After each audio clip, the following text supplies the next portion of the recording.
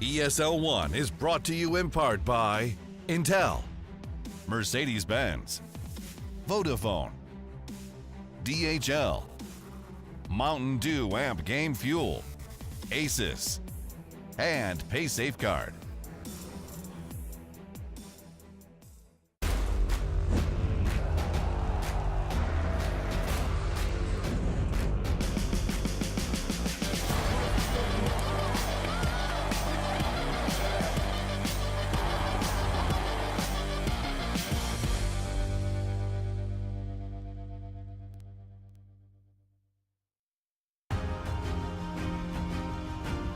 Good morning and welcome back to Katowice. This is live coverage of ESL 1 Katowice 2019. It's day number 3. Unbelievable. Where have those last 2 days just got by in a flash? If you missed it and you blinked, well, you're going to have to check them out on the VODs. But today is decision day because we are going to wrap up Groups A and Groups B and find out all sorts of different permutations. We only know one thing right now. There are 2 teams eliminated that can't make the brackets. Other than that, we don't really know an awful lot. Everything's up for grabs. Who's going to qualify into the upper bracket? Who's going into the lower bracket? And even 2 more teams going home. So plenty to discuss, plenty to talk about, and we've got the perfect panel to do just that. Alongside me, Nahaz and Cap are going to give you their thoughts on the day ahead and look back on day number 2. But we'd also like to hear from you out there as well. So if you've got some thoughts on what you liked yesterday, perhaps it was the amazing comeback from Complexity on the last game of the day, becoming the first team to take a game off Fnatic. Or maybe you enjoyed something earlier on in the day from one of the big teams in Group A, Secret doing well as alongside OG. Whatever it is, let us know via all the usual social media channels. Nahaz and Cap, as I said, are alongside. Gents, it was a long day yesterday, but it was very interesting for a number of different reasons. And we saw some teams rising that we didn't necessarily see on day 1, and we saw some teams falling. Chaos, for instance, dropping off a little bit yesterday as well. So it leaves us in a position where we don't know an awful lot going into the final day of groups. Well, the big thing is you look at the groups overall is that there's quite a bit more known in Group A than Group B. Group A is down to 1 match. Yep. We know who the top 2 teams are. Yep. Those are Secret and Gambit. We know OG is going to be down in that lower bracket. Albeit we don't know the order. We don't know Secret, right? Gambit, so there's still that up for grabs as well. The thing is, though, in terms of who's in the upper bracket, who's in the lower bracket, the only thing left is Forward and Mineski, which we'll talk about. It'll be our first series. Yep. Group B. It's all over the place. Well, it was kind of predictable, though, wasn't it, Cap? That Group B would be a bit harder to predict. I guess so. I mean, the Predictably way hard. that I would look at Group B is that I established in my head, that there was going to be 2 top teams, which I thought was going to be NiP and Fnatic. Yeah. A little bit surprising that Chaos has come in so strong into this group stage. At least for me, I think they were a very solid middle team. No fear of elimination, but I also didn't expect them to be potentially top 2.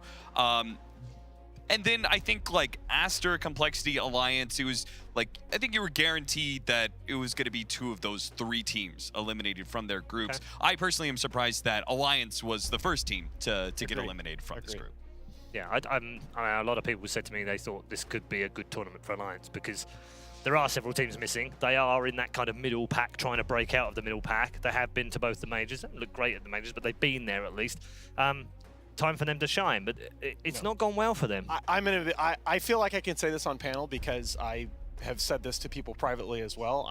I'm kind of out in the open. I think Alliance needs to make a change. I really do. That roster, I love those guys. I think each of them individually still has a lot of potential, but for whatever reason, it isn't working. And we've seen now there's been enough data points, there's been enough repetitions where they just haven't taken the next step. Yeah, I mean, they're the longest staying together team, if you just count 4 or 5 of all the teams here. So maybe they should have changed after TI. Right. You know, it was supposed to be it was a point of strength that we would talk about on panels, which is, oh, Alliances stayed together after TI. This must be good. Things are going well for them. They're only going to get stronger. But, you know, this I agree with Alan. Like, I feel like this is one of those tournaments that was kind of like the last straw. If you couldn't make it here, then when are you going to start making it with this 5-man? Okay. Focus on the other group to start with Group A. As you said already, we'll talk about Forward and Mineski. But I wanted to talk about FTD just because they've gone out. They've got a game at least, but they haven't looked good. But what can they take away from this? I think they can take away the fact that they came in on the first day and looked completely overwhelmed and completely disjointed. And they came in yesterday and they at least played some Dota. And that's got to be a heck of a positive. This is a team that took eHome the distance in a best-of-5 final, falling 3-2, ended up playing here as a replacement. Shout out to eHome, by the way. We wish them the very best. They've had some bad luck. But I think FTD has got to say, okay, we made the adjustment. We know we can play with these guys. Let's bring that level of Dota from day one the next time we get this kind of an opportunity. Yeah. Kat, anything to add? I mean, they have an opportunity, which is they can take down OG, TI winners, right? Sure. Even though it doesn't change their fate whatsoever, and it doesn't change OG's fate, they can at least get some sort of, you know, I mean, there are very few teams that end a tournament on a win. Usually it's just the grand final champions, right? But that's true. FTD could do that. They could. Let's talk about OG, because it's a bit of a weird position they find themselves in. They're 4-4, which is not terrible.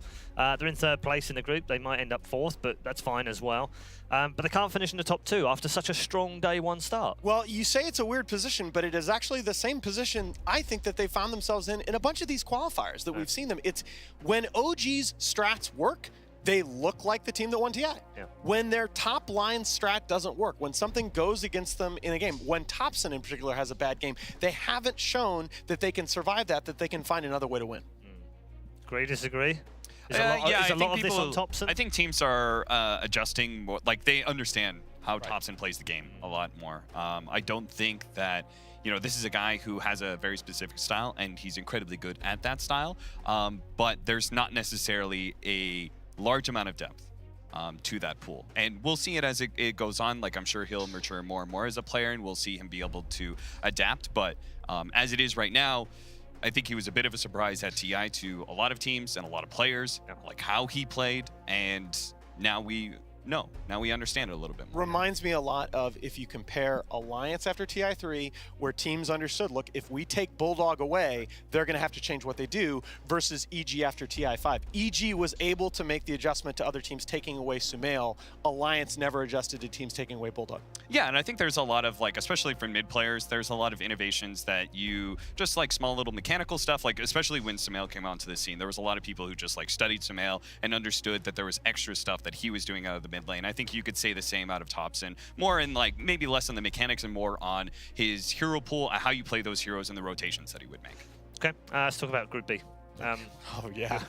It's such a mix right now. The only thing we know in that group is that Alliance can't make it through. They're 1-7. This is very disappointing. We've already spoken about them. I want to talk about Complexity because, in a weird way, we shouldn't be talking about them on the final day as a team that are looking to try and get into the bracket. Almost everyone that I spoke to had them in the bottom 2, coming into this tournament. Well, They've got a shot here. It's been absolutely insane, right? 2 out of their 3 wins have been these ridiculous, dramatic last game of the day comebacks against what all of us had as the best 2 teams on paper. Yeah. They came back ridiculously against NIP, and then they did the same thing last night against Fnatic. So I mean, they're at this tournament with a new coach. Yeah. I personally think their drafting has been a little bit suspect, but they have found ways to come back in this game. Exactly the same thing that we were talking about has been lacking with OG. Complexity is done. So maybe this team is a little better than we thought. Okay. At least they're mentally strong, that's for sure. Yeah. I mean, to be able to make Nothing those kind of wrong with their team comebacks play right in against those kind of odds too, against a stronger team, I think it's very easy for you just to be able to go like, look, guys, they're just better than us, and that's okay. Yeah. You know, at least they have that aspect. I'm still not convinced that they're going to be a team that is very top tier, but I am at least like really impressed by, you know, that vague mental aspect of Dota, and I think that would go a lot to the coach, or the captain, right? In the way Adam is leading this team, I presume that has to be very successful. I'm still very disappointed when you look at, since Kyle has left that team, they just haven't had an identity. Who Yeah. are you playing around? What are you trying to do? How do you win Dota games? I think you need to have that identity to consistently be a top-tier team. Complexity hasn't had that. Maybe bringing in the new coach, Kips, I think is brilliant, and that's a big thing that I hope she can help them do. Okay. Outside of that, Fnatic's run came to an end. 2 Complexity in the end, but doesn't really matter to them. They're 7-1. They're not absolutely guaranteed because there's a really weird kind of conundrum that could mean that both Chaos and NIP jump above them in a weird kind of 3-way tie situation. But it's going to be pretty weird if they don't manage to get through after going 7-1. But they have been very impressive. And they've also done it, gents, by playing their own Dota. They haven't really adapted to anyone else's style or, you know, got worried about a particular hero or someone can play this, oh, we'll have to ban it. They've just done their own thing. Yeah, that's absolutely right. I mean, you look at Keeper of the Light is a good example, and Chen is another of heroes that every other team in the tournament values as first stage pick or ban material that Fnatic just basically never touches. We're not interested in playing those heroes. And yet, pound for pound, in terms of individual skill level, they have looked every bit as good as any other team here, including Secret.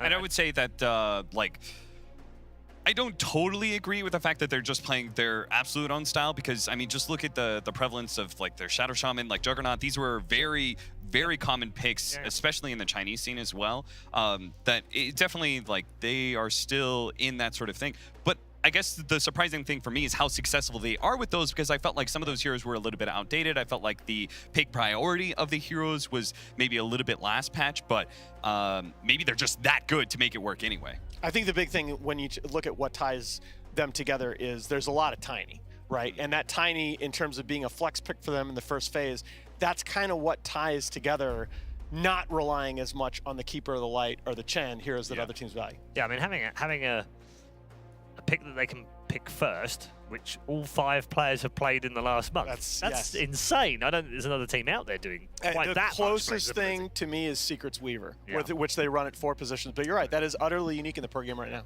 Yeah, and it makes it difficult to draft against, doesn't it? So, you know, and then I suppose that there's a theory that the other teams then go, well, we'll just ban it in first phase. But why would you ban Tiny first phase? Exactly. It's not a bannable first phase kind of hero right now. Not against anybody else. Yeah, no, exactly. So it's given them a lot to think about. Chaos are probably the overachievers, aren't they, in this group? Yeah, definitely. I did not expect Chaos to be able to come in. I mean, they've just always been a team that you're a fan of, but you don't necessarily expect them to be in the grand finals ever. Like, you're just like, all right, they made top 8. That's really awesome. I'm happy for them. But you're not expecting them to be going in a deep run at You know TI, why, though, don't you? right? But you know why they're so good now, though? why? British coach. Yeah. Here it goes. British coach. Tell me more about It's that calming, Tell me more about influence. UK Dota 2, Paul. It's that calming tea-based influence that's coming through to a normally rowdy bunch of, you know, Brazilians who just need to be tamed a little bit. Keep the fun, keep the excitement, but just be tamed a little bit. Have a cup of tea before the game. No. Paul sometimes goes out of his way He really does. to make sure that there's like certain things he really wants to tell you about. And he'll always make sure it works its way into the conversation. Having a British coach for Chaos is one of those things. I'm putting it Well, out there. I mean, I'm just making the suggestion, gents. He's doing his best, right? Before this event, or before recently, right? Your one storyline about UK Dota 2 is that we had a LAN there once, and GH once won an event. Ooh, careful. GH is a British player. We adopted him. Right. Yeah, I think that's what I said in Birmingham anyway. These guys are going to get adopted in Birmingham, I think, because they were Birmingham's favourite team last year. Now they've got a British coach, so they're definitely going to be adopted when we get to Birmingham. But jokes aside, they do seem to have toned things down a little bit. They are more what Misery talked to us about 6 months ago, saying, I need to just get them to calm down a little bit. And it's interesting, too, because the arc of this team with Misery coaching them at TI and then sort of taking over. And I talked to him a lot at TI, and he respected the talent of this team from the beginning, or he wouldn't have worked with them in the first place.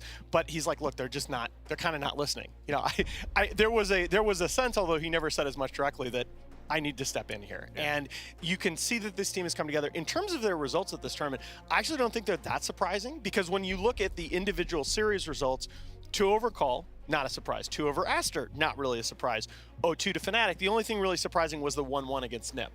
Right, so their record, I think, is actually a little bit more predictable. They probably, given how Alliance has played, that'll be a 1-1 or a 2-0. Yeah, I guess you're really right about that, because if that 1-1 against NIP, like previously going into this tournament, if you had said 1-1 against NIP and it was a best of 3 and they had lost like 2-1, then I was like, oh yeah, absolutely, I would expect Chaos to be able to take a game off of NIP. Exactly. Now, like, it seems like maybe that script is flipped just slightly, where Chaos might be stronger than NIP, but maybe they're not. Like, maybe they're just, you know, the results of the groups is good for them. We'll see as they go into best of 3s how they are. Yeah, the saving grace for them, Alan, today is that they play Alliance, who are already eliminated and have only won 1 game, which would suggest then that the form book that we've seen in the groups gives Chaos the advantage of making it through into the top 2 spots, and they could actually tie with Fnatic still and win the group, which is insane to think about. Fnatic, however, are playing an IP, so that's the big decider game in that group. Oh, yeah. Because if that goes 2-0 either way, could affect both of those teams. That's and the Chaos. neat thing about round robin, right? Is when you get in these situations where you have the ostensibly the best 2 teams in the group playing at the very end to determine potentially who ends up in the upper and who ends up in the lower bracket. That's going to be a heck of a series. We're going to end the day on our stream here, on the main stream, with Aster versus Cole. Now, I have to tell you, I'm stupidly, giddily excited about that game. Yeah. And I don't think I should be in many respects, but I am, because I like both teams. I like both sets of lineups. I think they've got some very exciting players in there. Both of them are, I would say Aster are very much underperforming, Complexity probably overperforming slightly here. What a great clash to decide who stays alive. I want you to keep that. Okay. Paul. Okay, here's the thing. One of the things that really triggers me in Dota is we as a community, we love this game so much, and we're also passionate. We've all put in 10,000 hours on Steam. We become a little snobbish. That's not tier 1 Dota. Those aren't tier 1 teams. I actually think these storylines where Complexity finally has a chance to forge Can someone this give that immediately? Put in a I'm little going to use that every time that someone criticizes. Company does not do the 2. My word. I actually love series like this. Complexity has a chance to forge this identity. Yeah. Aster, who is a team that is just triggered the hell out of me this season. On paper, I still think this team should be really good. They're just not. They're not. Yeah. And they have a chance to finally salvage I have a player in this team as well that this man admires quite a lot. Has raved about him in the past. Uh-oh. Who is it? XSS. Oh. Yeah. Raved about him in the past. I mean, I think he's pretty good. Yeah. I mean, in other I talked about tournaments, it you've just been yesterday, like, and this guy's I think incredible. their 1 and 3 position are pretty solid. Yeah. I'm not as certain about Mushi still being able to maintain dominance as a mid consistently, and then also I do not like their support duo so much. I know Alan you is definitely gonna don't like defend their support them, duos. We know that much. No, look, it's actually the same problem, the support duo with Boboka in particular, right? It's the same problem I have with XXS, is that when XXS was coming up and he was like 16 years old, 15 maybe even, playing with IG, he just looked like he was going to be the god of the offlane. And then roster shuffle happened, and somehow he ends up playing mid at TI, and we just haven't seen him develop along that trajectory. Boboka is the same way. He came up with IG. He looked like, when he was playing support Ricky, when he was rocking Earth Spirit, he looked like he was going to be the next thing at the 4 position. Yeah, was it DAC, I think? Well, right. he was the Monkey King.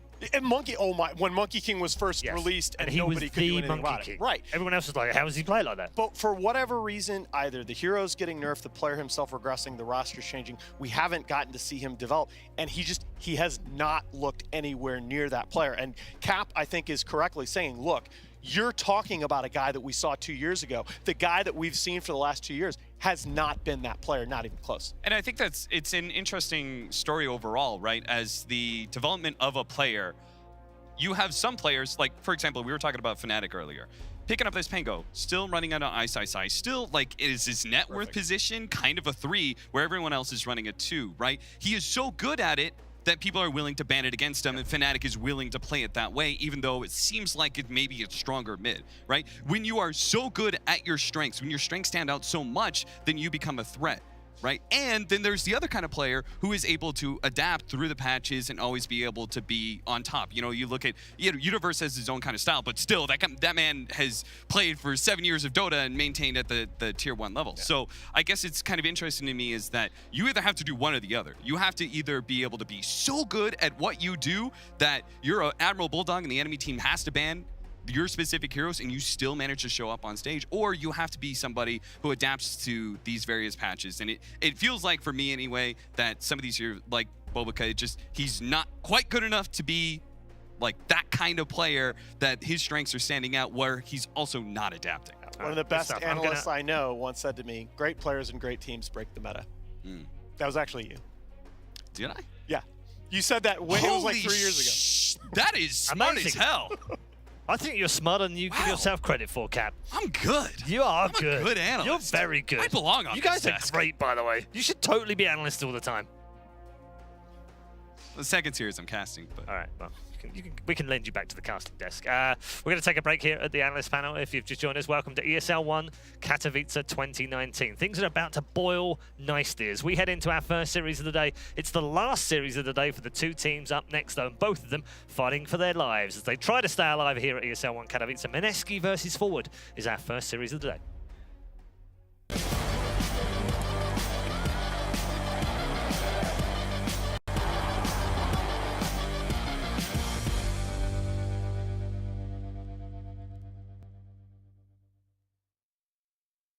Previously on ESL 1 Birmingham. What a dream way to begin the day. And now, we continue. Get ready for the Birmingham Brawl. It's time! There is no place like home. Universe goes down. Look at the swing. Aster coming in with the combo. GG is called. ESL 1 Birmingham 2019.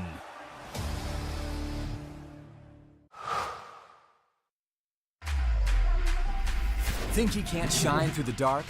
Stream a Roshan Steel in high resolution? And record a play for the history books? Watch this.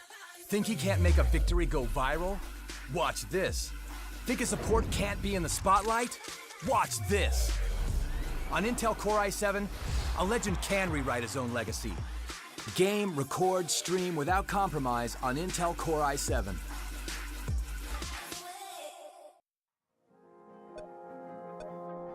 Remember where it started. Your first experiences. Remember where you came from. The journey you traveled. The journey you love. Remember where it started. And imagine where it will go. Rise on.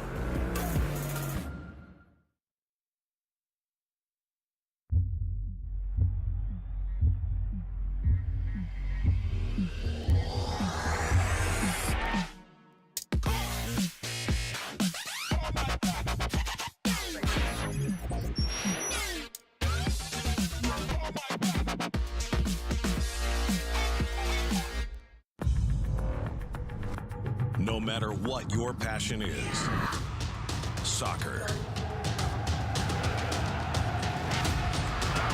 rugby, racing, or esports, become a part of the experience with the moments we deliver.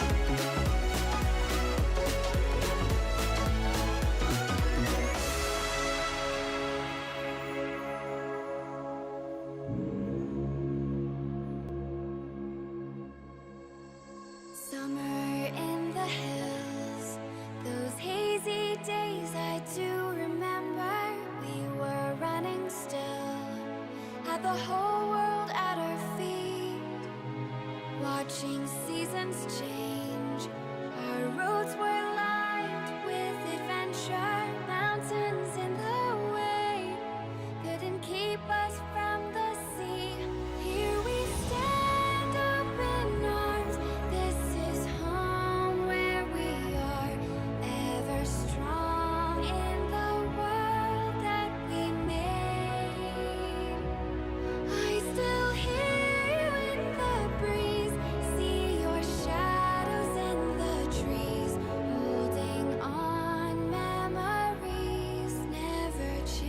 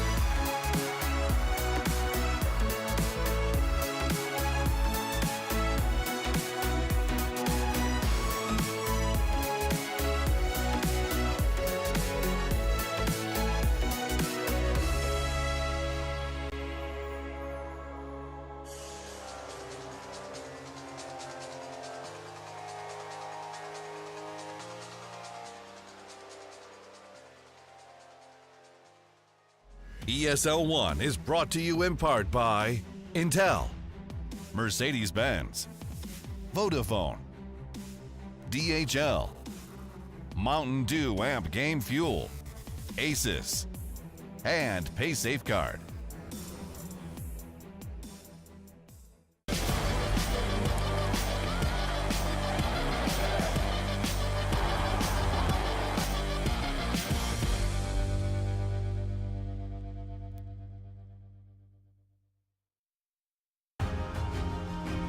Vodafone presents the pre-match. Welcome to pre-match number 1. It is our first series of the day, another best of 2 or series of 2, whatever you want to call it. It's our first series of the day. It's a very important one for both teams. Forward Gaming going up against Mineski, both with a shot at staying alive here at ESL 1 Katowice. Now, before we get the thoughts of Nahaz and Capitalist, let's get to the thoughts of a main man on forward side, a Coach Owie. He's with Shiva. All right, thanks, Paul. AY, it has been a rough road last couple of days. You have an elimination match coming up, basically an elimination match, I guess, with Mineski. How's the mood in the team? I think it's fine. I think the tournament, like, we thought we'd do better coming in, but we thought that about all our tournaments, so now we're used to it. No, it's just like we're just gonna play our best and hope that we win, right? I mean, that's hopefully how you normally do things as well. That's how it works, I think. I think so too. So what do you do to make sure that you improve from time to time in every event again? I think on this team we've actually done a lot of work to improve on stuff. The thing about like Dota, I think for us is like when we learn something new, we focus on a lot, so we actually tend to get worse at other aspects of our game. And so like, but as soon as you learned it, then like as soon as you integrate it and bring your level of play back to normal, then you add something new on top of that you've learned. So yeah, that's how we try to improve. I mean, it sounds like a good, like you have something in mind that you want to do and it's working out. Might not be working out for this event, but perhaps for the future it will. Honestly, like we're not doing that well at this event. But we're still hopeful, we haven't lost yet. No, I know you know. No. Don't get me wrong. So you're here as a coach, obviously, with your team. How do you help SVG with the draft, with the game, and especially with so many games going on at the same time as well for you guys? I don't know what I do. No, I mean, we talk, right? We just talk, and you see, you try to identify what you want to do in the game. Like what heroes are going to help you do that, and then for draft, like you look at what heroes the enemy wants, and like what you think they want to do, and you try to prevent that. Like, it sounds really basic, but it's harder because they're also trying to do the same thing, and they're really good at it. And then when do you stop next leveling your opponent? Because it's all mind games, and I know on the panel they sometimes, but if they think that, then the enemy must think this, so they're going to try to preemptively counter that, but they also are, at what time do you stop that? I think you do want to try to get a draft advantage, but like in terms of advantages in a game of Dota, like you want to edge out advantage, but I don't think you should be trying to play for some like 90-10 ratio, right? Because then you can like mess up and you can mind game yourself. Like, so I think like you try to get an advantage where it doesn't hinder your own like game plan or like your ability to do what you want while countering as much as opponents.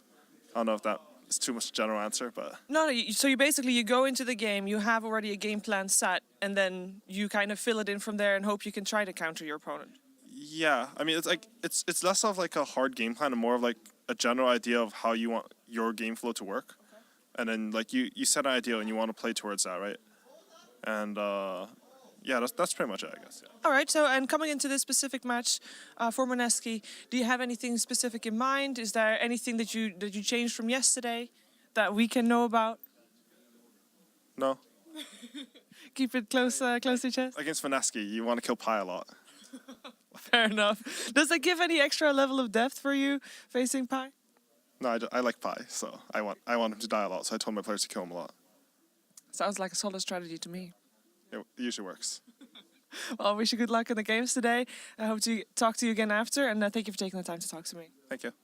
Thank you. Back to you, Paul. Thank you very much, Steve. One of the smartest guys in Dota I know, but also one of the funniest as well. He's got a very dry sense of humour, as Kurt. It's interesting then what he says. He's not going to give much away in terms of Mineski. Yeah, kill Pylai Die. I think there's a good strategy. Do you really need to try and kill Pylai Die? Is it like just happens as the game goes on, he's he naturally gives going up to die? kills anyway, naturally, after the 20-minute mark. He just dies anyway, so it's fine. I mean, it was interesting what he said, Alan, in terms of how they approach it, because I feel like most teams have that. Most teams have this kind of like general idea of how we want to play. This is the style we want to play around. Not necessarily the heroes, but we've got like, if we want to play this kind of style, then we've got 5 heroes that we can play. As long as the other team doesn't ban them all, which they can't ban them all in the first phase, we're okay. And then we'll go from there. I really liked what he had to say about draft advantages, and I think it dovetails nicely with several of the discussions that we've had on panel about mind games. Right. I think in Dota, if you try to be too clever, if you try to counter all their heroes and trick them into picking something, it's too easy to end up with 5 heroes at the end that your 5 players just don't really want to be in a game with. I think you have to have that team identity that we talked about, and you have to sort of play for these moderate draft advantages within the context of that identity. Something as important is like if you're VP, we want to be able to win the laning phase. If you're EG, we want to be able to outgreed them, make sure that we have high ground defense and better late game. I think that like those kind of identities, you don't try and counter every single hero. I think you just try and fit into your game. If we're Gambit, we just want to run at them. Yeah. Anything that allows us to do that. Pick Razor and run it. Let's switch focus to their opponents. Mineski, they're not in the best of form. I kind of feel like both these teams have struggled at this event, but they're also struggling in general outside of this event. So it's a big game for both because, this could be a marker point, right? We've talked about, R4 we're going to make changes after this event. Are Mineski going to make changes after this event? Move on from here.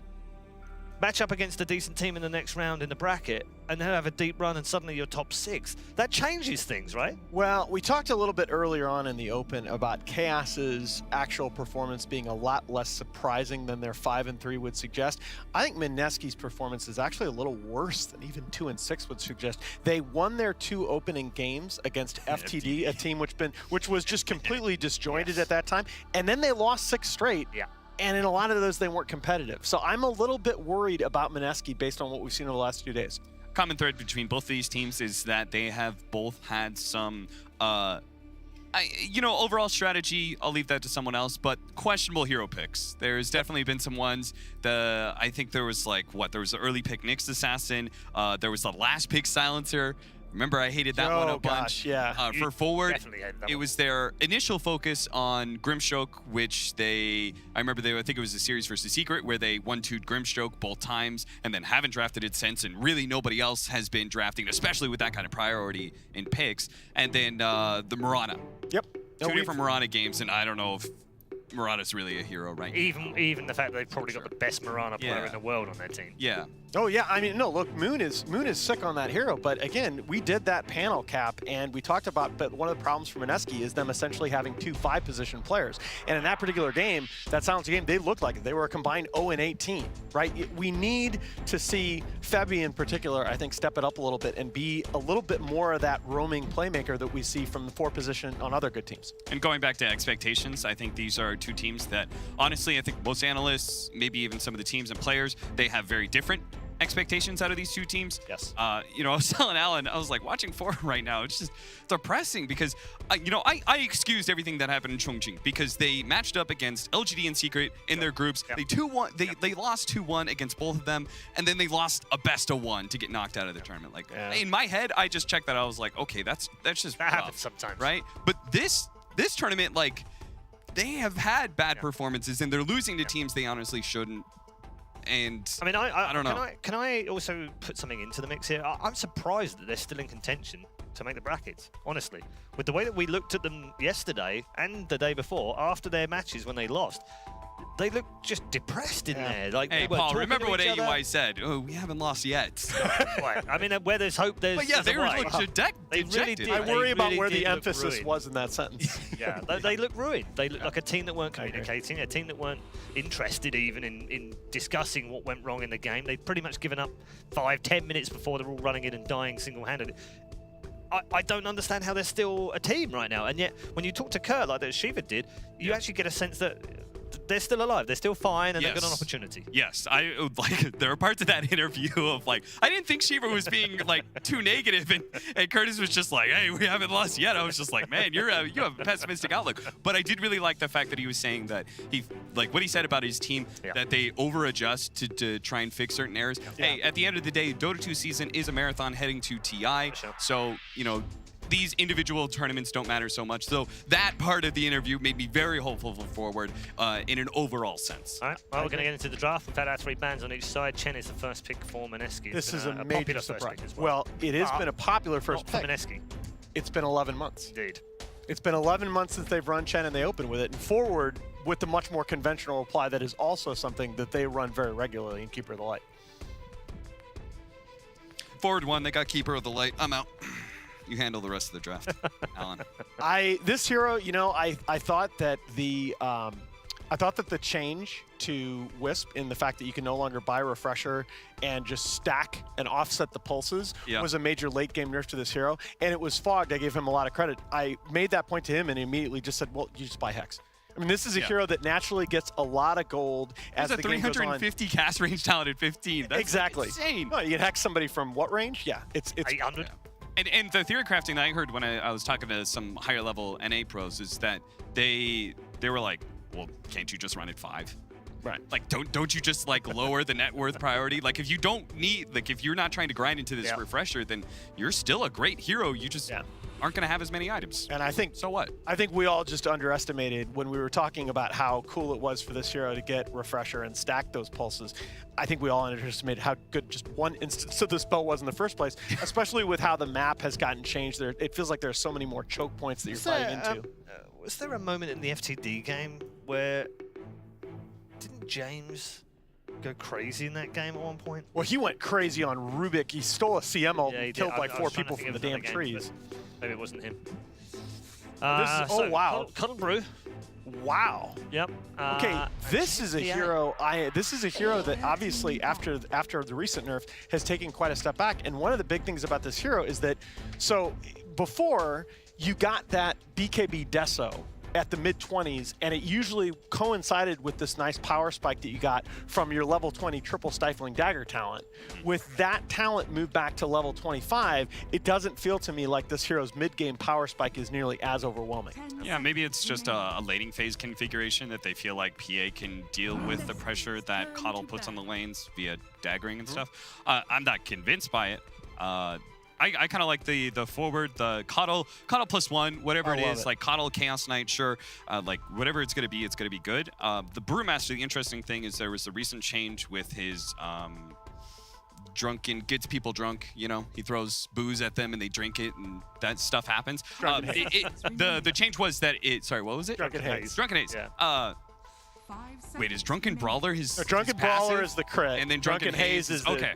So have another. So when he's trying to get people drunk, they added in the thing where if you get hit by a nuke, I think it's like over 80 damage or something like that. It refreshes. Yeah. So, you know, you've got a Coddle here. I'm presuming they're going to lane together. I'm not sure how you actually are going to be able to dodge that big Illumina blast that's going to be coming your way. So I thought that was just a small little mechanical thing. There is a slight oddity about Forward in that they run the brew on SVG a lot.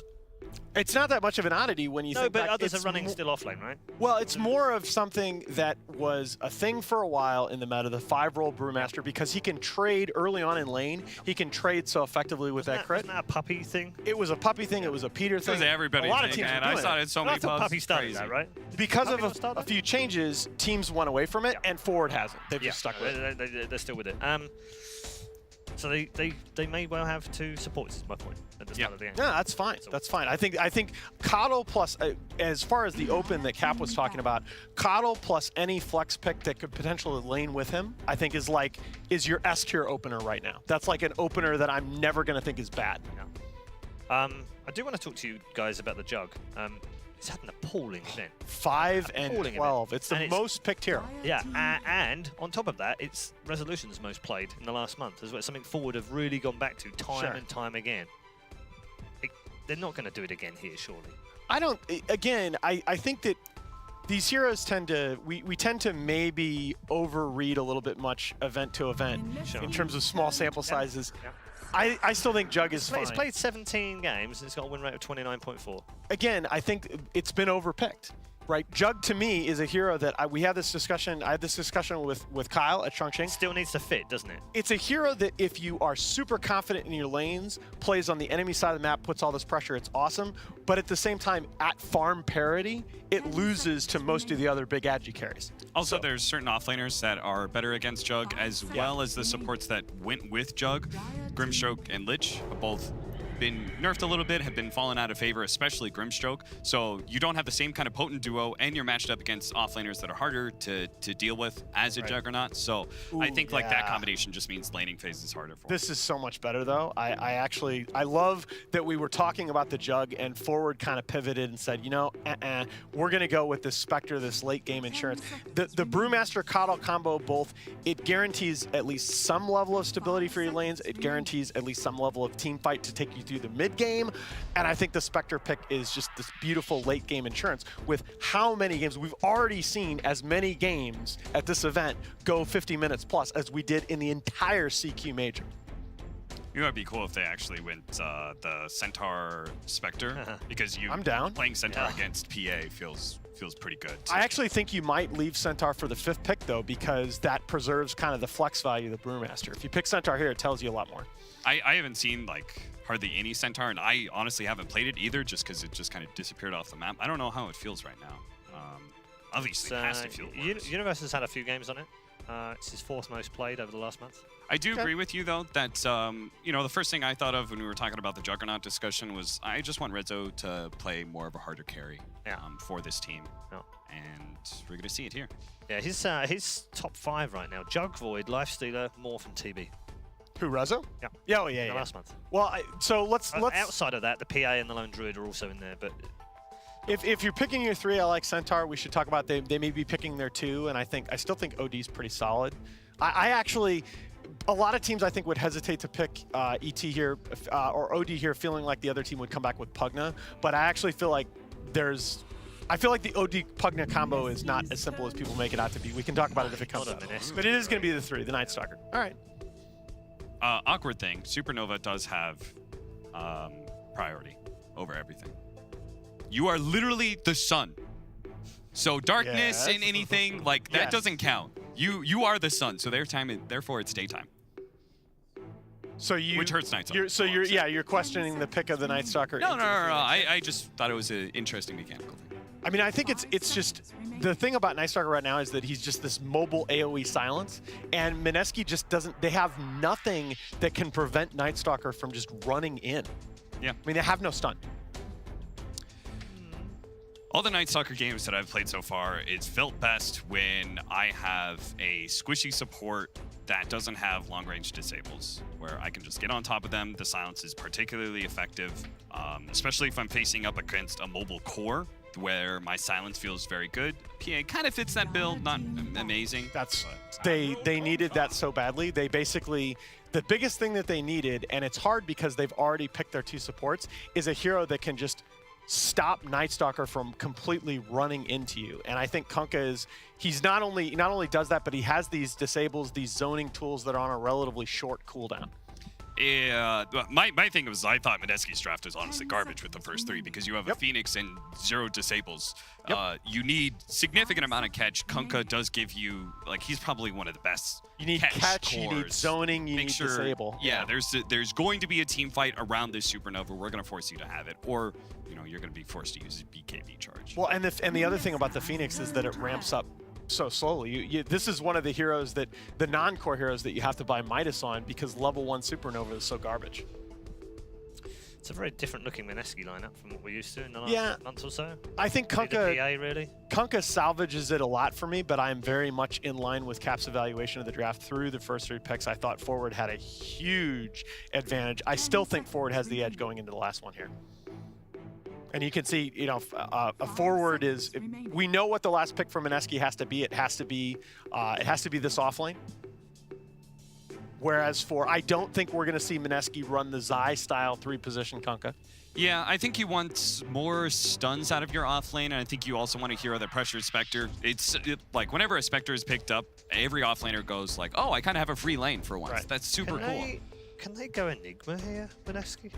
I'm kind of okay with Enigma. I also like Tidehunter. I think it's an okay Pango game. I don't like Tide. What is the interaction? I don't like Tide only because the interaction between Nightstalker's Silence and Kraken Shell is kind of like Disruptor, right? That's what I worry about. It's continuously I was more applied. thinking of just the fact that you get Inspector's face, but you're probably right. Like playing against Nightstalker. Wow, Slayer's really good at pressuring melee cores in lane. Agreed. I like that. Agreed. I think that's super good. And it makes PA much stronger as a hero. It's going to always give you vision over like the real Spectre and the Nightstalker. This is all right. I'm down. I think the last 2 picks have salvaged Mineski's draft to the point where I'm not going to call this like a 70-30 or 80-20 draft, which it was looking like to me for the first 3 picks. Last pick was Forward though. Yeah, they need a mid. Magic they come up with.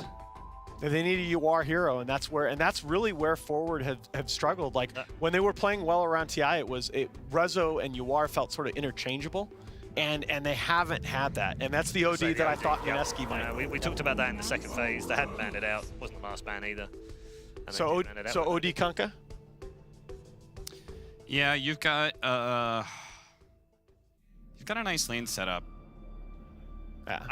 I'm a little bit concerned that OD and Spectre together is just like a bit greedy. Too greedy? But I don't think it's honestly too much of a problem for Forwards. Yeah, I still think 60-40 Forward, and maybe even a little more than that. Definitely a rescue of the draft towards the end, though. The last 2 picks, right? Yes. What are their supports? They have Brewmaster and Brewmaster Coddle. Yeah, that was Coddle. Opened with. Those are like pretty good space creators for OD. Like sometimes you want like a really good save mechanism, something like the Oracle that just like straight up when they go on the OD, we're able to bail them out.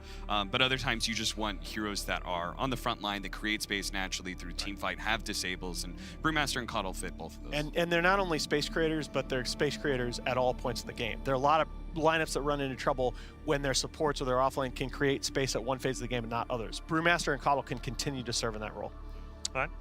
It's NA's hope here that Forward make it through to the bracket stage. We've also got one of the casters from NA in the box right now alongside Toby1. We say good morning to Toby and Kyle. Gents, hi. Good game to start things off and a very interesting draft. Yeah, we're actually looking at the draft hoping that, because obviously to avoid the game 2 being a dead rubber, we want a Mineski to win the game. Yes, I think you might. To win game 1. We're not biased casters at all. Like Kyle, we're never biased, right? There's no ever post about I don't know if Kyle biased. can cheer against NA teams, though. Is that, or maybe he does cheer against NA teams? I don't know. I'm indifferent. I like to think I'm a citizen of the world. All right. I just like the Dota. A Dota citizen. I like it. Gents, take us into game 1. Thank you, American citizens of the world. You may cross like a Roman. You can go anywhere safely. It's so you can get easier visas to countries like China than I can. That is a big benefit. I gotta say the passport's quite nice. Yeah. Whole no visas needed for Yeah. Europe. Hey, I'm running off a 10 British year to passport China. right now. We're all screwed. Let's look towards Mineski as well as forward. The draft looks absolutely fantastic. So many great stun combinations. Enter the Phoenix Egg. We were sitting there after Mineski picked it up in third, and it never really seemed to come from forward. And OD is the last one. Cap thought at least more space can be created by forward. So how do you feel it? Well, I like what Mineski did with their last 2 picks, because when you see you're up against Night Stalker Spectre, there's no way you're ever going to have the vision advantage. So you pick 2 tanky cores that can respond immediately the moment they find anyone in their area. X onto Night Stalker, he's going to be locked down. Slardar lands his ult on someone, all of a sudden that vision disadvantage isn't as big of a deal, and in addition it makes that PA the hyper carry, the strongest hero in game. At a certain point, PA will carry, for sure, just based on KP's ability to ult people, buy a Vlad's, perhaps AC later on. It seems almost a little too easy. It's like, okay, what have you got to do? Put Corrosive Haze on a target to allow the physical damage of Phantom Assassin to be even more enabled. And like, she's just got the easiest time in the world then. We'll see a little bit of a rune battle, not around bottom, that's just a 2-2 trade-off. It's the SVG movement on the top, where he's trying to battle against Fabi to find the extra rune. So KP can get the crush, and Mineski will claim 3 of the bounty runes. So SVG's path, actually ends up being him taking a hell of a lot of damage. Yeah, and the Phoenix pick, you have no real egg hitters on the side of forward. Like, at a point you'll have enough BKBs to deal with it, but I loved the Phoenix into Spectre, because this is the best 5 position to play against a Spectre. It's all about elongating these team fights, live through the Bruce split, the Coddle ult, specifically the Haunt. And Spectre prefers to play against these really squishy 5 positions that prefer to sit in the back lines like Silencer, like Oracle, where you're just immediately on top of them, taking them down. Phoenix, he throws out a W, and perhaps even eggs to save himself. You never actually look at him as a target for this incredibly high reach 1 position played by Rezo. You commit everything into a Phoenix, then you got nothing left to control the rest of the team, which can work really well for Mineski. Laning-wise, I want to see the presence of the Keeper of the Light. That was the space creator that Cap was kind of flagging. Like, this guy can do some work as long as MSS can get some harassment in that bottom lane and create space for Universe to get some good farm, especially in this first 5-minute block. Yeah, and it'll come down to play, as most games always do, but I would 100% favor Mineski's draft, like 80-20, possibly even more, assuming that this game stays even to the 15-20 minute mark, because you look at the lineup, what the hell does forward do against triple BKB on the side of Mineski?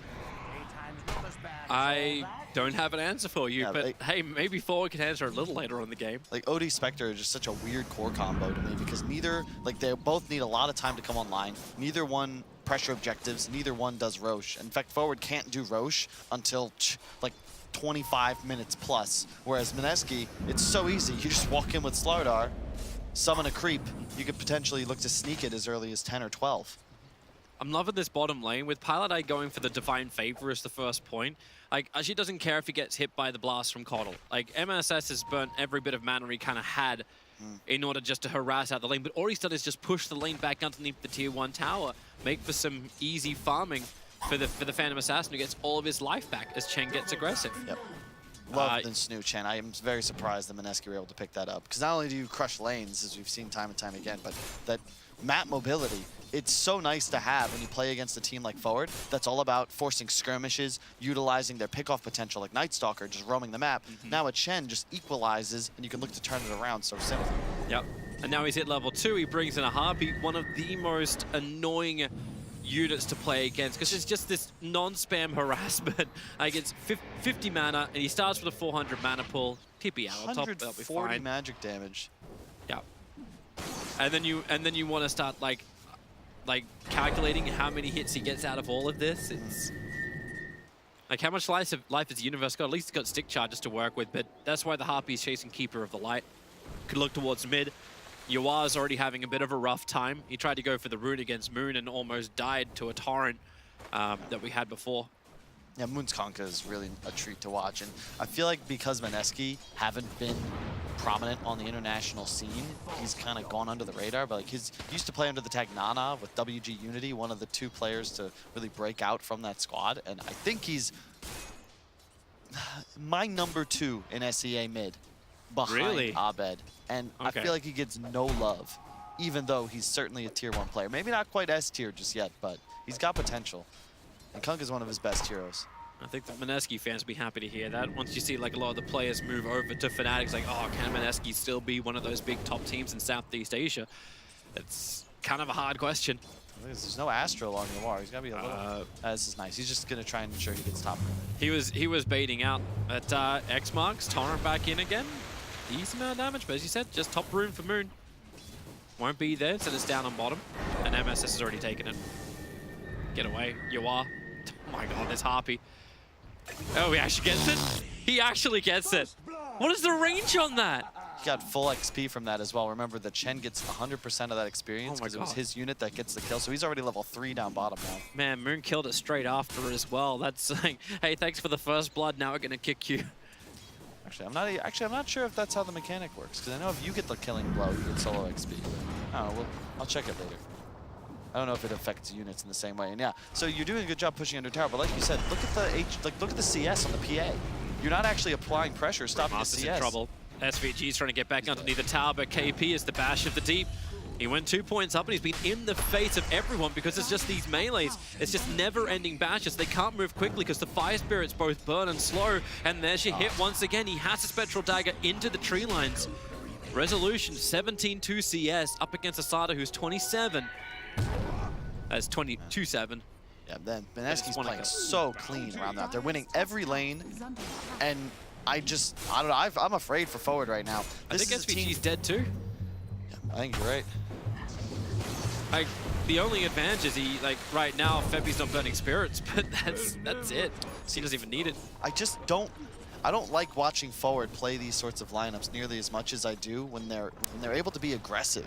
You know, I feel like Yawar on his DK, on his Death Prophet, that's what I like to see him play. But you're just accepting that your 2 cores are going to be incredibly defensive, and then Universe, who in my book is one of the more conservative offlaners, is now solely responsible for all of your tempo, all of your rotations, instead of what, you know, we remember him best for, like these heroes like Darkseer, like Void, like Tide. This just doesn't seem to fit the strengths of what I see this squad excelling at. To have him on a Night Stalker now, and he has to do something. We're 6 minutes into the game, so the first minute of nighttime for Night Stalker. Something needs to come from it, and maybe they do find it up on the top rune, as Moon already begins his TP out the Eclipse. You are through it looking for the kill. Even with the double nulls, it wasn't enough damage. Moon will survive, and then aggression up on top lane. Icarus dive under the tower. Febi's not really ready to go just yet. Fire Spirit, so if MSS wants to come further out, KP will be very happy to take the fight. He did have an arcane rune, though. Well, they're wrapping around the back. SVG is a level 2 Brewmaster. And with the bash of the deep over on spec, Febi does dodge the Coddle Blast and into the trees. More supports arriving in the form of Pylite Die, looking to buff up KP and get him into the front lines to get some kind of rebuttal for support kill. And they're probably going to get it over on SVG. Bash of the deep connects, and yeah, that's level 175 damage. Holy shit. And a 1.25, a 1.2 second stun. The reason, you know, traditionally, you know, we used to see Slardar skip bash. I would always advocate it, but after the change, and now also with the mega importance placed on the laning phase, you just max that. And you can see why. You actually charge up a bash, and then you go hit the enemy for like 250 damage and laugh at him. As soon as he hits 6, I don't even know if Resolution can lane up here. At least he can't lane up here against equal numbers. You know, a 2-on-2, he'll start getting wrecked. He hasn't been able to lane up here anyway. Like, I've been keeping a close eye on the top lane, and KP's always been under the tier 1 tower. He doesn't care about coming in close on Resolution, but yep, bring in PA, bring in the extra damage. Resolution has a Spectral Haunt. He'll jump towards the mid. He's on Moon, and he's going to pull him straight back in again. X mark spot, Torrent and Bow looking for the cleave damage. Resolution will not survive because Febi, he dives himself forward, looking for the kill on Rezo. 15-4, 0 HP as Moon's Torrent will wet the feet. Yawar, he wants to attack, but he's taking so much time. Finally, he'll find that kill. So it's a 1-for-1 trade-off, but this is not what you want to have. Yeah, I love that play. And there's the Chen, the power of the Chen. You bring your carry top immediately, you land a kill on the enemy's 1 position, and yeah, sure, you know, SVG was getting some farm down bottom, he pushed it into tower, but you have a Slardar taking that the entire time, and now Uni, he's trying to dive, but does this I don't work? think this is real. No, you just use Spectral Haunt to escape. You don't have it to be aggressive. And Now they Resolution suck. TP to the bottom lane to go with SVG. Yeah, but you just can't. You don't want to play into Slardar as Rezo right now. He's just too strong. When he gets the amplification up, he's always seeing where you're moving. The vision game is perfect for Mineski. Yeah, they don't have vision down here in Moon. This is a really cool rotation. Oh, into Little the unexpected. trees. They know he's missing, but if you land a stun here, I believe Rezo just gets blown up. Is it a stun or do you just start where the X marks the spot? Means Resolution or SVG has to come a little bit more aggressive, but the creep wave's hitting the tier 1 tower in mid. This may be a warning bell. And they also saw him. They saw his vision. But it's still a cool rotation. We saw this yesterday from mid 1, or I think day 1 actually, from his Kunkka, where you get to a certain point where you just want to start moving around. And this rotation, just by staying off map now, he's threatening 2 lanes. Because they have to also be concerned, since Pyjamas is top, at any moment he could just bring the Kunkka here, and then Universe is the one on the chopping block. They sit Febby mid, so we see with a lot of these support Phoenixes, get him 6 ASAP, and then you can look to start taking team engagements. Good thing to actually flag Universe. Like, we are the last 20 seconds of the first nighttime phase, and what have we seen from the Night Stalker? Arrives on top lane after the fight happens. You now 15 seconds before the daytime, and Forward have 4 heroes moving around the northern front. Like, they're looking for an opportunity, and they're not really going to get it. Even for the 10-minute bounty runes, KP's in position on the bottom, so Universe can come in closer. But KP, he's got Crush, he'll amplify him, he'll take the rune, and if he goes in, yeah, there's your bash at the deep. And Universe is actually burning Dark Ascension. That's so risky. I mean, you're gonna now have a 2-minute period where there's no night, and mid, you're actually getting maybe kill the bro? Defensive imprisonment from Yawar, but KP's moving himself over. He can amplify, they can keep this going. Nope, SVG's got just enough movement speed to run up the hill and away. That was just so well played, and this is why I like 5 positions that play Chen, okay? Highlight, it's so simple, but just by bringing Kunkka to the top lane, showing that they secure those 2 bounty runes. There's total vision on that shrine from the Dire side, but they still can't compete because Moon's just so strong and so easily able to find kills. MS says he's TPing out underneath the Observe Ward, but that means they just go for Resolution. He's still amplified up with a Corrosive Haze, so the vision's there. Even when the Spectral Dagger wants to jump through the tree lines, Jit, he'll get in, Icarus dive forward, Resolution just can't go anywhere. It's 5K at 11 minutes, dude. This is just clinical. But at the same time, if you play the draft this way, I think Mineski, you win this game 9 times out of 10. Yeah. Like, hey, you were talking about it. So the panel was, like, we were sitting here talking about the draft while the panel was breaking it through. And at the end of it all, we're like, okay, Mineski looks good. You gave the numbers an 80-20, but it still came down to execution. Can Mineski do it? Both these teams have been struggling to execute their plans in this tournament. Forward are actually the ones having the better result so far in the tournament, just based off pure number with the 1 extra victory. But Mineski's execution of this draft has been flawless so far, and it doesn't seem like Ford have any way to really dissuade them. No, they don't have that early game team fight.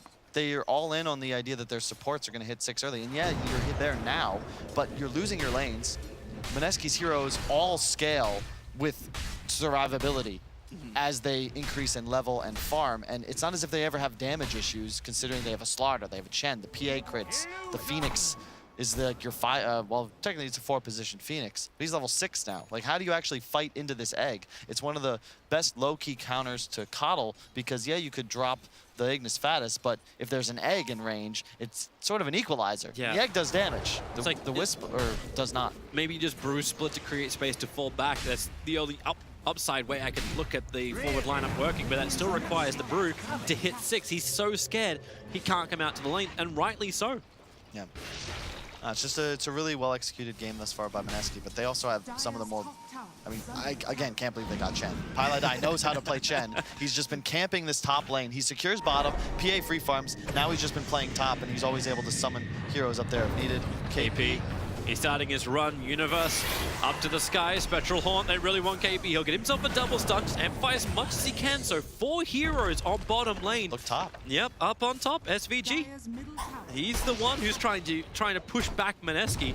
But Pyjamas been holding onto this catapult for a very long time. He claims the tower with it, and Moon is pushing in the mid lane. In fact, that's where they're moving over. Yawar, I think he wants to set up with the imprisonment over on Moon, but it won't happen. Yawar went drums, man. He is not feeling confident And this is just, when we see OD win games, right? You think about Abed, he's getting Midas, he's going Kayayasha sometimes. Like, these are items that allow you to scale. Drums Force Staff? Like, when do you actually win the game? They're jumping in right on top of the Brewmaster. Femi going to go onto the egg. The Nova will drop, so Chen is down low, and they're going to break through the Supernova. The follow-up wasn't tight enough, and MSS creates a space with a Will-O-Wisp. Ajit jumped in the middle of this fight. He's got 19 one-charges, so a lot more life to get back in, and Moon's there too. Chen, he's already buying back to get involved in this fight. Give that regeneration or something into the engagement, as the Brewmaster split will wear off. X marks spot over on Yawar. Mineski, they want a rebuttal, and they'll answer pretty strong, even though the Cold Blast does connect. SVG runs in, but that just means it's an X marks a spot. Easy target with the Corrosive Haze. They've got all the amplification they require, and it started to look good for forward killing off the Supernova, but it turned real bad. I love the combination of Kunkka Slardar, but like, Kunkka just so powerful in this patch because not only do you provide this massive team fight, but you have one of the lowest cooldown catch spells in Dota, and now you just have a Slardar waiting in the wings to apply amplification and land another stun. So your single target pickoff into execution is insane, but then your team fight also doesn't suffer. You've got the Chen heal, the Phoenix ult, and of course the Kunkka boat. So there's no real downside to this Mineski lineup until forwards Spectre OD are actually online. And again, I question, looking at the way that the itemizations have come out, yeah, now Yawar is going to go back for a Midas, because if he went Force, like, you lose. Like, you just lose, because the enemy side will eventually outscale you, and you can't touch them through BKBs as is. And you look, Midas on the Slardar, Battle Fury on PA. Compare that. Wait, is that a Midas on Rezo? No boots Midas on the Spectre. All right, I mean, alrighty. Man, they really need some money then. It's better than, you know, I guess maybe like Phase Earn or something. I can't think of what the new Spectre build would be. Perhaps like, just Phase Drums. It's like, I don't think he has enough life to even make a Blade Mail work against Mineski. Oh, definitely not. It just, you think about the timing window for forward and how late in this game it's going to be. Mineski, again, Pylai Dai. He's one of the better captains in Dota, also been under the radar for some time. Good friend. And when you're playing these heroes like Chen, it's just so much easier to rule the game. So he's taking the towers he needed to aggressively. Now he wards up the Dire jungle. Their next play is Roche, and I think they might just go for it right now because Febi's going to die under tower. Yeah.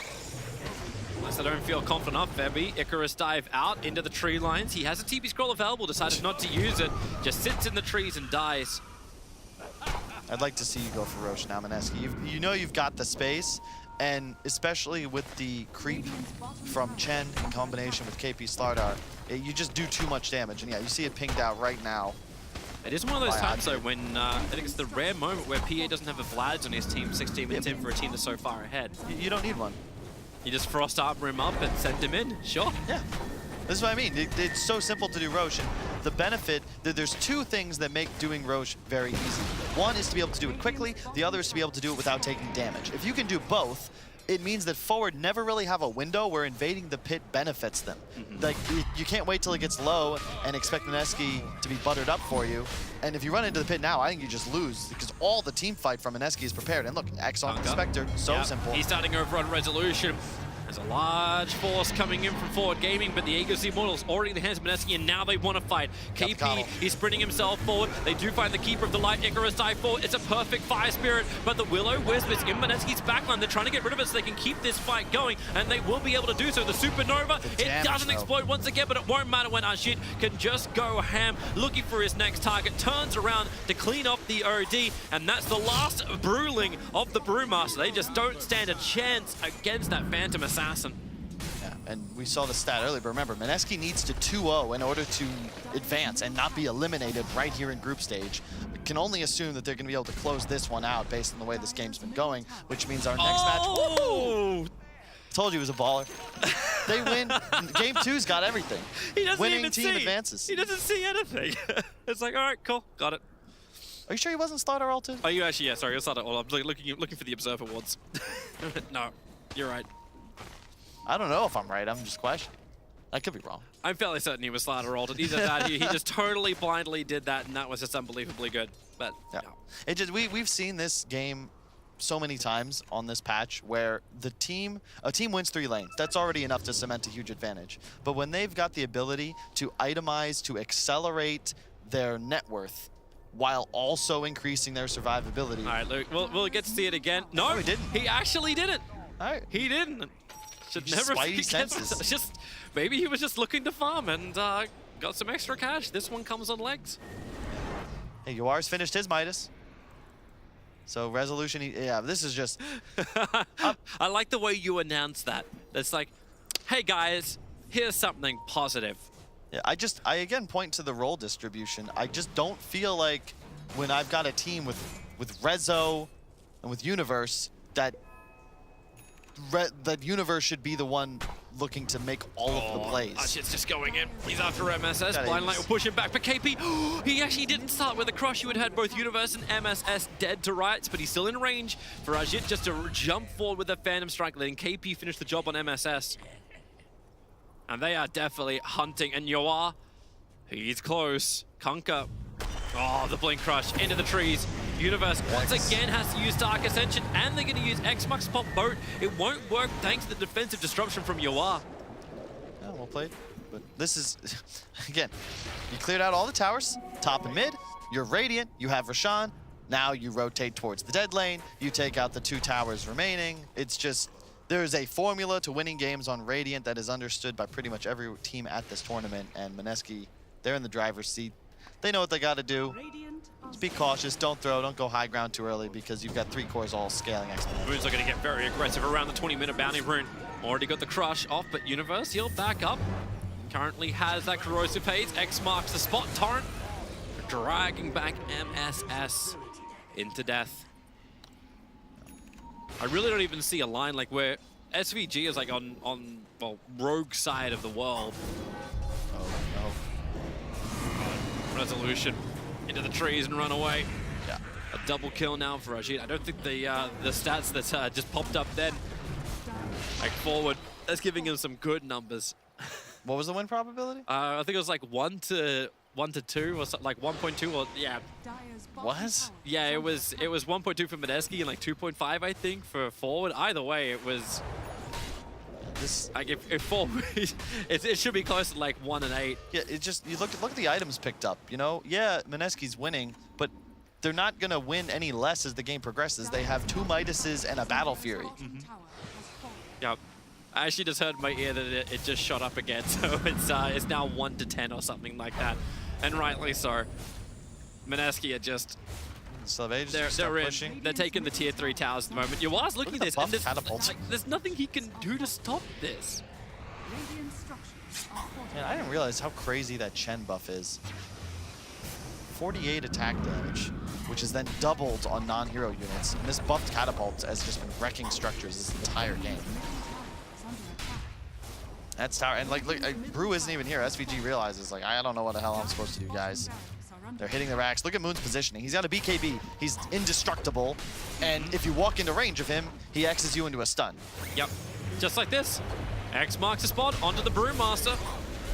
He won't be... Oh, he can get his split off, but he's already at like 2/3 of his life. They're just going to spam daggers. Yeah. And if he catches a crit, I think Brew... he has to split here. Split down. There's no other choice. They'll just jump forward and kill him off. And now dead for 30 seconds. Like, Mineski, like, they have the team fight, but they also have this crazy ability to poke aggressively, as we've just witnessed.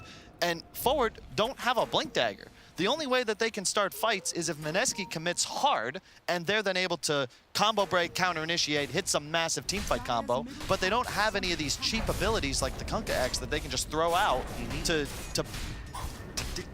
yeah, I don't know what you do. I'm loving this decision from Mineski. They actually started the TP out on the Chen to head towards the top lane to get a little bit of a split push going, but they wanted to pressure in mid lane instead. The bottom lane, like, oh, that's so cool. He went back to base to get the PA's BKB and then delivered it to him. Oh, that's They didn't want to keep going before this item was delivered, and this saves that, because the courier was already here, so the only way to get that item was to do so, and of course, Ajit, no TP. Played too long with Eternal Envy. They're having... Wow. Who still plays with him? Like, what team is he in? Phantom Assassin had to grab the creep wave on bottom lane and push it through. That was the only thing. The backdoor regeneration was stopping them from getting more aggressive. What do you do? It's daytime now. There's no nighttime for 50 seconds when the darkness comes off cooldown.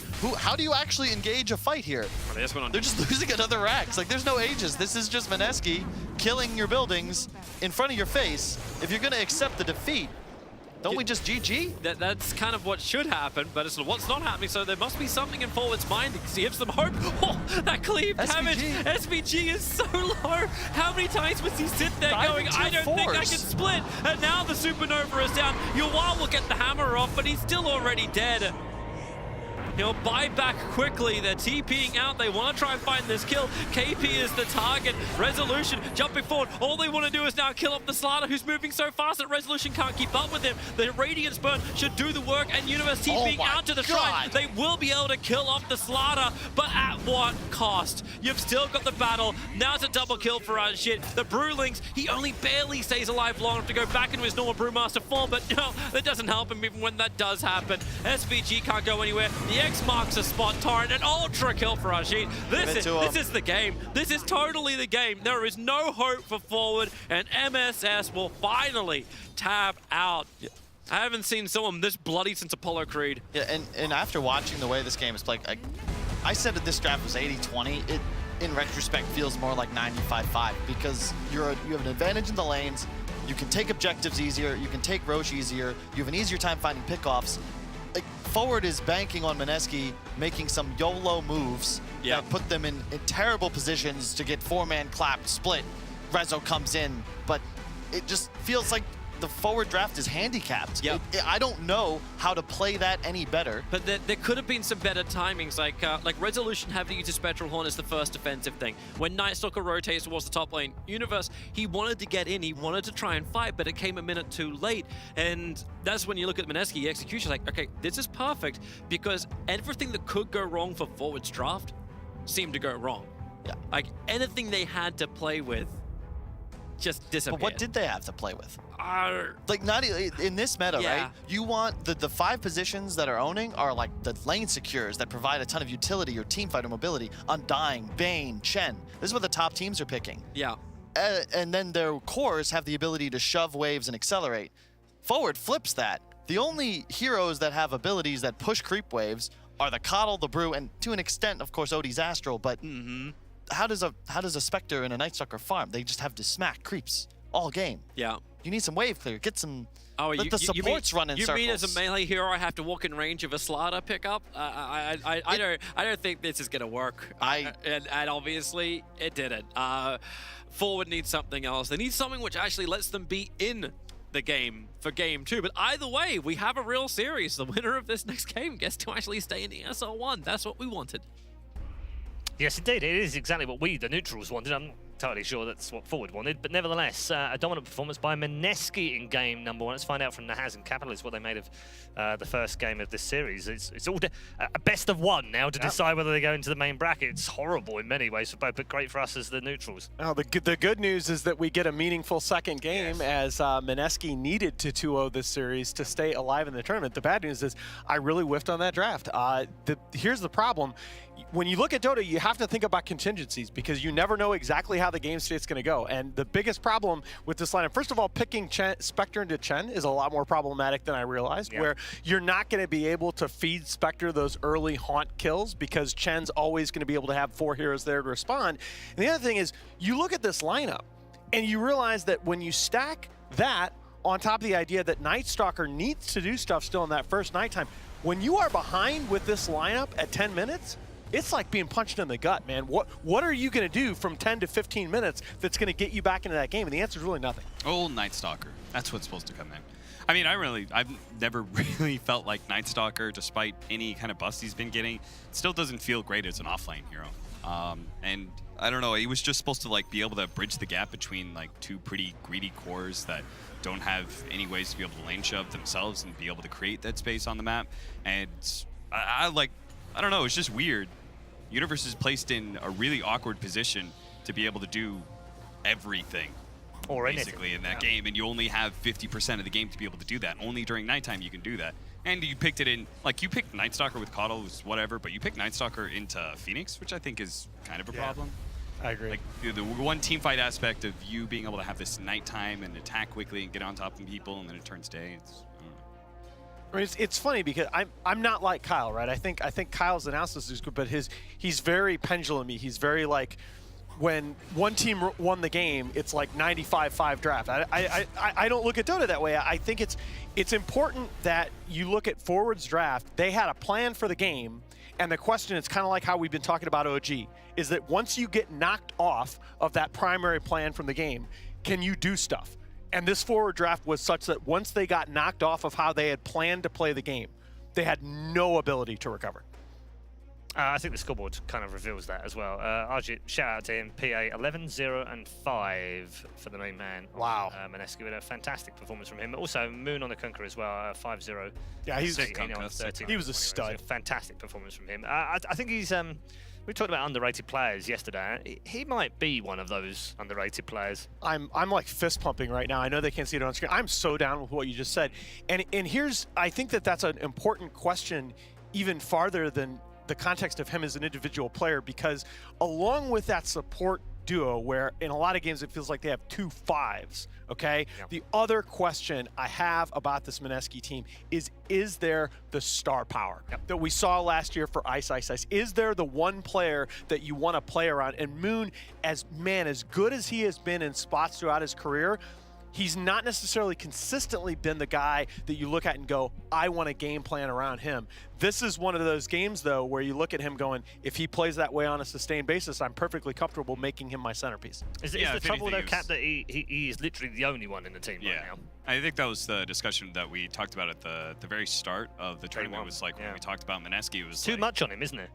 Like Moon has to do everything. Well, unfortunately in this game, like they put themselves in a good position where KP is able to have like just a very strong laning phase. Like he's matched up against the Spectre. That was really smart of them. Like there was a lot of, I honestly think there were so many different offlaners you could run in that situation where you don't have a support that guarantees the lane and you're matched up against a weak laning phase core, that there's tons of heroes that take advantage of that. It's a free offlaner's game, but KP plays it very well. He pressures the Spectre well, and then the supports have a good game. Like none of that was on Moon, right? There wasn't that big pressure that we saw earlier in the group stage, where other games it was like, God, he has to do everything. He has to create the space and turn into the carry. Is there an element of Forward getting caught out a little bit here? Because I know AUI does spend time looking at the other teams and figuring out what they would like to pick and what they're going to be. The 4 out of the 5 heroes is not what we've seen from Mineski at this tournament. It's not what we've seen from them in the last month even. So they've decided to go a different way somehow today. I think if there's one thing that you point to, I think that if I'm AUI in that spot and I see a first pick Chen out of Mineski when they hadn't run Chen in an official in 11 months and I haven't necessarily scrimmed against them, that's the one thing where I'm like, huh. Yeah. Maybe what you have they wonder a little decided bit. to do? I tell you what though, one thing I find about Dota is that usually when you make mistakes about analyzing a draft, they're actually pretty simple. And the one thing about this draft is we learned from VP all of last year that if you can pressure the enemy safe lane and they can't pressure yours, you're usually going to win. And that's a big part, I think, of what happened in this game. It goes back to Cap's point about Spectre being very pressurable and Night Stalker not being a hero that can consistently bring that pressure. You literally do nothing every single time it's day. Yep. All right, gents, thank you very much. Time for us to head to a break right now here in Katowice, but don't go too far away. We're only halfway through our first series of the day, and we've got 2 of these best of 2s to come and a best of 3 from the knockout bracket a little later on. So plenty still to come. It's all tied up in our first series of the day, and both teams now have to win the second game to advance. We'll see you shortly.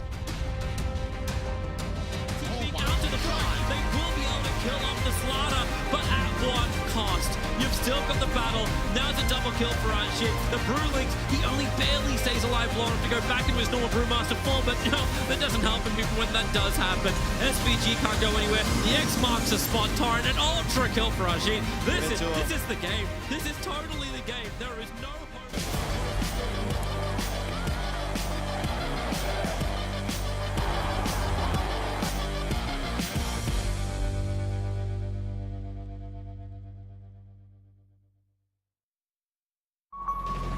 This arena is about ready to explode. Welcome to ESL 1. Let's get this started. Ladies and gentlemen, let's go! open up the epicenter, comes in. Oh, it's a big one as well. Look at this damage. The BKB, the Black are ready to go. GG.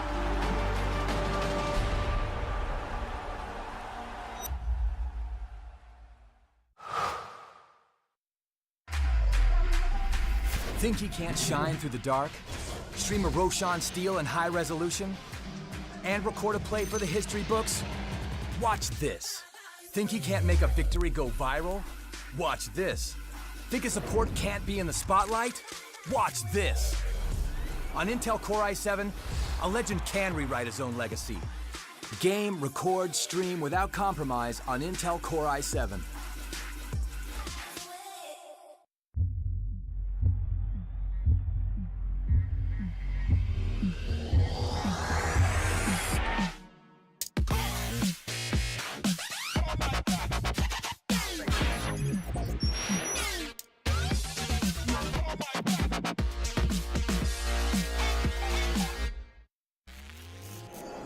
Remember where it started. Your first experiences. The journey you traveled. The journey you love. Remember where it started. And imagine where it will go. Rise on.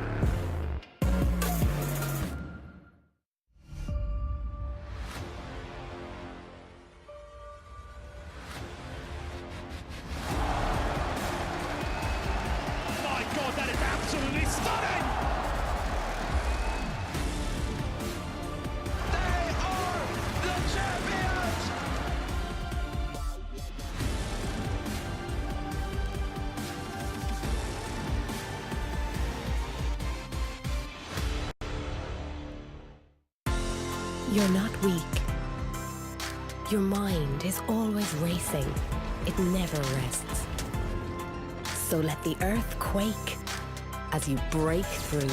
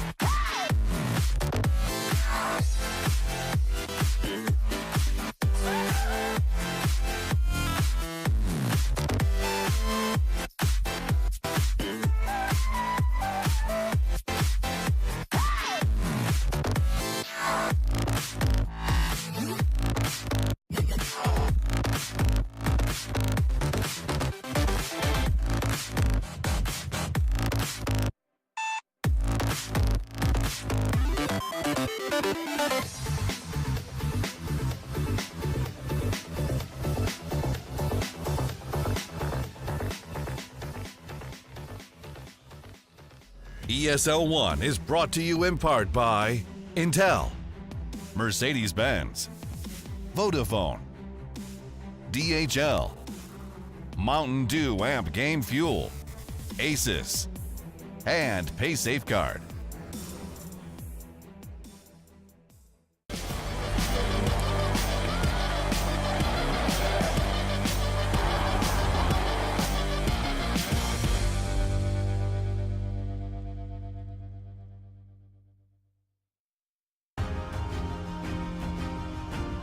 Welcome back to ESL 1 Katowice 2019, our third and final day of the group stages. We'll also move in very briefly to give you a snippet of the bracket play this afternoon with our first best-of-3 series from the upper bracket semi-final as well. Still decisions to be made as to where teams finish in both groups, however, and we're moving a little closer to finding out how that story unfolds as well. Team Secret currently lead Gambit in their series. They're 1-0 up, so they move to 8-1. Just one more will make them 9-1 and finish top of the group. Likewise, OG are also 1 up, but what I can also tell you from that is there is a brand new record from that game. OG versus For the Dream was completed in 12 minutes and 28 seconds. The fastest of the patch so far, the fastest ever at an ESL 1, and the fastest of any game played during the ESL 1 qualifiers or at the main event. That's an amazing victory for FTD. Yeah. Right? OG. No, Wait, you sure? Nice try. Well, it's good because it means they're going to be out of the tournament quicker, I guess. So, wow. Is that I don't know. I already felt bad for them, Alan.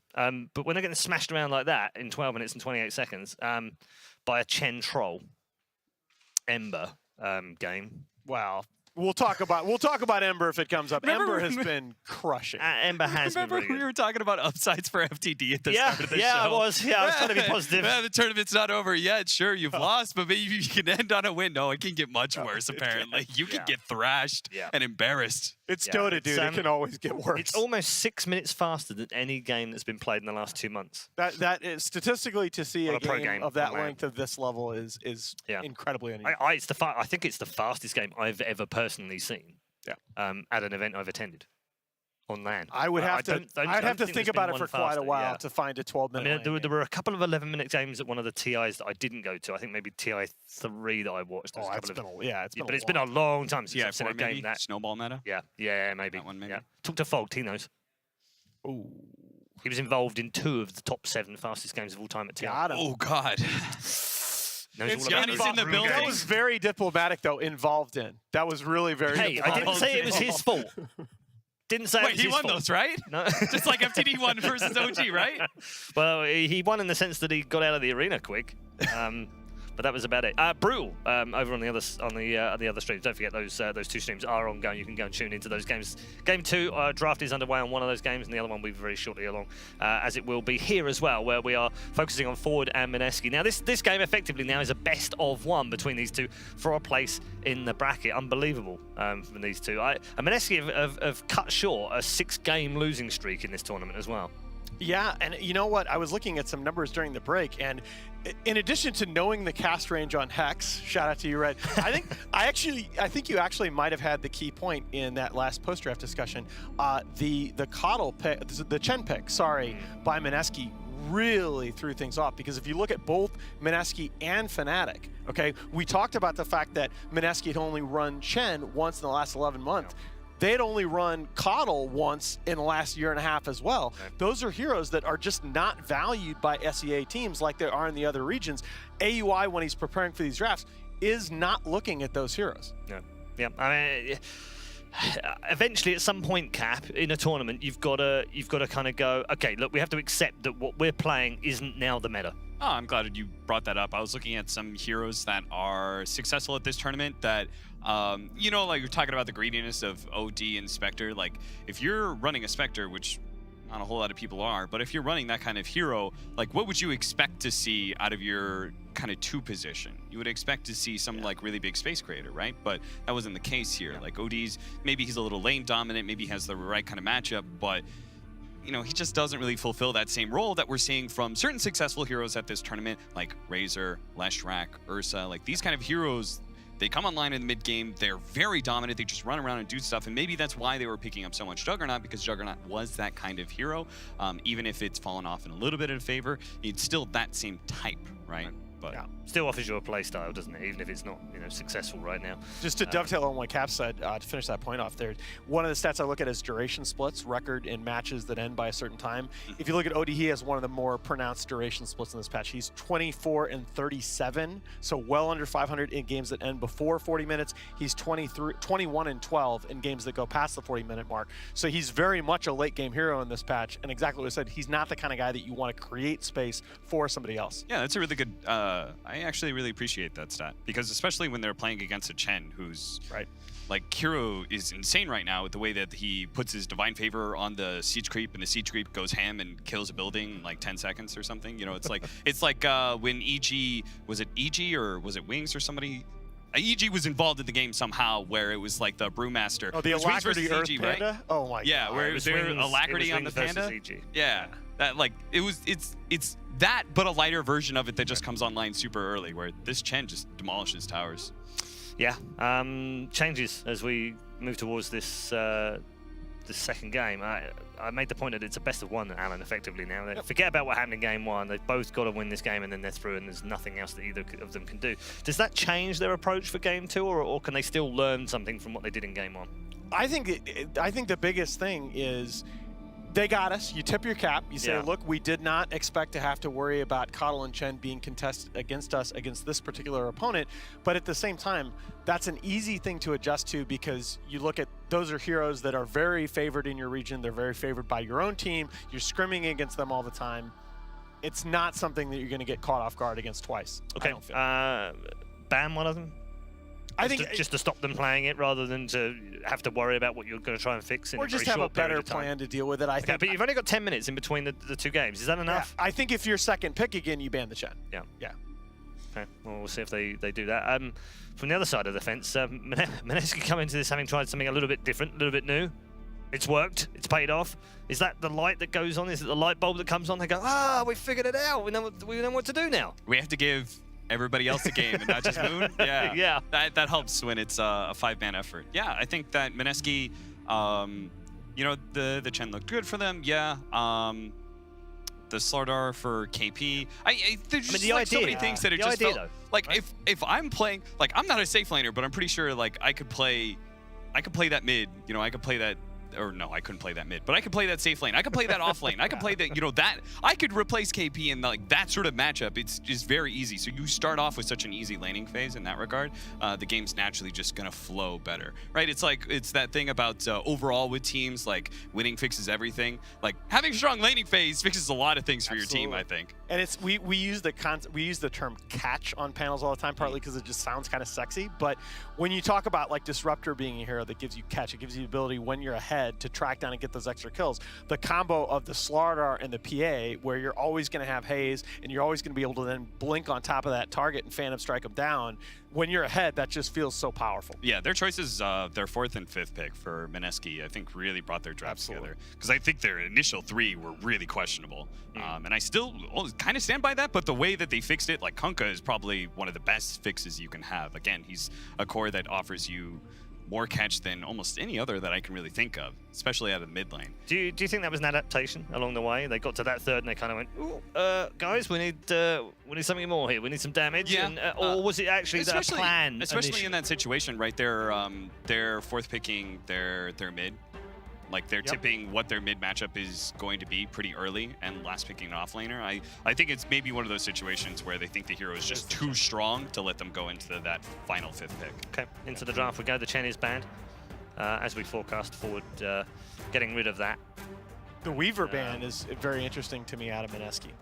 That's not a hero that's respect. It's just not a hero. First of all, it's not a hero that's been contested a lot in this tournament. Second of all, it's one of the weaker heroes statistically in this patch. It's only 13 and 17 record-wise, but when you adjust that for elo, for strength of team, it's actually one of statistically the weakest heroes. I think I was watching some Forward replays before this tournament, and you know who I think it was Forward. They reminded me of the way Team NP played. Very much. NP's team, very much. Where it was like MSS on both, right? Yeah, and it was SVG, like I think. the single target focus with their cores. Like there was like you didn't really want to move out a whole lot. You played very defensive. You protected your jungle rather than trying to invade so much. I don't know if that's what it is about forward just kind of reminded me of some of those elements. I think that's a very apt analogy because the other commonality there is they were a team that would often look like if they lost their lanes, they'd kind of get a little lost in the mid game. Yeah. So first pick Tiny. Yeah. It's not surprising. It's usually a Moon hero. Well, that is Mineski, back to the classic SEA meta where they will switch it up. They will run 4 and 5 position Tiny. Pylai Dai will play this hero. Haven't done that in a while, though. Oh, hey, they picked Leshrac. Wow. One of the 3, like, I was looking at some of their heroes. It's like, people are laying on Monkey King, Ember Spirit. Yeah, those are your WoW heroes, but they're not picking a ton of them. They're picking lots of Dragonite. But, like, Razor, Leshrac, Ursa, like, these are all popular dominant heroes in this current patch, and they're not really playing a whole lot of any of those. Yeah, Yawar has Ursa in his top 8 most played over the last month, but that's it. Really cool open, by the way. One of the things, this patch is really unusual in that the heroes, you're making a face because the Sven Sven's sucked, right? Sven is 1-11 at this tournament. Okay. One of the weird things about this patch is that the 2 most picked hero duos in this patch are Lich Jug, no surprise, and Grimstroke Sven, and both of them have been bad. Yeah. And yet continue to pick. I actually really like this Leshrac Sven combo because this can be a dual lane. This can be both of them can be support or core. They can also lane together in either of those 2 roles. It's very open for sure. The synergy of Sven protecting the Leshrac is nice. Sven as a core or I think more likely a support.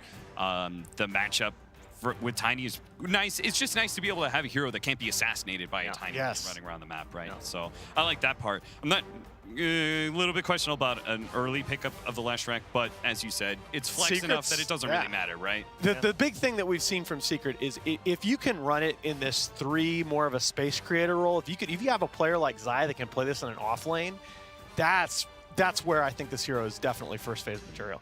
Fog made the point to me that the change to the level 1 edict damage is a lot more significant than I thought. That level 1 edict is now 11. It's 11, 22, 33, 44 in its scaling. That actually means it does 80 more damage total at level 1 and several hundred more as you get up into the higher skill levels. Look, I'm the first one that says, oh, look, there's a really low win rate on a hero, but let's keep the context of it's a support hero, and therefore it's not always the dictating hero that wins the game, therefore its win rate is negligible and doesn't. But it's 8.3, Alan. It's bad. It's 8.3% of 13 games in Sven. 1 in 11. Stats don't lie. Mean all you want. But who was the other team? Is this finally, by the way, is this finally the game that we see Omni Knight? Omni Knight Sven, or could we see a Luna Sven again, a la CQ? Yeah. Luna Sven happened at this tournament too. Yep. Is that the game that Sven won? No. Who won with Sven? Aster won it. It was this weird game by Aster where it went late. It had not won in 10 games, and then Aster played it. Yeah. And they won with it. Listen, you talk about stats, right? Yes. Aster's win rate is pretty low, but they managed to win with the Sven. Yeah. Surely that's got to offset the 8% win rate. I'm not sure whether it offsets or it makes it worse. If a bad team can win with a hero, surely that makes it a good hero, right? What sort of next level arithmetic do you do over there? I didn't go to college. Okay, that makes sense. He joined the Marines, baby. I got Marine Corps math. Yeah, I mean it's. As I said, like context is important for how poor Sven's been. But look at these bans though by Mineski. They are really looking at melee cores here in the next phase. They are very worried about protecting, say, a Jug pick, protecting, say, a Kunkka pick, protecting, say, an Ember pick in that next phase of the draft. Back to where they were before. Yep. Yeah. I'm not sure if I like Jug against Sven as well as Leshrac. I agree. What are the other ones? Ember Spirit. Ember Spirit and Kunkka are the other 2 I think about for sure. Dragon Knight is, of course, something you have to talk about. It also protects their tiny mid option, right? Yep, that's exactly. We've seen a great deal of anti-mage this tournament, have we? And they do that. They do the AE. Forward will take away the Jug, which I quite like.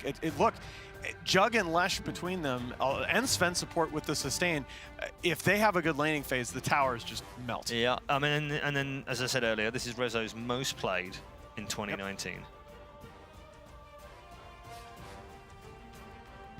You gotta expect that Mineski is. They probably take their offlaner here, keep the Tiny a little bit more in the open, although it is important, as you brought up earlier, that Mineski of the two teams from SEA is the one that's biased toward having Tiny as a core, where Fnatic is a little more biased toward Tiny support. Have Mineski played any CK? They not recently. It's not amongst. Yeah, I don't see it anywhere on the list. Nope, not in the last 2 patches. Yeah, I was going to say not in 7.21 anyway. Do you think offline CK could work it? I know when I'm playing, I like the matchup against Jug. I don't like the match against. I'm not sure how it goes against Leshrac, but I'm presuming you don't like Leshrac as fan. Certainly not if it's a core matchup. I don't like him. I like that a lot better. Nice. Yep. And again, the thing about that pick is that we were talking about Mineski setting up for a big melee core. Yeah. This makes it all that more convincing to me that they're going to go with something like an Ember Spirit. This is something that Febi's been running as well. Yep. Troll's good here as well for Mineski. Oh, that's a good call. Yeah, that's a really good call. I still like a Luna here for forward. Nah, not with the Jug. No. Take that. I was about to say that's some real in July. Yeah, that's too greedy. I was watching Chinese. I was watching In July's stream. When I first came here, I was jet lagged.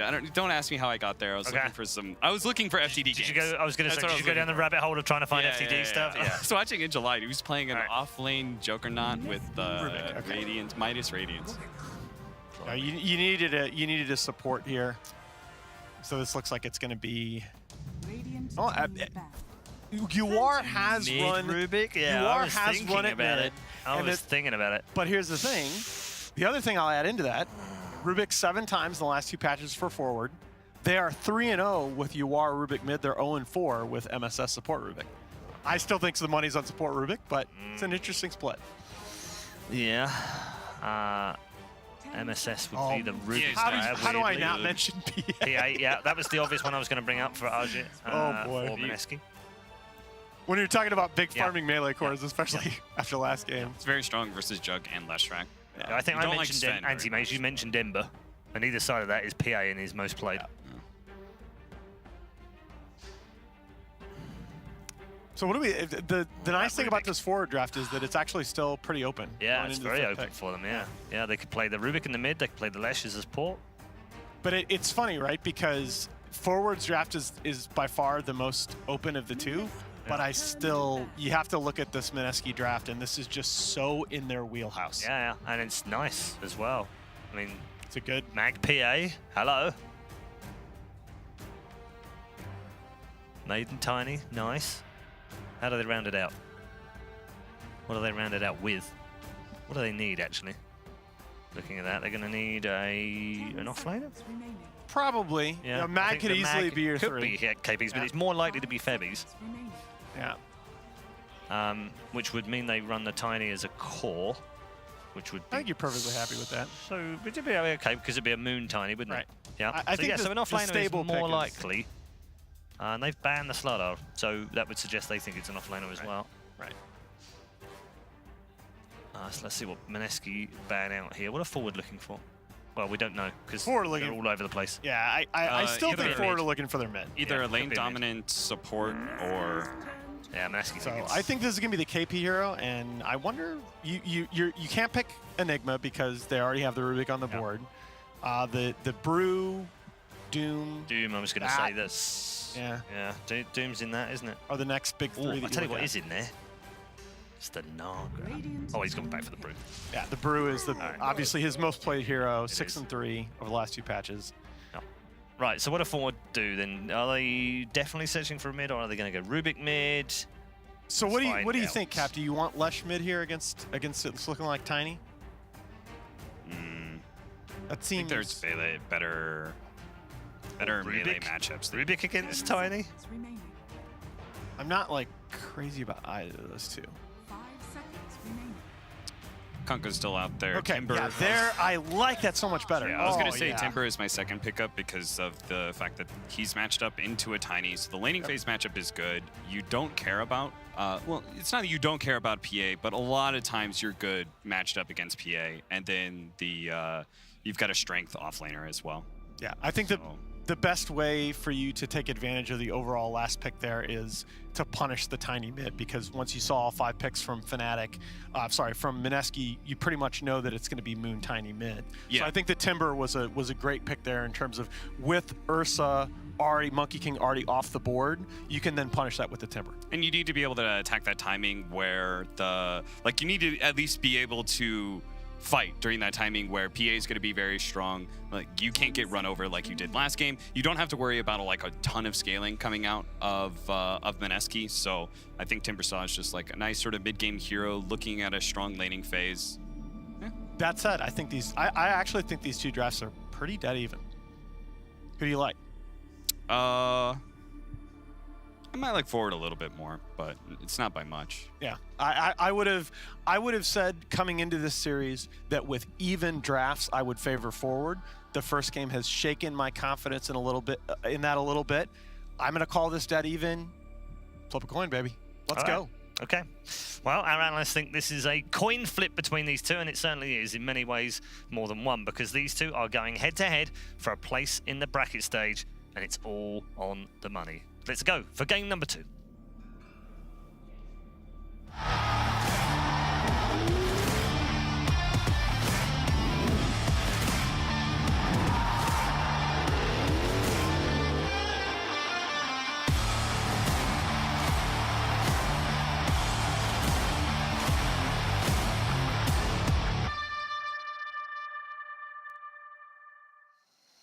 It all comes down to this.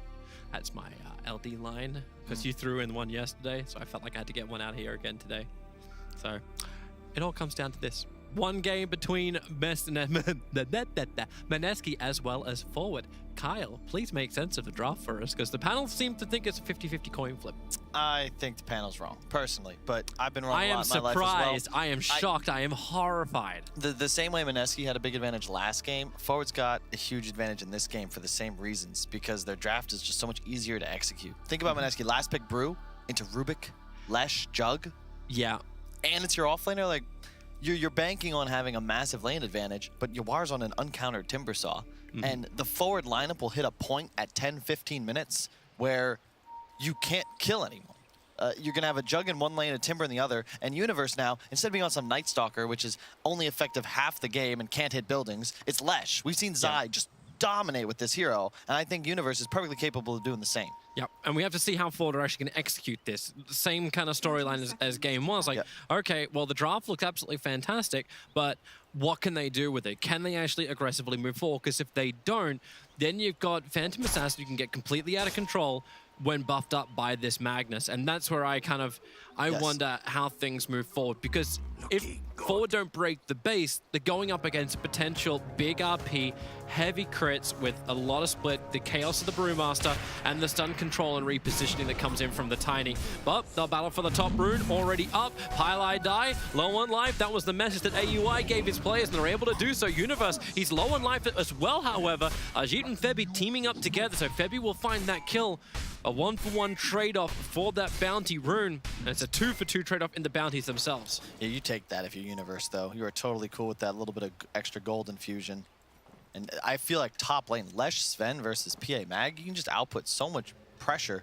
If you're going to win this game as Mineski, you're going to have to outlane and just have incredibly strong rotations the entire time, because otherwise the forward lineup just has such an easier time. They're focusing Universe. They do not want to let Universe have any space. A double skewer pulling Universe and SVG back, but a double stun from Universe creates more space, and from SVG.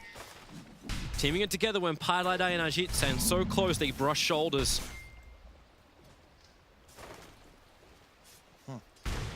I'm curious to see if they'll actually bring Rubik up top. I think MSS will want to rotate once he gives his Jug a little bit of an advantage. We see NIP do this a lot, where PPD will sit bottom in this dual lane, give his carry a bit of an advantage, and then switch to a tri-lane with a level advantage. And you always will have, like, it's a triple stun lane once the Rubik arrives. That is a hell of a kill combo. Anytime CM steps out of position, Pylai he dies immediately. 277 move speed, 500 HP, that's not going to cut it.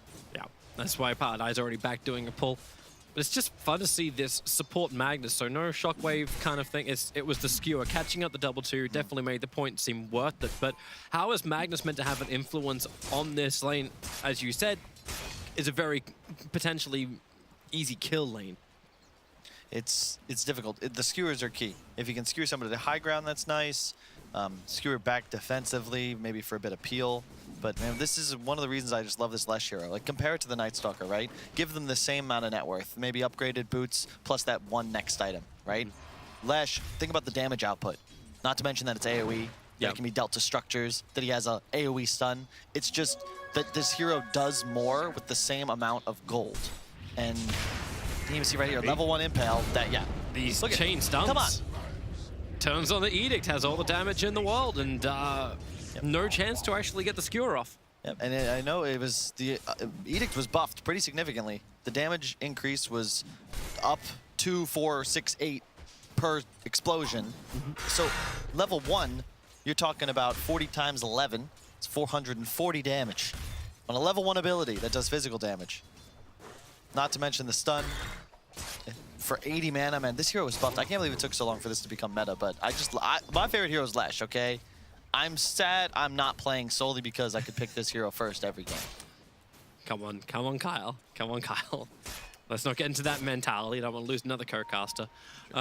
You can see the way they're laning as well. Brew, 3-0, Jug, 15-7. At a point, MSS is going to ditch, rotate, or smoke top, find a kill, and then they're going to sit there in a tri-lane. He'd love to be able to kill the Brew first, but KP, playing defensively, he understands if he gets lifted, he could be in trouble. Febby places a deep ward to sniff out that TP ward to come into the shrine from MSS, but what else does he do? As you said, what does a mag do in this tri-lane? Apart from leech experience, like, he might be able to create a little bit of space as PA getting double stunned up. And she'll be fine. That's just more stick charges at the end of the day. Bottom lane, however, KP not so fine. Able to get the clamp off, trying to get a little bit of space between himself and Resolution. And KP has at least managed to find 3 levels on this bottom lane. And mid is a bit of a trade. You know, Nana out-denying, out-CSing a little bit, but it all changes once Timber gets a little more level. God, Ajit's just really trying to stay in this in this lane. Lesh 80 mana stuns. He can just spam these, and God forbid he actually catches one with Ajit having no location to leap out to. Level 2 Edict, 40 times 22 damage output, 880. He's level 3. Yep. This is just OS Frog, quite simply. I am watching Febby doing a triple stack inside the jungle, so these early points up in power do just help. Like, well, it's now going to give Tiny a little bit of extra buff up, but it's the money injection that can come from Mineski a little bit later on. Right now, forward, they are leading as far as the net worth goes, up around 700, even with the experience, so things are going their way, but still don't want to think that you've got a guaranteed victory here. Of course not. And that is the power of the mag combo. It's why they are confident just 3rd, 4thing that mag PA, because they're going down towards MSS. Febby has skewer available. He jumps up, but then MSS picks him mid-skewer. It was going through Resolution, and Febby, he's dead. Resolution spin damage should be more than enough. No regeneration from Tango just said he'll make a break with the tree line. Fade Bolt, there's mana if he wants to trigger the Mango, which MSS does, ensures the kill. It does buy space for KP to go grab those runes, but I'm just afraid for this Brew, man. He's got less net worth than the SVG 5-position Sven, and if you look at him, he's got 420 gold and a Ring of Protection. That's all he's got in addition to his starting items. He's just been funneling out regen because the MSS and Resolution harass is too strong. This is not where he wants to be. Indeed. That's exactly where forward want to be.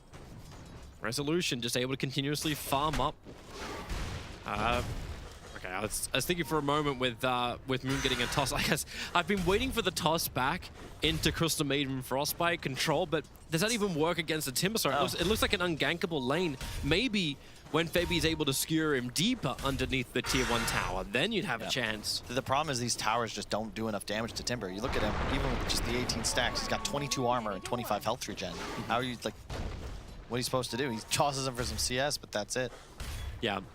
Paladai was able to take the illusion rune out, but that's going to be bottle charges from Moon. While up on top, the Storm Bolt, follow-up stun, turn on the level 2 Edict, and there was one range creep just far enough up. Ajit had himself an escape mechanism, but now the rotation's coming from Mineski. Paladai and Febby, they're headed to the south. Yeah, I don't really like the decision from Zai to, this isn't Zai, it's Universe. He's not going the Zai build, and instead going to be rushing drums instead of Atos. This is such a sick Atos value game against PA and Mag. You disable their ability to leap out or skewer, and it's just so much, it's so stat efficient after the changes where it now takes double crown. You just get so much raw HP from an item that also provides a ton of utility. Is Universe actually killing off Ajit on top lane? With the Edict damage, he has to burn the 1 charges. And, okay, Creep Wave comes in range so we can Phantom Strike away, but it's the bottom lane where they are starting to do the prep as well. But Febby can never get to the southern side of any hero and just drag him back with the skewer. Yeah, we've seen when GH plays this hero specifically, he's got to get so creative to make things happen. Resolution's already used his spin. He'll go into the Omni Slash, tanked up by KP and Pyjamas. They're sticking together. MSS done a lot of work already, but he hasn't found that kill. Pyjamas stays up long enough and get the Frost Blast off, and they'll start to retreat, but Resolution will repair the damage with the Healing Ward. Nice scan as well from MSS, just in case. You saw Moon had rotated to look for bottom rune, where it's still there. He scans to ensure he's not coming around and backs off wisely towards the tower. Just good awareness on the map where that enemy mid player could be. SVG in a little bit of trouble up top, but again, what does Febby do with level 2 in power? He skewers and actually helps SVG moving it a little bit further away. And it's just more amplifying up for the Phantom Assassin. Get it to 6 and get that stack farmed. They need to get that stack farmed. Okay, rune battle and then it's a regen that spawns bottom. It's just a concern because you're in that scenario where it feels like, yeah, you're out CSing mid, but as the game progresses, Timber just becomes more valuable than Tiny. So it feels like Forward's winning every lane. But more importantly, you shut down the CM Mag's ability to dual roam. You can't do anything to a Jug. We already witnessed what happens if you try to go for Rezo. Up top, it's an SVG Sven and a Leshrac. Especially now the Universe is approaching level 6. In fact, he is. With drums, he'll kill everyone on your team if you don't bring Moon's Tiny there to get the combo off. And it's just a little too early for that Tiny to start rotating. Well, he's already down here. Brewmaster doesn't have the 6, so no ultimate. He's looking for some kind of combination. There's the Avalanche. The toss only goes up into the air. MSS, they actually kill the Radiant Curry with a cleave out. KP wants to find the kill, but he can't close the distance on MSS. And Resolution will create more space into the spin. But Moon, if he can get vision on MSS, he can actually just toss and kill him off, but the vision will not be there. MSS hugging the fog of war. Yeah, well played. And you can see the difficulty. And that rotation wastes a lot of Moon's time. He's the one accelerating. He's the one ahead in net worth, though he now falls behind the PA because of that movement. Febby, he's being dived, and here you go. Pulse Nova on. Febby uses his stick charges, but he is totally dead. And this is happening while PA went off to do the stack farming. So she killed the tower too. That's why this hero is so good, Toby. You can't leave the Leshrac lane and expect a support to be able to hold it because he'll just dive and the tower goes down as well. KP? He'll be fine. TP's out. There was no mana for an Omni Slash either. Could have stick charged and potentially got it, but Yuar. So this is the kind of the awesome thing. Like Yuar's been sitting underneath this tier 1 tower for the last maybe 1 to 2 minutes.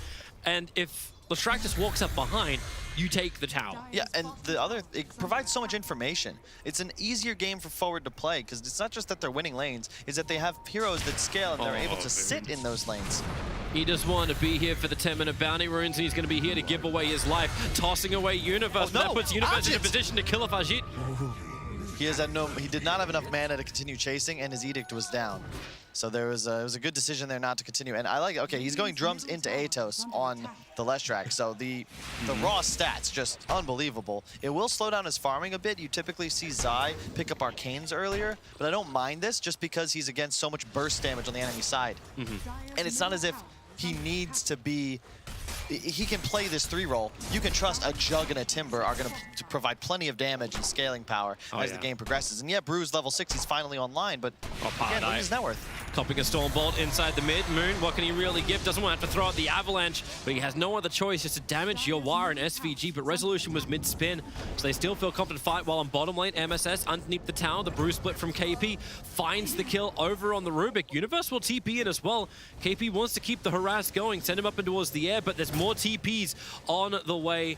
They have to retreat while mid lane just continues the pressure. So it's SVG and Universe to defend the bottom lane. You see the circle Rezo just drew? He's like, this is my space now, folks. I'm Juggernaut. This is how you want to be playing these really versatile mobile carries. Weaver, PL, Jug, Lifestealer. Sit in the aggressive lane and apply pressure. This allows Yuar to just stay in center field, keep shoving down mid. Maybe he dies once in a while because they're going to rotate around with 5, but he just provides so much info. And the only way you're going to kill Jug is if you have an RP there to cancel his spin TP.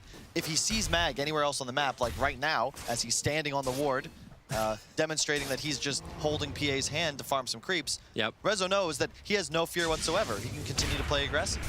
I'm kind of liking the build though from PA, understanding that combat needs to happen faster, so straight into Desolator.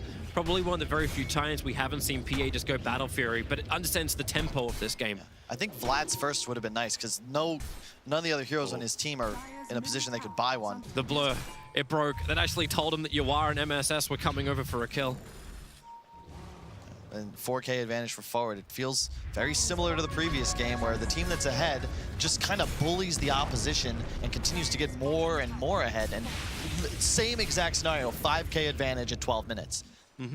Once again, forward, they can do Roche relatively quickly and they won't take damage. So if they can continue this aggression, at some point they'll be able to pick that up and then look to move towards these tier 2s. Oh, they keep going, maybe on bottom lane. The creep wave's coming in. They're trying to take the stack of Mineski.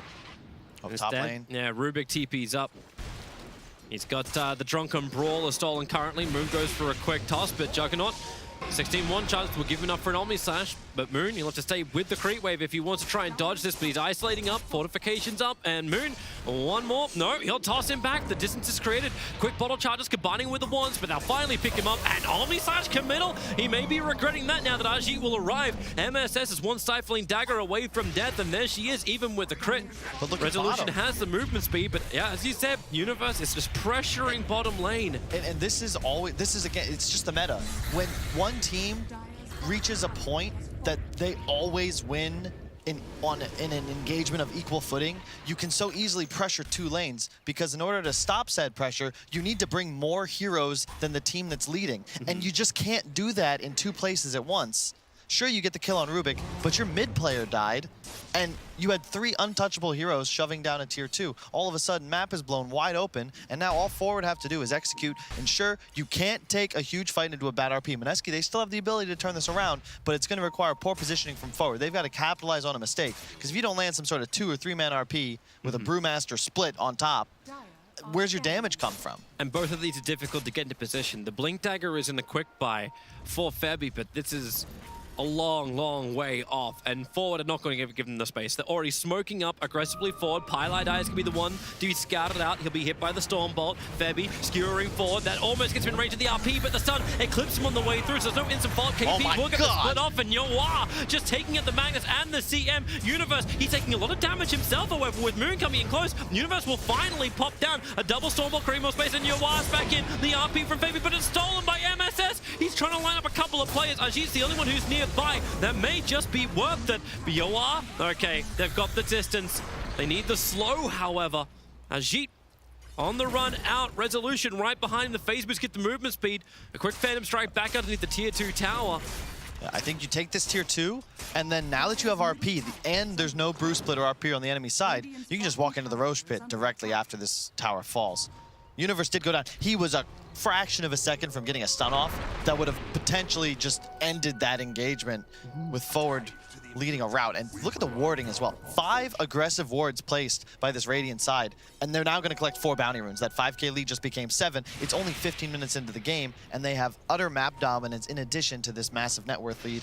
Mineski, you've got to not do that. Yeah, walk underneath the Observer Ward. Moon couldn't afford to die. It's such a huge death for him. He's so close to his Blink Dagger. So he moves backwards with money. Not to mention, no farm time available and no space with the Phantom Assassin, the glass cannon style build from this PA. She has no other choice but to run. I really can't stress enough how much more I like this forward lineup. Instead of, like, MSS, one of the best playmakers in North America, goes from Coddle, which is effectively just a creep wave bot waiting to cast his ultimate, to a Rubik, one of his signatures that he just doesn't get a chance to play anymore. Rezo, instead of being on the Midas no boots Spectre, can just play aggro with this Drums Yasha build on Jug. And Universe is on Lesh. This is the best offlaner in the patch, let's be real. And yeah, it's just better. All these heroes can do things, Toby, and they can do things right away. And Universe doesn't want to delay. Like, he's looking towards the top lane. SVG walked in. They didn't keep the pressure up. Bottom lane was being attacked, that's why Yawar TP down, but he's already walking around with a Holy Locket, got it very early on, and is on his way towards picking up a Greaves on the Timbersaw. Those 2 kills obviously help him along the way he got previously. He's actually got 4-0-1 on the Timber. And they're hunting for more kills. In towards the mid. Resolution will start this. Phantom Assassin's waiting by. She is ready to fight with the Empower buff up. The Rod of Atos onto KP. KP has to go into the split. They need a target. SVG is the only one really presenting himself. It's not really the one they want. They want something else. So a disengage after having that Brewmaster split being wasted is the greatest thing that Forward could have had. Doesn't it feel like the same game? It Forward really does. this time are the ones with the cheap spells. You have to split there because once you catch the Aegis, there's a stun combo coming that's going to take you down from 100 to 0. It's a no-win scenario for KP if Forward continue to play this way. They're the ones that can bait out big spells, and they're the ones that can just play this game faster. And they'll keep going. Moon's trying to get something back off the bottom lane, but Fortification even stops the toss doing damage, and triple TPs. He has the Blink Dagger, however, so nice play to run into the trees and then blink away, but Yoa, he's the Tree Master. Finds Moon, now the Rod of Atos. The control is too good, even with the Avalanche, they break free. And will bring down this Tiny. Is there any level of space that gets created? The Phantom Assassin is still finding some money moving towards that BKB. It's going to be him versus the world. Now, it is Mag PA. The benefit to the Mineski lineup is that currently they're still just that one fight away from equalizing the game. And it really only takes one big stun combo. One RP into a couple of crits, you could just melt down 3 heroes. It's all on Yawar and SVG. They want to be the bruisers, prevent the enemy side from gaining access to their squishier intelligence heroes, the Lesh, the Rubik. That was a little too easy of a kill for Universe. Hopefully what we're seeing on our screen as well is not what you're getting on stream, but don't worry. We haven't regressed to auto chess just yet. This is more trouble for KP. No Brewmaster split available. SVG and Yawar staying right behind him as KP continues his run, but it's so difficult to do. Cannot have any movement speed. They're just so fast on Forward side. And 30 seconds without the Brewmaster, Forward Gaming will now look to come into the high ground and take out that tier 3 tower. The Avalanche can at least clean out the wave. So it's difficult for Forward to at least keep a front line of units in front. Yeah, their next play is still, they really want to look to try and do Roshan. It's the move they'd like to make. The way they've itemized, you know, Universe still without Arcanes, going BKB next after all those build-up items. Yawar with the Holy Locket, Rezo, Sanj, and Yasha. They aren't going to accelerate as fast as we saw Mineski do in that previous game, but they do still have that same critical advantage. It's just all about capitalizing on it. Continue to control the map, continue to push 2 waves at least, although now, of course, they have the 3, and look to do Roshan, perhaps go high ground. And it's an easier game for them as well because you just have to keep tabs. There's no blink on Brew, so you can just throw out these cheap stuns, force the split, kite back. Febby doesn't have that blink yet either. I caught out once again by the Rod of Atos. Pick him up and throw him down, but where's the fall? He gets Frostbite out and Sven, but he's just caught outside the base. Resolution gets the kill with the crit. Might look to push mid here. They know they're seeing Febby push top. They know he doesn't have a blink dagger yet. That's the only thing they're really afraid of. That'll change the status quo a little. Mineski suddenly would get that win condition. KP, now it's this turn. Frostbolt, the Stormbolt in. KP, he's got Brewmaster split available. Really does not want to have to commit it for this. It's better just to die. At this point, let Moon do the push on bottom lane. Keep the creep wave out. They're not going to get to control the 20-minute bounty runes, but Ajit will get closer and closer to that BKB, and maybe then they can fight. The timely DD rune outside the Roche pit. I don't agree with Nahaz on pretty much anything, but DD shouldn't be as effective on Roche as it is right now. It's something he's been harping about for a couple of years, and I can't agree with him because it's a bit silly that it just leads to this objective. And this time, yes, sure, Forward have total map control, but there's been a lot of times where this just gives a team this free increase of like 30% to your win probability because you're able to do this 5 or 10 minutes earlier than you should just because of a bit of a lucky spree. They are going to take this Roshan. Nothing that Mineski can do to stop it. There's no threat from Febby. I'm also looking at Febby. He's got the money for the Blink Dagger. Okay, now he's spending it. I'm like, there's no way he saves for buyback. They need that big RP. They need that control factor. And buy the time for Ajit to use this BKB to get a good fight going their way. Yeah, Uni, a bit awkward, like did a couple things this game. Not a fan of Unleash, like skilling up his ultimate does double the mana per second. It costs double the mana per second. It's only an increase of 40% of the damage. He might have the mana pool for it, but with no arcanes, like he can't farm with it like he is now. And Ghost Scepter, instead of just rushing the Sanj Kaya, like you already have so much armor on Lesh, 16 thanks to the +5 talent. Just don't think you want to itemize for active defensive items. Just tank up. Oh, they got the Rod of Atos off. Moon can't complete his TP out. Universe, even if you whiff the stun, it won't matter. Moon, he just can't tank through this, but there may be an opportunity the other way around. RP does come out. Sven's already gone down, and the Omnislash from Resolution, it did some good work, but now here you go, the stolen RP from MSS, holding PA position. The skill needs to create a little bit more space for the PA to back up and out of this one. Without the BKB, she doesn't have the strength to fight, but Pylight die, letting it go. He will be storm-bottled down, but the kills already happened. MSS to fall.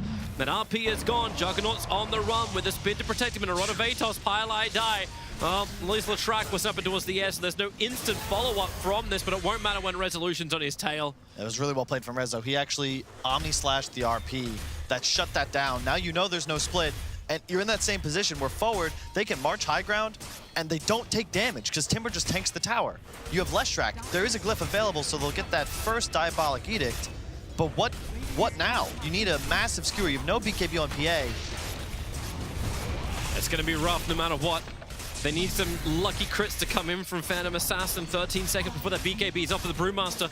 Already rooted up. There's your first stun. Yuan doesn't have a lot of mana to follow this up, however. Yeah, actually, no, he does. He's got Soul Ring and 21 coming. That's a blink skewer underneath the tier 4 towers. Universe and Resolution kind of locked in. Universe, they're going to toss back in an extra one, and now it's up to the damage of the Phantom Assassin. Who can he find? Is there another stun available? They have him available. SVG, it's a dieback from him and Yuan. Sort of isolating the Timber chain. It doesn't connect. It won't get him outside the base. The track's buying back, but they just toss him around, and the dead corpse of Yuan will fall down. Yeah, it's Pylight Die who takes the winning streak for it, but they keep their mid-racks alive. The melee was so low, but Mineski, repel forward gaming. They didn't have MSS, Toby. That was...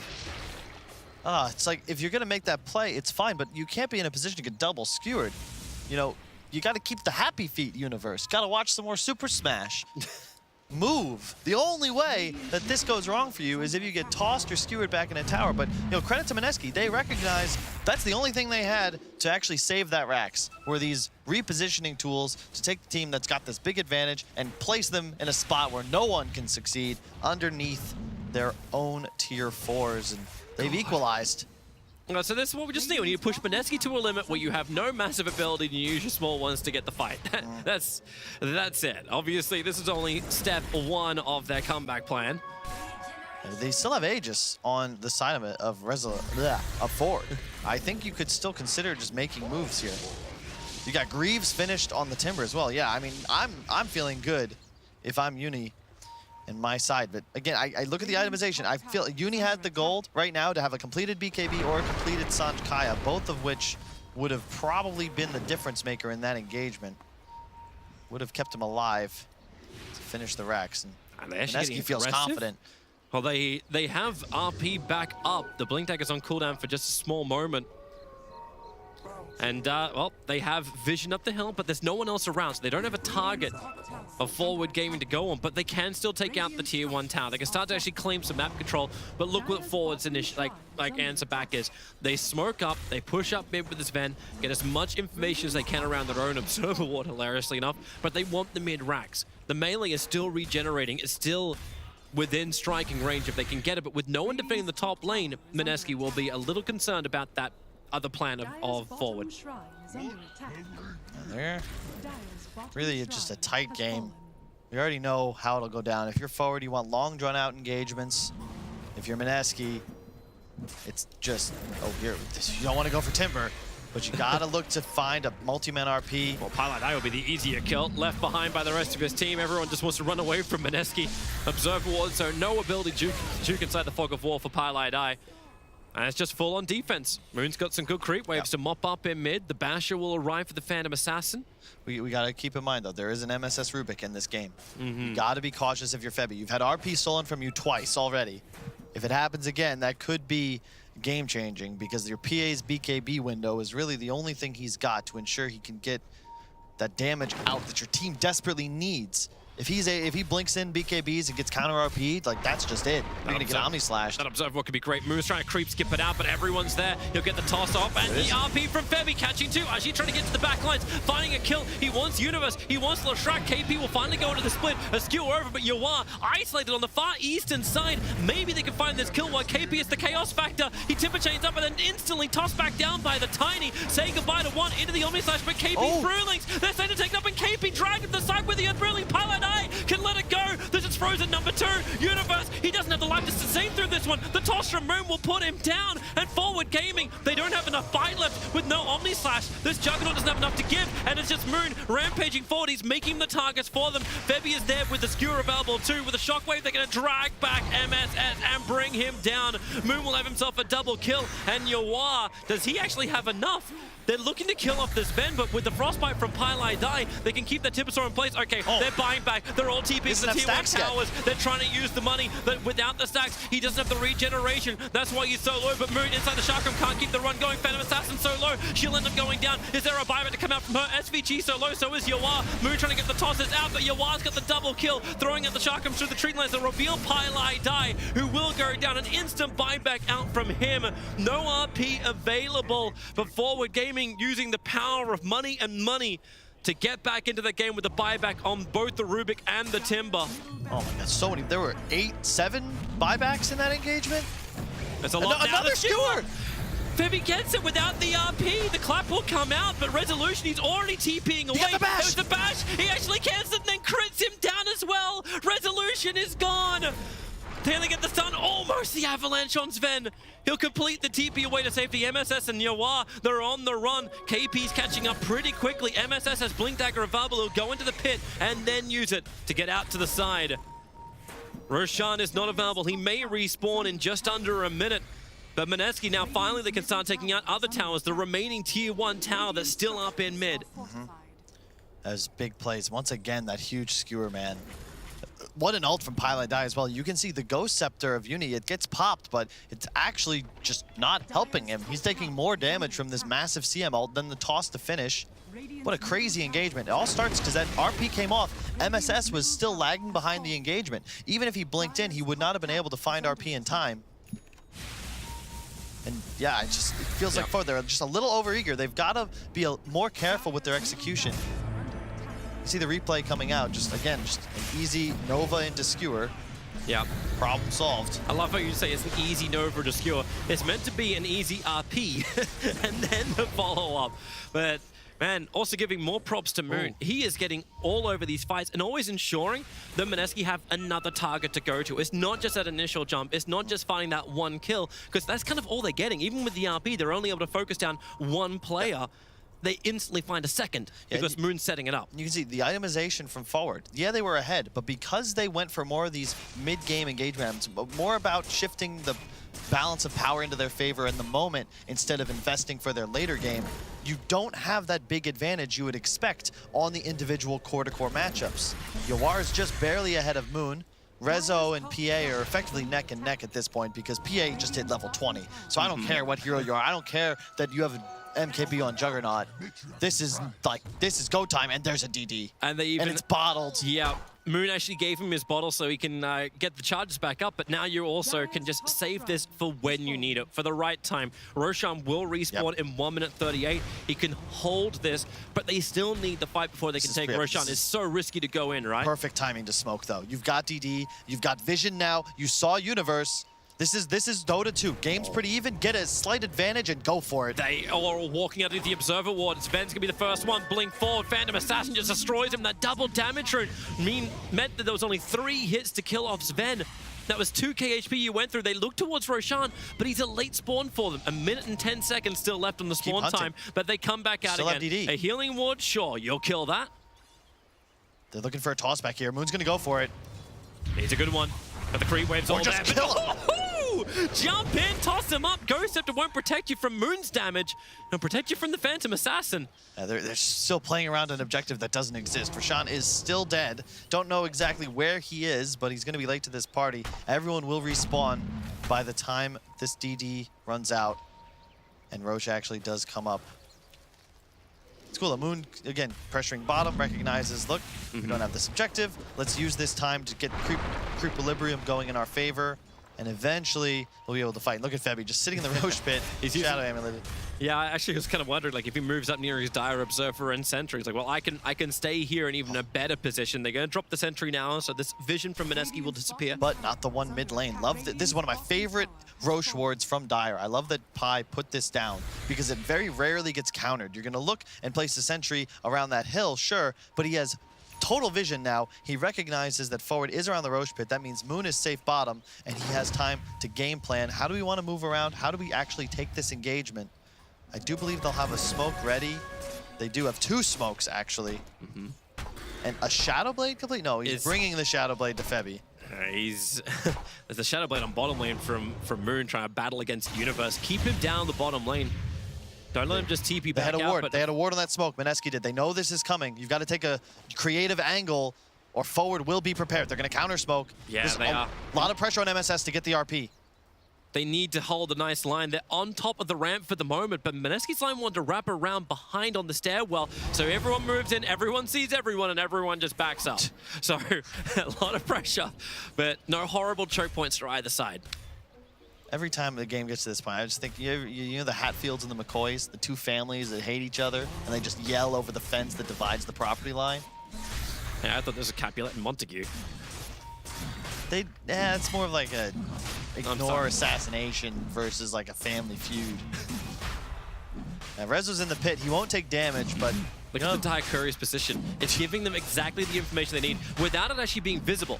So, like, Resolution actually can't see this for the moment. It just sits up on the hill, and they're waiting for the right time to get the jump in. See how low Roshan is. They have Abyssal Blade ready to go on that Phantom Assassin. They want a good jump, and Resolution has done most of the work. Yeah, Blink Skewer, that'll do the work. Yeah, wait for a bash and go for it. Yep, and then let Phantom Assassin jump in and finish the job. MSS is waiting with his own Blink Dagger. Now comes Yuan. He'll come down. Roshan, 700 HP. It's going to be go time. Jump in. The RP. It'll begin. He didn't get it. On Juggernaut, and they instantly kill him off. Roshan still needs to be killed off. Ajit, he'll finish the job getting both Aegis and Cheese. Now it's fight time. It's go time for Mineski.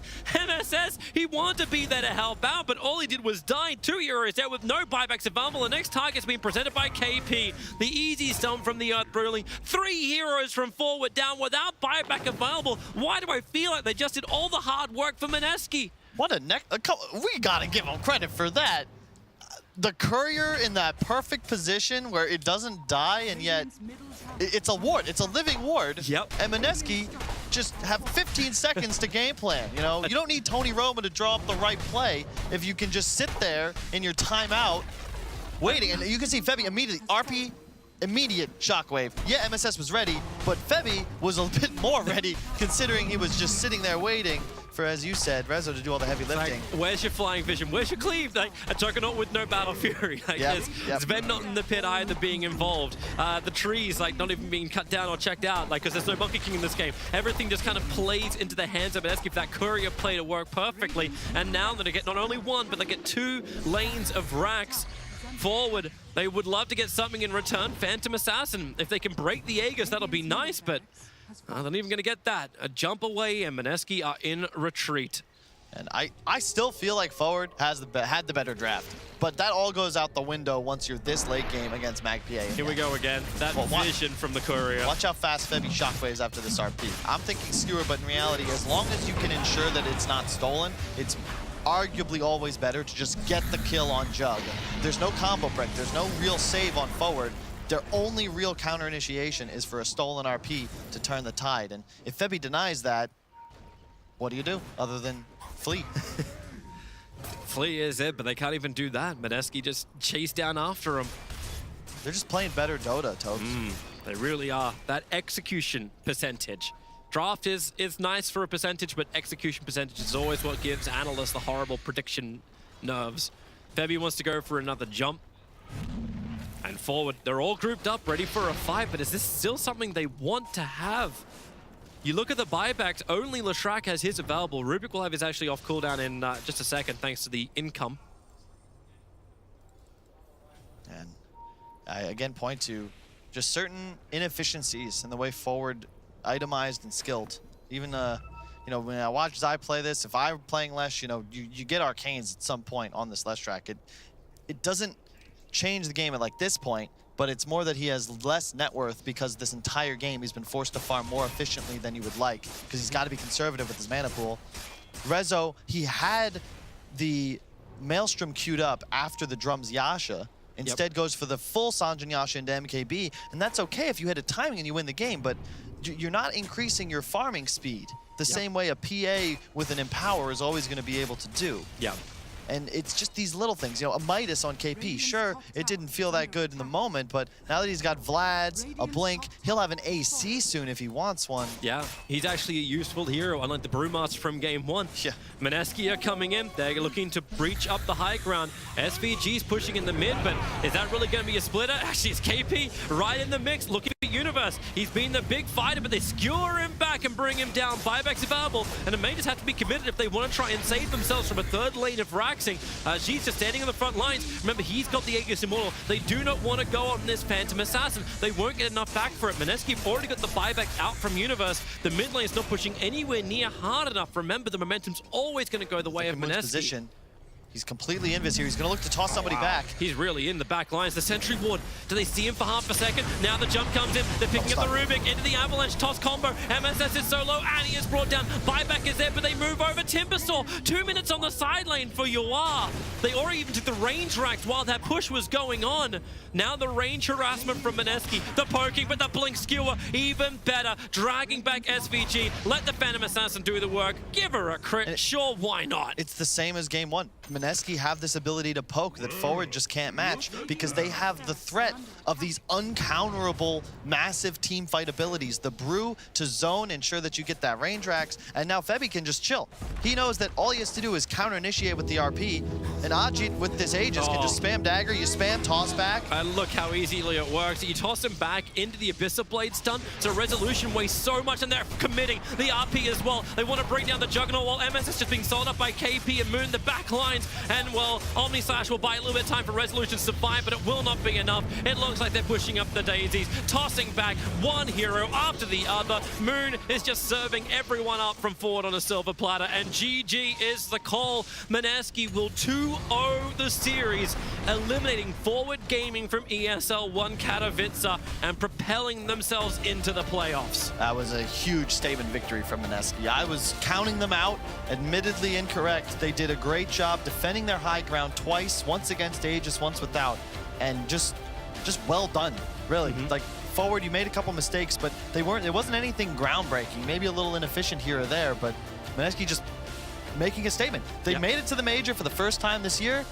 They needed this kind of win. Both these teams are at that same tier. The loser will have way too much time in Poland to sit and think before they have to plan for the major ahead. The winner, of course, taking much-needed momentum into the bracket stage. Hey, that's why you got so many great teams here that Forward can scrim against and continue to get better and maybe come in with an attitude which is we haven't lost yet. Let's maybe change that one around a little bit. But Mineski, as you said, like, it's such great confidence now for them to take. The combination worked well, even when you think like, oh, our draft is helping us win this. The draft maybe not as great to help us win this, but you can still play the game plan. You're still being tested, and you were being tested. Like, Forward were pushing you.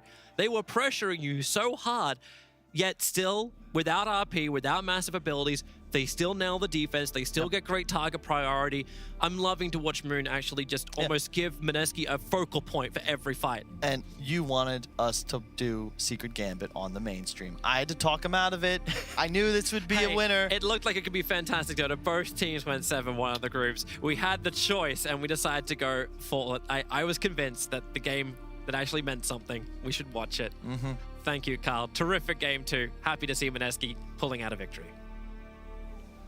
Yes, indeed. A victory which is bookended, actually. Mineski started off this tournament winning their opening 2 games, then went on a 6-game losing streak, and they end the group stage by winning their last 2 games as well. It also means, of course, more importantly for them, they qualify for the bracket stage. Goodbye, Forward Gaming.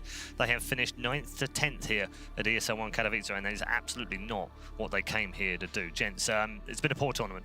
Let's not beat around the bush. Let's get rid of the elephant in the room as far as Forward Gaming are concerned. There were rumours circulating after the major that they were going to make changes. They came here. there has to be changes after this event, surely. I'm so reluctant to say something like that because, again, I know some of these guys. I like them quite a bit. But, yeah, this team is playing much less than the sum of its parts right now. Yep. We talked about their results at CQ. Their results on paper were okay, but I talked to some of their players after those games, and it was just kind of clear that they weren't communicating at the level that they had been in the past after the games. What went wrong? What could we have done differently? And I think that's the kind of problem that tends to show itself going forward in play. Yeah. You saw that here. It's so brutal, Cap, in a way, this game, isn't it? Because that game could have gone so differently, and at one point did look like it was going to go completely the other way, and we could be sat here talking about, wow, Forward have got a shot now, they're in the bracket stages, who knows where they go from there, maybe they go on and do really well and finish top 3. Like, that's how brutal Dota 2 can be in the blink of an eye. You want to know my thought process when Alan asked me like which team I like? I looked at Forward and I was like, I like Forward's drafts more. I really like this last pick Timber saw, but one of the biggest thing that stood out to me, it's Blitz got it from Kuro. It's the strongman. Yes. Yeah. Yes. When you're playing Timber saw, and I was just that came up in my head, and I was just like, Forward's not playing the cleanest of Dota. Yeah. Right. Like they're not really doing great. Like if they can actually close out the game, then it'll look pretty one-sided. But are they going to be able to close out the game? Like, we've seen Juggernaut doesn't really scale that well going later into the game. We've seen, like, Rezo feel a little ineffective on the Juggernaut. We've seen, like, Timber Saws who, like, feel like they're dominating the game, and then 35 minutes happens, and you die once or twice, and all of a sudden the game is over. I don't think Leshrac is going to scale that well for you either. So I guess it's, like, for me, it's not really that surprising that Forward loses just because Forward has just been kind of in bad form. And you know, and again, I think Mineski, I've been clowning on them a lot in this tournament, but I don't think that like Forward played exceptionally terrible in this. Like, I thought Mineski held some really clutch high ground defenses. Plenty of really good RP skewer back that turned into some phenomenal high ground defenses. So props to Mineski for that. They definitely showed that there is more to them than I gave credit for. Yeah, I want to go back to Jug if we have the time, because I think this is a game that really showcases a lot of the discussions we've had about the pros and cons of the hero. But the main thing for me is, man, after questioning the support duo of Mineski, after saying Fabi needs to step up, Fabi. I mean, he was game saving. Quite simply, in this game. They're going home, if not for his plays inside the Dire base. Yeah, in on 22 of the 26 kills during the game. Unbelievable. Like, MVP by a mile to me. And Pyjamas chipping in as well, 4, 8, and 20. He's on 24 of the 26 kills.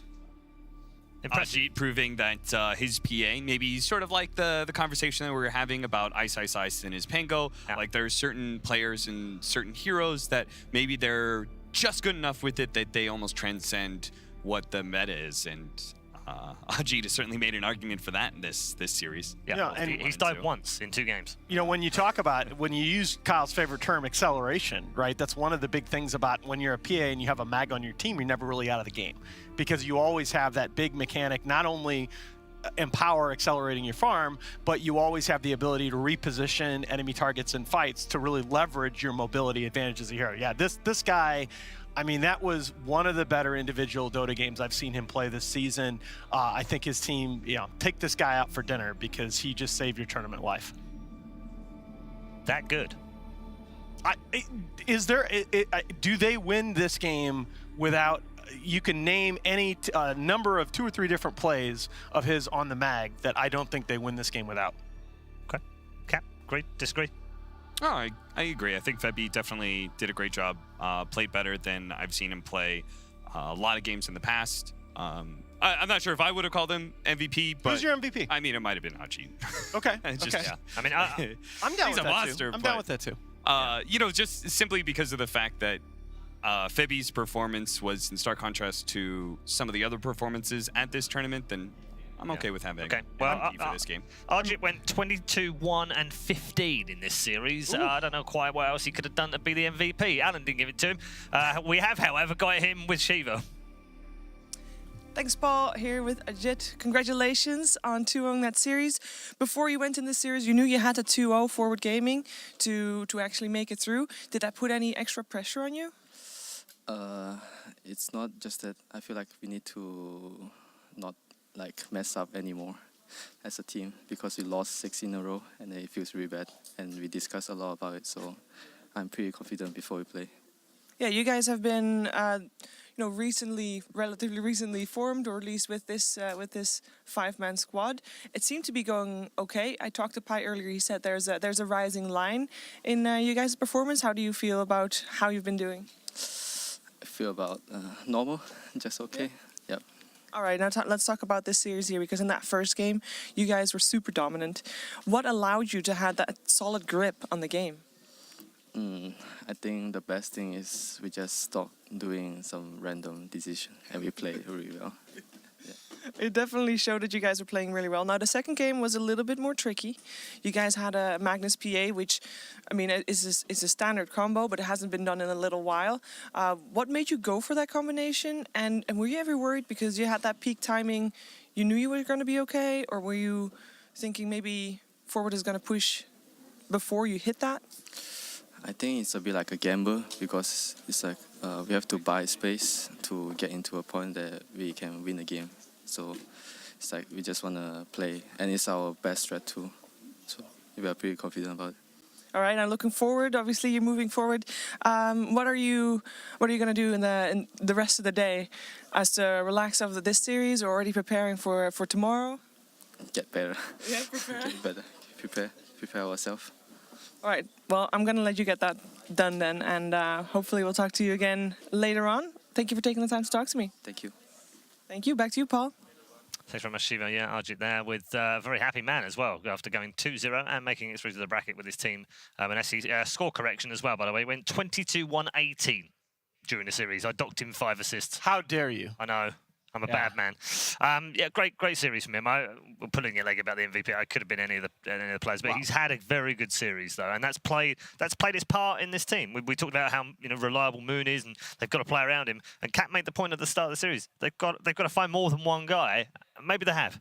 I mean, let's be clear. We got to find some way to make these MVP discussions interesting, because at least for the tournament so far, the biggest question based on what we've seen is what color is Nisha's Ben's going to be. Yeah. But there's a lot of Dota to be played, and I definitely think there was a good discussion in this game. I loved Ajit's use of the phrase "buy space," because I feel like we talk a lot on these panels about creating space, but not about how. What resources are you going to leverage in order to create that space? And I think it's a subtle distinction, but I like it. I could tell. I was like, this is such an economist thing. Absolutely. I'm with you, you, can't buddy. just create matter. There has to be something that comes out of it. Yeah, no, I'm with you. How do you buy as space? Soon as he picked that phrase up, Cap, I was already on the whole. He's going full economy mode. You knew it. Before he gets taken away and we become an economist lecture here on the analysis. We'd like to be educational, don't get me wrong, but we don't want to go too deep down the rabbit hole. Instead, we're going to head to a break right now. When we come back, we'll be heading into Group B. That's it as far as Group A is concerned. We'll bring you right up to date after the break. It's exactly where we finished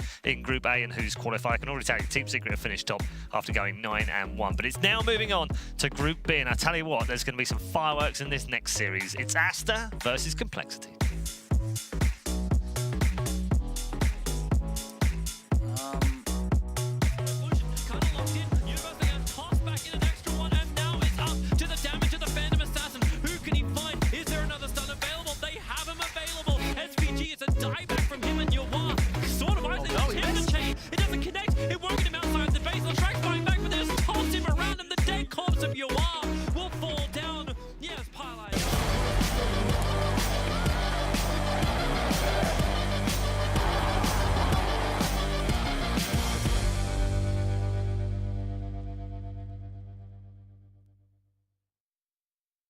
Previously on ESL 1 Birmingham.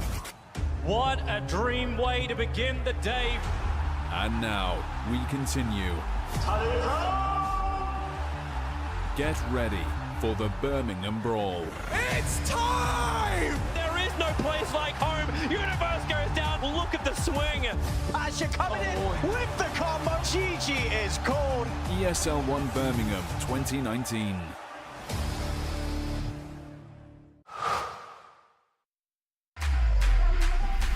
Think he can't shine through the dark? Stream a Roshan Steel in high resolution? And record a play for the history books?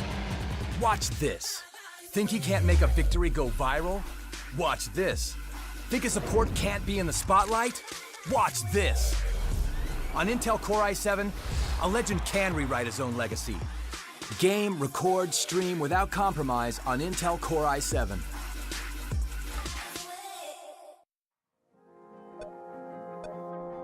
Remember where it started. Your first experiences. Remember where you came from. The journey you traveled. The journey you love. Remember where it started. And imagine where it will go. Rise on.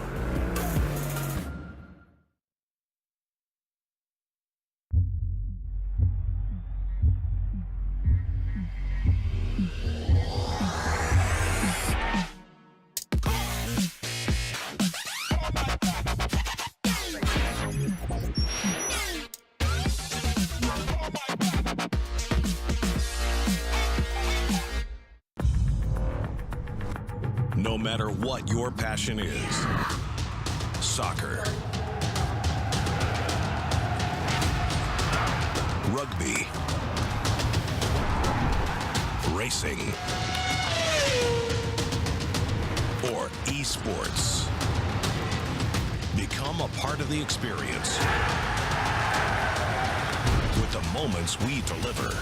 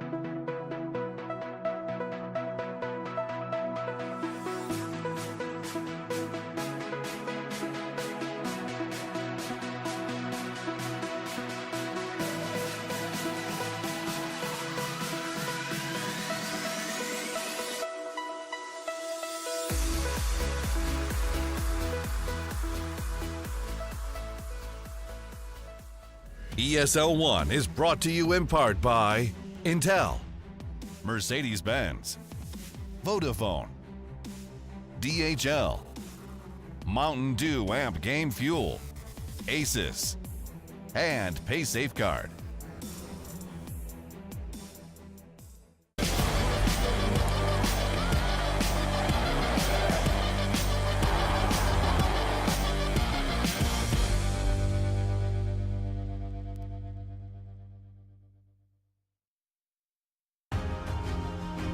Vodafone presents the pre-match.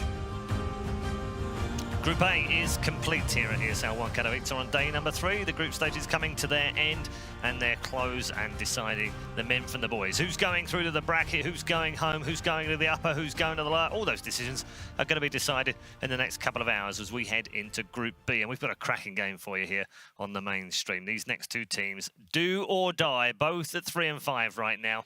Both having written their chances off earlier in the tournament, have bounced back with some super wins and are now just 2 games away from making it to the brackets. Which one goes through? That's the big question we've got for our panel. But before we get there, why don't we get some words from a member of the Complexity family who's alongside Shiva right now. Thanks, Paul. Here with Zivrik indeed. Before your match, how are you doing? Had a good rest? How's the team doing? I didn't sleep well at all. Just tried to go to bed earlier because we're playing earlier today. Didn't really work.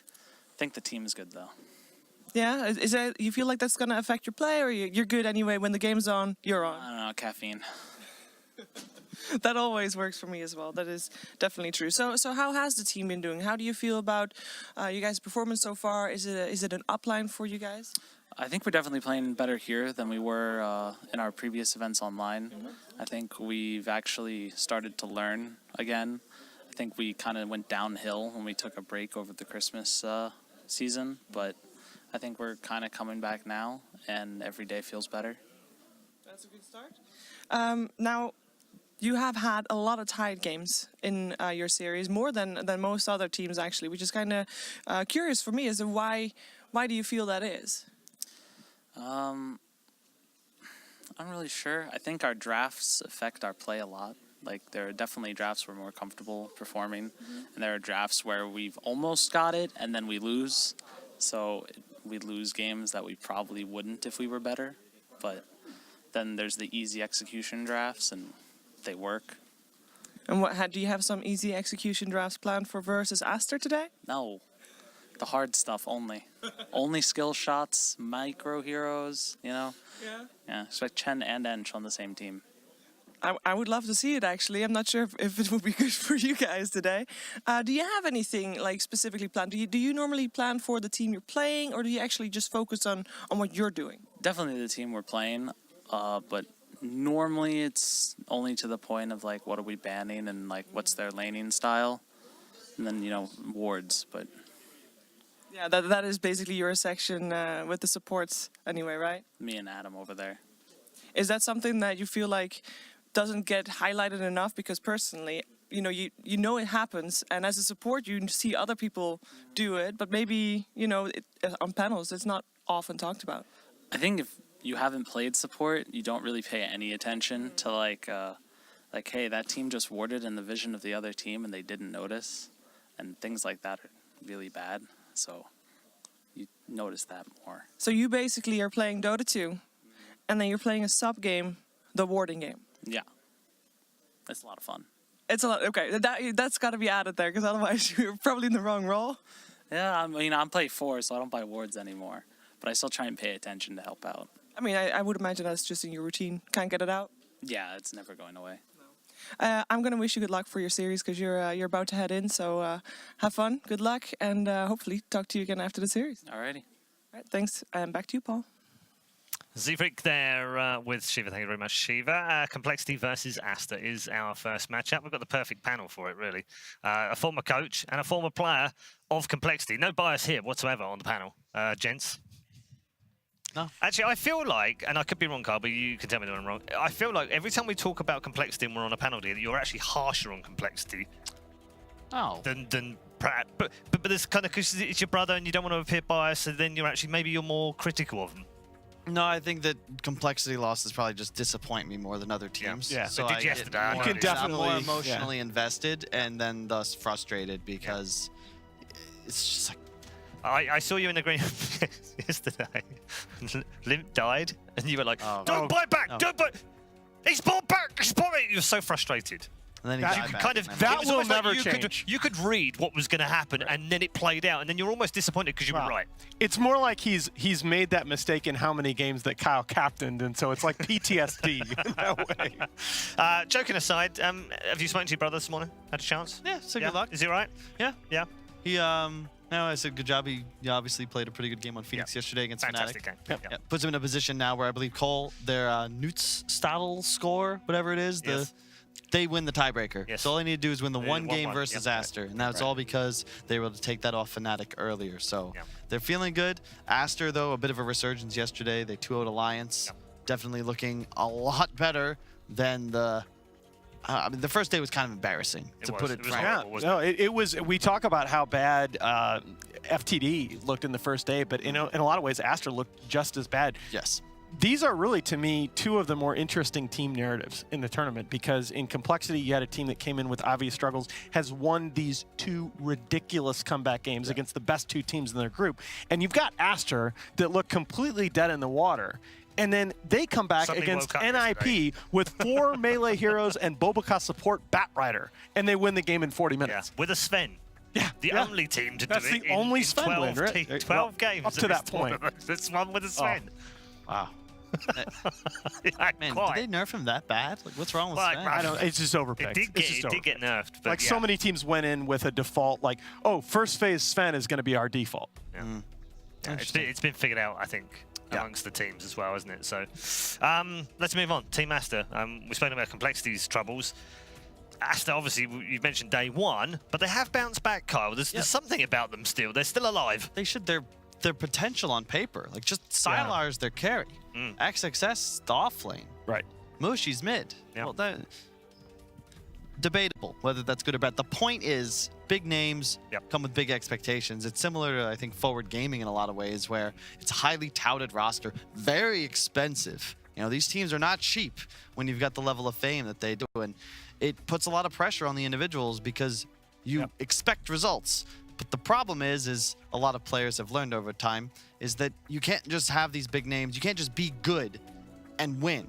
It takes work, no matter what level of Dota you're at. And Aster definitely looks a little shell-shocked, but they have regained a little bit of that momentum. New roster. Didn't Mushi like just come on board? Yes. Yeah, they replaced Love You Love Me with Mushi right before this tournament. And I think when you're talking about these big names, it was Cap. We talked about this in a panel a little earlier. It was Cap that really kind of brought home to me when I'm looking at Sylar was good last year. Okay, so let's take him out of the discussion. We both, I think, still think he's a sick player. All right, but you look at XXS and Bobaca, and it was Cap that finally brought home to me that when I'm saying those names, I'm thinking of the players that they were 1 or 2 seasons ago, not the players that we've seen in Bobaca's case for 2 years. We have not seen Bobaca play at that elite level, and in particular, he's had some big holes. His Earth Spirit play has really been a problem for this team. There's a reason that they're 0-6 on that hero over the last 2 patches. Okay, well, they do have big name players. One of those big name players, of course, is Mushi, and he's come in with his fair set of criticism so far this season, but he's found himself on a new team. Let's hear from him now. He's with Shiva. Thanks, Paul. Mushi, you've only recently joined Aster. How's it going? How do you feel in the team? How is the mood? The team mood actually pretty good, and I'm not officially joined Aster yet. Yeah. Yet, you say, though. Yeah, it's just like we just play for a few days together and then we come to the LAN. Yeah, that is pretty abrupt because you guys, like with this 5 squad, haven't really had any time to really practice. How do you feel like it's been going over the last few days? For me, this tournament, the aim is like for practice to improve. It's not for the win. Yeah, because we're really lacking of practice time. And how is the practice going? Are you happy with how it's going? Are you like, how do you see the progression of your team? The first day was very tough. I think after that we fixed something and then it's getting better. Yeah. I'm glad to hear it. Now, of course, your last series is against Complexity.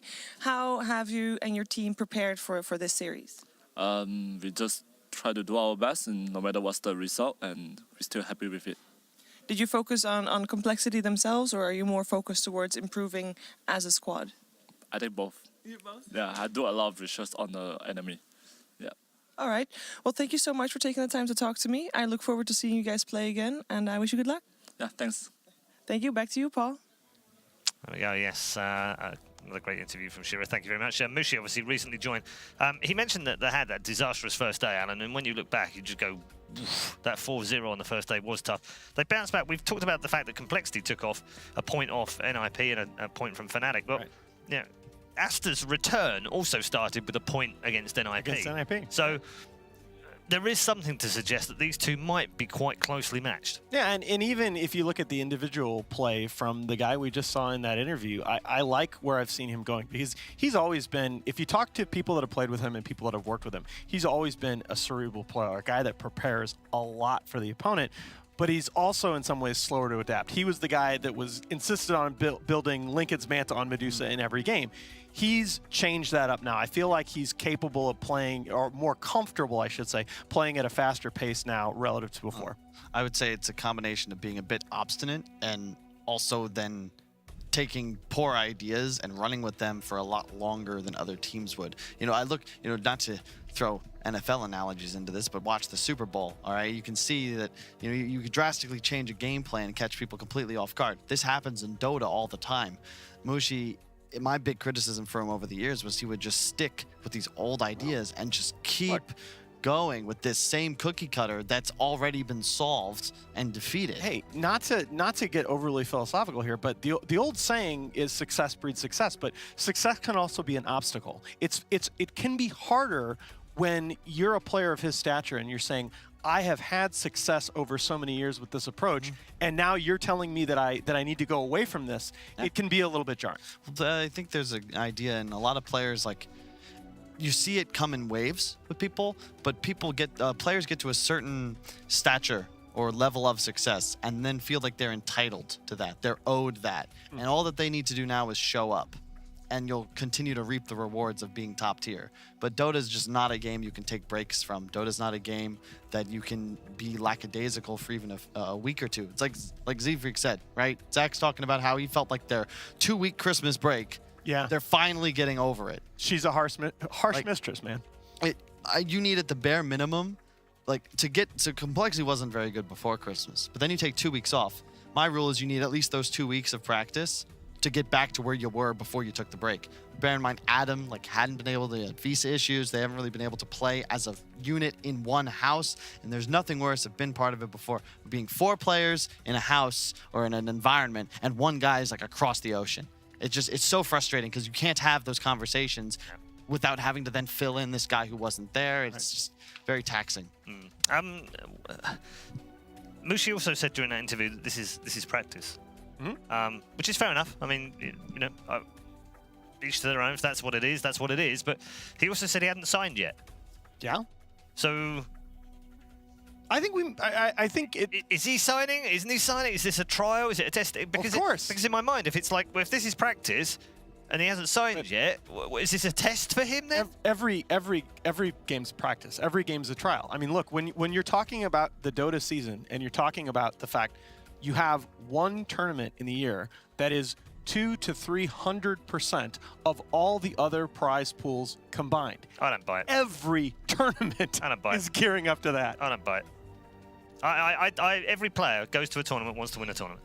Yeah, but they want to win that tournament to make them better for TI. Yes, they want to win that tournament in such a way that's going to make them better. We've gone down a rabbit hole that was not my intention. The intention is he hasn't signed yet, and they're using this as a practice. Fine. Yeah. Okay. Every other team is using this tournament as a device to evaluate their players as well. No. Again, missed the point. He hasn't signed yet. Okay. How are they using it as practice if he hasn't signed? Because what do you mean? So it's this a test. The team. Look, it's a test for him.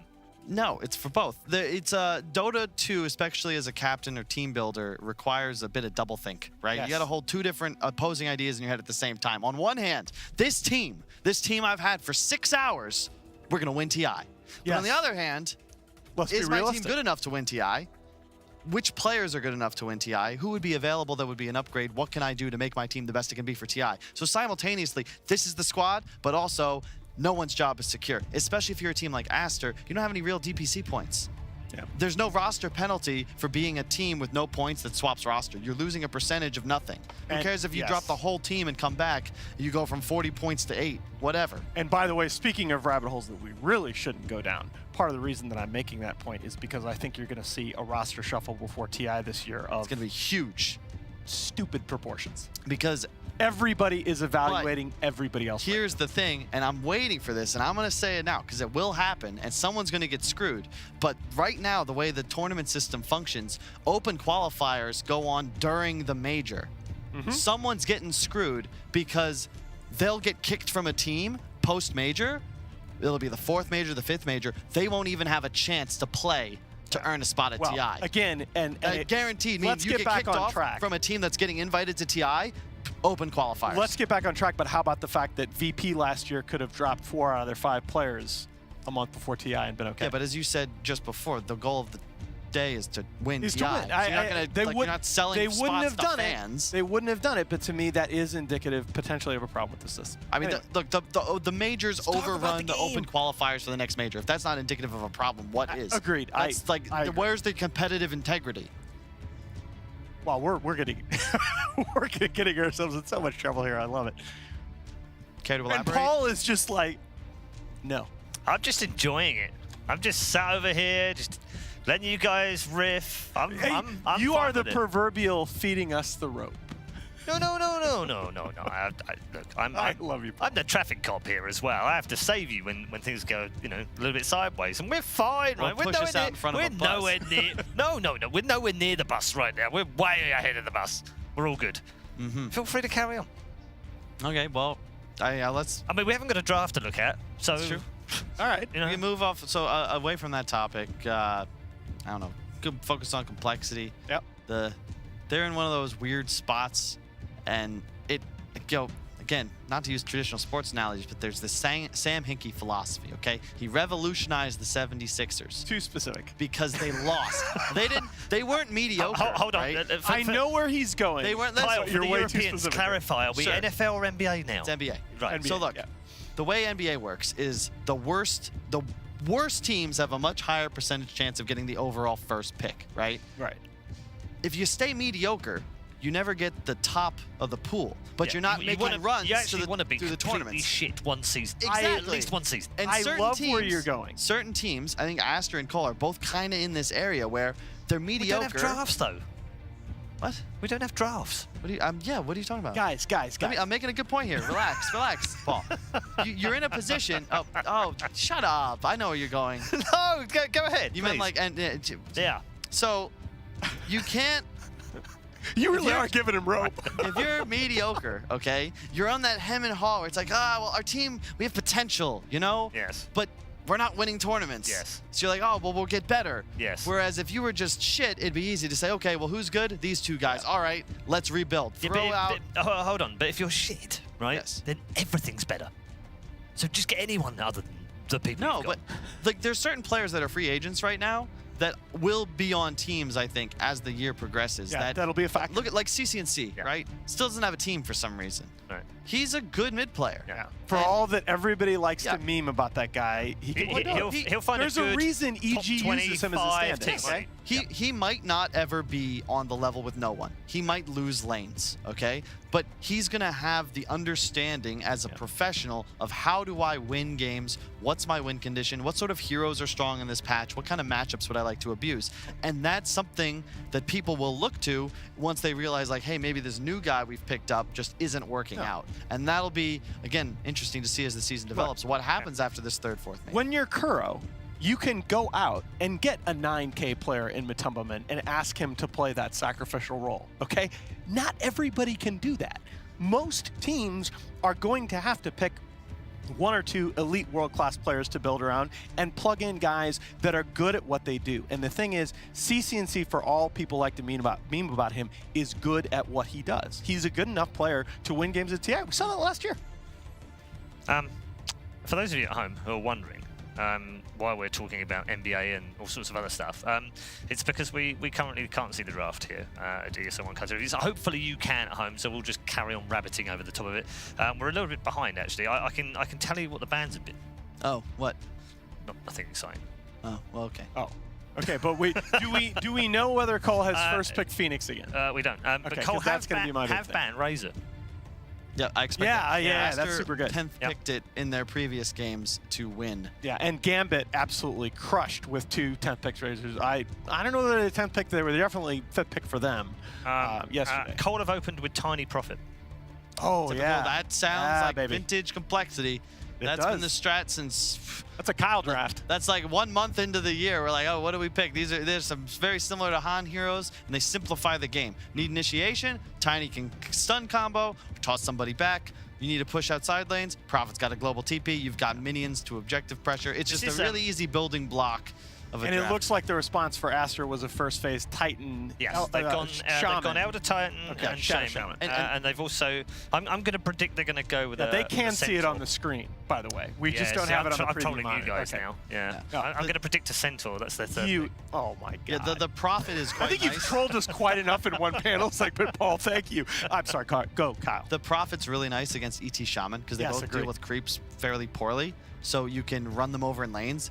Shaman needs 6 to really be able to do anything on maps. So you can hopefully take a couple tier 1s, accelerate the game state, try and get 2 tier 1s down by 10, 12 minutes. No, I'm glad. So I'm almost glad that we didn't have to analyze the Phoenix first overall pick because I know you and I agree on that, disagree on that.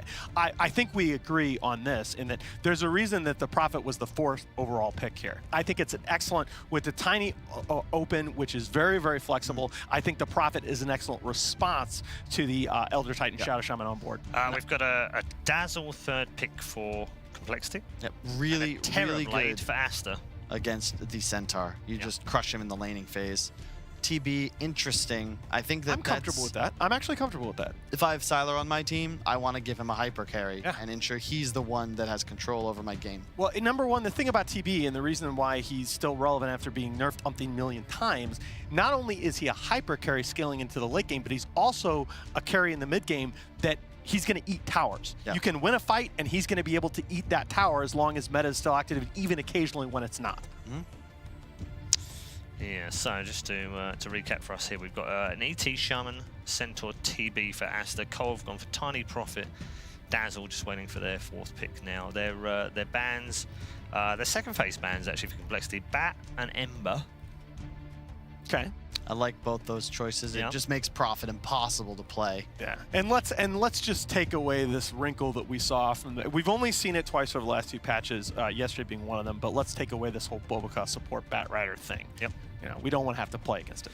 Aster have only made 1 ban on my screen so far, which is the Lone Druid.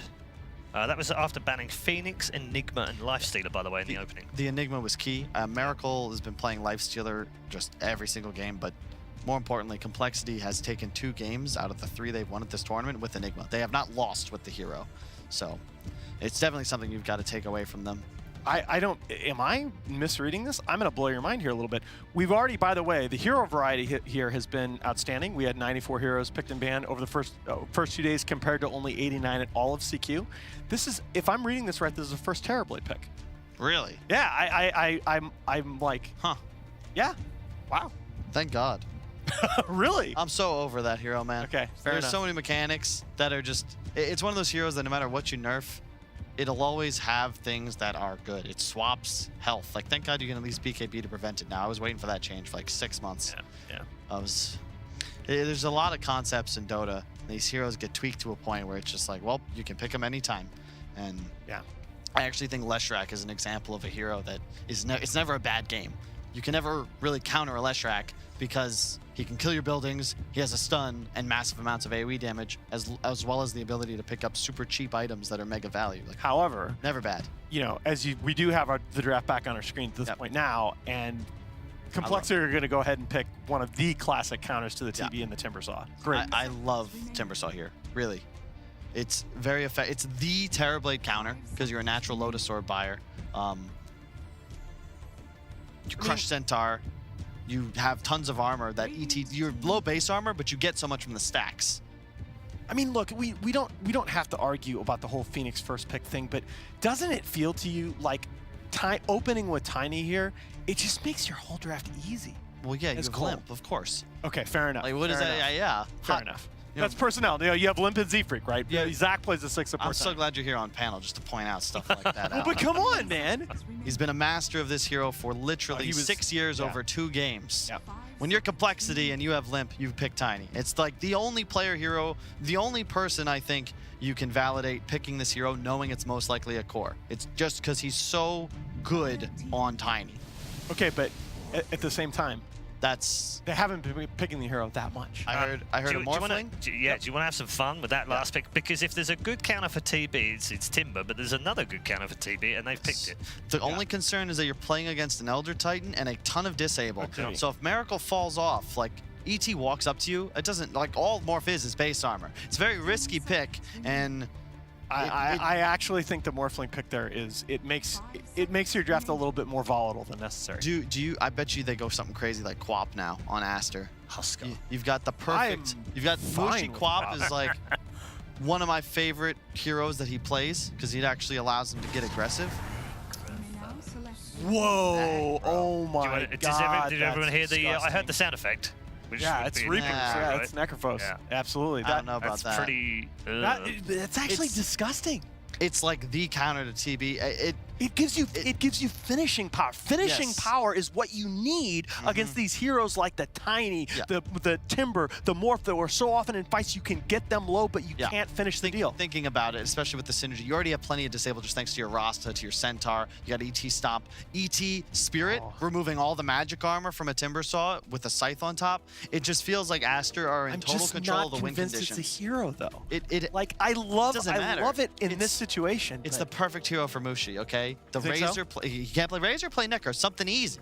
Something just sits in lane and hits you, and it'll probably die, but you have Siler Terrorblade, so it's fine. I am willing to ride or die. I love the contextual I'm not Necro, make but I'm willing to ride or die. Okay, okay. I thought it would be unfair. Because, you know, Fair enough. former coach, NA former bias, player, got it, bit got of NA it. bias in here. I love this draft. Just thought that would be a bit, you know, over the top. So we won't make predictions. Instead, we'll leave it to the game to play out. Remember, Complexity only need one game, as we'd have to our commentary team for game number 1. Ride or die. I don't really hear that too often with Alan and Kyle. I think in those two options, it's just they're both dead, no matter what. So who did they go for? Who was their... I think they were backing the Necrophos last pick. I think they really like that. Oh, I see. They weren't a fan of the last pick Morphling, nor was I. It seems really questionable against Elder Titan. It looked to me like they had such a big draft advantage once they had that Timber Saw. Yeah. And then the 5th picks almost switched that around. I think it's because Morph is one of the best ways to deal with TB, because you just become, you know, if you can't beat him, join him. Join him. You're just another Terrorblade on the map. Become TB numero dos. Where do you lie? This Complexity, Aster, do you have a favorite here? Let's say, do you have a favorite before the draft, before you look at it? I think, like, between the two teams, who I think is better, I think Cole maybe a little bit. I don't know, but Aster also upset Nip yesterday. Yeah. So who really knows, like, what their form is at. Then Aster's, like, the most confusing team. Like, they had good games against Nip, but they also got absolutely, like, 20 minutes stomped by DC. Or I guess they're not DC. They're just... Chaos. Chaos Esports Club. Chech. It is understandable that Aster is kind of a weird team right now with the whole Mushi just joining / maybe standing in weird sort of thing. But this is definitely a team that, given some of the players on the roster, should be performing better than they actually are as a team. Of course. Very I mean, similar it's both to sides. the forward situation, right? Yeah, but it's also like, I expect, the thing about it is, if you're a professional team, like, be professional, you know? Like, win games against people that aren't sponsored and stuff consistently. Like, I don't want to see Cole lose to, like, Flying Penguins and Team. You know, those guys don't have your infrastructure that you have set up. So, like, in that way, I'm a little bit disappointed. But we'll see what How do you think this matchup goes? The Timbersaw versus Necrophos for the laning phase? Like, obviously, Necrophos great versus Timbersaw later, but how do you think the laning phase goes? I think it's fine for Timber. Yeah. Because once you hit level 3, you have the 2 levels of reactive, and you pretty much negate all of his right-click. It's a little bit annoying in the beginning, just because, I mean, the 6 levels aren't high enough, and Limp probably needs a little bit more regen, which I think he's bringing over. Yeah, he's bringing over a salve.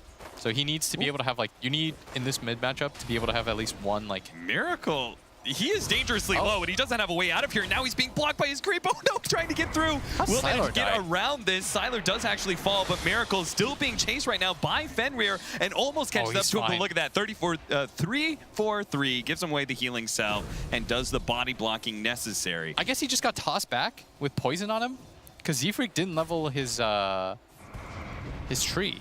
Oh, and he just sends Adam back. All right. Not exactly what he intended, but...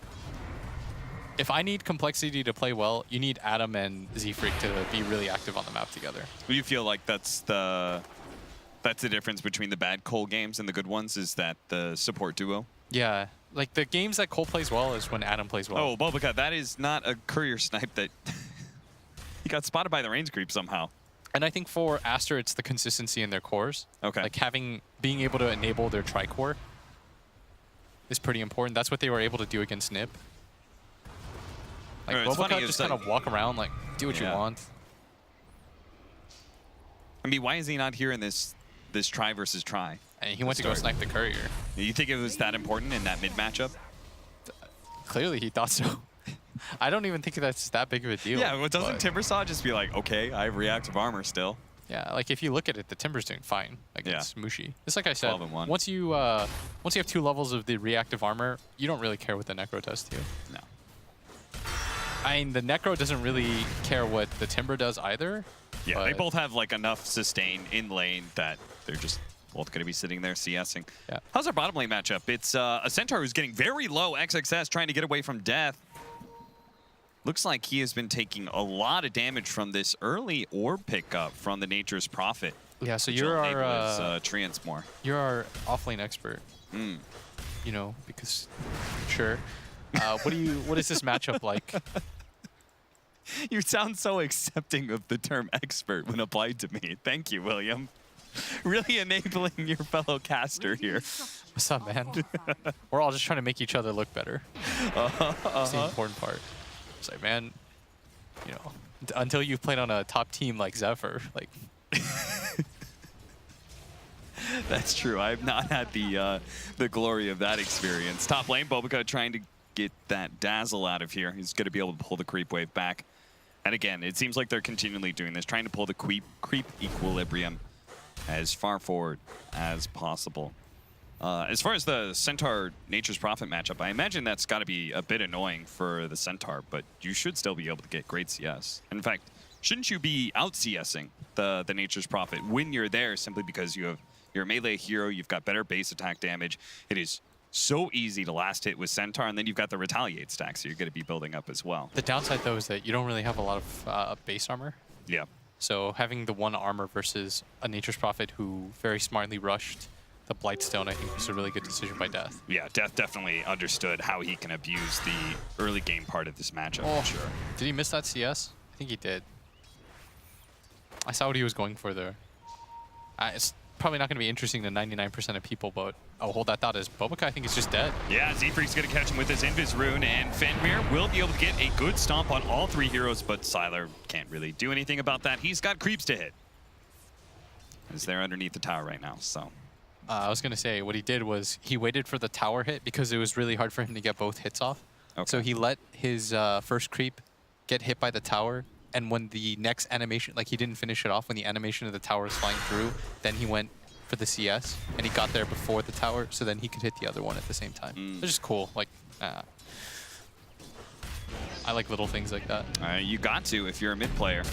You're going to be able to catch the Furion here. Bobica, after his death in top, has come bottom to catch out the Nature's Prophet. A great kill that'll enable the Centaur lane and also slow down this Furion. We've seen a lot of mid Furion recently in the previous patch, and we see just how powerful an early level 6 on Nature's Prophet with that Wrath of Nature. Ever since they changed it so it scales more damage the later bounces, it just becomes a monster in these early fights. Yeah, we saw that Vlad's Nature's Prophet. I think I saw. Oh, Death is going to be able to finish him off. And interesting.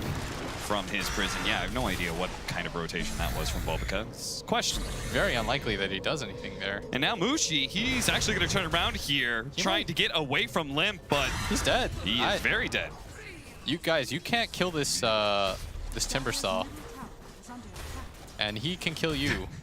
I mean, you and I both are support players, and I know at this point in the game, like, nobody's talking about ganking the Timber Saw. Nobody feels good about that call. My man, that guy has 22, 23 armor. He out-regens every single hit that you do. Yeah, you heal him over time. Your attacks quite literally heal him. They make him stronger. Support, your attack damage is so bad that the regen and armor you're giving him is beneficial to the Timber Saw. Some really Yu-Gi-Oh! Activated his trap card shit. Like, why? Whenever I see anyone try to gank like a level 7 Timber as like a level 3 support, I'm like, come on, man. There's got to be better uses of your time.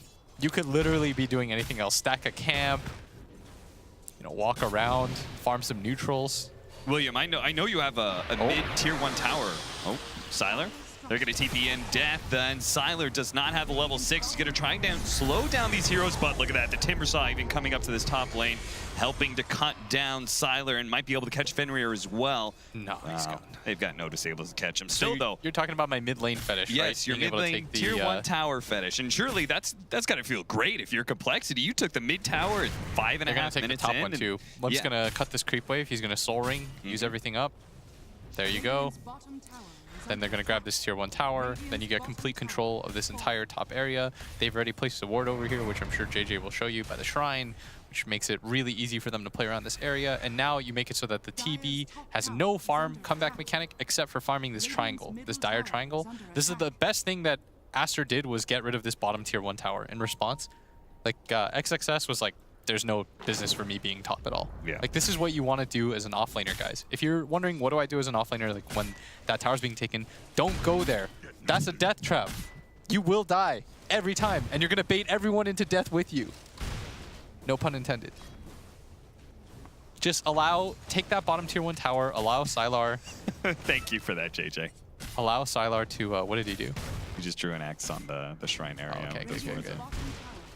Just allow Sylar to do his thing. That's how you catch up into the game. So what I'd like Complexity to do is smoke up right now, go in there, and get kills.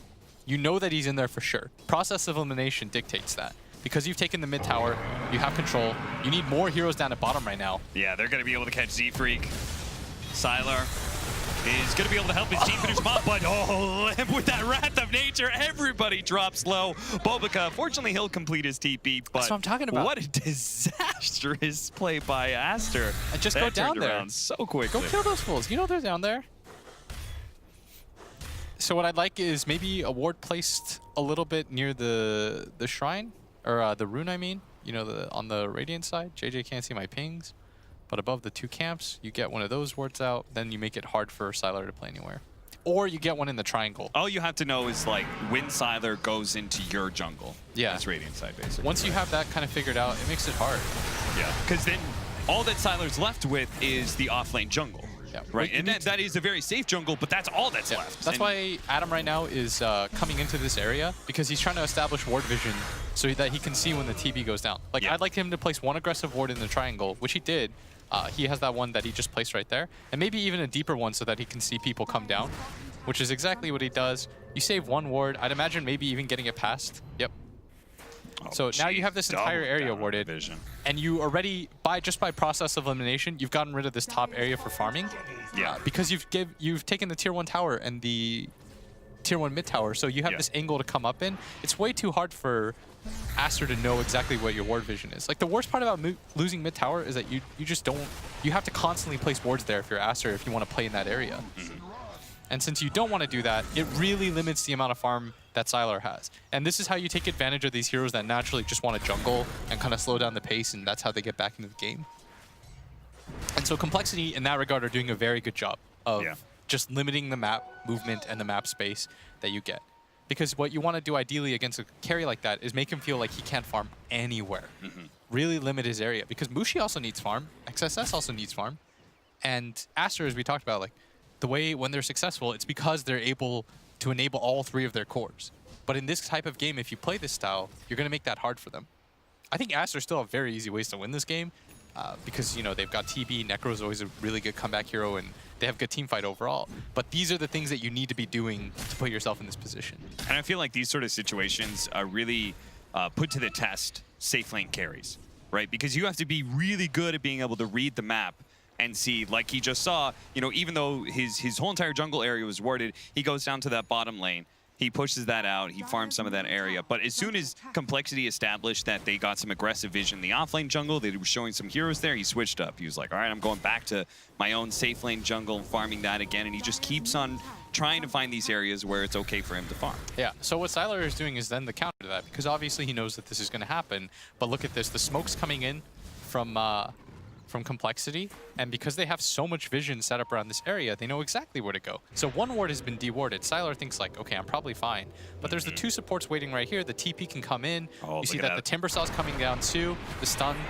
Nice Avalanche. They're going to try and blow up Bobica right away. They are going to be able to get the Stampede, and they couldn't get the Sprout in. And now 343 is going to be in trouble. The Stomp goes out. Doesn't really hit anything Nice there. Great Sprout block there from Death. And that was a 4-man rotation. Whoa. This is going to allow Miracle.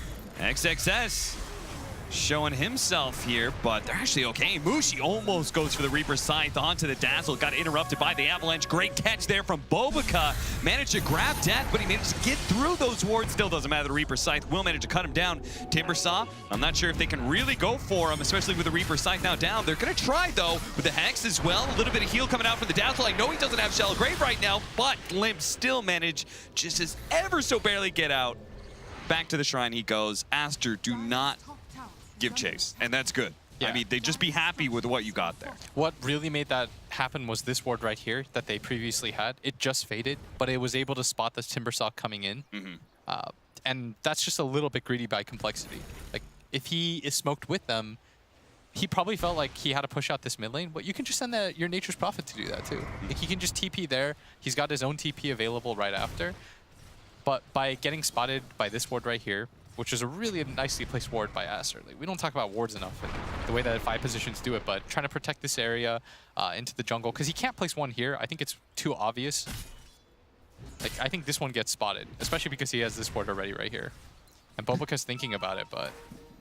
Shout out to our 3rd man of the broadcast, JJ, who's doing an excellent job observing and deciphering Blitz's wards are here. By the way, he plays the same ward. He plays the exact same ward. Yeah. Because it spotted the Timbersaw rotation. He's like, this is probably the safest way to protect my jungle. So I love wards. Like, the thought process behind wards on both sides. Because Adam placed that ward on the right side too, it makes this ward that's still in their jungle too, like 10 times more effective. Yeah. It's spotting Sylar out right now. It was like a feint ward. You're like, well, you give up one ward to give up the other. Yeah, you very rarely double down in vision like that, but vision of the offlane jungle is amazing. Fenrir's going to fall here.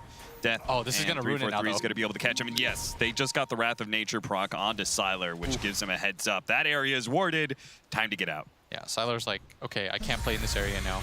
And now this is like a cat and mouse game between these kinds of mobile cores. It's like, where do I go? What places do I go? But Aster, I think they're giving up too much real estate, because now that you've given up the top tier 2 and the mid tier 2, Roshan is a very easy thing for them to go for. They've got Vlads, they can just make their morph go all the way to Agi. They'll take it in 3 seconds.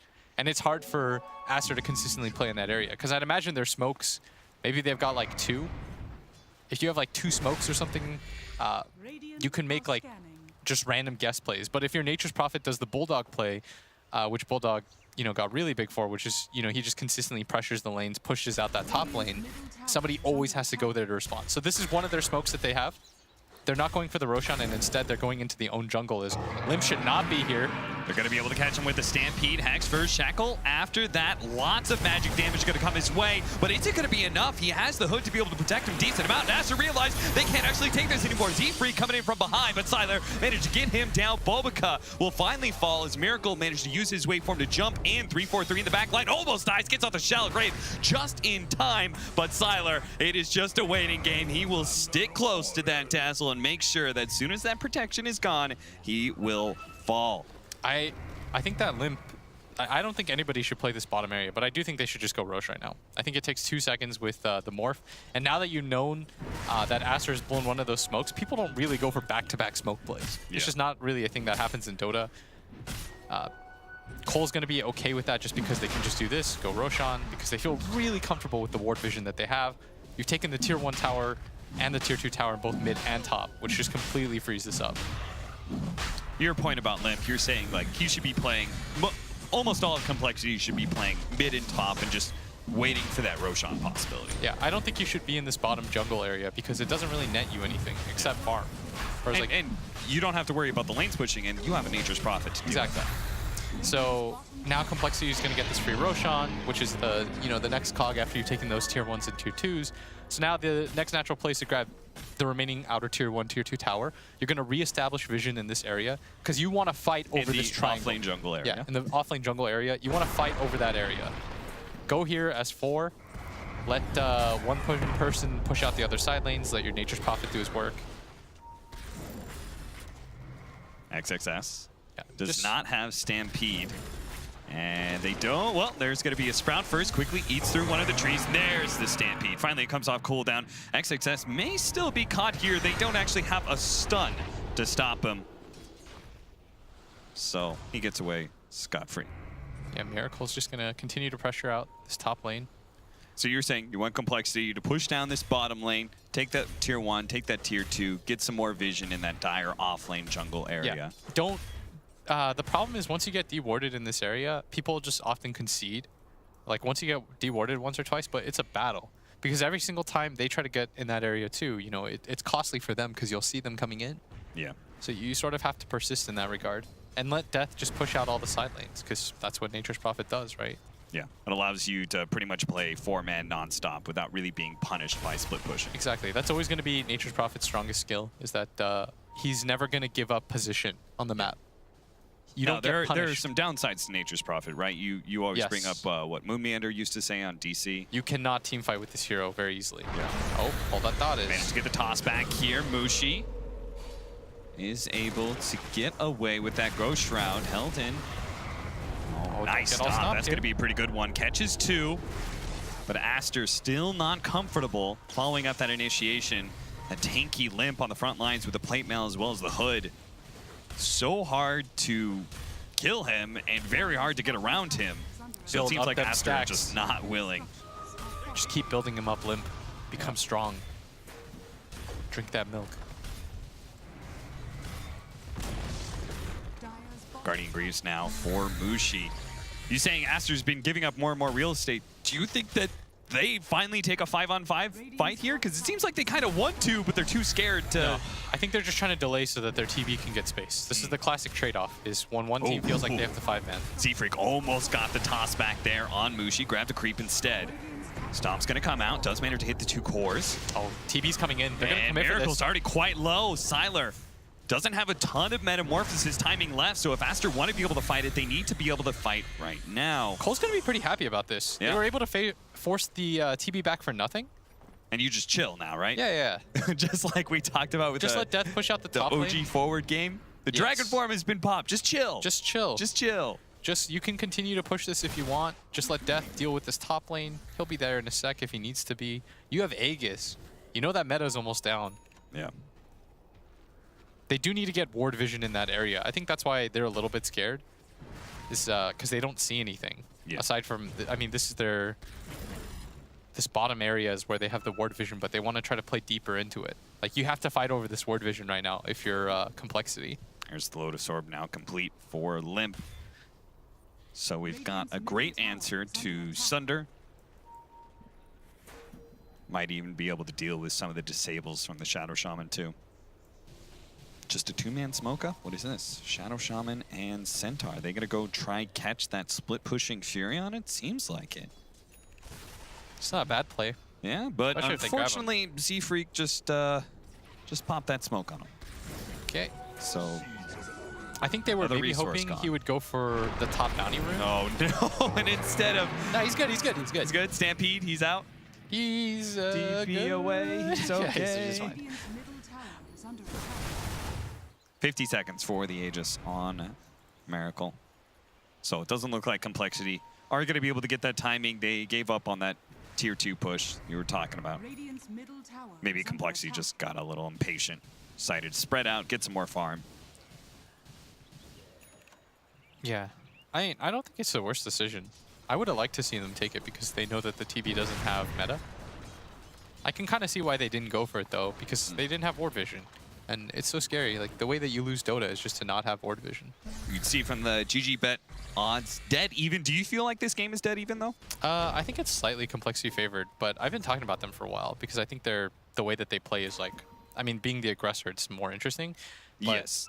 Like, controlling the game is naturally... Yeah. It's like a harder play, right? Yeah. So we should talk about the things that Aster's doing, right? Like, okay. For one, I think Sylar is playing like a beast this game. Like he hasn't been caught. Yeah, he has had a really rough laning phase, but he's taking advantage of the fact that he's got almost no ward vision. He has one ward on the map, and most of his team's D wards have to go into their own jungle. So this guy's playing relatively blind, but And he's he's still always trying to making create the right space. read, right? Yeah, exactly. Like he hasn't really been caught out. The play bottom was a little bit sloppy, but aside from that, he's been doing a good job. And Aster... Oh, from the high ground, look at that. Bobica finds an initiation. Unfortunately, there's going to be the shallow grave. Death is actually still quite healthy. He won't immediately die after this, so he's going to be okay. In fact, there's even going to be a sprout, maybe a bit of revenge from Death as Bobica tried to go on him. Looks like TP up from Bobica. That's not going to complete. That's one dead, two dead actually from Aster. The two supports as well as now Mushi going to be caught. No, that's a fast little chicken. Get away. Oh, Mushi's going to be caught by the stun of Miracle, and he will fall here. That was not the best play for them to make. And they keep trying to make these plays, but if you're not going on the Dazzle, playing Necro against Dazzle is the most frustrating thing ever. Playing Necro against Dazzle or Oracle just feels like you're not even a hero. Yeah. You don't have an ultimate. Sylar has committed for this. I feel like they should probably try to kill Sylar here. Does anybody have a TP? I think they all TP down to the bottom lane, which is maybe why Sylar feels like he could do this, but what a great sprout. Again, those zoning sprouts from Death been excellently placed. And they have to know, too, that without Sylar, like they don't have that kind of damage to make those kinds of plays, especially for as far deep as they were. I think they probably felt like they had to expand the map by going for that play at bottom. But without your TB there, it's very unlikely that you're going to win that fight or deal enough damage. Yeah, they were probably thinking the same thing you were, right? Which is kind of like, guys, we're playing so passive. Let's do something. Let's try and make some plays happening. Yeah, and that's the other cool part about Dota is that, you know, you can always talk about, like, from a third perspective. Oh, hold that dot is nice waveform dodge. Very dead. Dead man. He's just trying to run down lanes. Takes him a while. Finally, Miracle does get the kill. Yeah, but we can always talk about stuff like this is the perfect play to make, but, you know, human emotion, being antsy, those are things that happen as Mushi. Well, because here to bail him out, nice stopping the X. Timber Chain. Yeah, so Sylar is top net worth in the game. He's found space where really there wasn't a lot. So let's recap, right? You said what's up? Bright parts for Aster. All I remember was Sylar. Is there anything else? Is there anybody else on the team? I mean, Mushi's doing a pretty good job. It's just his again playing Necro against Dazzle or Oracle, so it feels bad. Yeah. Because if you don't kill either of those heroes, you know they're pros, man. Adam's not gonna miss that grave. Who's that player that missed that grave? Was it Funnick or something at a TI? Yes. Everyone made memes. Was it Funnick? I think so. No, it was Artstyle? It was Artstyle. Yeah, It was he's self shallow grave, right? Instead of rough moments. Yeah, happens to everybody. That's why I say should. Should is the operative word here. Yeah, but of course, mistakes happen. How about another bright part for Team Aster? They haven't tried to get too offensive, and I almost think that's a good thing because, I mean, they're just going to lose fights. They lost the laning phase, then they don't really have the heroes that can really fight right now. It almost seems like a good thing that they're just kind of like chilling out and letting Sylar do his thing. Games like this are always weird though, because what ends up happening is it's sort of like a Tinker game. You ever play a Tinker game where you allow your Tinker to try to like 1-on-5 for you, and if your Tinker doesn't do that, oh, they're going to run him down with a Stampede. This time around, it's going to be the Execute Dazzle first. Ripper Sight. Oh, they dropped the line. That's a bait. Nah, but what was I gonna say? It's like the Tinker dilemma. When you finally catch the Tinker once. Yeah. Yeah. Everyone's felt that. You know, when you have this asshole on your team that just farms for like 45 minutes pushing out lanes, and you're like, you better do something with that. They are giving everything to Sylar. Out of necessity, that's Sylar right now. Of course. I can't blame him. Is this like, this couldn't have been plan A? No, it was not. This it definitely wasn't. This was plan B or C. What was supposed to be plan A? I mean, plan A is never just to watch one hero farm. You gotta go way What are you down the talking list. about, Blitz? I play 5 position. That's my plan A every game. This is an NA Dota special. All right. I think plan A was hopefully that the lanes go a bit better. They set up some kills around mid. Death doesn't have as good of a laning phase, and they're able to defend their tier 1 and tier 2 towers with the combination of the ET plus Necro. Like, you just sit those 2 heroes in front. But Complexity got so far ahead so fast. Yeah, they took that mid tower off of like that really weird.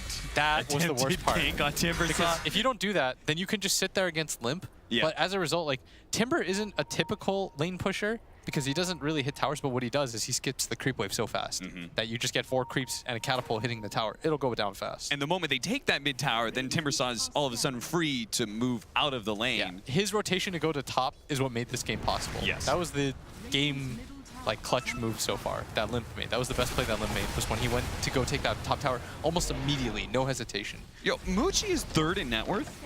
Yeah, he's done a really good job of just hitting creeps too. Good job, Mushi. XXS. He's almost at the same as the Morphling. How? What? All right, I don't know what Cole's doing, but like, you want to get back. Guys? I'm just gonna let a Terrorblade hit your tower, huh? Dudes? What's going on there? They really did not want to give up their offensive stance, and they really haven't yet. I mean, it's just Timbersaw and this They're Nature's trying to wait Prophet. for the next Roche. Try and control that area. You could see Z-Freak just tossed a branch over there. Oh, they're going to run See if he can into wake up XXS? Roshan. And Team Aster certainly didn't expect anybody to still be here like this. XXS will suffer a very nasty surprise. TB's really farmed now, though. He's got Manta, Scotty, Drums. Yeah. I mean, it almost feels like, I mean, they have a Morphling. Where do you think this goes late game? Like, who has the advantage? Wait. Is that our Timbersaw? He's in trouble. Oh, the Reaper side, that's not quite enough. Limp may still be able to get away. A long Timber Chain. Z-Freak's going to come in, running interference. Now Miracle's going to jump in as well. Limp barely surviving on like 5% HP. Trying to kill and now Timbersaw. He's back to 50%. He's going to join the rest of his team in finishing up this Roshan. Wait. That's a smoke. That is a sneaky little smoke. They're going to pop out of it. That was not the toss back, but they do have a haste rune on Z-Freak. He's still going to be able to catch the Shadow Shaman here. Bob Gazed, stomp from Fenrir. Maybe Mushi and him can still get out, but there's a sandwich coming. Oh, they're going to come in from the other side. Sylar and XXS, he missed the stomp. That's not good. Sylar tries to throw some damage in. Nice save, though, for Miracle with that Ethereal Blade. Limp as well, trying to stay out of the hands of Sylar right now. Needs to be able to get up into that high ground and will be able to do so. He's okay. Actually throws a Chakram back. Fenrir drops a little bit low. Z-Freak is still waiting for his opportunity to either jump in or jump away, and it's going to be the latter. It's going to just reset. out. You need a reset. The TB has used meta. This has now put Aster on a clock. Yes. Free Roshan for you as soon as that meta is down. Do not make OG's mistake. Wait out the big transformation spell. Just chill. So there was 2 buybacks used on the side of Aster. Should Aster go into the Roshan pit themselves? I think that's way too risky. Too risky. Yeah, and you don't have Necro ult this time. So if you don't you're have okay Necro with giving away the Aegis here? You sort of have to at this point. Okay. I think they were it was a really cool move by Sylar and XSS to come in from that side. They were trying to sandwich, but when you miss the Suntower stun, there's like no way that has effectively ended your... XXS is not feeling this game. My guy is having a rough one of this. Plus, Adam's positioning was really nice too, but Now they're going to go in to try to finish Roshan. I think Aster probably contests because they have an ET. So what do you do when you can't contest Roshan? I mean, it seems like Aster are going to try, but let's say hypothetically. I'm pretty convinced that they can't win this fight. There's no way, right? We'll see. They're going to stomp, trying to slow it down, but complexity. They've done this once before. Okay, Limp, has he gone a little bit too far? The Reaper Scythers are going to come in. Oh, there's that shallow grave once again. Now, Limp may still die here, just won't have that extra death timer, but sure enough, Team Aster do manage to cut him down, and now they have the Stampede 2. Death is going to be caught here. Big stomp comes out from Fenrir.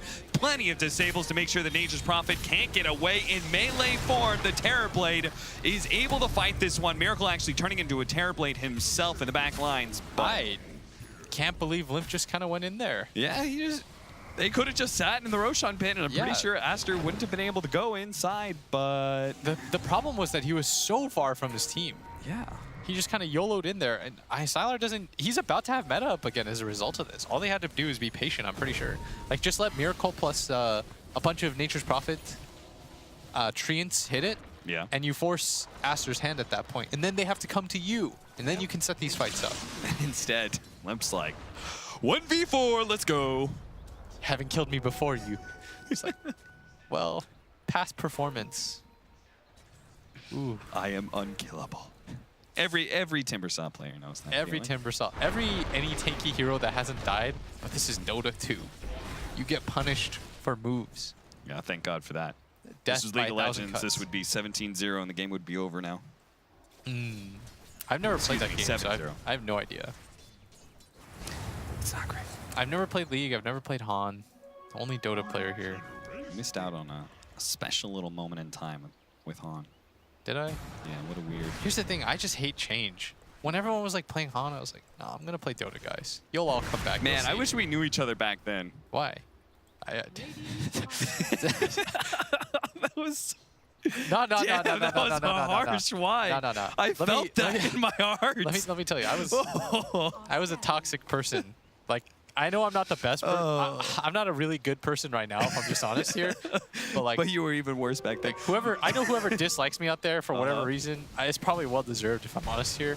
But back then, I was on a team with AUI and Frenzy, and I got kicked from it for being toxic. It's like we're all Those cool now. Those guys are so nice. Oh, I was not. I was. Anyway, my point was, I also did not want to make the transition from Dota 1 to Han. My team literally split up, went to Han, and I was like, what happened? Oh, hold that thought. They're just going to get a free kill on Z-Freak, and now Complexity are kind of... Roshan's... All right. Roshan's just free now, I guess. I mean, Limp, or Z-Freak doesn't have buyback, and they've dropped wards for this too. It looks like they're going to try to go in for this, but I don't think they have the disable. But at the same time, can they really give up Aegis and Cheese to a Terrorblade that is... I don't see any way you can fight this, because the Centaur stun negates any sort of... They don't really have stuns without Limp. Yeah. Or without the Z-Freak. I keep making that mistake, sorry. You just don't have any teamfight without him. I feel like they sort of blew their timing, Austin. Yeah, they threw this game. They just kind of let the TB... It wasn't even that. It was when the TB had meta down, I feel like you really just let the two heroes sit in Roach Pit and fight. And now I think the game is a lot more complicated, because your timing window was predicated on the fact that, you know, your Timber was unkillable in a 5-on-5. Yeah. You have double pipe, or you have a pipe on your Nature's Prophet. He has a hood active. He's going to be really strong. But being able to put out damage is one of the tenets of going late game, right? And their ability to put out damage is hard, because they only have this one stun. Whereas for Aster, I mean, you're seeing how good this Shaman looks in this game in comparison to the fact that, like, nobody else on the enemy team has a disable. Yeah. It's like the game where we saw OG with the Ember Spirit. It's like, Ember's not the best lockdown, but next to absolutely no lockdown, he looks amazing. Yeah. And a Shadow Shaman that has reached this point where he's got level 15, he's got an Ether Lens. It's a big difference when you get an extra 375 cast range.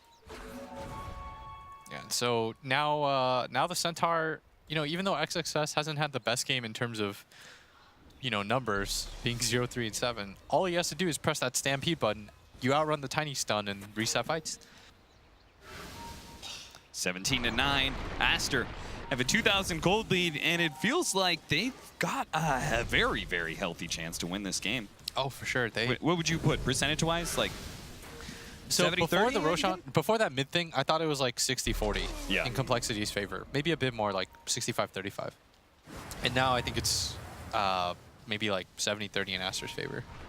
It just looks like very difficult. I'm not sure what the next stage of the game is. You know, Yeah. like I don't know what point the Morphling reaches that he's strong enough to be able to contest Necro TB with, you know, again, as you're pointing out, no stuns on your team. So the cool thing about, I mean, the best thing about Dota is like, you know, there's always human error and stuff like that. So even though we were talking like Complexity was winning, which they were, you know, as an analyst, I'm never gonna like say 100% Cole has won this game. Like when you press earlier, it's like they have an advantage, but you know, Aster, they did the correct thing. They just chilled. Yeah. Siler's like, guys, I'm like actually just farming everything. No one has touched me. He hasn't died since they killed him in the beginning of the game. Yeah. That's what I'm saying. Like since the laning phase, he's done such a good job of just finding farm. And it's not even like they had vision for the majority of this game. I saw they have one ward for 20 minutes. And will happily take some of these Serpent Wards, gets up to his full reactive armor stacks. And he's going to try and slow down this push from Aster, but double Siege Wagons is making short work of this tier 3. It's going to fall, but Z-Freak managed to get the toss back on a Siler. If they can blow him up once, that'd be fantastic, but a Force Staff actually gets him to the other side of the cliff. Sunder? He turns around, threatens the Sunder on Limp, but doesn't actually commit it. Mushi is now going to be able to get away. I believe that was his Force Staff that bailed out Siler. What a great play by him. Dick. What? Siler just, I always hate when people sunder he's just supports. sundered Bobica? Like, dude, that guy's life matters. You don't think Bobica wants to play Dota? He's got Tranquils. That's true. That's the only You acceptable. don't know. That's you the don't know only their acceptable. relationship.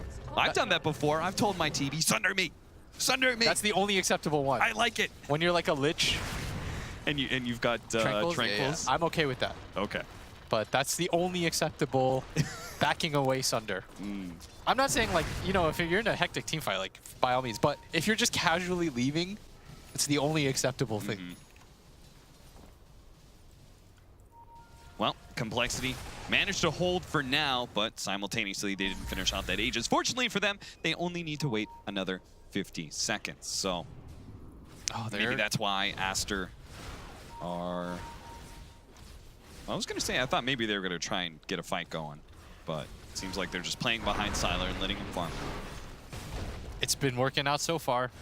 It's so weird because Aster just hasn't made any moves this game, but they're just going to win. They made like 2 disastrous moves and then like, I guess we won.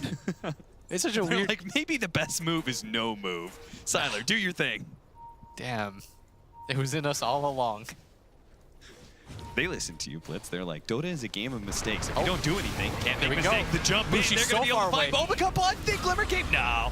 They had the vision down. They're going to be able to catch him. Shallow Grave is going to be able to save a little bit of time for death, but I don't think he can actually TP out in time. In fact, he can't. Siler managed to bring him down. Nice stomp from Fenrir. A better ultimate, too. That's going to be able to... Whoa, jeez. Z-Freak, he's gone. And now Limp is stuck in no man's land. Activates that Bloodstone, but the regen just isn't going to be enough. Aster, big win, team fight, and now they have the opportunity. Well, maybe they can actually just go into high ground because unfortunately Miracle has pulled the creep wave. He's pulled it so far back. Oh no. You know what this reminds you of? This is such a weird game because I think that was the only team fight that Aster's like won. For even the one where they killed Limp, they only killed him. Like nobody else from Complexity committed. Yeah. And they've gotten like these random pickoffs. But this is like the first like hard team fight 5-on-5 that they've won. And it might just be enough. They're just going to march down this lane, and with 3 heroes dead, and Siler knows that he's just the big boss of this game now. He's almost completely 6-slotted. He's got drums, so I don't really consider that, you know, a ultra late game item or anything, but he's done it. He can still grow. Time to force some buybacks out of Complexity. That's going to be Limp as well as Z-Freak using theirs, but they also don't have any catch. So they buy back, and yeah, sure, they stop the bleeding. They're not going to be down 2 lanes of racks, but they don't kill anybody. Aster get to back up for free. In fact, they're going to be cheeky enough to take the Shrine on their way out. They're not scared of Complexity at all. No, I think that team fight taught them everything they needed to know about the game. And that's, you know, good teams adapt. They're thinking to themselves, well, we couldn't win team fights before, but now we can. Like, the fights are so easy because they know that Stampede is the best get out of jail free card. Oh, look at that. See, you were talking about Sylar, the selfish Sunder. Mushi's a team player. He gave away his cheese to Bobica. Will commend after game. Does he have a, what is that thing? The statue? Yeah, I'll hit that commend button. The whatever those are called, indeed. The effigies. Oh, he doesn't have one. All right. If I see one next time from him, I'll mash that button. All right, so Cole. Five-man smoke up. They're going to be able to jump on a Sylar here. Can they blow him up inside? They almost got it. A little bit more. They do get him. The Chakram. Pull back from Limp is going to be enough. And now, go down mid. Make sure Death is actually going to be able to find more. An aggressive teleport in. He's going to be able to catch Fenrir. He may give up his life for this one. Now the Reaper Scythe is going to come in. Death again, the Shallow Grave. And look at him. He's going to dance his way back to the fountain. TP away, and he's good. Can Limp get out as well? Looks like he's okay. What a 4-step up to the high ground. Seed Freak. No way. All of Complexity get out. Okay, so somehow now they have a win. Sylar, who hadn't died once since the beginning of the game. That is a costly death. Yes. Because even though you're 7k up, buybacks are what matter in Dota at this point. The Morph will take your base so fast. And what a swing. So now the 70-30 I said, I'd say it goes to like 65-35. I say it goes to like 60-40 now. So still in Aster's favor. I still think it is in Aster's favor because that was the ideal situation, right? Yeah. They killed the TB, 0 support on his side. And again, much like most of the game, they don't have to do anything at this point. They can just sit on their high ground, and that win condition that Complexity have will evaporate eventually. You just need 7 minutes for that buyback to come out. What you have to do now is, whoa, Fenrir a little far out here. Z-Freak does have the Avalanche now. Nice 4-staff. Again, Mushi bailing out his teammates. Chakram, oh no, he's going to be the one tossed back. Fenrir does manage to get the stomp away. Mushi is going to be able to get the ghost round, keeping himself away from those Morphling right clicks. And now the Stampede going down. Complexity back up a little bit. I bet you wish you had that cheese. Okay. So that's something. So that's crazy. Complexity can wait for Roshan. Yeah, right? There's so much time. So now, because of that death, this has had such a big ripple effect. Now you can just go for the Roshan, and if you force Aster out and they use inopportune buybacks, the game might just end in your favor now.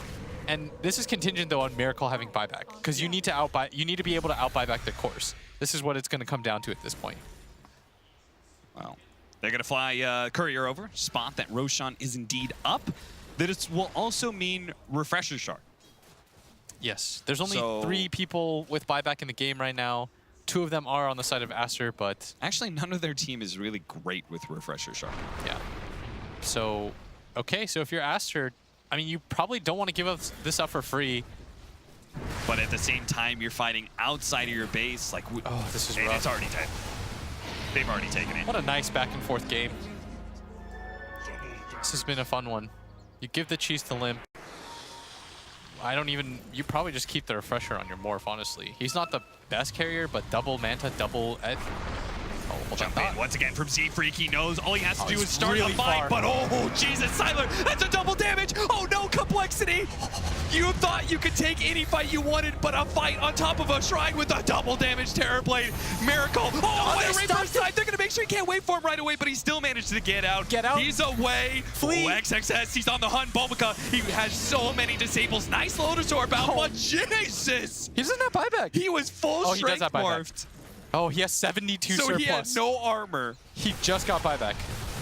Okay. So he has buyback. They can hold this for now. They won't have the tiny up for 3 minutes. What a game. This crit pickup from Sylar, by the way, I just love it. Oh, the it was Daedalus such a smart choice against the... Right, so Miracle goes to the buyback. He still has the refresher, to my knowledge. Yes, he does. So we can... Aster, are you going to try and go high ground? I don't think so, right? No. You go back to the old, let's just get our buyback on Terror. Wait the 4 minutes. The TB will have buyback. The cool thing about buybacks is, like, there's very designated timers, right? It's now the TB plays around his. You just wait if you're Aster, because you know it'll come up before Miracles. Like, you know very much when Miracle You can will play. have a 4-minute window And that is massive because now it allows you to play on the map, and now it switches the game. So now Complexity, once again, like most of the game, they're in the position where they have to make moves. Yeah. Right? And what Cole did there was, it was the classic, we have Aegis, any fight is a good fight. Yes. It's not even that bad of an idea. It's just a lot of teams make that error thinking like, oh, well, we found any sort of initiation. I'll toss somebody back. Even if I die, it'll be okay. But fighting in that shrine area, having to go high ground, filtering heroes in one by one, there's no easy way to approach that fight. And even that, maybe that still could have been okay if it wasn't for the fact that there was a double damage on Sylar. Like, that just sealed it. Like, instantly, it was like, okay, that's not winnable. Yeah. I'm just trying to say that you can explain all of these moves. Like when Sylar died, he was trying to push in the mid lane. He thought that, you know, he was safe probably because they were trying to go for the Roche area. When, you know, Limp goes in, I'm assuming he thought like, well, I'm unkillable this entire game.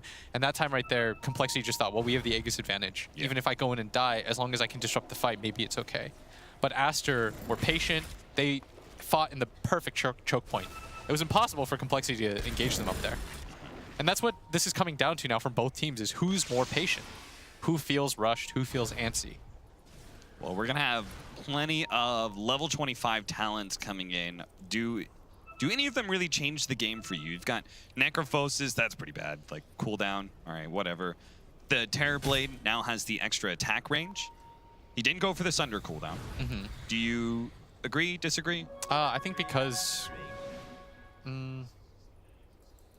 Maybe he thinks because there's not a ton of disable and burst damage, he's okay without.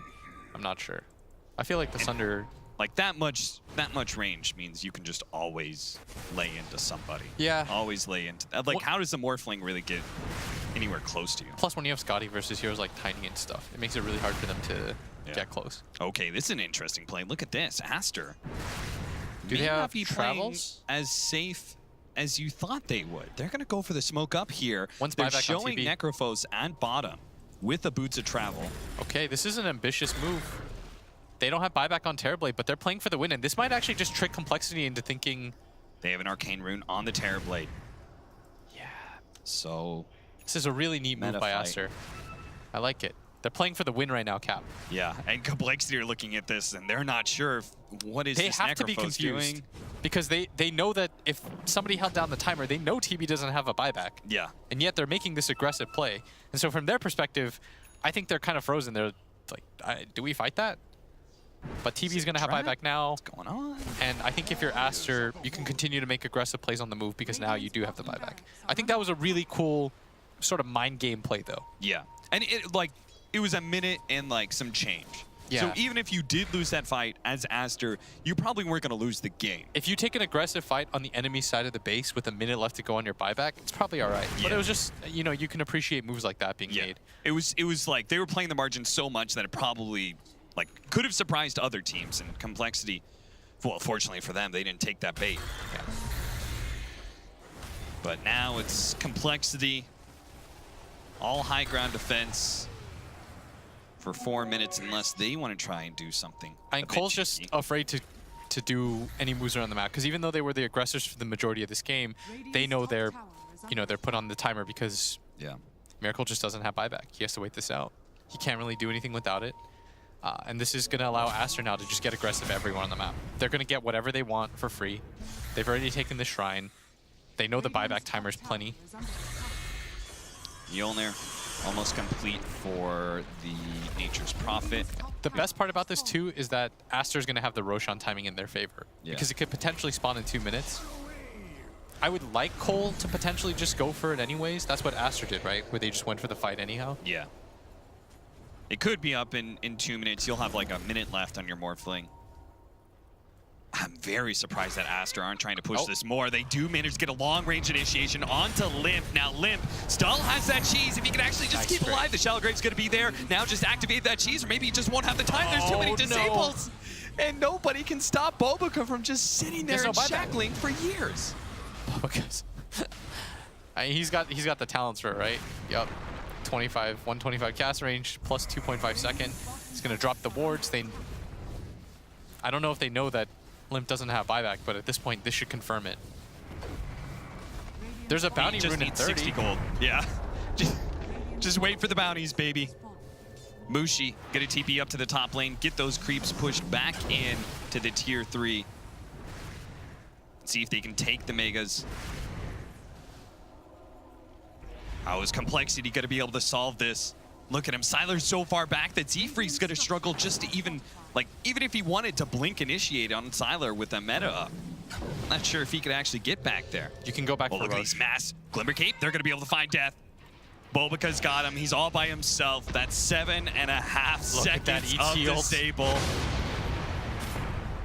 Dun dun dun dun dun dun. Oh, okay. Set it up again. Next round of Shackle, just let him sit there for a while. Interesting. Think about what he did. I mean, hey, they weren't able to get a Megas. regen for Bobica. Oh, look at that. That's neat. Z-Freak TPing out. He's gonna be okay. Double damage for Sylar. You probably force a fight with this, right? And 60 seconds on meta though. 80 seconds on buyback for Morph though, and 2 heroes down. I think this is not the worst opportunity you could ask for. But you lose the fight, you could be losing Roshan too. That's true, but no. Nothing ventured, nothing gained. That's not Aster's motto whatsoever. Just a DDTB, I feel like you have to go for this. There's 2 heroes dead. You can force a buyback on NP at the very least, and then you can make your decision after that. Look at how fast he takes down that tower. All right, he's gonna buy back now. Sylar, you gonna back up or are you just gonna keep going? He's gonna BKB and just take Megas. Woo, that's so much damage. Limp and the rest of Complexity now need to force a fight, but how can they catch these heroes? They're just gonna stampede away. Limp can keep chase, yes, but he doesn't have any disables Limp, really to slow him down. And now, maybe he's too far forward. Oh, Limp, is this happen again? Z-Freak's gonna try and come in. Avalanche, there goes the cheese. He does manage to get the full health this time around. Refresher Shard used by Miracle as well for a fresh round of BKB and blows up Fenrir. Limp, gotta be careful of Sylar here. They're gonna try and stay away from that Terrorblade who's used Metamorphosis and see if they can re-engage sometime soon. That's going to be Z-Freak finding another opportunity. Death also teleporting in, but now Sylar's going to play inside of the Roshan pit with that long meta range. But again, Complexity, they just can't decisively take this fight to Sylar.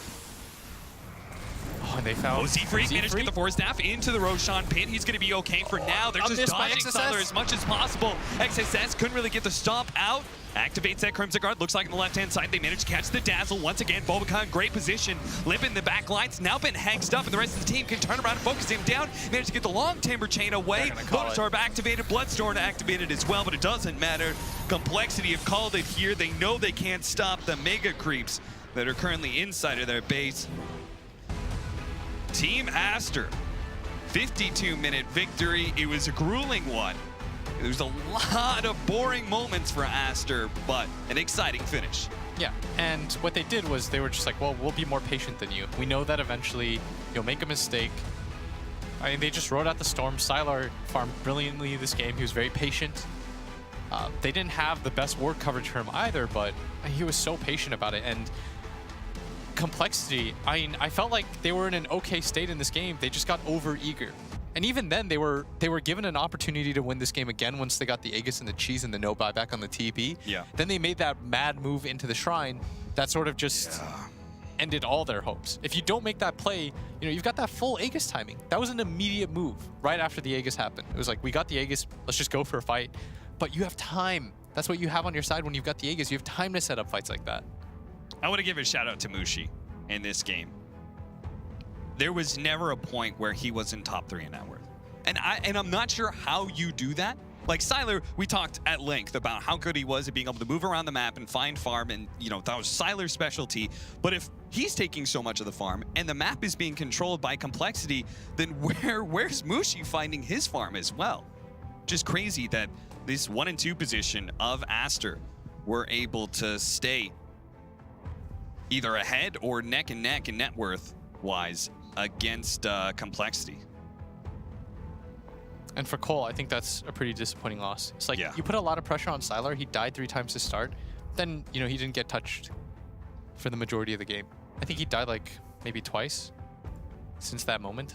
It didn't really affect things. And Miracle had a pretty good game. He was 6-2 and 7, but you're just never going to keep up with TB's farm at that pace, right?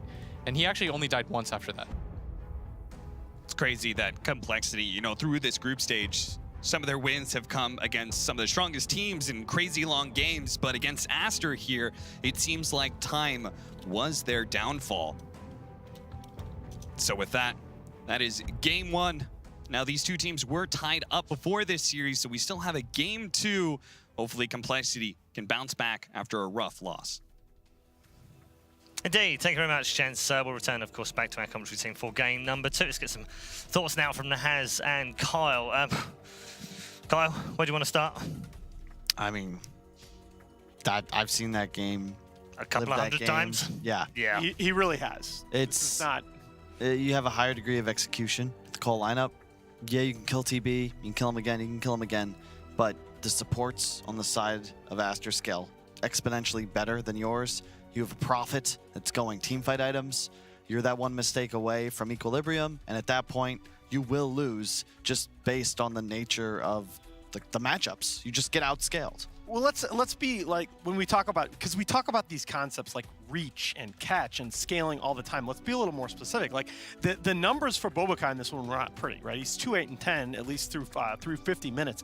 But when you talk about a Rasta, we reach and catch. He's like a range extender, man. I mean, this 11 seconds of single target lockdown, all of a sudden it feels like you have so much time to get your other cores in position to convert these kills. Yeah, and it's the ease. It's the same one we saw in the Mineski forward series, specifically that game 1, where the draft from Mineski is such that they're not like they're out team fighting you, they're out damaging you, and then they have this ability to just poke, throw out an X, a torrent, a stun. Somebody's gonna die. That Rasta gives you the exact same, where, you know, Limp Timber Chain's out of base, and immediately he's hexed. And now Cole's, you're in a spot where, yeah, you can grave him, but he's getting locked down for like 20 straight seconds. Yeah, I mean, so you just let him die. There's nothing you can do, and you have one hero that can actually make plays, and that's the Z-Freak Tiny. And there's just nothing you can do once it's that late in the game. Baboka's not going to get picked off at the onset of a team fight. I still feel, though, like we're talking about this game as if it were some kind of foregone conclusion. I think Cole had a window here. Aster pushed a couple of fights early on onto the Radiant side of the map where they weren't able to convert those kills. Part of it was that Fenrir did not have a point in aura at level 4, so they missed a kill on Timbersaw early, and that gave Cole a real window to get onto that dire side of the map. But the problem, Caster said it several times with this kind of lineup, you're just almost by definition on the clock. Yeah. And you're also putting your eggs in the basket of a hard carry in Morphling who does not want to be playing against an ET in the late game. No, definitely not. And that's why it was such a questionable pick in my eyes, because you already are in a position where you're not outscaling the enemy lineup. And it's nice to have a Morph versus the TB, sure, but they have a last pick Necro that helps to identify and deal with that win condition. And in addition, there's an ET, as you said. So you're not doubling down on the part of the game that I feel like you need to if you're going to actually win this game. You've got to go all in on this concept of we have Furion, we have Tiny, we have a Timbersaw. We're going to get ahead. 20, 25 minutes, we're going to try and win this game. I'd rather see, even though it's a poor matchup, like a Jug, right? Same thing. Now, I have that here in my head. Now you can buy a Yasha into like a Maelstrom, and you're all of a sudden playing top lane. They have no BKB piercing disables except for the Scythe. You're going to be able to spin, get away. Like you apply tempo, the healing word with the Timbersaw.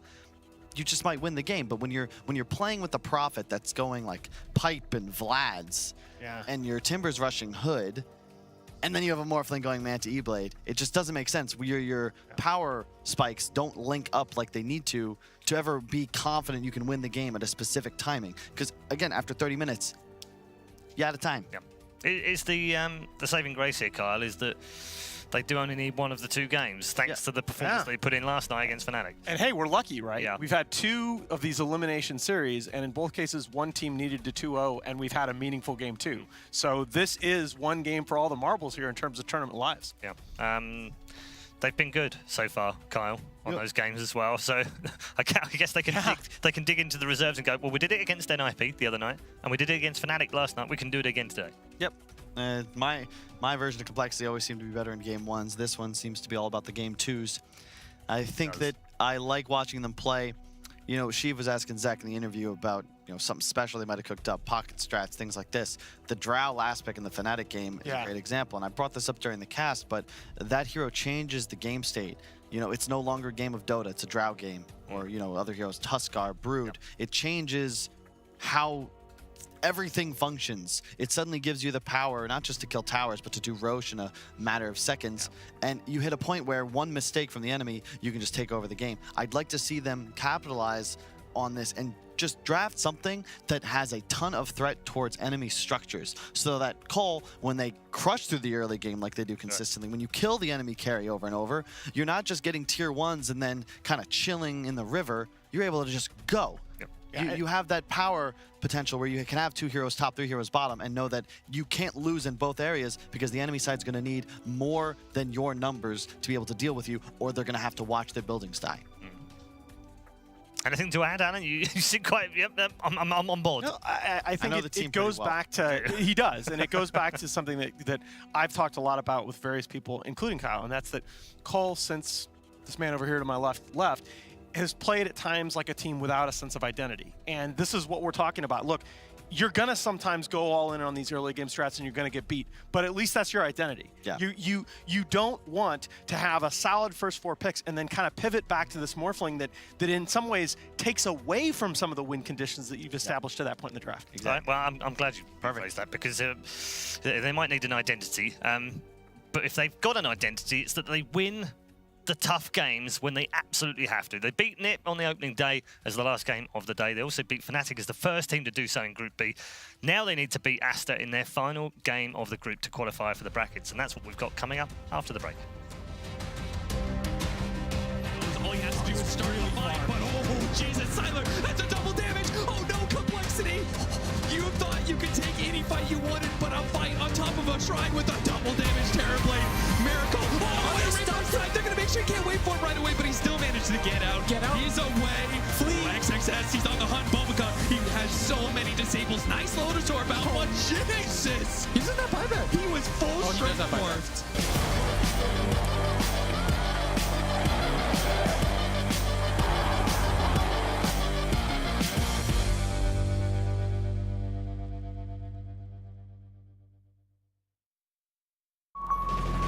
This arena is about ready to explode.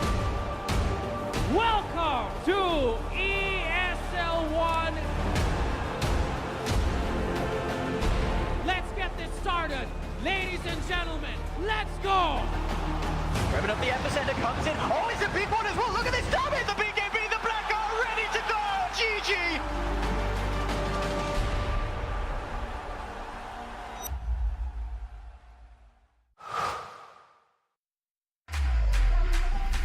Think he can't shine through the dark? Stream a Roshan Steel in high resolution? And record a play for the history books?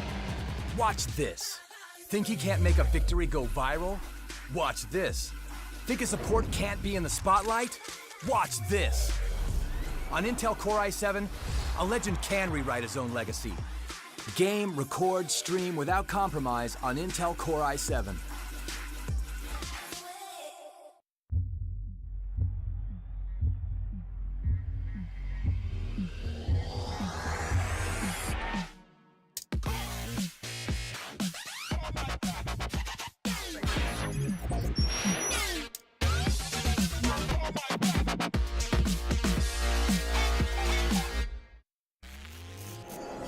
Remember where it started.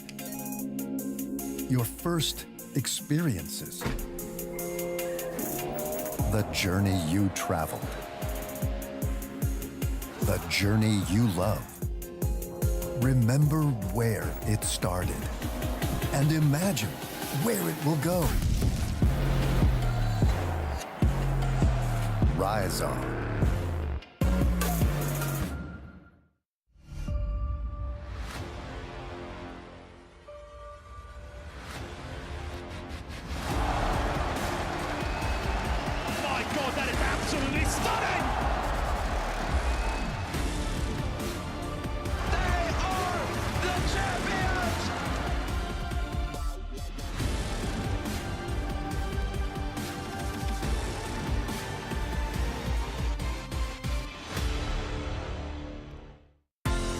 You're not weak.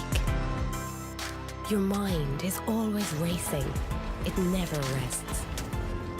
So let the earth quake as you break through.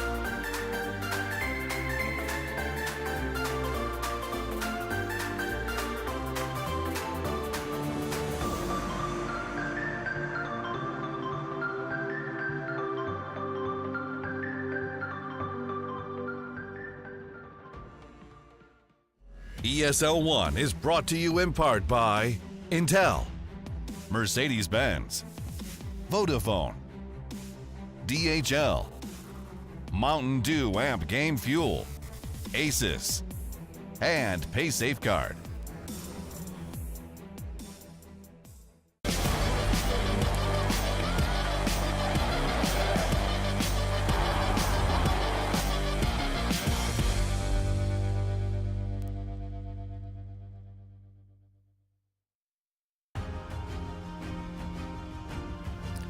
Welcome back, everyone, to ESL 1 Katowice. At the end of the group stage is nigh. We have just one more game to decide who's going through, who's going home, who's going to the upper, who's going to the lower. But things have become a little bit more clearer through the break as well, because the 3 games going on right now, we've had a result from every single one of them after the first game. What it confirms is Fnatic will finish top of this group. They've won the opening game of their particular match. Chaos have also won the opening game of their game, which means they're now almost assured of second place. NIP can still catch them and tie. There's still a tie thing going on there, but Chaos have beaten Alliance in the first game 1-0, and NIP 1 down to Fnatic in those games. You can watch those over on the B and C stream. We're going to focus on our game here from Aster versus Complexity, because as Alan rightly said before the break, we've been very lucky today, because we could have had 2-2-0s and the second games could have been like kind of pointless, but instead it's all the marbles for game number 2 between these two teams.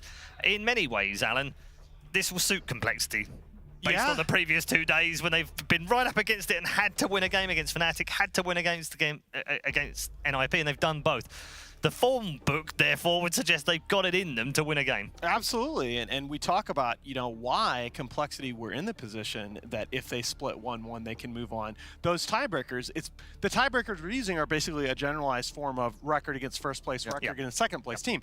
Cole will be moving on if they win here despite the tie, because they took games off the top 2 teams of the group.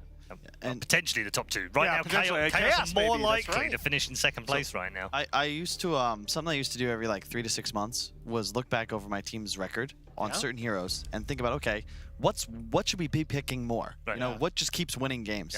And historically, I don't know what's changed in the last year or so, but the 2 heroes that we always had the most success with on Cole were Enigma and Leshrac. Yeah. And these 2 heroes are now super meta, and part of that is because if you think about the concept Complexity is utilizing, this pressure in the early game, quick towers, win the game fast.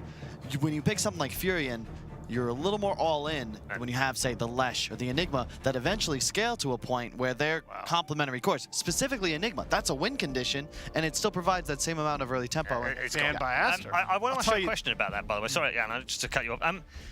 I find it fascinating that players, particularly captains, will continue to pick heroes that we look at the stats and go, they're really bad on these heroes. They've got a record of 2-17, right? But it's because A, scrims, yes, but B, it's a feel thing, isn't it? Because when you're in game, you might lose a match, but you might go, actually, the Enigma wasn't the issue in that game, or the Leshrac wasn't the issue in that game. It's a feel thing, right? Sort of, but it's also that you don't, as a spectator, it's impossible without having worked with some of these teams to appreciate that those feels are based on a lot more information in the background. Absolutely. Than you think. They're based on scrims, they're based on just talking to your players. It's not even just that, but even teams, you can play the games, you can play the scrims and still not have a full understanding of why you lost the games, right? Let's say you scrim Liquid, they beat you 3 times. You review, you go over it.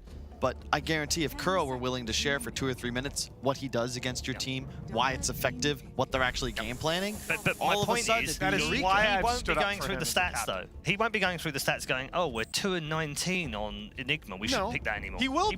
But he won't He think, absolutely we will won't be. pick But that the thing is, he'll understand why. Yes. Dota, above all else, Dota is a game of understanding. The teams that win are the teams that understand why they won and lost and can do it. Kyle, I think what we just heard was stats don't matter. I think that's what we actually heard, right? You heard that? I heard that. Yeah. Did you hear that? I heard Jebaited. It's just, I guess the point I'm trying to make is just that for fans it's hard, for us it's hard. Like you never know, you have to really look at a game to understand what went wrong. Because sometimes it can be simple stuff like, oh, we didn't have stuns. Or, oh, we took this team fight very poorly, or this guy got picked off with no buyback. But it's never that simple. When it's really good. This hero is bad, or we're not very good with this hero. Exactly. Not as straightforward as that. Well into the draft. Tier 1 open here by Cole. This is one of my, I think, the big concern going into this patch, Chaos Knight, we saw it's viable as an offlaner in the last patch. NIP was actually the team that brought that to the forefront. One of the concerns in 721B is that low-level Chaos Strike sustain got taken away from 40 to 25. A little bit of nerf. The possibility of having Coddle or another strong support to back it up, though, takes away a lot of that concern.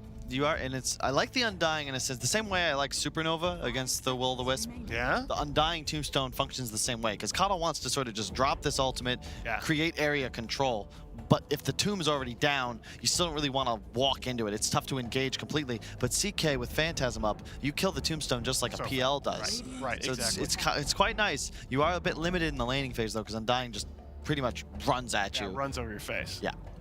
And then it's harder to sustain with your high HP and crit regen because you might actually just die in some burst. Other thing is, though, both teams giving away a lot of information. We don't expect like the variations like Core Undying from Aster that we might talk about with some of the Western teams. CK is almost definitely.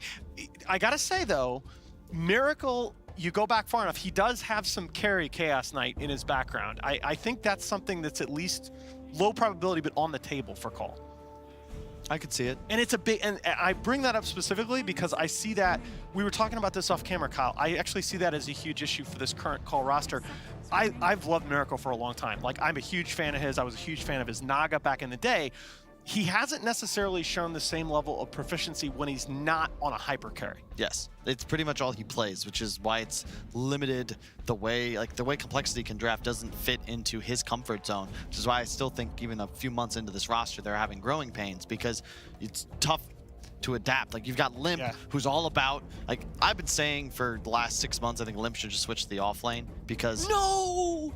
Yes, he's already playing off lane. Oh my God. LC. He kind of is, and I get why you're saying that. If you want to play these heroes, by all means, play them. You're actually crushing my heart. I think he has a set of technical finding kills and outlaning people.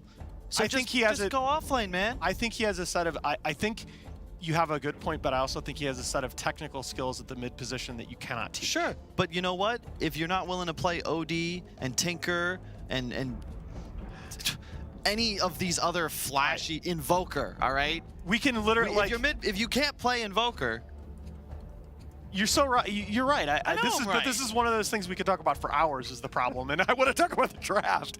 All right, so the PL ban, obviously, we talked about, you already have the CK that addresses that, but the PL is still probably worth banning. I still like the Naga ban as the potential for Miracle is something you have to respect. We saw Nisha Naga yesterday. Do you like the Bat Rider? I don't like that pick. Why not? It's because they're thinking about denying it to Aster, but they used it once and it was Baboka's hero. They've already got the support duo, and Bat plays incredibly poorly against heroes that drop down big area control spells like Rost and Undying, because you just can't fight into those. What's the Bat? Yeah, I didn't realize. Give you an Cole has alternative shown here, support Bat Rider once in the last 2 patches, but their only other, that's one game, their only other games it was all Monkeys Forever. Yeah, and that was because you play 2 heroes. They also have a game on Limp. Yeah, Limp Bat. But that, again, just just go off. Articulating my point. That's why I threw it in. That's why I threw it in. It's an off-lane hero, but it's a Limp hero too. It is. Are you down with pivoting to Jug here? I'm not sure about this. It's good. It's great against Coddle. It's great against Bat. Great against it kills the Wisp. Fine, but there you go. There we go. There you go. That's what I'm talking about. What I was worried about. I was saying today that this is Miracle's best hero. Yeah, it is. Because it allows him to play his style, but also actually contribute in the early game, kill objectives, and play more tempo than his traditional hard carries. So, you aren't the same when you're playing a Lifestealer or a Naga. Yeah. You know, so that Bat now will be an off-lane. Here's Bat. to follow on another Kyle earlier point. One of the things that I also asked that's not statistically driven about drafts over time is, are we picking stuff that we run better than anybody else? And this is a good example of a draft because of the potential of Zach to pivot onto that support Bat Rider, because of what we talked about, that Lone Droid is probably Miracle's best compromise hero in terms of tempo and scaling. This is a team that Cole can play better than most other teams. Yeah. Juggernaut right now, by the way, 19 picks at this tournament, the most of any other hero. 26.3% win rate, hasn't won a game today. It's just, it's a little soft is the games have been going longer. Yeah. And sure, as the game also stretches out, Juggernaut gets exposed in the fact that his matchups 1v1 are not great. But it's also overpicked now as well, isn't it? In a bit, yeah. Because it's not being picked specifically to counter something or to fit into a lineup. It's being picked because it's Jug and it's okay and it's kind of middle of the road and it's all right. It does everything. It's a jack of all trades. He does everything pretty well. The concern is that at a certain point in the game, your Omni Slash is going to be ineffective, and thus your contribution to the team fight is going to be half that of comparable carries. But we've seen a lot counter it through this tournament. Yeah, Lone Druid's one of the best heroes against it. My concern is this Bat Rider. If it's Z-Freak's hero, I think he's going to have a really difficult time getting involved. You look at it, who's his lasso target? You can never really go for Tide. Jug is just unstoppable against that's part of why I'm starting. That's actually part of why I'm starting to lean toward this being a support Bat Rider, because all of those problems are even worse at the core. I like it. It's the best complement, though, to a Lone Druid. I really like Lone Druid Bat Rider, because now, let's say Jug tries to spin aggro, you just lasso it. And now you can get a root proc in the duration of the spin, and you feel real good. So what do you pick here as Cole for your 5? Are you looking at a Doom, or are you looking at an LC, something that's going to isolate? I think they banned LC second phase because they wanted to deny the bat counter. I feel fair enough. I wanted to, on one hand, I like what they've done in that it's Z-Freak or Limp's hero last. And if you're going to give a 10th pick selection to somebody on your squad, it should be one of those two players. Could still be Des if they decide to run. I actually think you pivot to your 3 last, but I don't think there's anything valuable enough. Like there's. Where does that CK I just don't. I don't know that 3-position bat does enough. Where does the CK go? That's your 3. That's your 3 exactly. Yeah. You could it could be Limp's hero. Oh no, it could be Limp's hero. That's not good. Actually, well, no. It means range form Druid is probably the way Miracle's going to go. So he was going to do that anyway. Yeah, but now perhaps something you could go like a Venomancer. Well, what's your awkward. Lane? Well, they like that, but what's your lane matchup then? Here's the thing: Bat versus Razor mid favors the Bat. I could see Limp asking for this matchup. The concern is just what happens if there's a Jug mid against you. What if they just put the Tide there? Likely the Jug. Just we'll see. They have a lot of options open as to which role this selection is. By the way, I want to give you credit, Kyle. You were the one that was calling for Razor to be banned before we started analyzing the first draft, and that Razor pick was disgusting by Aster 5th. I think it's caught Complexity a little bit off guard. It shouldn't. I mean, yesterday Aster. Yes. How did we not talk about that? Well, you did. I was going to bring it up because yesterday we saw a very similar kind of draft. It follows the Druid as well, and it's almost identical to deal with that Jug. No, but it's better. It's much better. Aster really messed up with their last ban. You take out Quap, sure, that's something with Puck as the last ban from Cole. It's a bit stronger, but it doesn't change the status quo. No. They ran Lone Druid Drow yesterday. They beat Fnatic. They handed Fnatic their only loss in this tournament with this lineup. And I like what they have around the Lone Druid Drow in this game so much better than I like that Phoenix Fen lineup that we were talking about yesterday. I think this is it's a great draft. Yeah, it's a great draft. It beats Razor hard. It beats Jug. It counters all the cores. I know it's not quite out there, Kyle, with what you were saying before we started this particular segment, but it's sort of near that Brood, Huskar. It's kind of like that, isn't it? That's exactly that's what they needed. You need something that changes the game state. Cole now can play that high tempo lineup. They can utilize their aggression, their insane ability to get kills, but now they can take that lead, that 20-second window. Tower's dead. Roche is dead. You can win the game. And if you're going to go out of the tournament and you do it with this draft, at least you can know, like, strategically, we were on our shit.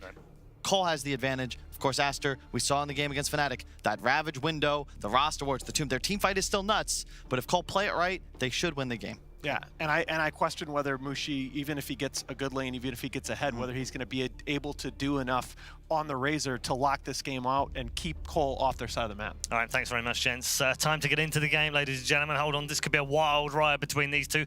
All the marbles up for grabs here for a place in the bracket at ESL 1 Katowice.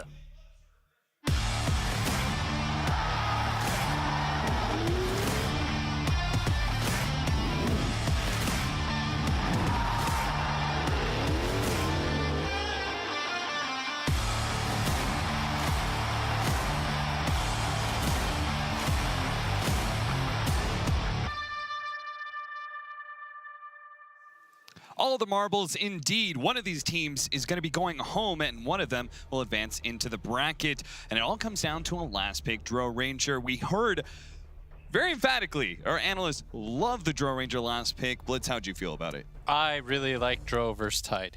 It has been a classic Dota counter. Let me explain why, my friends on stream, which I have 4 of. I'm ready. Tide is a very slow hero. He just kind of walks in, you know, he does his Ravage thing. Dro is a very fast hero. She just pushes down towers. She doesn't really care. And more importantly... It sounds like you're not talking about movement speed. Gust is really nice, too. What do you mean by slow and so fast? Slow is the pace of the game. Is that Tide is a Ravage, and then he farms. Whereas Dro is, I'm going to take Roshan. I'm going to hit your towers. I'm going to enable all my other cores to be very strong in this game.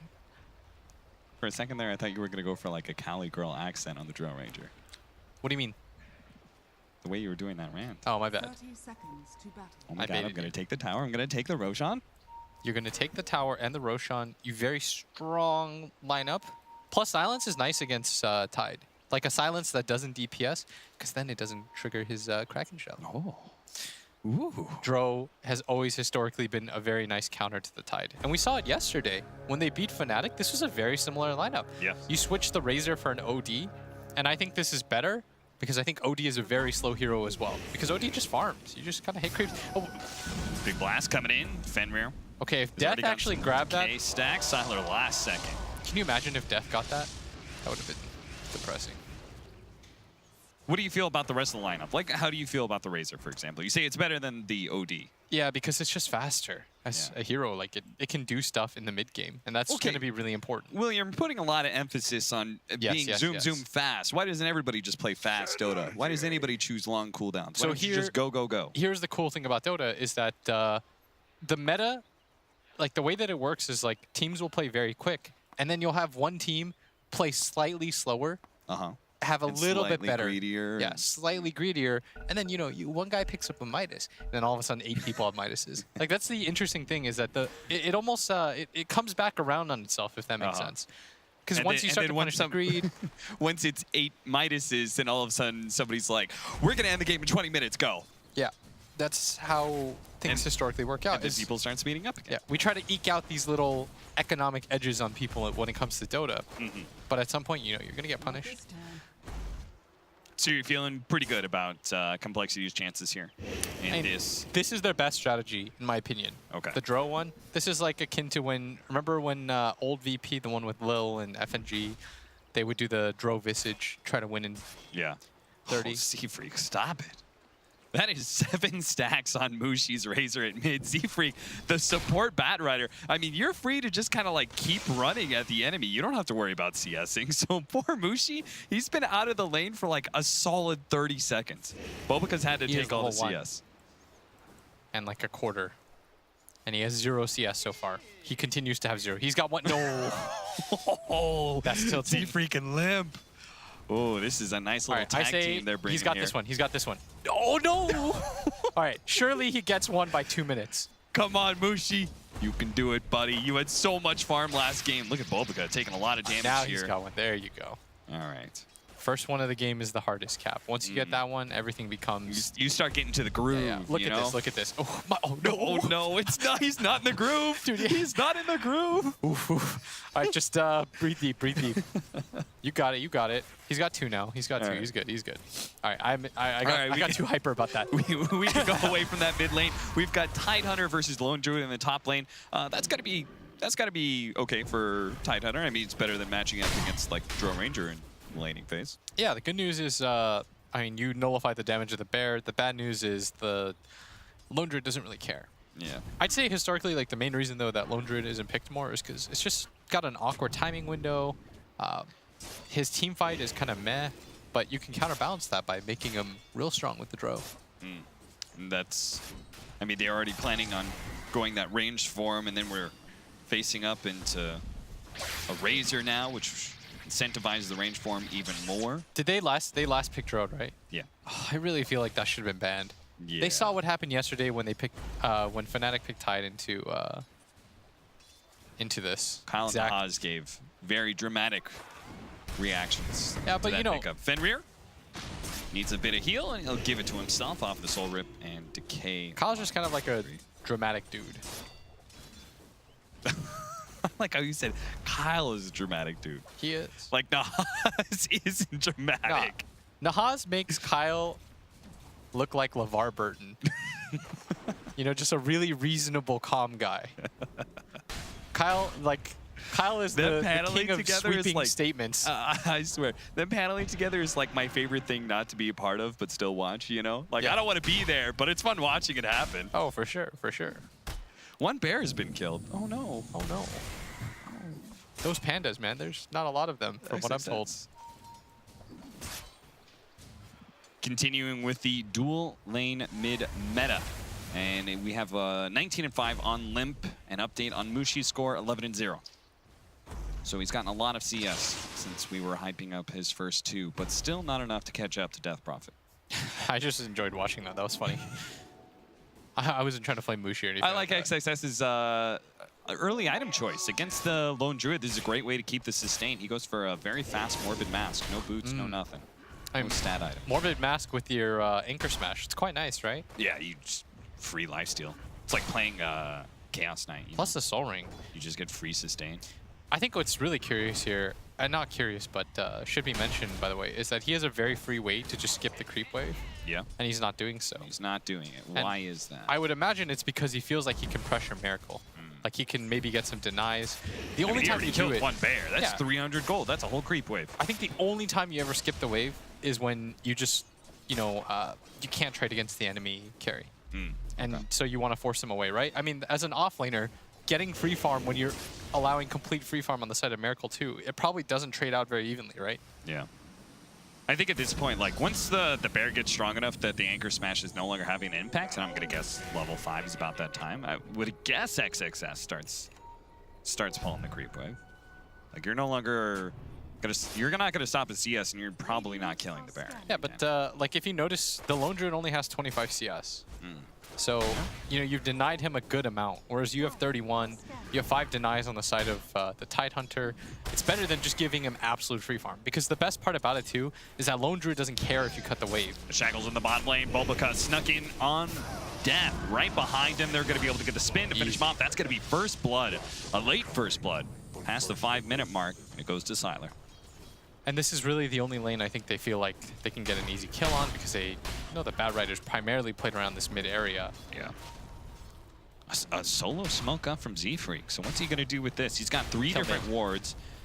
And this is just an awkward move, potentially. Yeah, how does a Bat Rider kill the Razor in this situation? Well, this is going to make it easier. Oh, Invis right. I mean, he's thinking about going bottom. Oh, look at him. He's just pinged it over and over again. They have vision over there, and they saw the Invis rune just disappeared. So they know the Bat Rider was probably smoked, and they know now that he's Invis. Someone is invisible. Look at this. Death is just charging at this Undying. A 1-second stun. They're going to be able to fly over him with that Firefly, but the heals from Undying are not enough. See, now they pull the wave. Because, I mean, the Jug's not really harassable. Yeah. So, whatever, do it.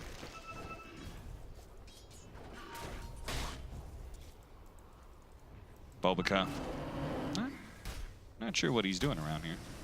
And Limp just is hanging out. having a good time right now, by the way. Yeah. 36 CS to 21. Of course, this is forgivable largely because of the dual lane that was against Mushi for quite some time. So if people are just tuning in right now and saying, oh, Mushi's getting wrecked, there's context added here, guys. Yeah. I mean, they were talking about on the panel that there was a possibility of Limp asking for Bat Rider mid, because Bat Rider does beat Razor in mid ever so slightly, and we'll see that the support Bat Rider also has a significant impact. I'd say the best part about doing this too, dual laning against this Razor, is that Razor doesn't have the best comeback mechanics either. Omni slash bottom lane, and 343 is actually still alive. The spin, is he going to be able to catch up? Yeah, he does. Should he have just ran to the left? Yeah, I think so. I think he was... I feel like going for the tree line made it harder for him to live. They might just get Bulbaka here, though. Nice silence. Yeah. So now 2-2. Z-Freak's pretty farmed. Despite the dominance of Limp's mid lane, Juggernaut as well as Tidehunter are the top 2 CS, and that's why Aster actually have a slight net worth lead right now. Again, the Tidehunter, the decision not to go for the pull has paid off. All good things. Cap. A little bit of sacking action in the jungle for Z-Freak.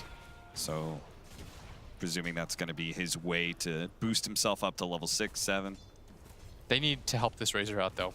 Without the ability to flash farm, Razor is a hero that largely relies on this mid lane going a lot better than it is right now. Give him some mana. There you go. Double damage for him. Is he going to go see Freak? Oh, I thought he was going to go steal some CS, but actually he's going to head up to the top lane, see if they can catch XXS. Not expecting this kind of rotation. He does have the Ravage, but it's been silenced up. He's going to pop it now and will be able to get away. And honestly, Complexity, I don't think they expected much else. Probably weren't thinking they were going to get the kill, but forcing out the Ravage is good enough. Yeah, that's a solid win. And now, this is where it draws, Chad. You have 140 seconds on the table for the Ravage. 150 actually. Where do you go with that? Yeah, you can do whatever you want. I'd like them to... The problem with playing against Juggernaut and why it's such a popular hero is that you can't really assault his safe lane. Like, you don't feel good about doing it because the kill opportunity is kind of low. That's why, for example, when heroes like Lifestealer are into the meta, they're really into the meta because these are heroes that you just can't contest. They've got the combination of you can't kill them, and you can't really harass them out of lane either because Jug has the sustain of his healing ward. Exactly, and so what your options are a little bit more limited, I think, and as a result, I'd like them to probably play a little bit more mid-centric. Okay. Because I think that Aster's lineup... Slash, that's going to be able to bounce over to Death, who pops the Phantasm now to be able to split a lot of the damage now. They can still try and run down Death as Sylar is going to stick onto him with the Blade Fury, but not enough damage, it seems. Death, the tanky Chaos Knight, will be okay for now. The 10-minute bounty runes, they're not going to give this up so easy, it seems. Bulbika does manage to get the Hex on the 3-4-3. Mushi's going to come charging forward. Death is going to be forced away, but now here's Limp of the high ground. Does manage to get the silence to kill the healing ward, but it is enough. Aster still control the field and will be able to get these 2 bounties. Meanwhile, Miracle does manage to get the rest of them. They're trying to chase Mushi still, but I don't think this is a fight they can really take. Nah, this is probably kind of a bad idea to continue to go up into there. The Shrine is down, but I mean, I think they have pretty limited knowledge. Let me just say, one of my pet peeves of Dota, why does the Lone Druid Bear get to pick up bounty runes? I don't know. It's got pause. That one triggers me a whole lot. Because that was a situation where Aster could have actually gotten all 4 of the bounties. Because the Tidehunter is controlling that top lane by himself. But the Bear just sneaks around him, roars, grabs both bounties. It's Yogi Bear. You know, hey boo-boo. Hey boo-boo. He's got a mind of his own. He's so cute. Gotta go get he deserves one. This picnic basket of bounty runes. That was well done. I commend that one. We see the 125 attack range for Lone Druid. Oh, I would have really liked for Complexity to make a move down mid, similar to what they did in game 1. Yeah. Because look like, what happens. How is that structured though? Because isn't mid kind of hard to just like go straight up and kill it? Yeah. Like, do you want to bring the Lone Druid into mid lane? Yeah, just bring everybody in. Okay. Bring the crew. Bring the whole squad? Yeah. Squad up? Bring the ruckus. Because I don't think you're taking top tower, and bottom, as we just previously discussed, seems really hard. But now the timing of it is a bit off, because the Tide has Ravage again, and he's so farmed. What is this? He's almost got a Blink Dagger. But again, it's... yeah, I don't know. Complexity, they really going to be able to take some of these outer towers if they have this fast of a Blink Dagger on Tidehunter? Playing maybe a little bit too passively right now. Yeah, you said the whole point of this lineup was be able to play fast. That's what they did against Fnatic yesterday. Bulbika is going to run into the smoke of 343 Sea Freak. I don't know if he needed to... No, but I think 343 expected just more heroes. It was one of those, the smoke's popped, throw it out there. Just in case. And it's only Bulbika. Rough. And Blink Dagger flying out for XXS. At least they'll know about it. They'll know that there's the superior team fight item on Team Aster. Man, his mana pool is really bad, huh? At the same time, like, can anyone else really stand to the Lone Druid push besides Tidehunter? He's kind of still stuck in this lane. If he wants to protect the tower anyway. I think it's all on him. The thing is, don't you just... I feel like you bring heroes here right now. If you're Aster, right? Yeah. You take the fight up to this Lone Druid, and there goes the Ravage. They're going to be able to catch Z-Freak here. And, oh, man. Imagine if he got stuck. Yeah, just stay on the high ground, right? If he stays on the high ground there, you use TP on Jug. Uh-huh. Well worth death. Yep. IMO. Can you imagine how baller of a play that would be? Well. Yeah. You force and then you Ravage tip him immediately afterwards. Yeah, you force Ravage plus Jug ult. You cut him on top of the support Bat Rider. There's no force staffs coming, buddy. Siler's stuck there for 60 seconds. It could have been. I'd be tilted. It's 75 seconds. TP's forever. All right, so the pressure's going to come bottom now. Bottom lane, and Fenrir, he's like, oh boy. He's fine. I get to sit here, get a little farm myself. Death immediately tries to charge him down. Mushi's going to be forced to TP over. Z-Freak trying to do, I don't know what, mid lane. It's not going to happen. Bring people top, friends. Don't let this tower drop. You work so hard for this. Well, it's going to fall. Limp and 343 are coming over.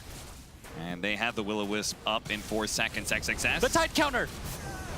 They silence him. Dro don't care. There's no Ravage. Dro don't care. She's not getting hit by your anchor. Countered.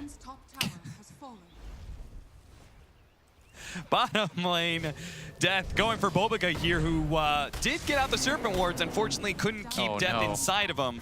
You're going to lose your bottom tier 1 now, too, for this. The pace of the game, Austin Walsh. At least they haven't lost their mid tier 1. Look at that bear. Just hit him. So friendly looking. What's your favorite bear of all the Lone Druid bears? Definitely the panda, for sure. My family, Grace especially, loves pandas. Oh, I did know that. Yeah. I remember we went to the zoo together, right? Yeah. San Diego. I think my sister cried the first time she saw pandas. So that is adorable. So Aster, we're good. Gonna give up on that safe lane tower and go for the mid lane tier 1. And this Tidehunter really... Oh, Bulbica, he just can't get anywhere on the map to lay down wards without running into somebody from Complexity and dying. A horrible, tragic death. And that's your 4 position. Meanwhile, 5 position Fenrir is trundling along here without boots. Bulbica don't care. You saw him last game. Aster's just going to kind of chill and win this game. Part 2.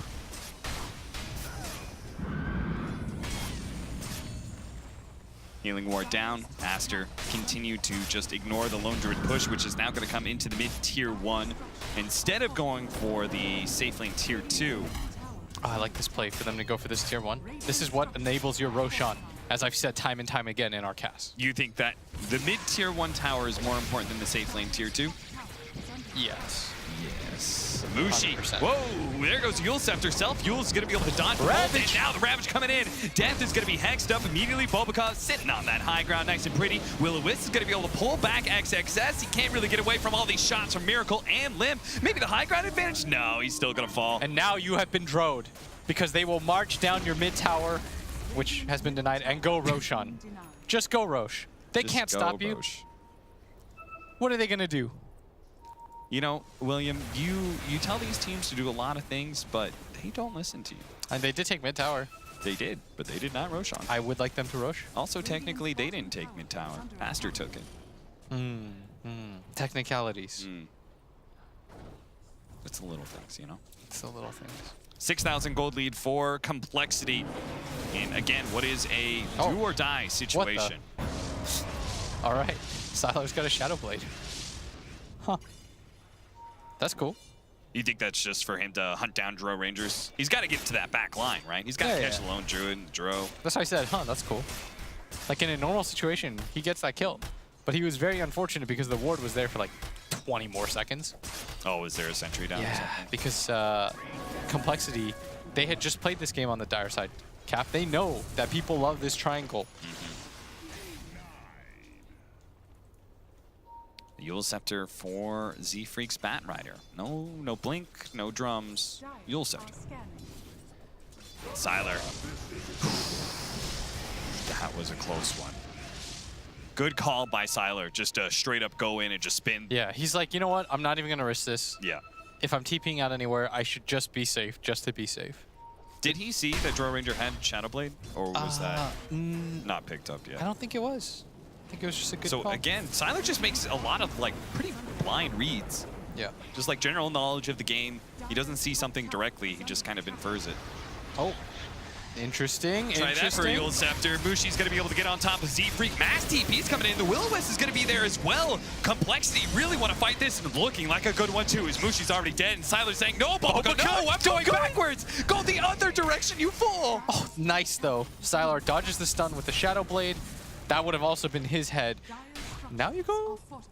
Do you think about Roshan after you push out top? I mean, tier 2 is... You got to do something about that top. You indeed do have to do something about this top lane. Oh, Fenrir. Don't worry about me, guys. I'll tank the gank for you, XXS.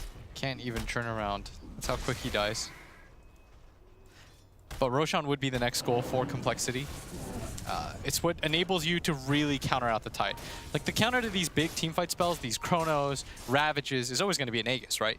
Because the Aegis timers, it just owns you. And you get to survive through that big spell one way or another.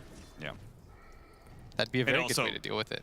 Really help against the Juggernaut. His whole plan for these team fights, which is get to the back line, Omni-Slash to the Drow Ranger. So Cole desperately needs this win, right? Yeah. I mean, they both... whoever wins this moves on. I see. As Z-Freak, you are dead. Very dead. Dead. So they have busted out their strat. It's twice now. They might potentially just go 2-0 with it. They're not holding anything back. Because guess what? You're probably not getting this again. To be clear, just so everybody knows, yes, Aster is 1 game up right now, but if they end up tying, Complexity will be the team to move on due to the tiebreaker rules, basically because of the fact that they have beaten stronger opponents. They're the team that took games off of Nip and Fnatic. Yes. So strength of schedule matters. Limp looking for stuff, and instead, the team's gonna play around this Roshan area. This is what we wanted them to do, but now Ravage is up. Okay, so don't do that. Yeah, Ravage, Tombstone, there's a lot of great Roshan defending abilities for Aster. So it can't be as simple as just go into Roshan for Complexity, right? No, it's not. Ooh, Mushi just found a great pickoff. He can actually get it. 3-4-3, tries to go for the Blinding Light. Push back, but he just can't get away from Mushi with the Yule Scepter. Meanwhile, careful, Sylar. Oh, they know. Z-Freak, though, has no way to be able to close that gap and catch Sylar. Limps around the area, but... I keep forgetting that Z-Freak has Yules and no Blink. It's interesting. I got real excited there for a moment. I was like, he's going to blink catch him. No. Not at all. Man, Mushi is poor. Sylar's going to try round 2, but this time, he's got the whole squad behind him. Look at this TP, 3-4-3. He's like, I'm alive again. No, God, I'm dead. But Z-Freak is going to be able to pull back Sylar. What's the Ravage look like? The Ravage is going to be able to catch even the Drow Ranger in the back lines. Oh, no, that Omni-Slash bounced over to the neutrals. It didn't stay on the Lone Druid, but Mushi stayed on the Lone Druid. Unfortunately, couldn't quite kill him. Kills the bear. That still is not enough to be able to kill the Lone Druid. Death, he is staying alive thanks to his armlet. Z-Freak was able to get back. They did not kill as many heroes as I thought they were going to. A bit unfortunate there again with the Omni-Slash bounces. Oh. That was so unlucky. But what is it that you grab out of this? Because this is the downside now of Tide lineups is, like we talked ad nauseum, is that it's slow. If you're Complexity, I'd like you to make a play now. You know that the giant teamfight spell is down. Even with that, it was only a 2-for-1 trade. Yeah. That bodes very well for your team. I feel like you can just go into Roshan now. And I think that somebody from Complexity should be saying, look, we should Rosh. Maybe a DD spawns here, a regen good enough. Just go in there and Rosh. They can't stop you. Yeah, they're not even waiting for Death to come back alive. This is what I wanted this to happen like 10 minutes ago because I don't think when Aster has... When Ravage is down, I don't think Aster can fight. Well, they do have Tombstone up in 5 seconds, and maybe they've just caught Z-Freak. Yules on Yules. And the Hex. Oh, no, Shackles long range from Bulbika. They're going to try and kill him from the high ground here, but Roshan is going to be following, and they just can't get inside of the pit fast enough.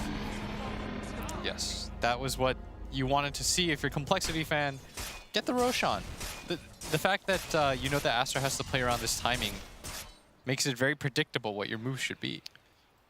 But we should say, much like an Ursa lineup, right? Drow Ranger lineups need Roshan. This is like just one of the check marks. This is what's supposed to happen in the game. Huh. Bulbika just dropped his wards.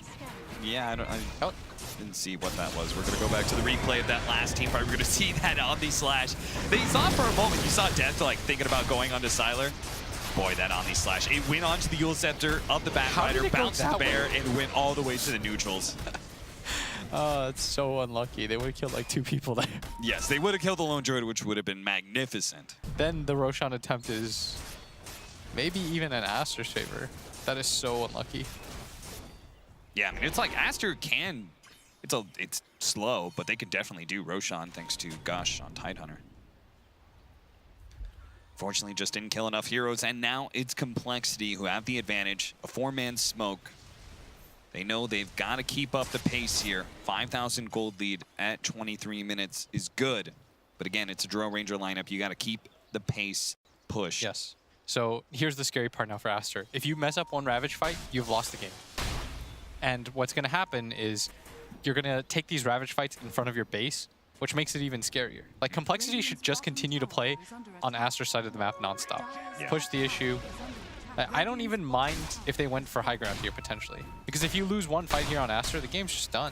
And similarly, if you're Aster, until you're forced to defend high ground, you want to play on Complexity's side of the game, right? But Complexity is not going to allow that. I think you just allow your 2 range heroes to hit. One of them has the Aegis, and this makes XSS's job so difficult. Because he doesn't really want to be in this kind of position where it's all in on him to win the team fights. Yeah. And it becomes even further complicated by the fact that the Drow, I believe, has a Silver Edge. So the Silver Edge combination silence potentially just blows up the Tidehunter. It's very scary to play around those angles. They are going to back. I think they just assessed that maybe it's not worth the risk quite this second.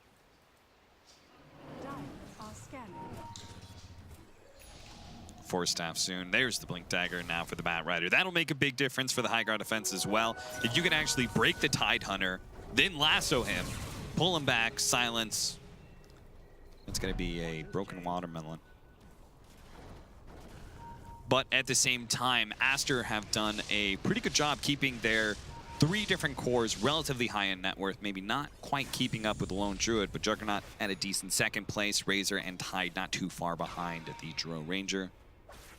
And we do have some accelerating factors. We just hit the level 15 talent for Tidehunter, that big 40% experience gain. He win 1 team fight with that Tidehunter now. He's going to boost himself up to level 20. They're smoked up right now behind Mushi. Complexity did see the smoke break on Mushi. They know he was a part of it. Cole still want to find a way to start a fight. You could be outside of the base, even better.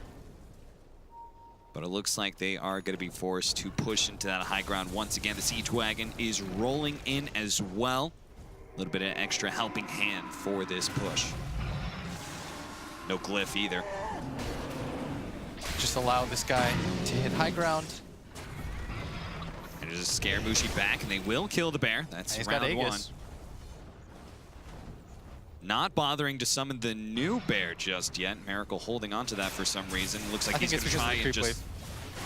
For his range form. Oh, the jump in immediate Yule Scepter. What a counter Yule is coming out from Mushi, and they're going to be able to jump with the Omni Slash. He's already dead. Miracle. He's going to be able to lose his bear here. So unfortunately, just him. Nice jump in with Ravage. They're going to be able to catch the back line, and that Will-O-Wisp isn't going to be able to slow down Aster whatsoever. They're just going to keep spinning on through. Can they catch Miracle? The temp TP out. Nice stop from Bobica. Right place, right time, TP'd onto the shrine, and they're going to be able to kill Miracle twice. You said it was scary for Aster. If they lost one fight, they'd lose Rax's, but now Complexity. Oh, Death went back in, took that tier 3. Well done. Got away safely. That was so well done by Mushi. The timing of that, he was so quick on the uptick, gets the Yules off onto the Batrider. That sets up the fight, makes it really hard, and Complexity at that point is like, it's a 4-on-5, we have to back out. XXS comes in over the top, lays down the Ravage, makes it very easy for his team to fight. And for some reason, 3 creeps are just stuck here. I was trying to look at the ward. Is this a bug? Yeah, I don't know what's happening there. Mid lane, they are going to try and jump in. Death quickly kills the healing ward with his blink in. Unfortunately, Z-Freak was not able to follow up and catch anybody here. He's going to be able to Yule Scepter, but now they're going into a high ground area. Bobika is ready to defend, and Death popping the Phantasm is going to blink forward, pulls all of his Lucians right on top of that Shadow Shaman. He's just going to hold them back for as long as possible to allow his cores to get away. Man, I still can't believe how quick Mushi was on that Yules. Yeah, that was sick. The preemptive Yules hit. That made that fight unwinnable for Complexity at that point. Yeah. The cool thing about Dota is even if you've got that Aegis, still a 4-on-5 once you lose Z-Freak like that. And the Ravage hits the Dro, they just isolate her. She doesn't have any way for her team to back her up at that point. So well done. So it looks like the next step for Complexity is BKBs. They're building a BKB on the Dro Ranger as well as Miracle's Lone Druid. Considering how slow the Ravage goes out, they really shouldn't have to worry about that team fight ultimate as soon as they have that Magic Immune. Once he has BKB, it's easier for them to take these kinds of fights. Yeah. Like, your margin for error is a lot higher. I think Limb needs one now too, though. I think after he got ravaged in that fight, he probably tells himself, like, there's no way we can fight without me getting a BKB minimum. They probably missed out their timing window with trying to end the game before then too. And this is very reminiscent of the first game where Complexity, it's like Complexity trying to end the game. Aster's just playing this like bend, don't break style where they're like, okay, you can take our towers, but you know, we'll just hopefully hold our high ground. And in both games so far, they're managing that just fine. Blink Dagger soon for Bobika. So that's going to be a great pickup that'll help them get to the back line. That's all I'm thinking about for Aster is like, how do you get on top of that Lone Druid? How do you get on top of the Dro Ranger? You've got the Shadow Blade for the Juggernaut. BKB for the Razor is his next item. That'll allow him to just kind of barrel forward. Won't protect him against that harsh amount of physical damage those two cores put out on the side of Complexity, but it'll help him at least get on top of them. They really don't want to fight on the side of Complexity right now. This DD rune might change things, but they're about to get 3 different BKBs. They're about to get one on their Dro. Their CK very nearly has one once he Midases this creep. The Lone Druid just picked up his own, and he's got it bottled up too. I think, I'd imagine that Z-Freak gave him his bottle. Man, that's a really value pickup too. Just having that bottle available on him. Yeah, I think that was something that definitely changed. Like having the late game bottle, having 40 minutes plus. Like that's an envy thing, right? Yeah. It means that this is going to be a really nice timing, actually. They're going to get both the BKBs completed. This is why they're giving Death this lane. It's just 100 gold off. They'll have the DD available too on the Lone Druid. This is going to be really nice timing. Probably their best opportunity of just straight up ending the game. So the other BKB's flying in. They've got the DD, triple BKB. There's really not a better condition here. So what Aster need is they need to be able to find an initiation that comes and surprises Complexity. Yeah. They need the wraparound smoke anchors. This is always the scariest thing about playing against Dro strats, because Dro just hits her aura button, pushes in the lanes. It means that if you lose one fight on the side of Aster, you know, you're being assaulted by 3 different lanes. You have to use you have to use buybacks a little bit more frequently than you'd like. You're always pushed out in front of your base. Oh, the Dro's actually just got a lot tankier. The level 20 talent, 25% evasion. That's going to be so good against the Omni Slash of the Jug. Yeah, they really want to force a fight here. The Lone Druid has still yet to pop the DD. Firefly is used. They know that they're somewhere in their jungle. They might just go in for the Roshan instead, but I think you have to try to secure the fight first, and that's exactly what they're going to do. They're going to go up this high ground by chance. Smoke does end, but unable to find anything, and they really want to use something out of this DD. Sylar pushed out that bottom lane just a bit, and now racing to join the rest of his team. That is going down the quick. Potential, oh boy, it is dropping fast. That double damage of the Lone Druid. That bottle. There's just too much. It's not going to be fast enough. XXS just now showing himself. The Omni Slash going down, but the Phantasm and Death is able to disjoint all that damage, and now this is a straight up disaster for Aster. They have to back up. Losing only their Shadow Shaman isn't too bad, but they still have Ravage, but they don't have Omni Slash. They don't have BKB on Razor. This is likely going to mean they're tier 2 mid. Aegis, Cheese. No Omni Slash. No Tombstone for 40 seconds. Yeah, you're always playing on the knife's edge against Dro strats when you have these kinds of lineups. where you're so ulti reliant. Yeah. And now the Coddle is pinging, saying, I'm coming back, don't worry, guys. Oh, first Sea Freak. He's going to go to the bottom lane, see if he can actually catch Sylar anywhere. Even just stopping his TP could have allowed his team to push high ground with ease, but again, Complexity. I kind of like the fact, I'm going to get a little antsy for Complexity, but I do like the fact that they're not overcorrecting from last game. Yeah. You see that sick Phantasm from Death. Wasn't a great target for an Omni Slash anyway, but... Looks like the tankiest person on his team. He doesn't care. That whole fight was already terrible for Aster the moment the Roshan fell anyway, so... Yeah, they had to get out, but just the way that the fight was positioned at that point, the CK just dove in with his BKB. It's really hard to get away with no casualties. And that's how you force a fight, like the way Z-Freak tried to last game, right? Where he's thinking we have Aegis and stuff. It doesn't matter how the fight starts as long as it starts. And that part works when the rest of your team can actually follow up. Yeah. When Z-Freak kind of just goes in on a high ground area where no one on his team can follow up. Except Limp. Yeah, that's a little bit different. I mean, the Limp was clearly down to fight everything at the last game. Yeah. But Complexity are still playing it, like, pretty conservative. They're not trying to, like, oh, God, we have to finish the game now. Go high ground. You know, they're making sure to control the waves. They're pushing it out. They're getting farmed. They're waiting for the BKBs. They get the second Roshan. Yeah, the only thing thing not panicking. I want from them is to not play too far from each other. Yeah. Because what ends up happening is when you have this Aegis, you get really overconfident, thinking like, well, they'll just never fight us. A pick-off would be killer for Complexity's whole idea. It slows down your timing so much. Yeah. So now what you want to do as Complexity is just be smart. Last time you had the Aegis, you didn't get map control first. You took a hasty fight, you lost. This time around, you can scout out, you can take your time. All the lanes are hemmed in. They had the high ground ward, but there was a sentry there. I'm really confused about that situation. They had a ward sentry, but they didn't kill the sentry that was on the high ground, and so that Juggernaut sitting there with the Shadow Blade had to back up. And it looks like now they're going to go for the high ground with all the lanes dealt with. A better situation all around, Cap. They have triple BKB. Yep.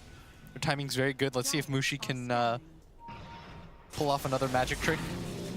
Well, first thing first, they need to be able to kill that bear.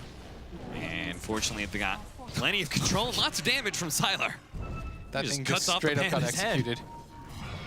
But the melee Rax is dropping fast. Wind Miracle is able to hit. There goes the lasso, but then nice Ravage initiation before the BKBs go out, and they just sold all of Miracle's damage. Look at Mushi just pushing against some of those damage dealers while on the front line. Death just goes straight in, but he's surrounded by these Serpent Wards, and it looks like with the Omni Slash, they're going to be able to take out both him as well as the second bear. Limp being controlled by Bulbaca. Unbelievable. It looks like Aster's just running over Complexity. Limp is going to be able to get the BKB TP out. Miracle will not be so lucky. He is instantly hexed on his second life by Bulbaca. Oh. And Aster once again holds. I'm not sure why they decided to try to go for the Jug there. He is, without a doubt, the hardest target to kill. Because he's got so many different ways to get out of that engagement. Yeah. The Ravage just flies over the top. I'm not sure what Complexity thought was going to happen. Yeah, I mean, XXS, you know, credit to him. He reacted super fast and, like, instantly blinked in and got off the Ravage as soon as the lasso but it became went down. much easier once the... Yeah, Complexity should have expected that, right? Once... I mean, Limp uses BKB after. He had to pop his cheese for that, but you're the majority of the damage. That was so unfortunate for them. Yeah. Taking a fight like that, like... I love the way Mushi played that, though. Just barreled down. Yes. Instantly linked Miracle and started putting pressure on the Drone Ranger as well. So those two damage dealers, they were not a part of that fight. At least not where Death was concerned. Oh, man. They lost the gem for that, too, right? Yeah. And now Mushi's got a Shivas as well. So that's going to be... Like, now he's physical damage very tanky, as well as has the magic immunity of the BKB. Oh, man, that was pretty confusing. Yeah. There was only one thing that was going to happen there. Everyone knew it, too, is if you grip that Jug, you're going to get Ravaged. Yeah. Like, there's no doubt about it. And the thing, too, is that the Ravage it comes up, it erupts off the ground really slowly. And they weren't even able to kill the Shaman. Which is why it's so important. You need to get as close as possible with that Ravage. Because the outer tentacles, they take They're so easy to dodge. Yeah. Like you can, if you're real good, you can point blank dodge it with BKB. Yeah. Almost. But wow, that is. If Complexity lost this game, that would be, I would just be tilted off the face of the earth. What was our win probability looking like, JJ? It went up to. Actually, it was never that favor of almost Complexity. 70. It was like 70%. That's pretty decent. Yeah. I mean, I would definitely say the game was in their favor. That would be massive. Z-Freak doesn't have the Blink Dagger. He got hit by one of the illusions. I'm not sure if he's your target. You saw what happened last time, and I don't think they burst him down that quickly. If he gets his spin off and he can grab the healing ward down, you've lost the fight at that point. Or even just like the Omni Slash, him being invulnerable for that amount of time. Yeah, it's the turnaround potential's too good. They have to coordinate these fights better. They just on the side of Complexity, it was so chaotic for them. You saw Death go in the back, but he didn't even insta burst the Shaman because he used the stun first, but he only got a 2-second stun. So then when he went for the split, at that point Bobica was like, I'm fine. I can disengage off this fight, no problem. I think he Radiant's top tower is under attack. I think he just took a little bit too long to kill him there. He wasted his spells before he was able to get the ulti off. Complexity no longer have the advantage, both the net worth and honestly just the game state. There are too many items coming in for Aster, so they're going to have to get a bit more creative with how they take this next engagement. Oh. Aster, meanwhile, just keep doing what you've always been doing. Just chill, baby, chill. Aster's hanging around each other, farming up neutrals, Aster telling has stories. Like the funniest strat. They're just like, you know what? Complexity's gonna mess up at some point. Like, let's be real. We're both tier 2 teams. One of us is gonna mess this up. I've never seen a team so casual about just losing all their tier 2s and saying, yeah, whatever. You guys will throw it. Don't worry. We're chill. It's like, what's going on? But I think it is also credit for them in how they were able to hold the high ground. They were so clutch. Like Mushi's timing on the Yules, the Ravage to counter as well. Like, it wasn't just Complexity completely throwing. I think that last fight was a little bit rushed, but, you know, you can't fault Aster. Like, they played that fight very well, all things considered.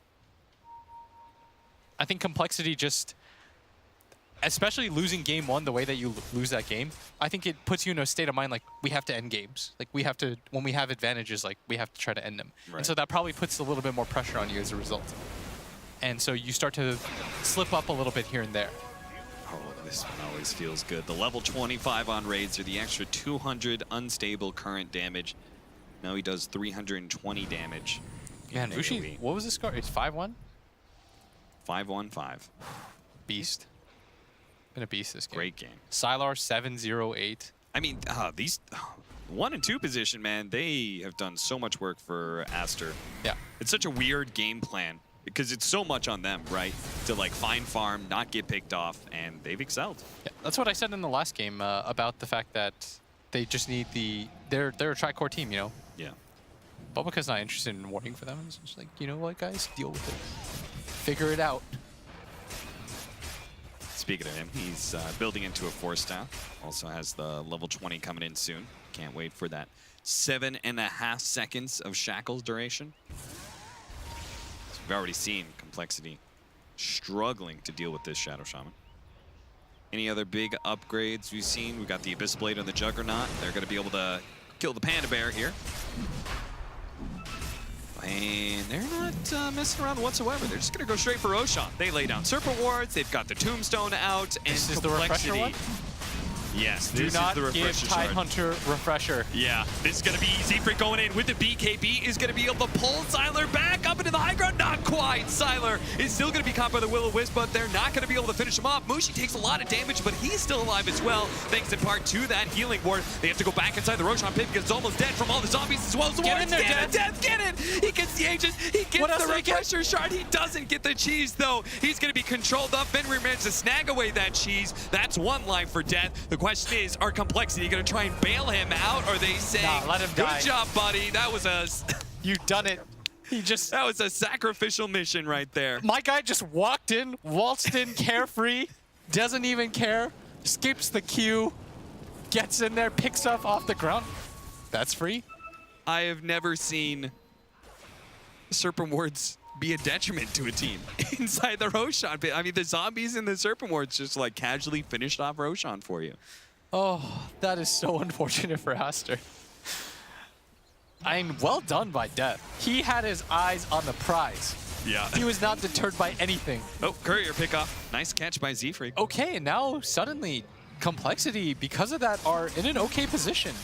Without Aegis and Cheese and Refresher, or Aegis and Refresher I should say, because they did get the Cheese, this is a much more manageable situation because of the good play by Death. Apparently Aster just don't even blink. They're like, whatever. Yeah. Hostages. They know Death doesn't have buyback. And Refresher Shard, we're just going to keep going. Death has no buyback. It's a 4 versus 5. We still have Ravage. So they take 1 melee Rax, back away cleanly. These Aegises have been really weird. Yes. We've cast 2 series now where Roshan fights and high ground fights have been real.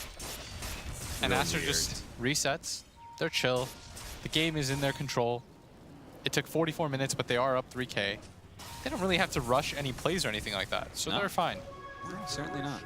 We got level 25s coming in for Tidehunter as well as Juggernaut. Juggernaut, you know, he gets the 1 second Omni Slash duration, or 600 health. Both are pretty cool, but Tidehunter, man.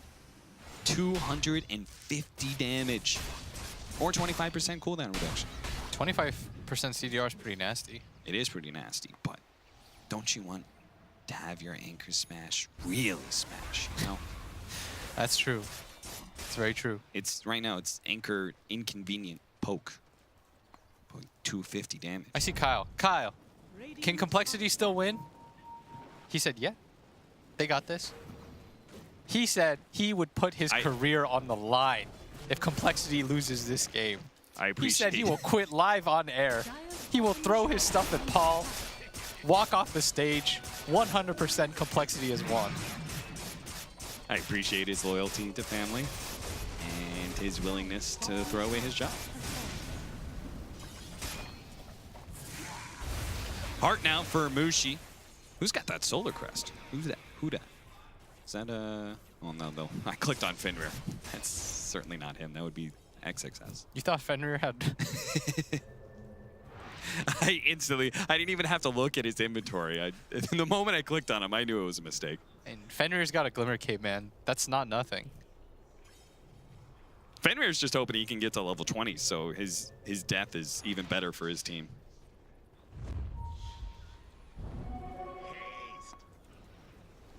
$3,000 gold lead for Aster. A 5-man smoke up from Complexity. They've got a lot of ground to run down, though. Smoked inside of their base. Making their way through the Radiant jungle, seeing if they can stumble into some sort of Aster pickoff. I'm not even sure if the team fight's going to be great for them, but... Man, this is rough for Cole. I mean, they haven't straight up lost the game because of that play, but it's not like they won the game off of that play. Yeah. That's what feels bad. When Death makes a play to steal Aegis plus Refresher Shard, and all it does is give you like a 10% chance, that's rough. Yeah. But who knows? We've seen crazier things in this series. Aster chilling out. They're just going to be taking shrines here. They're just slowing down the pace of the game. They have complete map control. They can do whatever they want. Are they going to wait for Roche? Potentially. I mean, they could, I guess, if they want. Man, Mushi is strong now. That Midas has paid off. His investment. Complexity, no, they can't take this straight up 5-on-5. Unfortunately for them, Fenrir throws a ward onto the high ground, and their positioning has now been spoiled immediately. Look at Aster, they just go straight up to the top lane. They know, hey, you're out of position, Complexity. We're going to go for this top lane of Rax. Silence comes down from the Drow Ranger, tickling Sylar just steady. But let those Serpent... Oh, there's the XXS. initiation. Z-Freak is going to be able to grab Mushi without his BKB. The Will-O-Wisp is going to be able to contain that command, but now He's got it's a just heart. not enough damage. He's got way too much armor and way too much HP. They couldn't finish him off. The Serpent Wards will be able to take down that melee Rex. That was most of everything that Complexity's got. Yes. They used all their BKBs. They blew Phantasm there. He does have the Refresher Shard. That was pretty much everything that you had. You use your Will-O-Wisp, you use your BKBs, all your ultis, and it was on the Razor of all targets. That guy has 3,900 health and something like 38 armor. Great math skills. He's not dying. No, he's not. And when he's nearest tied, it's 44. Oh, and a double damage for Sylar. Okay. So you're now going to have to do this with no BKBs. XXS is well aware of this. He can just go in at any time. From death, he's going to try and go back to the back line. He managed to get Bobica with a 4-second stop, but the Glimmer Cape went out first, so we can't actually see him. Now the Ravage goes down. They managed to get the BKB off and Limp, and that is going to be enough. Oh, miracle. He got taken out. Immediately Death is going to buy back here. Nobody from Aster is dead, and they just keep on trying to drag the back of the fountain. Sylar ripping apart heroes with his Omni Slash. Z-Free trying to protect himself with the Yule Scepter. All the way back to fountain he goes, because that is the only refuge they have against the storm that approaches. That is Aster. Another blast coming in. Complexity just going to try and throw their lives forward. Bobica makes his initiation with the Hex onto Limp. They're going to be able to chain onto him with that static link of Mushi. He just pops his BKB, chases away the Drone Ranger with the rest of his team, deals with the Chaos Knight of Death, who's now dead on a dieback. 110 seconds for him. Sylar spots Limp, reactivates the BKB, trying to get back to the fountain, but now surrounded by Serpent Wards. He's going to have to get his way out of those Serpent Wards and back to the fountain again. And it's still a 2 versus 5. Aster are super healthy, and sure enough, Complexity will call it here. GG. Aster will be moving forward. Complexity knocked out here in the group stage. Well done. In both games, they just hold out. They were down in both games in net worth at some point early on. Said, it's okay, Complexity will have to come into us eventually. They just held the high ground. And if you're Complexity, this is a disappointing way to lose both of these games. I mean, you could see, like, it was very easy to see ways that Complexity can win both Game 1 and Game 2. They're up. If they just play clean enough, they can close out the game. Aster, props to them there, man, on the patience and just being able to just wait it out. Yeah, I think both games, it was like, it's just disappointing sometimes to watch Complexity like play, because they put themselves in these positions where you're like, man, they're doing the right things. They have this strategy that is proven for them. It's working out. And then it just feels like they get lost at some point, or they get impatient. Yeah. That was the name of the game for me today. It was patience. Aster was very patient. They're like, we don't have to make any moves. You'll eventually have to come into our high ground, and we'll just play these fights perfectly. And it all starts, by the way, with that Yule Scepter by Mushi when he catches the Batrider. Yeah. That should have been the high ground advantage win for Complexity, and instead, he just works them.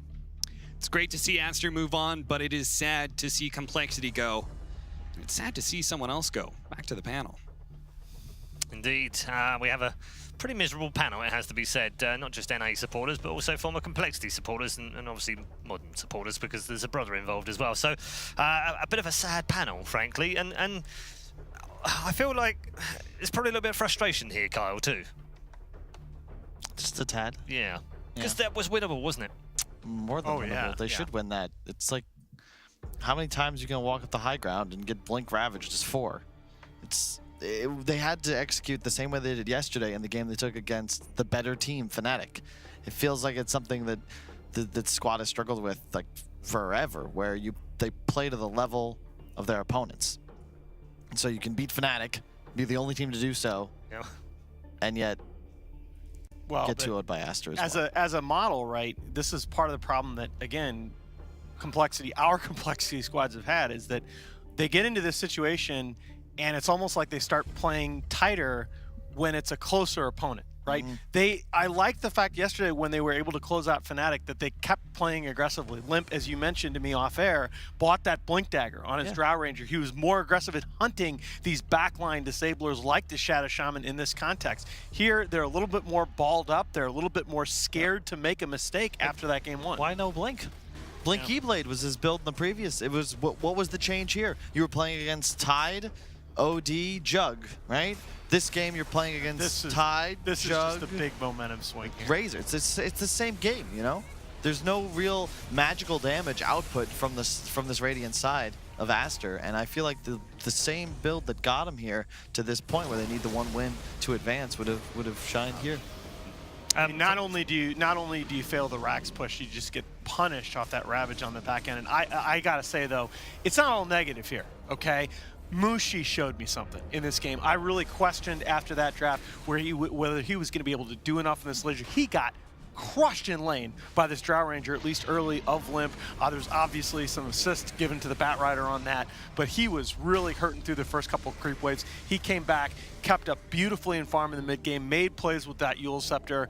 He would be my MVP for Aster in this game. Yeah, I mean, you know, we've talked about the downside of Complexity's play, but actually the upside of Aster's play is that they were incredibly patient in both of these games. What a turnaround for them. After dropping their first 4 games of this tournament, looking completely overwhelmed, they come back to split against NIP, one of the top teams in that group, and then to 4-0, take care of business against Alliance and Complexity to earn their spot in the playoffs. Yeah, it's an incredible comeback, a real return to form as well, because on day one, Kyle, we were not giving them any hope at all of getting out of this group. Yeah, they truthfully look terrible. This is one of the largest differences between a team's day 1 and day 3 performance I think I've ever seen in competitive Dota.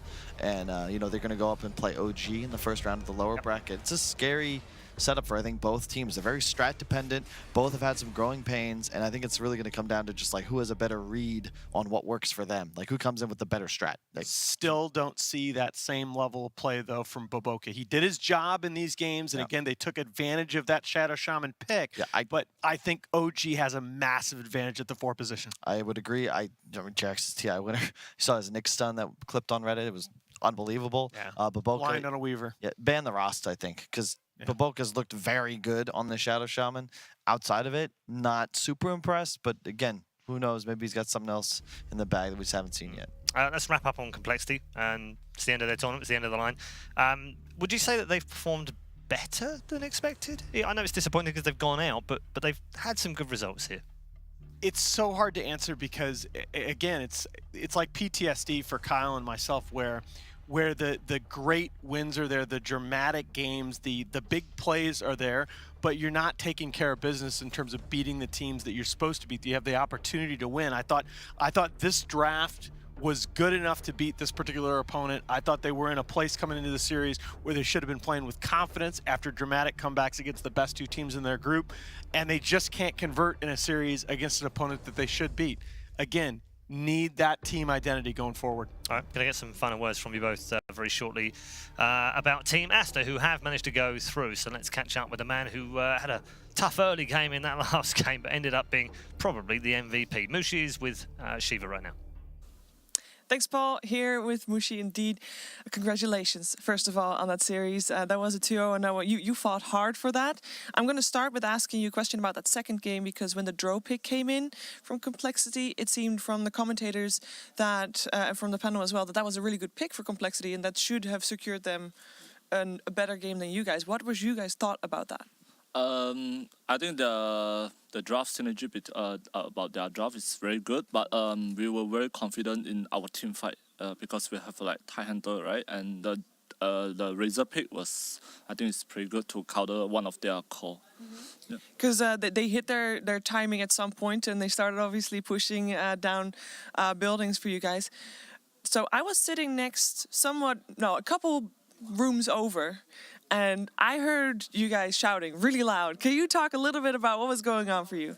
I think it's more like the Chinese team are always exciting to play, and like especially when they come back from the game, they were like shouting and like very exciting. It's like I'm also one of you right now. Like I also shouting together. Who was the loudest? I think Sylar is the loudest one. Yeah. Is he then also dictating the tempo of the game when he does that, or is it more like excited shouts? Because I can't understand what he's saying, of course. I think it's more like, I think it's just repeating what he say. You know? Like you keep repeating the same thing. Like kill, kill, kill, kill. Yeah, something like that. Go, go, go, go, go, go, go. Like very loud and repeating. Yeah. Well, it's working for sure, and you guys, you know, we've seen the curve upwards from Aster from the start of this tournament to this point. What are you gonna do to make sure that time that you have together before tomorrow's matches is maximized? Maybe just get some rest and yeah, like prepare for our next opponent. Yeah. How are you gonna do that? Are you gonna watch replays, or just talk together, talk through, or just play? Before that, before we came here, like we just actually set our goal to just top 8. Now we achieved the goal, but for myself, I just want to play more games, you know, like as much as I can. So I will just watch replay and let's see today what we can do better. Yeah, that's it. All right, well, I'm looking forward to seeing and hearing more from you guys as well. And thank you for taking the time to talk to me. I'm going to let you get some rest with your team. Thank you. Thank you. Thank you. Back to you, Paul.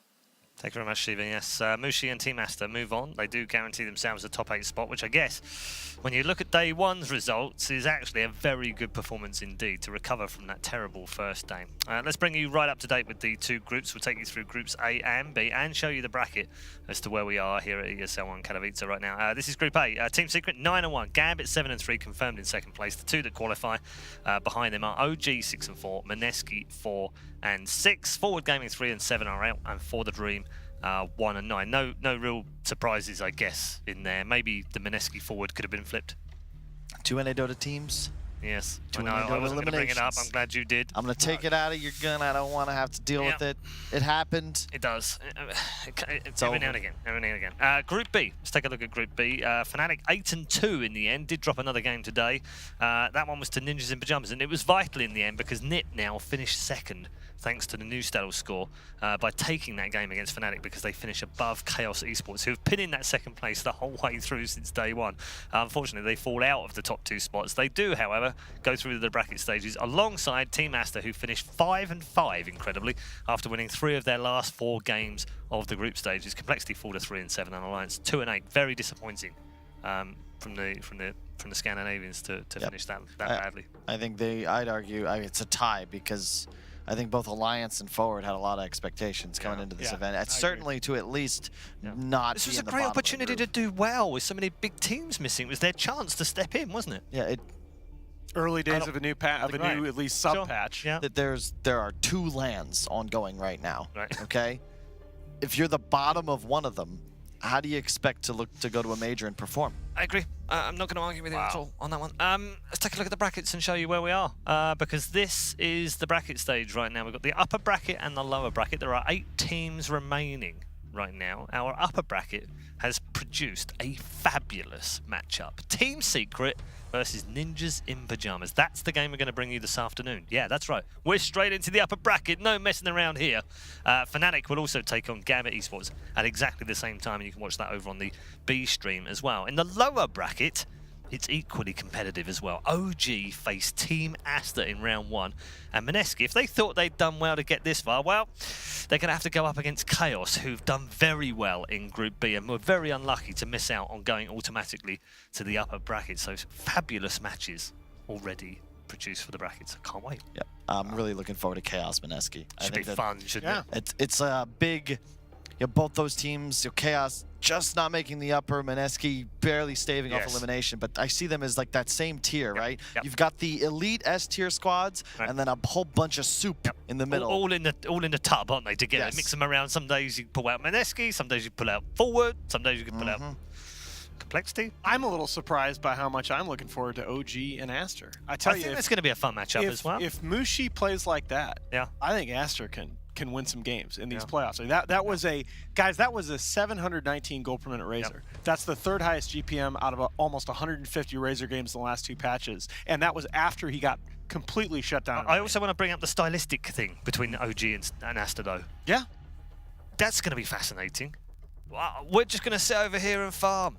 Yeah, we're going to sit over here and farm. Yeah, but we're going to sit over here and farm. Yeah, but we're going to sit over here and farm. It's not going to end up like that, surely. I think OG will play a bit more aggressive. Yeah, okay. I think so. echo something we said earlier in the panel. Stats lie. You can't trust them. They do lie. We've established this now. We've established that stats do lie. They do lie. And on that note, we are headed to a break before Alan can reply.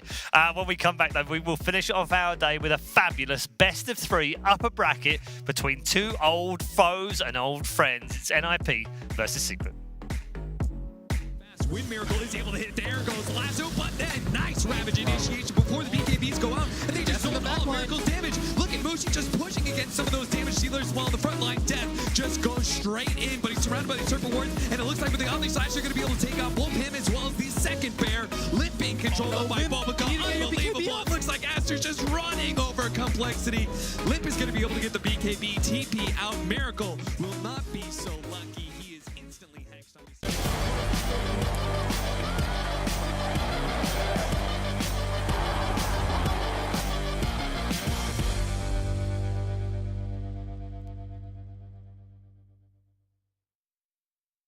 Previously on ESL 1 Birmingham. What a dream way to begin the day. And now, we continue. Get ready for the Birmingham Brawl.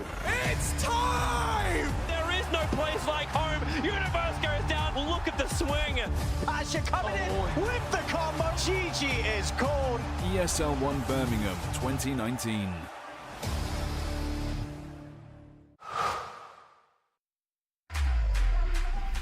Think he can't shine through the dark?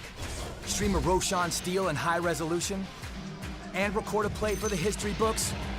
Watch this. Think he can't make a victory go viral? Watch this. Think a support can't be in the spotlight? Watch this. On Intel Core i7, a legend can rewrite his own legacy. Game, record, stream without compromise on Intel Core i7.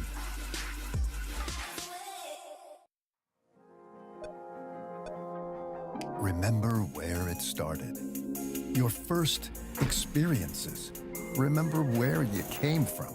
The journey you traveled. The journey you love.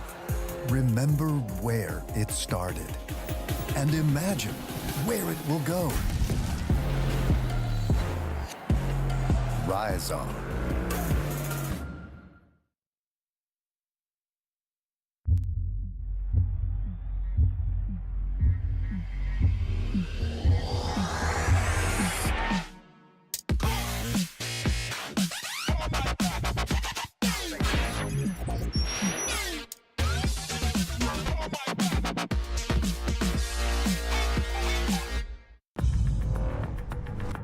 No matter what your passion is, soccer,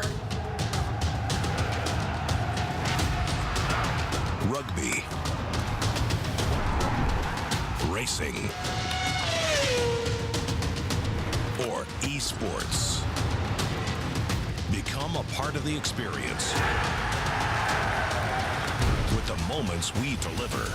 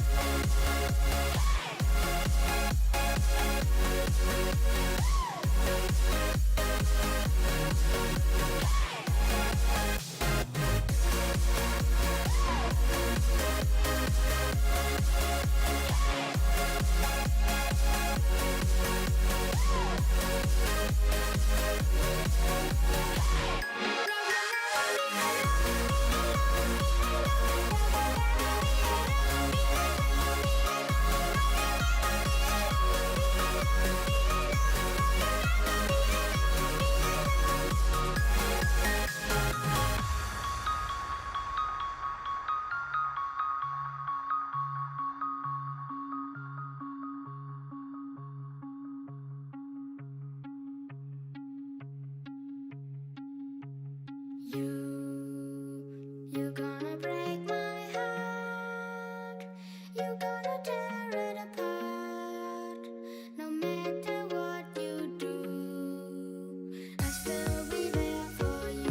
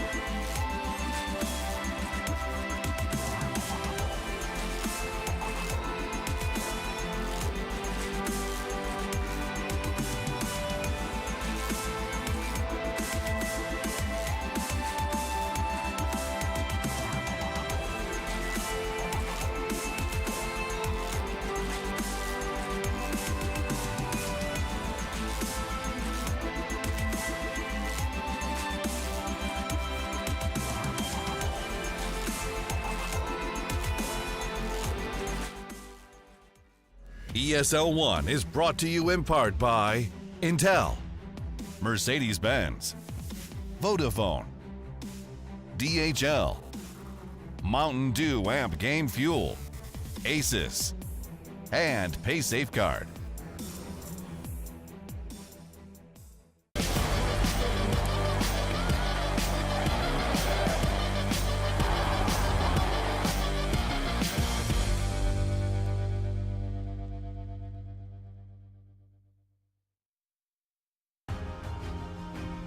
Vodafone presents the pre-match. Welcome back to ESL 1 Katowice 2019. Our final series of day number 3 means we have moved from the group stage into the brackets already. That's right, we're not hanging around here, we're just getting business done.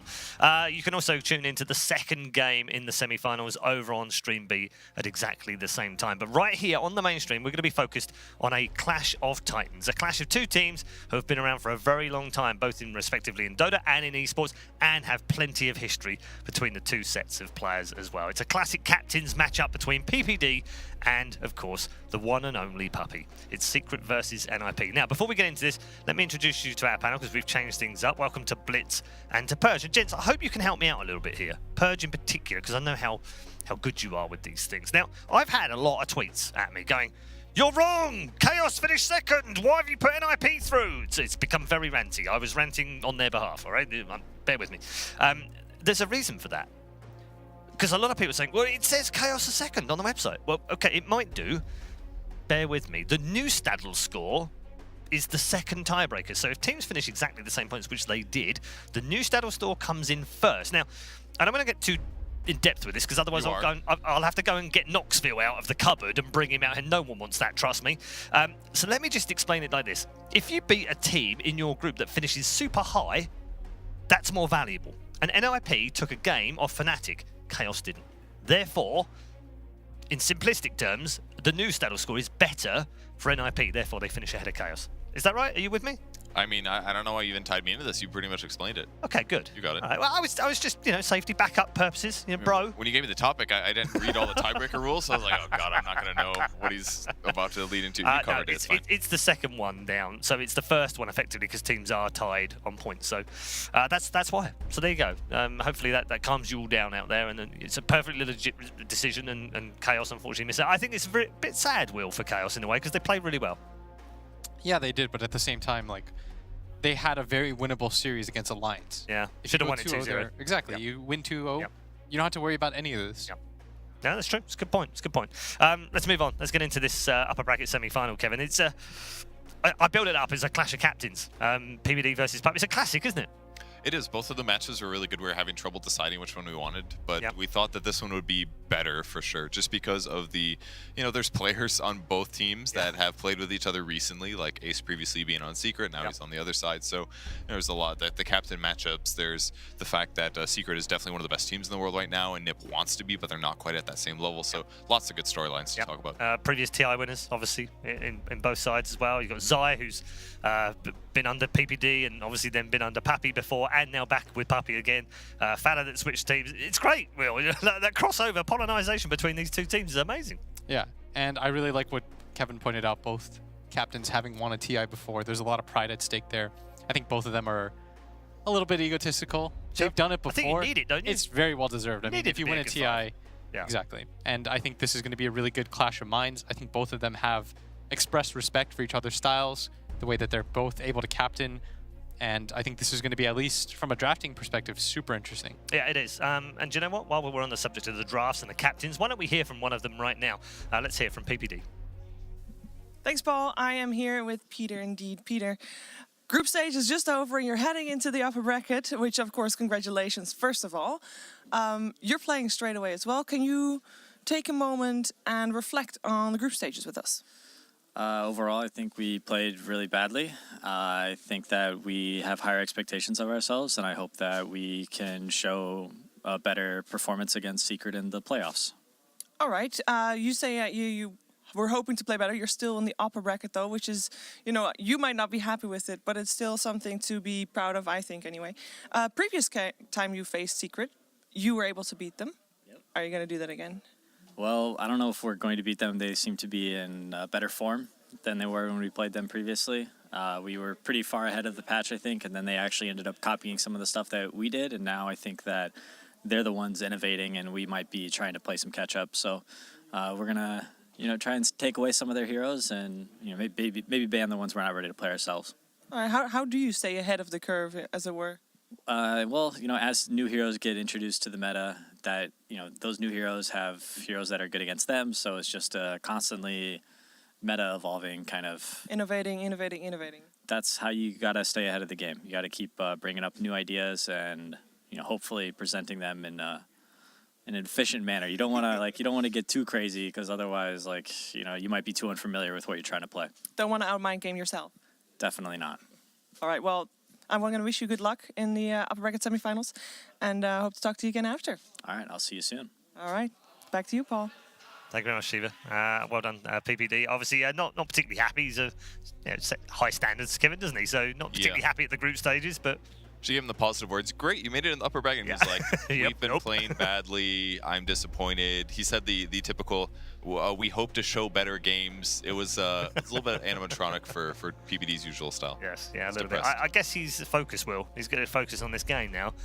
As he rightly pointed out, they've had the upper hand early on against Secret in this formation of NIP. But they've kind of taken some of the things that Peter brought in after TI and made them even better. So they're a little bit on the back foot. And form-wise, heading into this game, Secret are head and shoulders above them, aren't they? Yeah. In the major qualifiers, NIP did beat them, I believe. But when it comes to how everyone's been playing, how they've been playing throughout the year, so far, advantage Secret. Yeah. I think that rightfully so, they are the favorites. They've looked in very good form. I mean, they wiped out Gambit, right? With a 2-0 against them. Yep. And I think I watched both games, and they were both just absolute stomps throughout. And so I feel like PPD, he's just being realistic. He's not saying like, well, we owned the group stage. Well, they lost to a lot of teams. Yeah. Probably not in the best position that they wanted to be in, having to go to that tiebreaker. You don't really want to ever be in that position. You want to be able to say, we earned our spot here. We did it. We beat a lot of good teams. But I mean, this is the time to kind of reset everything. It doesn't really matter how your group stage went. If you go 2-0 here, 2-1 here, all is forgiven. I mean, I think, Kevin, it's a strange position NIP find themselves in, isn't it? But because they're, on paper, you look at this and you go, okay, they're one of the teams that has a chance of winning this as a tournament, right? Which is unusual because there's no Virtus Pros, no Team Liquid, there's no LGD. So they're one of the teams that should be stepping up into that breach and having a chance of winning. The problem is they've been very inconsistent over the last couple of months, and they've been very up and down. But I think that's always, like, they obviously don't want to be inconsistent. They want to be the best team in the world, or one of the best teams in the world. But I think that they are in that striking distance, and as long as they don't become disappointing like Forward Gaming has been this tournament, then I think it's still okay. I mean, they still made upper bracket. It was on the edge, but they're in the upper bracket. That's still something to be said. Even if they lose this match and go to loser bracket, if they don't get knocked out right away, then I think they can't be ultra disappointed in themselves. So obviously they want to aim higher, but they're still setting their course on the direction that they want to be in. Yeah. I guess in some ways, Will, we talk about championship teams getting results when perhaps they aren't playing very well. And NIP, as Kevin rightly pointed out, they have qualified for the upper bracket, despite the fact they haven't had a group stage. So that's a good sign, isn't it? Of course. And like I said, it doesn't, who cares? You made it. Yeah. If you beat Secret here, yeah, no one's gonna write on a Reddit thread a year from now going, oh, do you remember that time that NIP only scraped through the group stage? No one's going to talk about that, are they? You knock Secret to the lower bracket, again, all is forgiven. It doesn't matter what happened, and I think that's why PPD is so forward-facing. He's like, our group was bad, but now we have this match to play. Maybe they're favored, but you know, it's a best of 3. Anything can happen. All right, let's talk about Team Secret, Kevin. 9-1 in the group stage is exactly what we expected from them. I guess probably the only disappointment for them is they dropped a game, which didn't really matter too much. So embarrassing. Wow. And there aren't really too many flaws we can talk about in this team. So let's talk about the positives. Nisha on home soil wants a title here in Poland. Is it the best chance he's ever likely to get? I mean, it would be pretty sick. They won the last ESL, if I'm not mistaken, right? Yep, Mid one got the MVP. Yep. So this would maybe new VP in the running here. There's more excitement to talk about with their team, definitely, than some of the other squads, especially because they're tied in first place with DPC points. It's kind of reminiscent of maybe 2 DPC seasons ago or last season, where Secret was just by far ahead. Early last season, they were way ahead, weren't they? And way then it kind of fell off through the season. Exactly. As it got more, like they were the first team to get TI qualifying points, so they're kind of on the same trajectory this year. I think they look stronger and more concise. I feel more confident about them as a squad going to TI right now than I did last year, which is saying a lot considering that they're technically not as far ahead in points as they were last year. So they've got to be happy with what they're going for. They've just got to keep it up, make sure they don't get burned out, and just keep winning championships. Maybe add another card to the roster. Yeah, it is an opportunity, Will. History in the making. We talk about it a lot at these big events. ESL one has only had one triple winner, and that's Virtus Pro. Secret have won 2. This is a chance to win a 3rd. Does that play in to their mind? I mean, I know they're very competitive players, right? And Puppy in particular wants to set new records. He wants to beat other teams. He wants to be that team that left a legacy. So it's going to matter to them, isn't it? Of course. I mean, they could have played at a different tournament, but they chose to be here. They wanted to be here. This is where you cement your legacy. Get another Benz, like Kevin said. I think they're pretty excited about that prospect too. And I mean, Zai, I think, is making a very strong case. He's been fantastic. He was close last time. He was probably number 2 on their team when they won. So I think right now, though, he has probably been the best player on their team. Was he the best player at the major? I think he might even been playing better right now. Like you said beforehand, it feels like he's elevated his play to that next level. This is the best that you've seen him play. This is probably the best that I've seen him play. This seems like a very motivated guy. He feels like he's the best offlaner in the world right now. There are a lot of people that have claimed to that, but I would say it's arguable at the very least. He's in there, isn't he? You he's wouldn't leave him out of an argument about that. It's also important to remember what his playstyle was like at the previous major. When I was watching clip stuff, he was very often like sacked in the safe lane, like 1 versus 2, 1 versus 3 in hard lanes. He was doing like, there was like axe creep cutting, and he was like Lina, tanking creeps under tower. Like, he did some really difficult stuff that he just didn't get the opportunity to shine. But now that he can play Leshrac off lane and like get solo and double kills because the tool is there, it's like he's able to show that he's not just going to tank these hard things and look okay. He's like able to show like, oh, by the way, guys, I deserve a trophy this year. We nearly lost this guy, by the way. What do you mean? We nearly lost this guy from the scene a few years ago. When? When he decided he was going to go back to school and educate. Finish high school. All that kind of stuff. What are you doing? I mean, it makes sense. Like, his dad's a principal. I'm joking. It's a much, if anyone's out there thinking I'm advocating leaving, no, please, finish your school. Please finish your school. If you remember, he was really criticized for that decision. Yeah, he was, And that's why I made the point, because everyone was like, what's he doing? What an idiot. You can earn loads of money. There's a lot of life left. Yes. Beyond being 17. And you need something afterwards, right? The crazy part is he went out from, like, being a tier 1 player, and then he left the scene, which seemed crazy. It did. And then he came back and he kind of had to work himself up a little bit when like tier 2 teams. They got he got top 3 at TI. Yeah, he did. And also, by the way, he was playing a different position as well. He immediately came back and got top 3 at TI. And he's gone between 3 and 4. Data point. He's also gone between 3 and 4 positions as well. Yeah, he's been all over. He's a very talented player for sure. But yeah, I think right now it's an incredible form run he's on. I mean, he's playing everything. He was Kunkka, he's played Lifestealer, he's played Leshrac, he's played, I think he was Lion in a game. Like, he is literally just like, whatever hero works in our situation. And the great thing about it is that it allows Puppy to draft not around him, but almost with him in the background, thinking, oh, but I don't really care about him. He can do anything. Yeah, it's just... I can move him a lane. I can give him a different hero. I can make him play in a try. I can give him his own lane. I can sack him.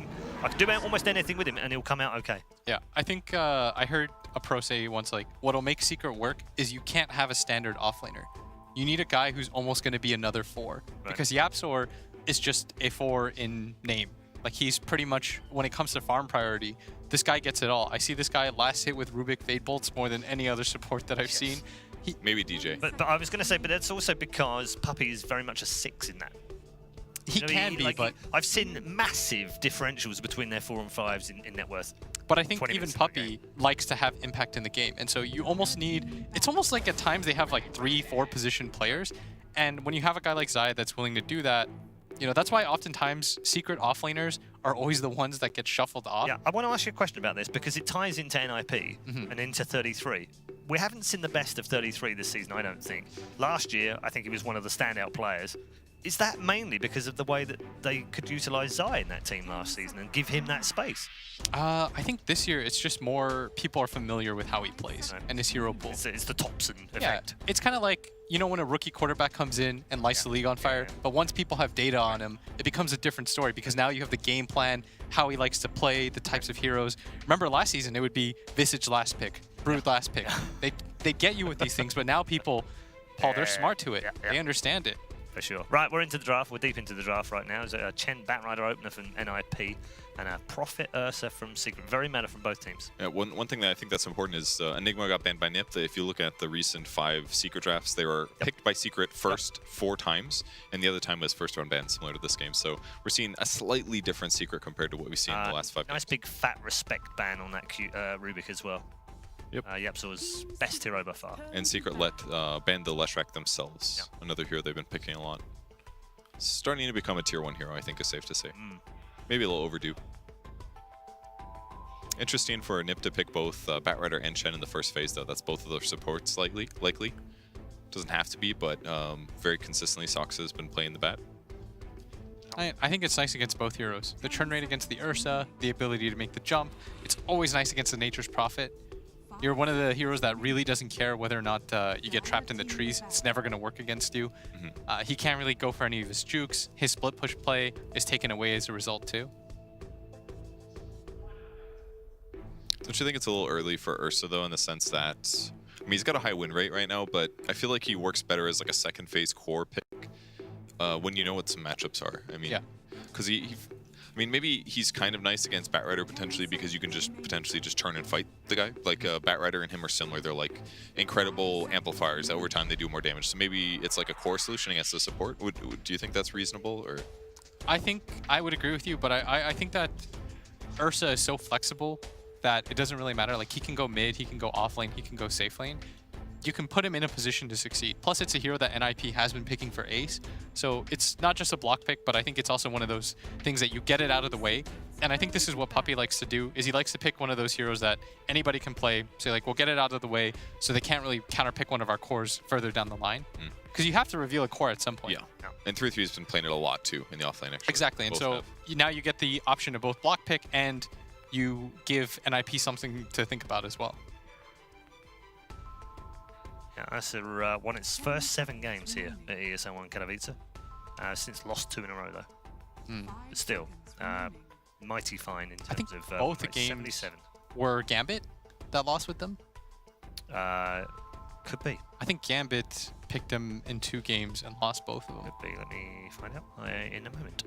You are correct. Yeah. Both against Secret, obviously, in that final game. Interesting that they pick up the Ursa as well. Well, Nip's draft so far is pretty straightforward. Looks like they did a similar thing 2 hours ago against Fnatic in their first 2 picks, Chen into a Batrider. And later on, they went with Lycan, Nightstalker, Puck as their other 3 picks. Yeah, it's interesting, actually, because Secret also played those when they played against the Ursa. Particularly the Lycan. Okay. Outrun him, basically. Doesn't sound great laning, but... Yeah, worked in both the games for Secret. Against the Ursa, so I wonder whether NIP fancy taking a leaf out of their book. Ding ding, the Admiral's in town. I think this also probably shows you that this is going to be a mid Kunkka because they banned out the OD. This is often what Secret do. Yep. As soon as they want to pick the Kunkka, they telegraph it by banning out the OD just to get rid of that matchup entirely for him. It's so hard for him to play. Late game, it's not fun either. It's impossible to, whoever gets X, you can just Astral reset things entirely. And it also gives them a bat solution, actually. If somebody gets lassoed, you can just X them back too. That's cool. It also means the Ursa might be used slightly differently here, because it's mid-1 who usually plays the Ursa on this team. But presumably he'll be playing the Kunkka here. Yeah, and it's interesting that Secret are so willing to just like you said, they're just giving away their cores. They're saying like, these are our cores, represent as early as possible. Yeah, it is. It's different than most players are doing right now. Highest rated picks, they're including the Nightstalker that was in the earlier draft for Nip. Yep. I don't know if I like Nightstalker too much against Kunkka because any highly mobile hero is just going to get countered by X, but... I mean, they can move 33 to the bat if they want, of course. It's really good against Prophet, though. Yeah. Nightstalker. Yeah. Does make sense here, doesn't it? One of the most played 33 heroes in the last month. We'll give them like two Kunkka solutions, or 2 Prophet Pugna first, though. And then instantly, they pick Fatter Pugna. Instantly. They're super ready. Good against Batrider. Yeah. Can interrupt them with Carapace. You've got Disable setup that can combo off of X Torrent. It's really good at setting up kills, very good against Pugna, because Pugna has really high int gain. I love it when you get to really high-level captains like this, and then one of them auto-picks something immediately. It's almost like it sends a signal to the other captain that says, I knew you were going to pick that. It does seem like that, for sure. Yeah. It's like crazy. It's crazy confidence things about it, that it was like a 2-second reaction. He's like, oh, I've already thought about all the possibilities. Yeah. I know You're going to pick Pugna, and I'm going to pick the Nyx into it. And Nyx is also just very, very good against Batrider.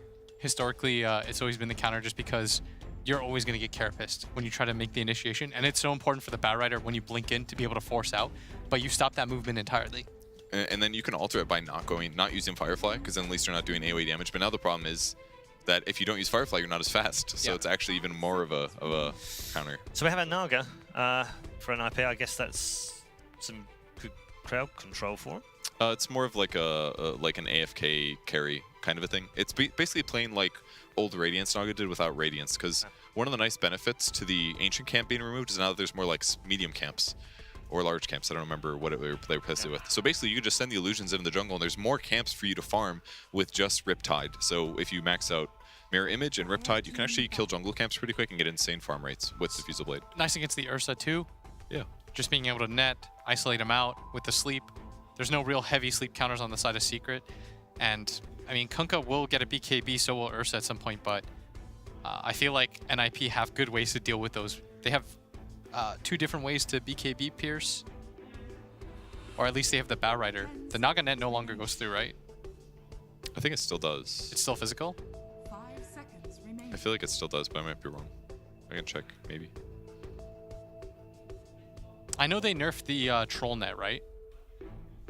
That one also still goes through. Are you talking about the change to ensnares? Yeah. As a whole? The mechanic change is too recent. I haven't done enough math. I'm sorry. It's okay. It's all right, Will. You can tune into to Purge's 9-hour video on nets next week. That was one time, Paul. Okay. Not every patch stream is 9 hours. All right. I'm sorry. That's okay.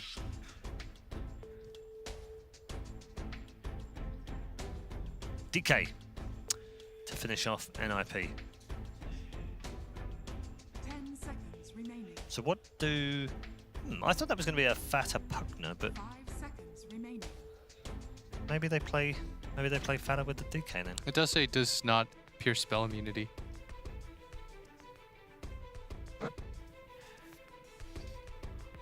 What is this? The Naga net? Mm-hmm. Okay.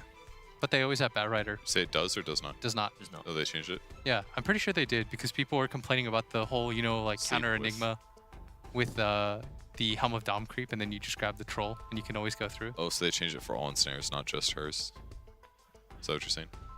I mean, maybe. I knew that That's the why troll one did, yeah. but yeah, I think you might be right. It makes sense to make them consistent considering they're both nets. What do we think of this last pick from Secret? Oh, that's a Spectre. It's a way to, like, they have very good map presence between, like, basically Nyx can go find ganks, and then Spec and Prophet can be there. That's what's really cool about their lineup.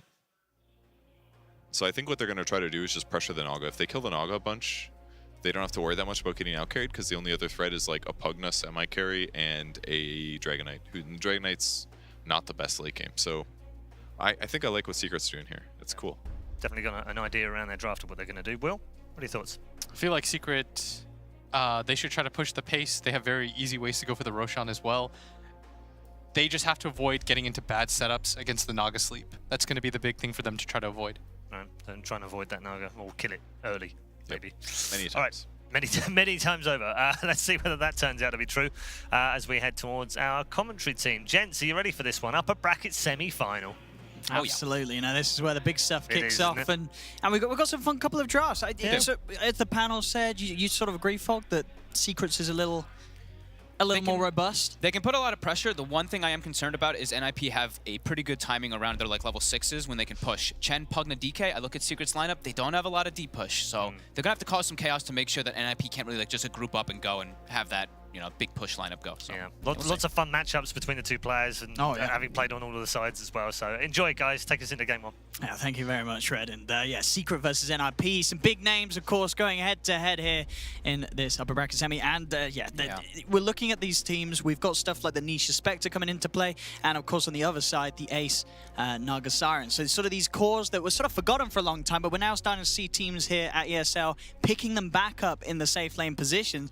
It's like a patch from the past, and Spectre versus Naga. Yeah, exactly. We have Spectre versus Naga. I mean, we're talking about the push strat that NIP could have going, but then we look at how this game could actually get to a point of pretty deep late game. It could we have a Furion Spectre who can be split pushing a lot. You know, NIP, they've got late game with the Naga, but yeah, you don't really want to do it anyway because there's a Spectre and a Kunkka on the other side of Secret. So Secret's late game is also ridiculously powerful. So Secret, I would say, have the late game because of all that. Of course, Spectre, dominant. But there could be this point because, as you also mentioned to me, if NIP get ahead with this, like Pugna and DK and start pushing with the Chen as well, there's not that much D push on Secret. Yeah, it's all about just like, then it's all about cutting waves, right? That's what we saw was the solution. When people don't have D push so much, you have a Furion at least. You have a Nature's Prophet that can cut in between those waves nonstop. So that could be something to watch out for. I'm going to be looking a lot at also YapzOr inside of the fights. Oh, yeah.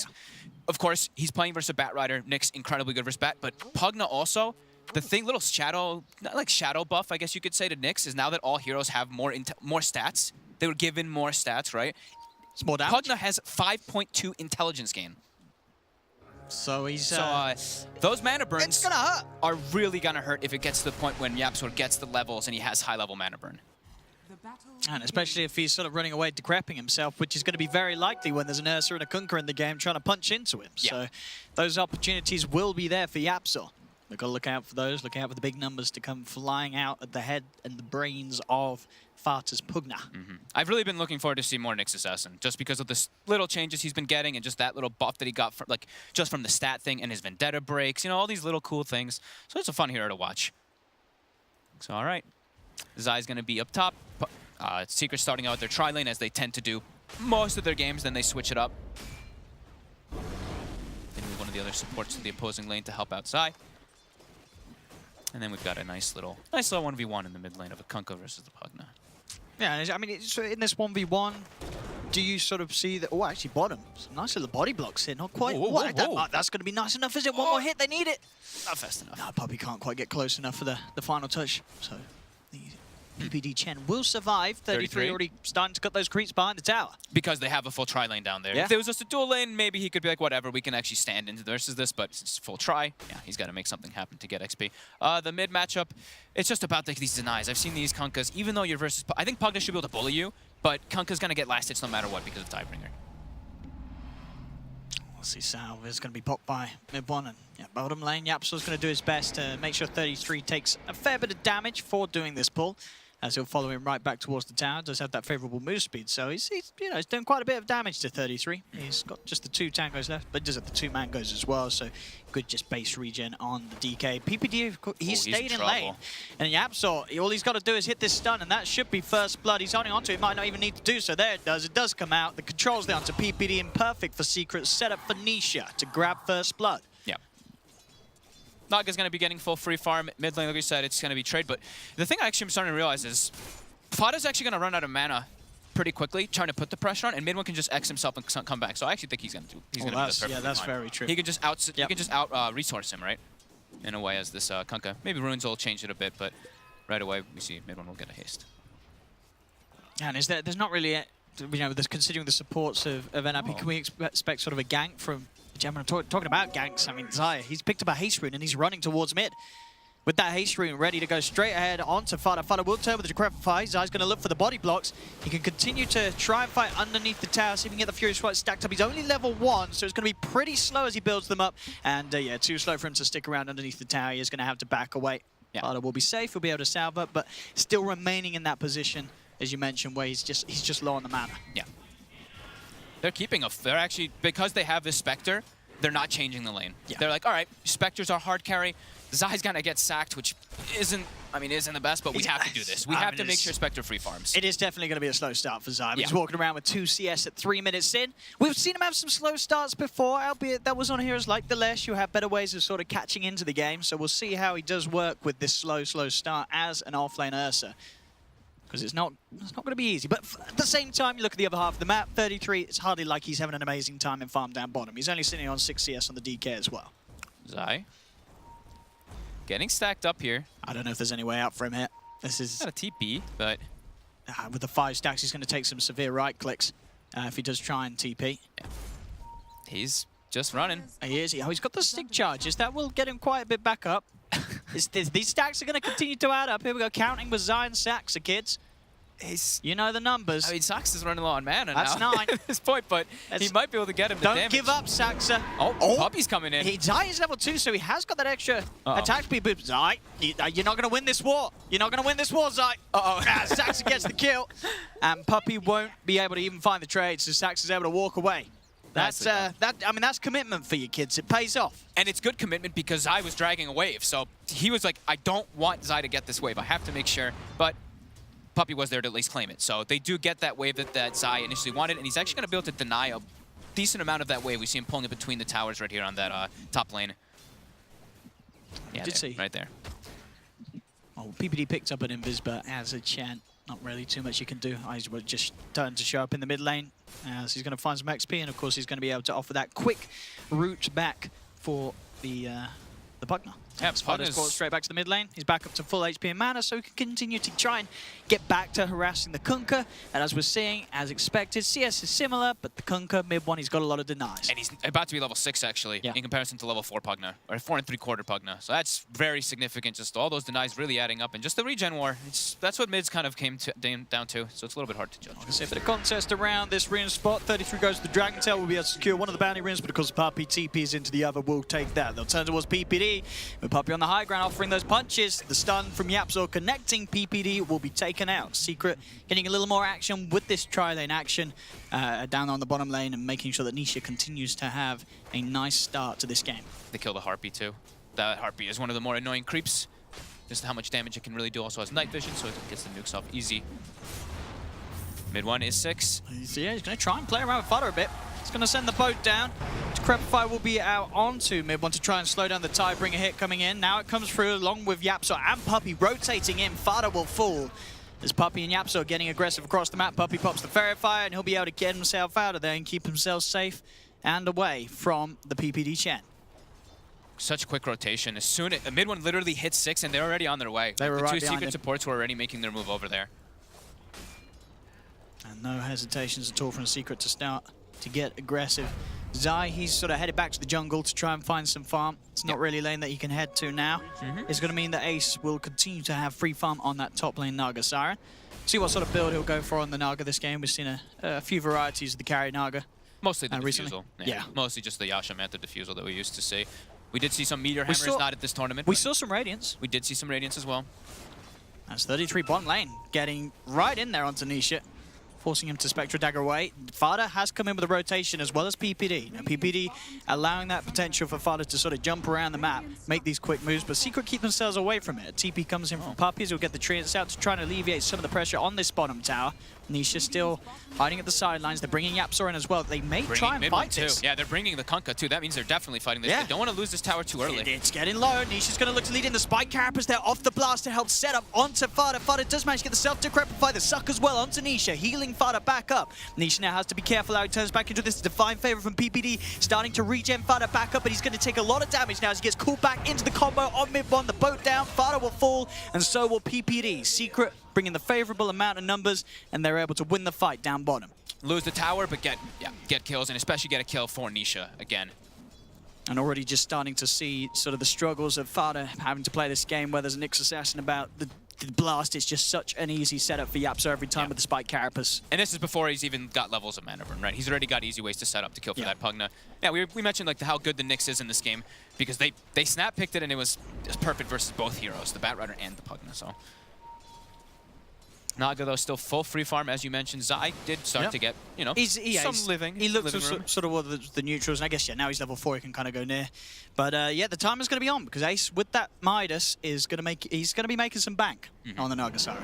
The one thing that NIP does have to be wary of now that this Ursa's starting to get some levels is Secret. They do have Nature's Prophet and Ursa, so they can actually smoke and go for a Roche with just those two heroes very easily and just catch NIP off guard. So they have to keep themselves wary of that, and they have to keep wary of when Secret is setting up for tower defenses, because that will be the telltale. It's like, oh, wait, Nature's Prophet isn't showing up. Where's Ursa too? Then, we know that they're probably going to be going for that type of play.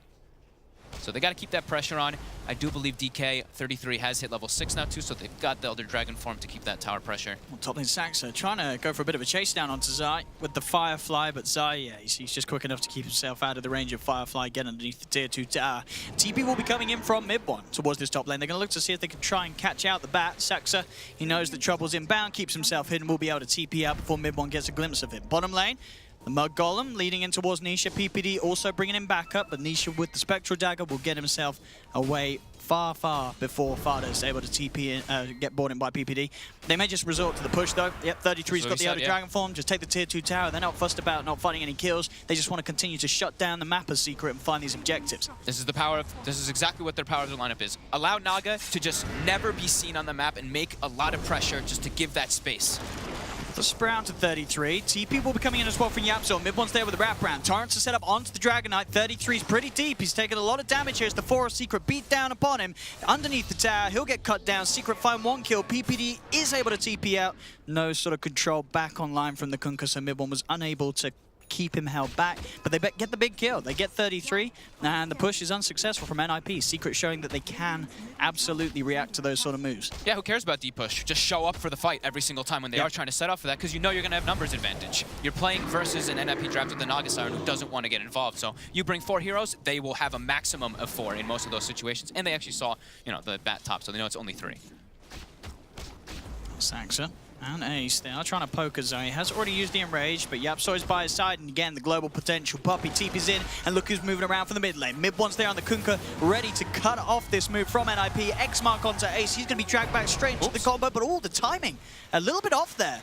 So Ace is actually able to continue to walk. He doesn't have a point at the Song of the Siren, so the best he can do is just run away. In fact, maybe NIP want to turn. 33's turned up to the fight, leads him with the Dragon Tail stun onto Yapso. Yapso, he's actually been sprouted up by his own teammate. He'll fall as well as Zai. They'll lose 2. NIP, this time they're the ones striking back. As Secret, they wanted to try and fight initially, bringing in the Nature's Prophet, having that rotation from mid one, but he slightly off the timing with the combo. Missed the boat by quite a big margin, actually. He just timed it wrong, yeah. And then 33 had a haste rune, so he just comes in, and he's the one that can get the catch for his team, because besides him, they don't really have disables until the lasso comes out. It's just a Dragon Tail. I mean, the Snare too, but he's pretty much their catch in the game as this DK. Yeah, and he's realizing that with the items going to go straight for the Blink Dagger. Absolutely. Yeah. He needs to be the one making the plays, because I think I saw Saxa going for the bots. Yeah, I imagine he's going to get the bots, then the drums on the bat. So speedy build. Yeah, you want someone else to be able to make that jump. You see, Ace got Midas, by the way, on the Naga. He did, yeah. So. I mean, he gets away with it because he had so much space up top. I think, you know, if you're going to get that sort of start, this is absolutely is a game where you say, hey, we're getting the Midas, because it's just going to speed up the diffusal into your next item after it. So he is going to sort of come online actually a little bit quicker than say would if he didn't go for the Midas, because of how much farm he's getting. He's on 6k net worth at the moment at 11 minutes in. He's shooting ahead of everyone else in the game. Yeah, and sometimes Naga, more so in the past, is your illusions were always farming for you, so your levels sometimes got affected, right? Because your illusions are getting the majority of it. This Midas will let him boost his levels, which is great, because if you look at Naga's stat gain, it's excellent. She's got one of the better ones across the strength and the agi. Talent's also, of course, quite nice, so yeah, the Midas, very nice for that Naga. As Nisha will be just going for Yasha, so he doesn't go for the Midas or anything like that. They want to. I mean, that's that's going to make it hard for him to keep up unless Secret can find fights. And of course, Secret, they've got great ways to find action. They've got Yapso hunting around the map with a Vendetta, looking to kick stuff off. You've got an Ursa and a Kunkka and a Nature's Prophet. They're always going to be incredibly proactive on the map and looking to sort of just set up action that you can just follow through with a haunt, pick yourself up a couple of kills. Yeah. That is the fun thing. Like, Nyx with any type of globals is always like, oh, 3 heroes just turn up, oh my goodness. That's why Nyx Invoker used to be like so common, but with this one they absolutely can do that all the time. Yeah. So now they're making a move toward top, looking like they want to actually put a little bit of pressure on it. Majority, like, everyone's just jungling and farming right now. We see Ursa jungling, Furion's jungling, Spectre's hitting mid creeps, Naga's jungling, but this is the move they want to make. They want to try to put some pressure. Top lane Yapso, he's got the setup, combo comes in from mid one, and it'll be a quick and easy kill onto PPD. Same time down bottom, Saxa was sort of hunting around the jungle, seeing if he could find out Puppey. He'll wrap towards mid. The instant they show that they're starting to push mid, 2 heroes, or 3 heroes even from Secret, start teleporting and showing up. And now look, this is what we were talking about. Look at the Roche. Secret. As soon as those heroes start pushing, they send those two into the pit. We mentioned that they would probably try to do that when NIP sets up for a push. And I don't think NIP is going to have any idea that's going on. They're fully set on just finishing off this tier 1 tower, and Secret will say, by all means, take it. We're getting the Roshan. Will NIP realize in time? It's far too late. The Furious Swipes are stacked up way too much, and Secret will be able to get Roshan without NIP having any clue that it's going on. Tower dies, but this is the this is the trade that they wanted to do. They showed 3 heroes in the mid lane, or 2 heroes in the mid lane. The Spectre was showing bottom, and then those 2 can sneak it. Radiant's bottom tower is under attack. Just 14 minutes in, 7 for 3. Less than a 1k lead for NIP. A great start between these two teams as both really have something going on. The Naga Siren, he's in that beautiful place. He's got the top net worth. He's getting away with the Midas Ace. The Diffusal Blade very close to being done. Top lane, Yapsor, Zai, they'll find themselves a catch. Saxo trying to push out the lane with the Firefly. Easy setup with the Spike Carapace for Yapsor. Saxo, he has to be careful on the map. This Nyx Assassin just causing so many sort of issues for not just the Pugna, but of course for the Bat himself. It's very easy for Yapsor to find those solo kills. We said it would be eyes on him, right? Eyes on him for setting up the ganks all over the map. It's a Nyx Assassin versus a Pugna Bat, right? So you have to expect that's the way it's going to be, and with those globals, like we mentioned. 33 says he doesn't want to blink dagger first. He wants to join. I mean, we talking about the drafts, both teams, they can gear up for late game. And having the 2 Midases, NIP is saying we're ready to scale to that point. Yeah. Saxa is hunting. Nisha is going to be forced to use the Haunt to get away from the Batrider, and will jump towards the mid lane Chan. So jumping over towards PPD, he'll be able to walk away, make sure that Saxa doesn't catch him. Who was down there? It was Saxa and the Pugna. Yeah, I guess with the 2 of them with the lasso to grab Blast and Suck, they would have had enough damage. So Nisha making the right call and playing it safe, just getting the hell out of bottom lane. NIP using an early glyph. Secret's going to continue to poke this top tier 2 now because of that. And we see right away, Yapster's trying to keep tab on where NIP is positioning themselves. He saw them looking to set up for Nisha in mid. Nisha has to be careful as PPD looks he's bringing reinforcements to that mid lane. And Yapsor does also have to be a little wary. There's a sentry down in the middle lane if he does head down into the river. Just keeping himself on the high ground for now. Top lane space is there. I mean, we've seen what Secret, they do react and fight to when NIP try and get a push going. It seems though that NIP, they'd much rather stay away when Secret gets super aggressive. Yapsor does find himself caught underneath the sentry ward. They'll pop down the blast. He'll get the Spike Carapace out as well as the stun. Here's the backup from Zai. Yapsor should fall. Can Zai do anything in return? He's stacking up the swipes onto 33. Pops the enrage. 33 will survive. As they'll be able to send Zai up into the air, keep him at a distance. The boat's coming down. Ace popping the Song of the Siren here as they're looking for setup. They're grouped up very heavily, Secret, as NIP will get on top of them. Zai, he'll be able to run himself away with the phase boost, but they have the lasso control onto mid one. They'll finish off the Spectre. They'll finish off the Kunkka. The Song of the Siren perfectly allowing NIP to set up for 2 massive core kills. I'm surprised Secret actually went to try to take that fight too. Like NIP were clearly looking to take that engagement there, and it was the Nyx who got engaged on already. They didn't have their Haunt available, but beautiful sleep. That was perfect by Ace there to stop the combo coming out. And they easily get that wrap around in. Yeah, Midases. And whoa. Wait, hold up. That's a Dagon. Lightstone Dagon on Puppy. Oh my goodness, you're gonna have to stop queuing for your pups, boys and girls. I mean, that Pugna, right? Pugna decreps, you do lots of damage? I don't know. Puppy's got a Dagon. All right. All right, we've got to watch out for some kill-securing Nature's Prophet action here from Puppy. This is like the Dota 1 build. Yeah. Your Nature's Prophets with no boots and just a Dagon. No boots, Dagon. My goodness. Slower than average, though. Wait, how? I guess because when it has been built in this patch and the 2 matches, it's not been on a support Nature's Prophet. It's been built on a Prophet that's been able to be in a core position and farm it. But yes, it's a support. Yeah, first time this event, yes. So, but only 2 matches this patch. Right. Okay, Puppy. I mean, it makes sense versus like the Pugna, and it also. He's gonna level it. He's just. I mean, yeah, when you go Dagon, you've got to go full Dagon. You can't go halfway with this build. Dagon one-shots illusion, right? I believe it does, right? Yeah, so maybe that's so you can clear out the illusions of the Naga Siren. I'm not too sure. I'm just trying to think of where he would actually go for besides like bursting the Pugna. That's the other one. So I mean, maybe he's mad at someone who's messed up on Secret's lineup. Maybe he just feels maybe they're lacking damage. I'm that just could saying, also be it. If you want some more if damage? you were in a team with Puppy and he builds a Dagon first item, you know someone's getting kicked. You know, it's not good. So that's it. There you go. Just illusion. He'll take it. Yep. Bang. I mean, okay. Those will add up. Illusions start to give lots of money. I don't know. And not as much money as a Dagon. That's for sure. but I'm ready for this. Let's see what Puppy can find. I want to see this Nature's Prophet get kill after kill. He's 1-0-7 at the moment. You know, he's been having a great start to the game. If he does get a Dag in 5, like Pugna, Pugna's not going to have too fun of a time. Like, that is the truth. No. And this is going to be a ridiculously farm. This is just going to be a farming game. Like it's going to be a late game. I think pull our seats back. Everyone get comfortable. Yeah, 18 minutes, only 8-6. This is the kind of game that we wanted, and we're getting it. And he just is going to be gone, and we're out. Farming Aegis. I mean, they did take the mid fight, actually, so they were trying to take one, but... Mid one. But Tada is already getting ported in. PPD. There's a lot of backup coming in. They've got the opening stun out onto Zai. He will pop the Enrage. There's the Song of the Siren, keeping the two of them together. Saxa will get on top of them both with the Firefly. So if there's going to be any sort of reaction from the rest of Secret, Zai trying his best to run away with the phase boots as they're chasing him down. Firefly on top of him. Saxa will finish him off. NIP take the 2 kills. They're just so much stronger anytime Ace shows up. This level 15 Naga with this Diffusal, with this Yasha. Yeah, mid one going for the correct build as well. He's got the phase Radiance? drums into Radiance. Yeah. Beautifully done. This is what you want to be building. It just makes you so beefy. You can't kill this, man.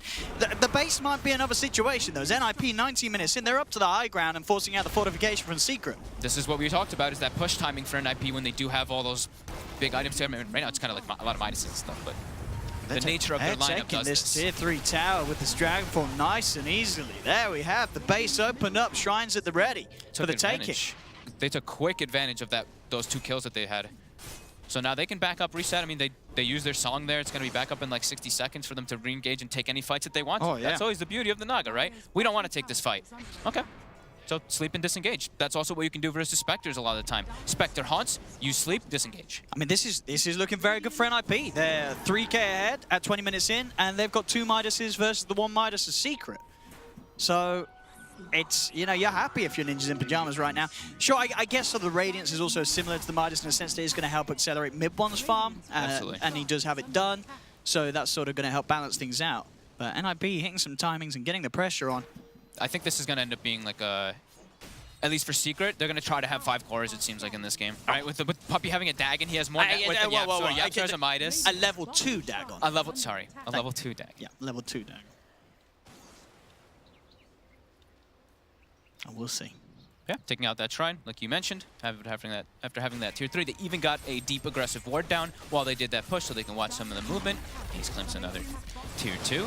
And Secret just not looking to fight still until they've gotten some more items. Yeah. Particularly, I think like the Spectre needs to have, like he's got his 1 item now. So maybe now with Haunt, if they can find a situation where they outnumber, they can actually look to take a fight versus NIP with this meta. But yeah, no, as you say, Anisha wants to ideally at least that diffuser before he's forced into any sort of unwanted action. As Zai and Yapsor deep over NIP's half the jungle, Yapsor will find Saxor versus Yapsor, Zai, Yapsor, they found Saxor. Saxa. Oh god, stop it. Saxa. He's gone. He's dead. Yeah, they will find that pick up on the side. Meanwhile, they're still pushing it on the side lanes. So NIP, sure, they lose a hero, but they've got 2 side lanes pushing in. Now they're going to have to address the top lane a bit here, though. But Saxa is going to be respawning in 20, so he might just be able to do that himself. Puppy. He's gone for the Dagon, now he's got to go full NP. He's going for the cliff jungling next. But unfortunately, there's no camp for him to hit. Puppy sits there and reminisces of a greater time for the Prophet players. Sneaky wards. Yeah. The uncounterable wards, because you have no idea that he placed them. You never know that he's going to actually have gone there. Unless you have a ward there yourself. No.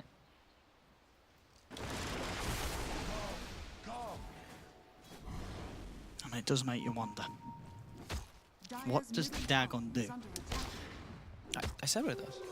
It's to kill illusions. I think you're grasping at straws. I mean, I don't know. It's to kill illusions. It's the first He went the 10, Blightstone right? Dagon. It's... I mean, I love it. But that's not a good sign if you're a professional player. Fada, I like this build. I think this is the needed build, especially when you're playing versus Nyx Assassin or even versus Kunkka. He's got the Yules. Into BKB immediately on the Pugna next. They know this is their time to shine, right? Once they've got this, they can actually continue this pressure. And if they can get themselves a Roche on NIP, that'd be massive. Yeah, 9-8. One of the slower games I feel like we've got. It is, but definitely one of the fun ones. There's a lot of stuff that's going to come in this game. This is just sort of the beginning of the opening of this box of chocolates of beautiful Dota 2 between Secret and NIP. The Reaver getting very close for Mr. Ace. Ace is just he's so a big boy. Farmed. He has... There's no one getting anywhere close to him. He has almost 6,000 ahead of the Spectre. And that's also with levels, too. It's like he's level 17, almost level 18. Spectre's only 15. So, yeah, just big advantage right now going for an IP. So we do see that breakdown. Mainly the other. The other, that's always what it is. We don't know what the other is. It's just money that Gaben sort of simply injects into the game for the team that he likes. Probably the Midas. Yeah, it's the Midas. That's what the other is. 95%. That's good efficiency. God, do they have that's good. Do they have the damage to deal with Anaga when she's got a heart? The thing is, maybe like Spectre with Diffusal is going to be able to kill the rest of the team, maybe isolating her. That could be the one play. But yeah, this is going to be a really tough cookie to crack for Secret. And this is the Roche that we were mentioning. They're going to be able to get now because of all the space they've gotten and all the deep vision too. They're suffocating Secret. Absolutely are. Secret's not going to do anything about this. They don't have a chance to do anything about this. Nope. As that will be a free Roche, free Aegis, and a free Cheese for NIP.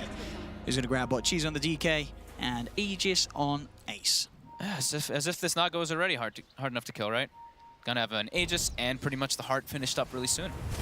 Third highest amount of lasted. It's 280 at that 24. Not bad at all. We saw another Naga Siren game where we had an insane amount of farm. It was Nisha. That was Nisha, right? Oh boy. Yeah, I think you're right. Yeah, that was the Nisha when he played the Naga. He had. I think so. Yeah, because that was the one where he was like, we didn't see. He just him got totally ignored. I mean, that was kind of with this case. He was sort of an ignored top. But he did show up. The thing is, Ace did show up to fight. Yes, those Song of the Sirens pretty much got them 2 massive teamfight wins. You're absolutely right. Nisha.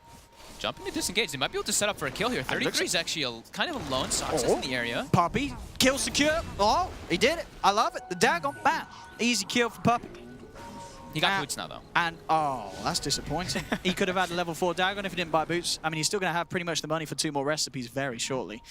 I hope this isn't the beginning of him buying other items than leveling up the Dagon. I do hope those recipes do get invested in. He sits on 2k gold. YapzOr's on the prowl, trying to get some information, vendetting around, and it seems like the name of the game for Secret is just going to be, let's defend the high ground and talk Spectre to try to out-carry this. So I was going to jump in and try and help out Mid1 here as he's committing for the fight. We'll get decrepified. He'll go straight for the TP outside. Mid1's going to try his best to run away with the rum on himself. But there's 3 heroes chasing him down. Nobody else is having any sort of look towards the mid lane. They're saying goodbye, Mid1. PPD nearly gets brought down by the Tidebringer, but he won't do so. As they get their Kunkka. That is Mid1 dead for a full minute. This could be Rex they can set up for here. Yeah, they don't have the Aghanims yet on YapzOr, I don't believe. Yeah, he's only got 2 pieces of that. So that's the big one. If they get Aghanims on Nyx, then they can actually, that high ground defense becomes a lot more significant for Secret.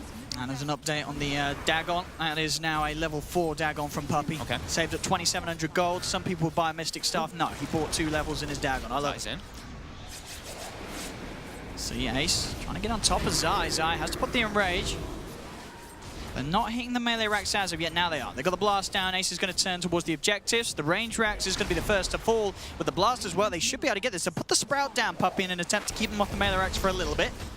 But NIP will quickly turn their attention back towards it. And there's nothing the Secret can do to stop it. 10 seconds. They will have the Kunkka back up. Mid1 will be back in a second. NIP can keep sending heroes back to base and just bringing them back with Chen 2. Sox are just refilled. They've got a lot of sustain, NIP. Yeah, they can just stand here and take these structures from Secret. There's still no haunt. Zai trying to commit onto Ace. He's going to be halted by the Decrepify. Ace, of course, has got that Aegis, so he doesn't mind dying the once. Does still have Song of Siren 2. 33 just going to jump in straight away onto Zai. Zai does have Enrage back up. Will pop it, get out the torrent down to them, but 33 has the BKB. YapzOr's there with the stone control onto Ace, but the rest of Secret cannot get on top of him for now. Song of the Siren comes through, as well as 33 retreating. They're just going to choose to get out of there. NIP know they don't have to try and take a fight now. Oh, they will manage to get sacks, I believe, with the Spike Carapace on, potentially some Firefly left behind. And in fact, they might still catch the rest of them in, despite NIP trying to disengage with that Song of the Siren. It looks like they're not actually going to get out. 33, he's going to die as well. God. Fada, He just got back in by PPD. He says, you killed my back, you killed my DK, you could kill my Pugner as well. Ace, he's not having a lot of fun. He will pop the cheese, get back up to full fodder. He's somehow still alive, but mid one surely is going to be able to cut him down. He's burning to the Radiance. That's going to be far to dead. And Ace, Puppy's TPing forward to try to find Ace here too. The Quelling Blade was put into the backpack here. So there is a sprout if he can, but Puppy's dying. Oh, he is. He's down big time. Puppy, yeah, he's dead. Oh, God. Oh, my goodness. He's watched a few of Toby's guides to Nature's Prophet. He's gone. As now the X mark onto Ace. Oh, the Centaur stomp onto mid one. The neutrals, they're helping out NIP. This is it's just an absolute mess of a fight, this one, Ace. NIP's respawning now. Secret. They've not got any mana. Nisha has to get out of there. And a bit of defusal on defusal action there between the two cores as they'll slow down one another. Looks like he will be able to get away, but Naga's actually fast. 4:15, trying to catch up. Gets in net. Nisha needs help, and he needs it now. Torrent's going to be dropped down, but AC's able to duke it off. Heads to the side at the same time up top. Zai, he was up there, but 33 jumps past him. Looks for the stun control. They've got the lasso as well. They're holding Spectre in place. Zai, he'll get the swipe. Stacks up, though. 33 is dead. Ace is in trouble. He didn't kill Nisha off in time. Nisha's still alive. Ace will fall. Oh, my God. As Nisha, he'll be able to walk away alive. But And that's a level 5 dagger. The level 5 Dagon. Puppy celebrates by maxing out the Dagon. Oh, NIP, they brought heroes back time over and over and over again to keep dying. They used, that was everything, right? Aegis and Cheese. Yep, it's gone. Are gone, and that's huge. Nisha getting, I mean, Nisha had just finished up that defusal before all that happened. Getting closer now to that heart. AC also on mid one. I think that's the Aghanims for Yapsor too. Uh-oh. What's he got? I mean, that's just an uh-oh. That's the Aghanims on that, yeah. Yeah, that's the key thing that they needed for high ground defense. Because right now they didn't have, like, the deep push was pretty limited, and now that constant spam of even the mana burns from a distance if a Pugna steps up, it's very threatening. And, of course, long range impales. NIP. Oh, very critical mistake coming in there. They had a lead, and they were on the verge of taking a second set of racks. I mean, it looked like they were going to get out of there with that Song of the Siren. They put the Song of the Siren, they were trying to disengage, but Secret, they just managed to catch them all. And PPD somewhere in the midst of it all decided, okay, we can try and take this fight. And no, they could not. They lost way more than Secret did in that exchange down bottom, and now Secret are the team slightly ahead with that 2K gold advantage. What a turn of events. I mean, gold advantage and experience, too. Yeah. Experience just heavily swings. I was talking about how high level Ace was before all that happened. He was level 19 or 18 versus level 15 Spectre, level 20 Naga, level 19 Spectre. How quick things can turn.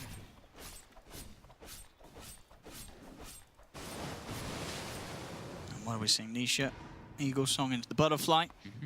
So he can stand toe-to-toe versus that Naga Siren. And Ace is talking about standing toe-to-toe to one another. He wants to get the Silver Edge to help him stand toe-to-toe with Nisha. Okay, cool.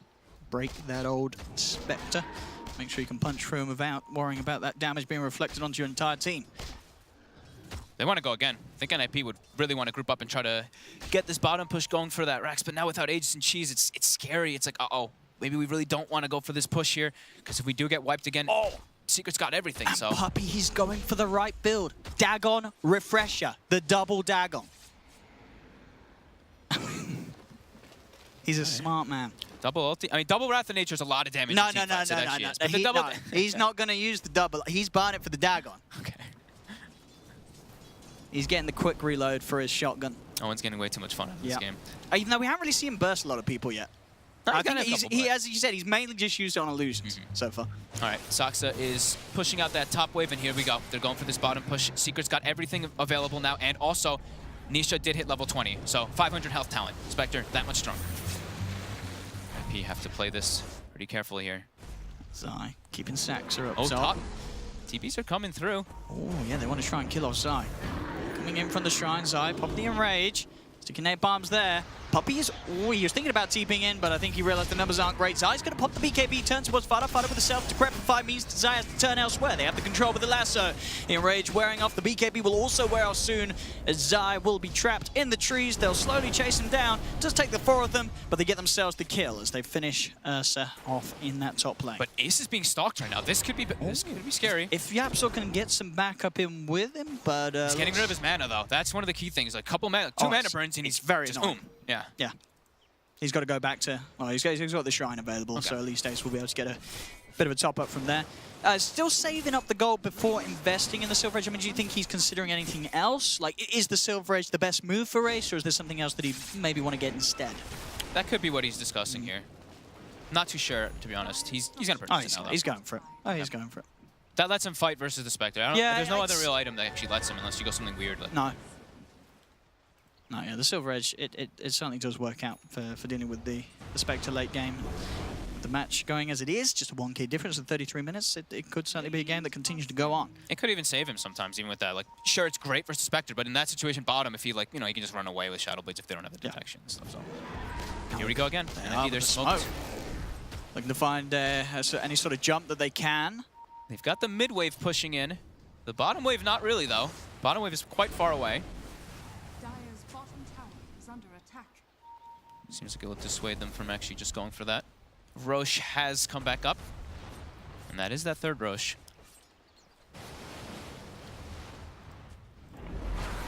A full butterfly for Nisha, like you were talking about. So he is that much stronger, and those net worths, they're getting close to, I mean, they're still quite behind the Naga, like 5k or so behind, or 6k behind, but, you know, they're getting closer. That was just a crazy turn of events. It's going to be a smoke up from Secret. We'll see if they're able to find any sort of catch around this crucial point, as you mentioned, with Roche available. They're going to do their best to make sure one another doesn't get it. The Horn comes out. Nisha's going to look to lead straight away onto Sax. So the song comes through from Ace. See if they can look to reset and get back in on top of it. As you said, wasting that Haunt time. And they will continue to retreat. Centaur will be used to stomp Zai, stop him from chasing. The Firefly does proc the Spike Carapace. They'll turn with the Yule's Control onto mid one, but the blast comes out with the Dagon. That'll be Saxa dead, and now Secret look for more. Tidebringer cutting PPD down incredibly low, as 33's actually been left behind here. He's popped the BKB. PPD gets dragged back into the combo of mid one. PPD will die, and 33, as his BKB wears out, he's not getting out of this one. Yapsa and Zai, they're still chasing Ace as well. They're going to get so much out of this Secret. They found 3, and it's not quite done yet. The chase from Yapsa and Zai, allowing them for the setup onto Ace. Ace pushed back and blasted down by Puppey with the Dagon. That's 4 dead on NIP. They used the song to try to reset, but they actually just weren't able to. Yapsor gets the stun onto Saxa, and then afterwards, Ace is actually trying to like send his illusions and split. Yapsor mana burns him twice again, and then just stalks him, just chases him. Doesn't care that his teammates aren't that close. Then Zai's able to close the gap and get on there. And now, back the other way, 65 seconds, no Naga. Now this is a big, big window for Secret. Oh god. As they're straight up to the high ground. Sure, they themselves are down a set of the racks in the mid lane, but now they'll look to level the score and see if they can take at least a racks away from NIP. They might be able to try to set up for 2 here, but they could also go for 1 and then go for that Roche. And it's hard to approach this with Yapsa having that Aghanims. He can just sit there burrowed in. Oh, did they use the glyph? Yeah, they glyphed that one range group that they have left. As now the buyback comes in. The buyback was now available for the Naga Siren. The stun immediately into the boat, though, onto Ace means that it's going to be hard for him to find the initial catch. They'll look towards Yapsa. Yapsa's got the Spike Carapace. 33's there with the wraparound, pops the BKB. Dragon Tail stun onto the Spectre, but already they've lost the Pugner. He's got a buyback. Ace will manage to get himself on top of Yapsa. So the Nyx Assassin is dead. He can't really get himself back towards this fight. Double buybacks coming through. They need to protect Ace. He bought back for this. They cannot afford to lose the Naga Siren. The suck as well from Fada, giving Ace the life. Dragon Tail stun onto Zai. Zai being held back for now. He's got the Enrage, goes for the TP out. They got any way to cancel it? They do not. So Zai will escape. Mid1 and Nisha will also get out as well. So Secret get the top racks, and they force out 3 buybacks from NIP as this game now well and truly in Secret's advantage. The 3 core buybacks as well. It's not even just it's not the support. It's all 3 cores from NIT have to buy back there, and they still can't even defend their racks. They get a kill on Yapsor, but it's just Yapsor.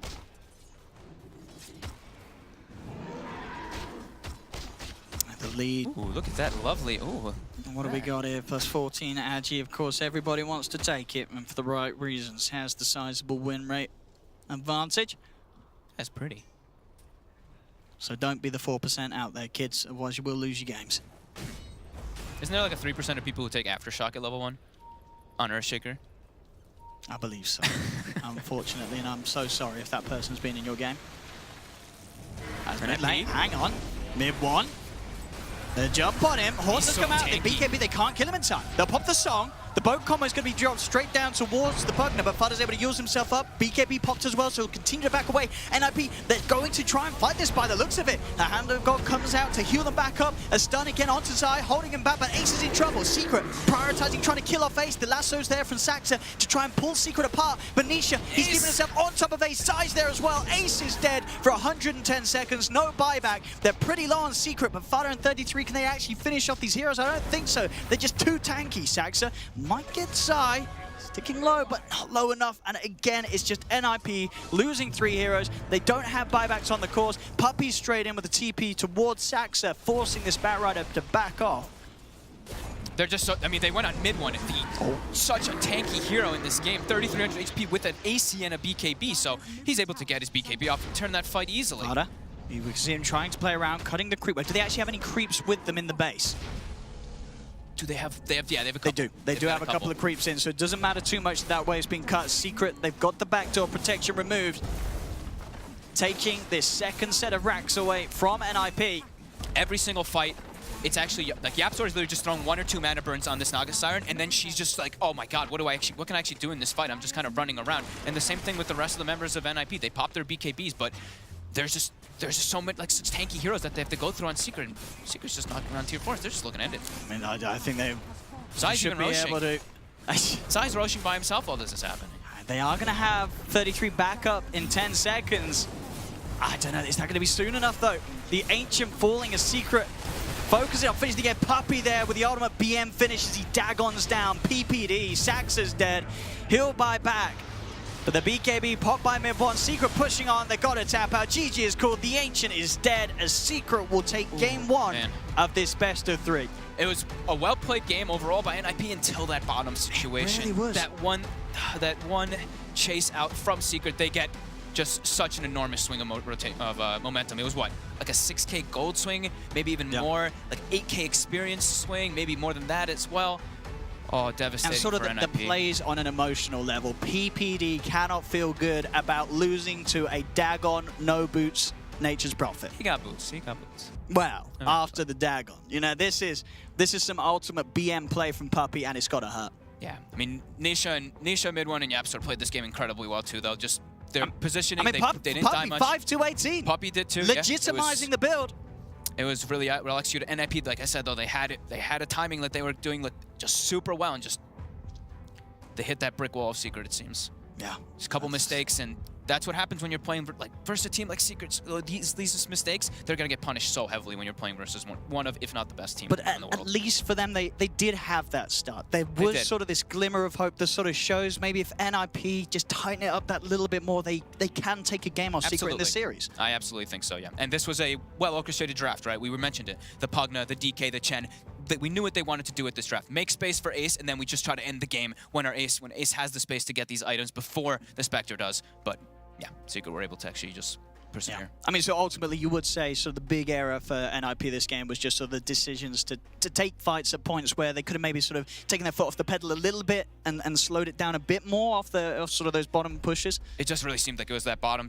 They didn't get away. They had to just, you know what, leave someone to die and get the hell out with 4 others. And it seemed like maybe a little bit of save your buddy, but yeah. But I mean, it's scary as well, right? Looking at Secret's lineup, they can get away with things like just picking the Ursa second, putting in on Zai, a game as well where we saw at the start that Zai, he didn't really have a lane. He didn't find anything out of the top lane. He turns towards the neutral creeps, but still, he's able to be this hero that can cause the issues in the fight. Just starting things off, he gets the blink online, he's in there, and it's just this other sort of focus that NIP are trying to look for. And it's an Ursa. He has Enrage. You're not going to kill this hero very quickly, regardless of if he has a lot of items or if he doesn't have much at all.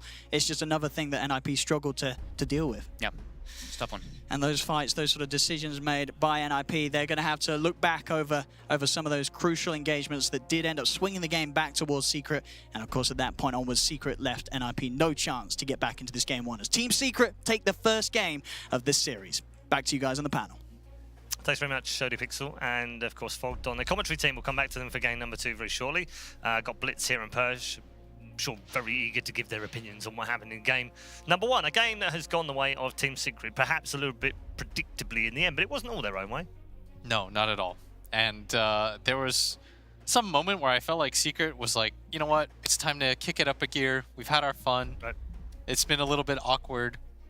And then they finally just kind of got their stuff together and they team fought beautifully. Just fight after fight, they outplayed NIP, who had a very good mid game, but they just outworked them in the end. I mean, that's the key though, Kevin, isn't it?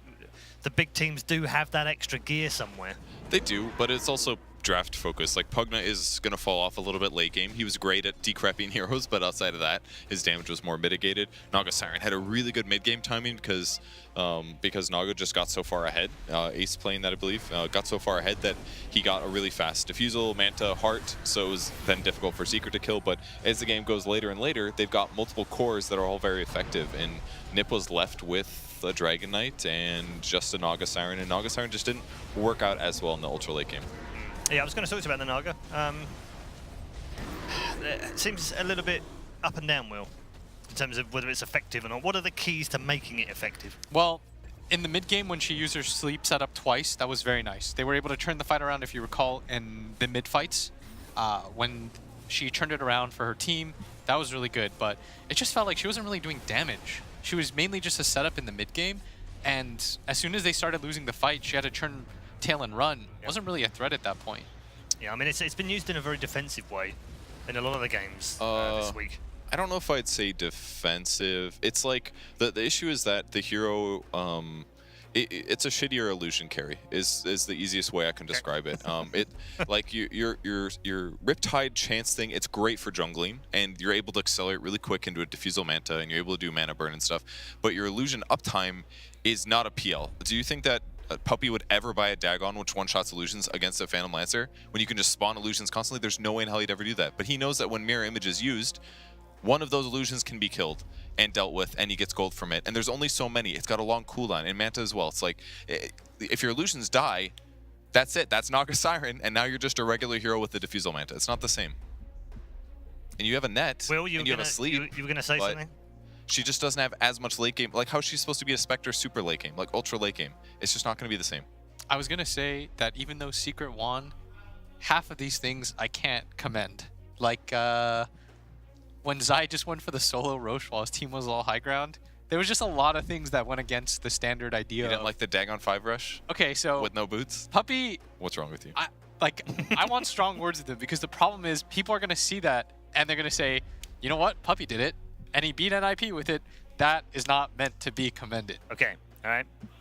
Hopefully we won't be seeing that in the pubs over the next few days, or maybe we will. No boots jungling NP that rushes Dagon 5. I will report you. He did more damage than Zai. I will report you. How does that feel? Instantly report you. Please stop encouraging public play. We are ready for a break. When we come back, we'll find out whether Secret have made this a simple series or whether their opponent's NIP can sneak through the back door and make it a 1-1 game. Let's hope for more great action here at ESL 1 Katowice. We'll see you soon. Horses come out, in BKB, they can't kill him in time. They'll pop the song. The boat combo is going to be dropped straight down towards the Pugna, but Fudder's able to use himself up. BKB popped as well, so he'll continue to back away. NIP, they're going to try and fight this by the looks of it. A Hand of God comes out to heal them back up. A stun again onto Zai, holding him back, but Ace is in trouble. Secret, prioritizing, trying to kill off Ace. The lasso's there from Saxa to try and pull Secret apart. But Nisha, he's giving himself on top of Ace. Zai's there as well. Ace is dead for 110 seconds. No buyback.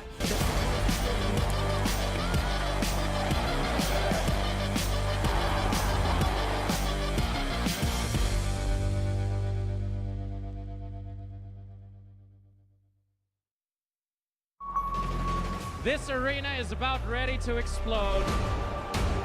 Welcome to ESL 1. Let's get this started. Ladies and gentlemen, let's go. Grabbing up the epicenter comes in. Oh, it's a big one as well. Look at this damage. The BKB, the Black are ready to go. GG.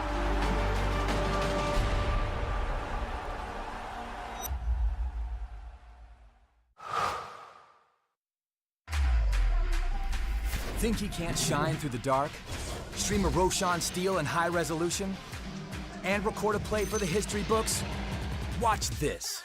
Think he can't make a victory go viral? Watch this. Think a support can't be in the spotlight? Watch this. On Intel Core i7, a legend can rewrite his own legacy. Game, record, stream without compromise on Intel Core i7.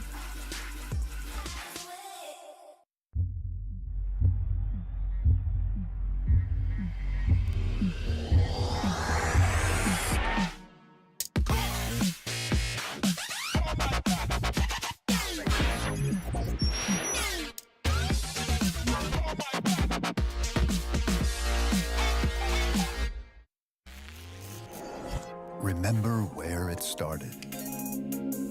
Your first experiences. The journey you traveled. The journey you love. Remember where it started. And imagine where it will go. Rise on.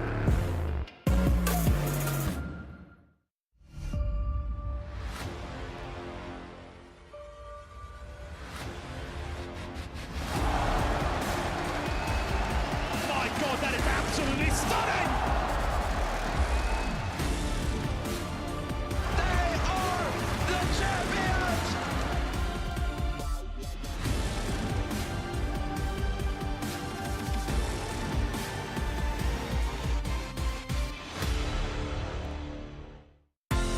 You're not weak. Your mind is always racing. It never rests. So let the earth quake as you break through.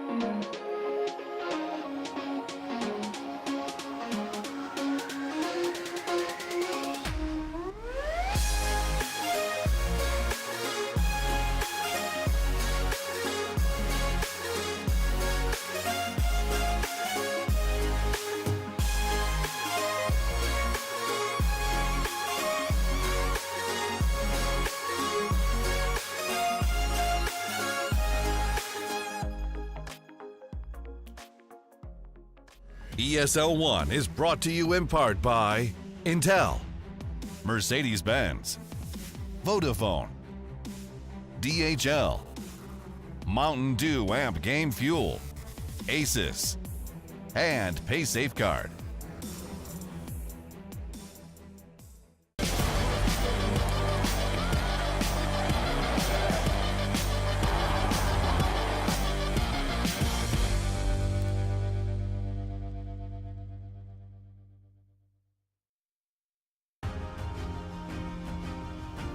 A very warm welcome back to a slightly snowy looking Katowice. I can assure you it's a little bit warmer outside right now from when that was shot a couple of weeks ago on our way here to Poland. This is ESL 1 Katowice and we're in to the bracket stage. That's right, we've done all of our groups. If you're just joining us, you've missed a wonderful group stage full of some surprises and some fantastic Dota. Go and check out the VODs when you can.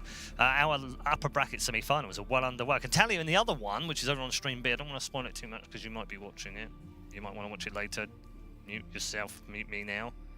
Good, Gambit are ahead in that one, over in game 1 right now, but it's very close, and it's a very long game. It's some 47, 48 minutes in, so that one's going on Stream B right now. We are focused here on Team Secret versus NIP. A little bit of a derby in some ways between these two, with so many different players on each of these two teams having played together on various different formations, both in Secret and in NIP and in Optic last year as well. So plenty to talk about, and we're back with our panel members once more. Blitz and Purge are here. Gents, I wanted to talk to you about how calm these guys are. I mean, they're historically, yes, a lot of calm players. Like but chilled, right? All this stress and pressure, and they all just seem to stay very calm. I mean, that's pretty typical for a lot of Dota players as a whole. And it is only game 1. If you want to be winners, and both of these teams have very, very typical winners on it, then you're going to be calm. I don't think it's that unnatural. If we were a team, a talent team, okay, you know, and we could include all the guys that are backstage right now, or the commentary team, who would be the calmest? Who's the calmest in our team? Not sure. Cap's pretty chill. I don't think Cap would be the person I would name. Okay. Well, you've played with him, so that might influence you a little bit differently. Just because if someone is, he's very good at pointing out things that are wrong, and he gets amped up when he does it. So I would not define that as calm. Okay. Not saying that in a negative way or toxic way. Shiva's quite calm. Shiva could be calm, I guess. Yeah. I'm gonna say Alan. Alan. Yeah. Alan. Have you seen him play Mafia? Have you seen him play Mafia? Because I don't think you have. He gets very excited. No, Alan is. If I'm thinking really chilled out, emotionless, I'm thinking Alan. What? Okay, there's obviously a difference of opinion on here, and we're never going to agree on who the calmest is amongst the talent. But do you know what? We should find out who the calmest is amongst the players. He's just like a robot. I don't know. Yeah, he's a machine. He's just perfectly relaxed all the time. Mushy. No, it's MP. MP. He's like the most relaxed guy. Yeah, he plays for like 24 hours, and then he goes to sleep for 24 hours, and then he wakes up and he plays. There's a word for it. It's like hibernation or something. Yeah, Korean. Yeah, I think that's what Koreans do. He's gonna die, you know, someday. Yeah, he drinks 6 cans of Coke a day. I think, in a way, we're all chill, unless we aren't. I'm gonna say... It's probably Death, though. Death, yeah. Death's pretty much always chill. If you get him to smile, that's about the end of the emotion. I think Ace is probably the calmest guy. He very rarely gets really angry, where I think everyone else on the team has their moments. Topias, yeah. Definitely chill. The most classic Finnish person. It's a very...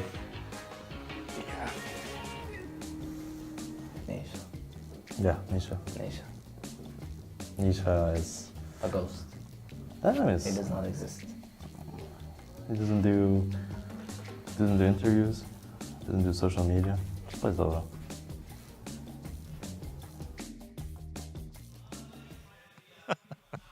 Some of the answers in there. Did you notice how they were all hard carries, pretty much? Yes. It's like every single person is all like super passive hard carries. Why is that? Because I always think in my head, I always think of the supports as being the calm guys in the team. No, you have to be a leader. You have to be... You do, but you have to shake things up when they're not ready. You're the one that spreads the calm through the team. You know? No, I think it's good leaders that I know in Dota anyways. They're tyrants. Right. Like, this is the way things are. Yeah. You gotta listen to me. It's a Kuro, Puppy, PPD. Like, carries have to be consistent because the way that you play Dota well is the way carries play is that at every point in the game you have to understand exactly how strong you are, and you have to abuse that limit just a little bit over what you're capable of doing.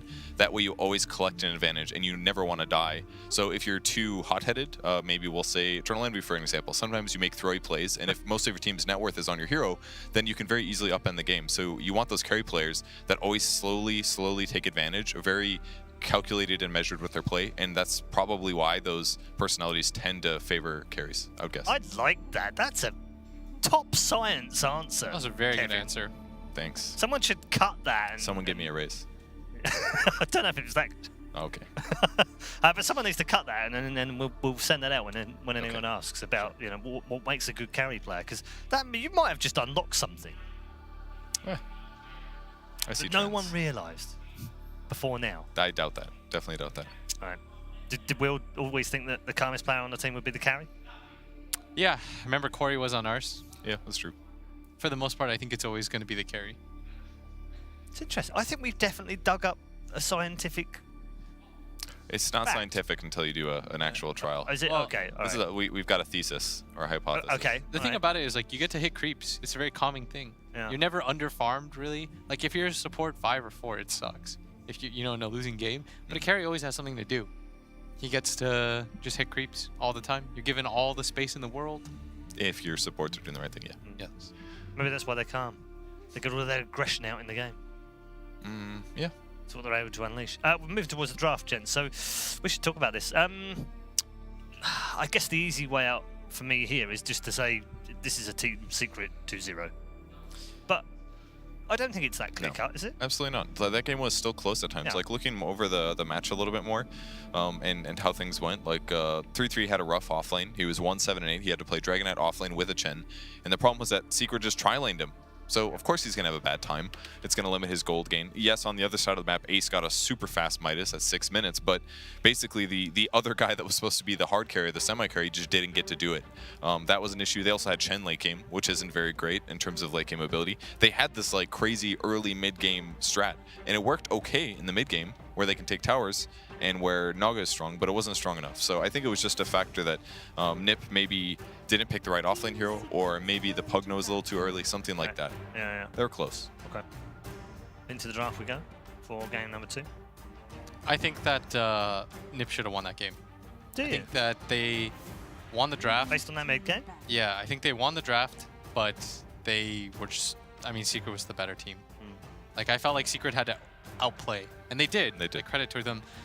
They won mid lane too. The best draft doesn't always win, right? Because we have to take into account, some people can throw subpar performances, some people can rise above to the occasion and stuff like that. A bit of luck. Yeah, exactly. It doesn't necessarily just mean, oh, we won. That means our draft was clearly better. Yeah.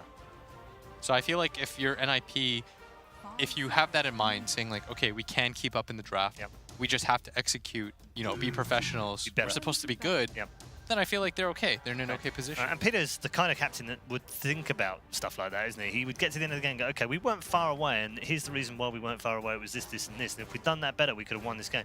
Therefore, he then goes, okay, there wasn't much wrong with the draft. Yeah, this is where calmness is going to pay off. Like you said, you have to remain calm, and you have to remain objective and say, we just played bad. They outplayed us. They simply put, they put in the performances that they needed to overcome. We didn't. They probably got a little bit sloppy because they were assuming that they were ahead for quite some time. That bottom fight where they kind of just didn't really know what they were doing. They have to be a little bit more decisive. Don't treat Secret with respect, Think that you belong to be in there. Yep. Final ban remaining for Secret. A little bit of a change on the NIP bans, if I'm not wrong. There was no Pango ban last time, right? They banned Enigma and they banned Rubik. Yeah, but I don't think and they banned the Lash. Yeah, no, they did. Secret banned the Lash. They did ban Pango last game. Oh, they did? Okay. Okay. Same so it was Secret that banned Lash instead of first that round last time. Yeah. There's also a Life Stealer that got through too. Oh, Life Stealer's a good hero. Because of the Lash Life Stealer. I like the fact that Peter has basically said, okay, we know you like the Lash. You've shown us plenty of times, so we're going to show you the Lash now. I'm sure they can play it just fine. It's not that weird of a play style. They've played enough games. It's clear what you're supposed to do. Get tanky, max Diabolic Edict pretty early. It can be effective against Lifestealer potentially. Doesn't work as good though, because he can become magic immune. A lot of Lesh's damage is magic, so I could see Lifestealer being a decent solution. I think Lifestealer is always a decent solution in games like this, just because he's a hero you don't necessarily have to worry about. Like, his game is always going to be above average because he's Lifestealer. He just kind of sits there. You don't really feel good about ganking him ever either. Like, gank attempts against... Yeah, exactly. Juggernaut, Lifestealers, these heroes, you're never really positive about your chances because you have to bring so many different heroes, and it requires him to mess up a little bit with something like his rage usage. Yep. And they go for the bounty pick, which will give them a way to equalize the game gold-wise. It's been a hero that's been dabbled. We saw it played a little bit at WePlay. Now it's had varied success. Some games it does really well. Some games it flops. Do you want to tell me what the win rate is, Paul, if you got a sec? 'Cause I'm sure it's got to be around 50-ish. It's 1-3 out of 5. Okay, so it's okay. 60%. It's dabbled. Yep, fine. But it's a little early as a pick here, but it has been played more as a core than a support so far. I think it's also potentially maybe you take it away from Secret being able to do the invis bombs, but more importantly, I think it enables your Leshrac because, you know, if you get open wounds, if you're tracked up, you have a Yules, you have a drums, you can outrun things, and being able to always scout where the Lifestealer's going, if he's ever in a bomb or anything like that, being able to get deep wards into the jungle. You're able to play quite aggressively, I think, which is what NIP, I imagine, wants to do. And you can get away with a hero like Bounty Hunter when you have all-encompassing teamfight heroes. Like, I'm never a big fan of picking Bounty plus some hero that can't teamfight at any point in the game, like Bounty NP or something like that. But Bounty Leshrac, I don't think is too greedy. And Bounty has to be pretty careful in fights for quite a long time. You have to really, like, you think of it as a ganking hero, that's how he used to play every fight. Like, jump in, get a hit off, throw a strike, and run away. Come back in again when it's safe. It's not super easy to play, so against Secret's heroes, it could be dangerous. But do you prefer it as the support then? For that reason? It just doesn't work very well right now because of the damage basically of your attack has been put fully into Janata. Your invis only slows people now. So you can't just get invis and both be invis and do damage. It's just like, okay, you'd have slow, but they don't care about that. It's not worth picking him for that. So they have to lane him, they go like 1-4-1, and then they just participate in team fights and get track hold. So it's a bit of a different play style. You have to buy a lot of really conservative items, and you just have to slowly ramp up and then just funnel your team gold is the goal. Secrets turn to bad. And they're trying to get rid of the potential vehicles now for the Lifestealer.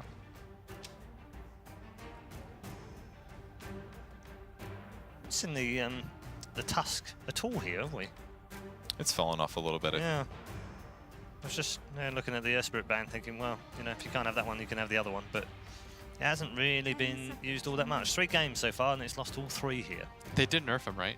Yeah. He's gotten a lot of nerfs, yeah. Last 3 patches, I think. It's all those little, like, biting nerfs, you know, like, small here and there, but they just add up. There's also, like, the strength change, for example. Like, you could just go double Bracer on Tusk and Power Treads, and you'd have, like, 1500 HP really fast. Oh, look at it, you get slightly less from it now. They banned the OD, which usually means that they take the Kunkka. Yep. And that is indeed what they do. Yep. Okay. It's the Telegraph. Yeah, it's just been consistently... Yeah, it has. They've done it so many times already. It's like, well, we think Kunkka's a really good hero. We think that mid one is a beast on it. The only thing that really bothers him is the OD. I mean, the cool thing about it is that if anyone's going to tell the team why they should ban the OD when he picks the Kunkka, it's mid one because he plays both. Yeah, he's just like, it's an annoying matchup. Yes. But everything else, that just tells me he's like, whatever else I have to play against, I'm fine. I'm fine, yeah. There's nothing that's going to really bother me. Don't worry. I like it as a pick against Lesh Bounty too. Yeah.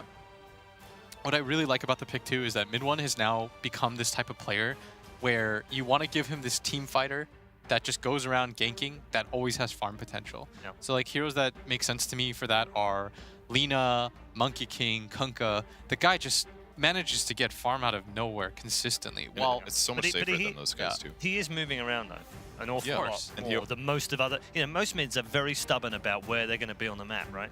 He's happy to just bugger off to the jungle and farm it there if he needs to. He's happy to go and raid the off lane if he needs to. He doesn't care. That's why he got the trophy last time, because his Monkey King roam performance was excellent. But comparing Kunkka to Monkey King, Kunkka is just such a safer pick. He's super tanky. He can boat himself defensively if you need. Monkey King, if he gets caught pre-BKB, a lot of times he's just dead. But Kunkka can, he's anti-disable. It's just everything's easier on Kunkka. Plus X, I think, is amazing. As we saw in the previous game. Like, it forces you to play in a certain way. It's almost like a better version of Disruptor's Glimpse at this point. Exactly. You force them to engage with their whole team or somebody dies. And the cooldown is so short. The range is really good. It just feels like you get repeatedly ripped by that. And NIP, in response to the Lifestealer, they take what most people have been picking now, which is, of course, the Razor. This has been a counter for some time. Just because even if you rage, continuously linked, you're not getting a 4-staff. You're not going to be able to outrun this hero. It's a complete staple for NIP anyways for Fada. So It's had a good tournament so far as well. 11 picks previously, 72.7% win rate. Nice against the Kunkka. yeah, it's gone down a little bit in popularity since the last tournament because NIP was sometimes opening with it, but I think this is going to fit their playstyle. It's not great against Clock because Clock can create a barrier that prevents you from getting a full static link off, but it's definitely something that'll make him comfortable. If he's got the melee versus melee matchup against Kunkka, like you said, it's going to be really good. That's also your hero that can just chase around bounty. You get a dust, easy kills. It's nice against the Leshrac too as a result. It's just a get-in-your-face hero, which I think Secret... and I think the way that they want to play these team fights is just kind of run in, get the initial burst off of one hero, and then just create this really chaotic team fight. That is an anti-mage. Interesting. A little bit weak against Kunkka potentially, but the other heroes aren't excellent against him. You can use Spell Shield to stop. Really not easy to play against Bane. Just because of Spell Shield, right? Yeah, just like you'll never get in range in time. I mean, depending on how he approaches. If you even if you smoke, like when you come in from it, if the AM sees you, he'll always just be able to blink away. Or Spell Shield and blink, yeah. Yeah, that Spell Shield change definitely changed a lot of those counters. Yeah. Like, oh, Doom is an easy counter to AM. Not anymore.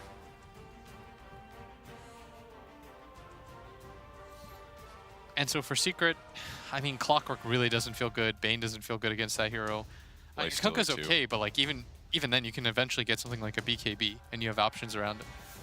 Even like Lifestealer doesn't feel great. It's like one of those matchups where, yeah, if Lifestealer and AM fight to the death, Lifestealer's looking good, but AM is always going to be able to control that fight.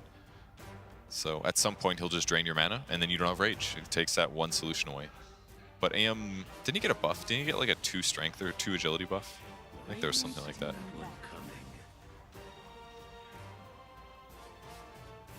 Oracle ban from Secret. Nip looking for support. 2 base agility increase. He's OP now. Watch out. Ooh.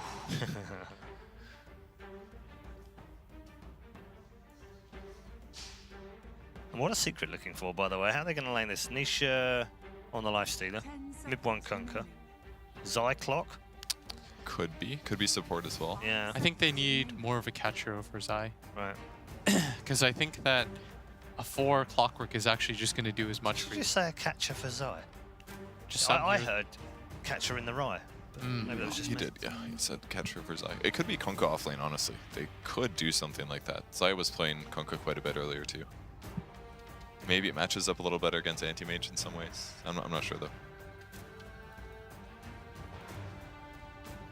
It just feels like Nip's lanes are pretty choreographed as well. The only thing is, like, they're kind of committed to either bounty support or Lesh support at this point, which is slightly atypical. Yeah. One downside of their opening. But their Lesh is still probably okay as a support, relatively. It's just going to be food against Clockwork if it is. Yeah. Okay, and then Undying for some lane domination and lane control. They'll probably... That's their 5 then. What lane are they trying to pressure with that Undying, do you think, Will? I think you can just safe lane with it. Just to guarantee no matter what they pick, yeah, you'll do Undying AM, just allow him to farm, trade hits. Plus, I think the Tomb is going to be really nice. Tomb's always nice when you have Razor on your team because, for example, if you static link the Lifestealer, he's not going to want to turn around at any point.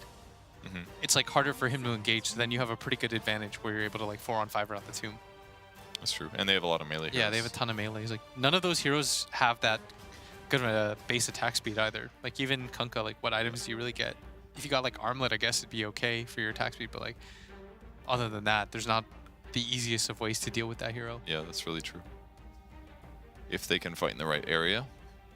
At least they have a Lifestealer bomb option now with Clockwork, so they have a way to initiate. That's not bad. Yeah. Is Weaver banned? It's not, is it? Got banned last game, but not this one. Oh. I think it's annoying to play against AM though. Yeah. Because once you get mana drained, you're just dead. You can't time lapse. And it never really feels like that good offensively because AM's armor is always so high. All right, Ember it up. There's no stuns. Just switch it up. Put like Mid 1 on the Kunkka Ember? bot. Where would you put the Kunkka then? You just could put Kunkka bot or something like that. And then where did you put the Lifestealer? Safe lane. Really? I don't know. I feel like you need more catch. Maybe I'm wrong here. And you want to pick a 4th melee hero? It's true, but I want to punish Nip's inability to like their catch isn't fantastic either, and I feel like you want this like mid-game pace hero. But maybe Ember's too greedy. You want mid-game pace probably to pressure AM and take it to what Nip has, right? So that's, you know, they take the Viper. You're surprised. I saw that. Did you see that shock on his face? Probably because, you know, they don't have the easiest ways to deal with that anti-mage. Right. But is this a mid one Viper? That was secret on the right? Yeah. So it's got to be... That's. Well, I was trying to work out the lanes and where they might be, but... It's potentially good against Razor because you can disable his passive, which is alright. You can disable anti-mage's passive, which is all magic resistance. The AoE is much bigger. It's maybe doable against Razor mid. It's probably not terrible. Okay. Will, final thoughts? I think that there's a very clear win condition for Secret, which is you have a Viper now. You've demonstrated, like, we're not going to try to fight into the AM late game. We're just going to try to bull rush, end the game, because Viper has no cash. Like, what are you supposed to do against an anti-mage? You get blinked on, Manted 4-hit. Whereas Nip, this time around, it's like flipped. They're like, we have to go a little bit greedier. We want to make sure that we're not put into the same position where we go late game and all of a sudden we're out of options. Okay. Plenty of good stuff to look forward to in game number 2, which is coming away very shortly. Stay on, this could be fun between Team Secret and Ninjas in Pyjamas.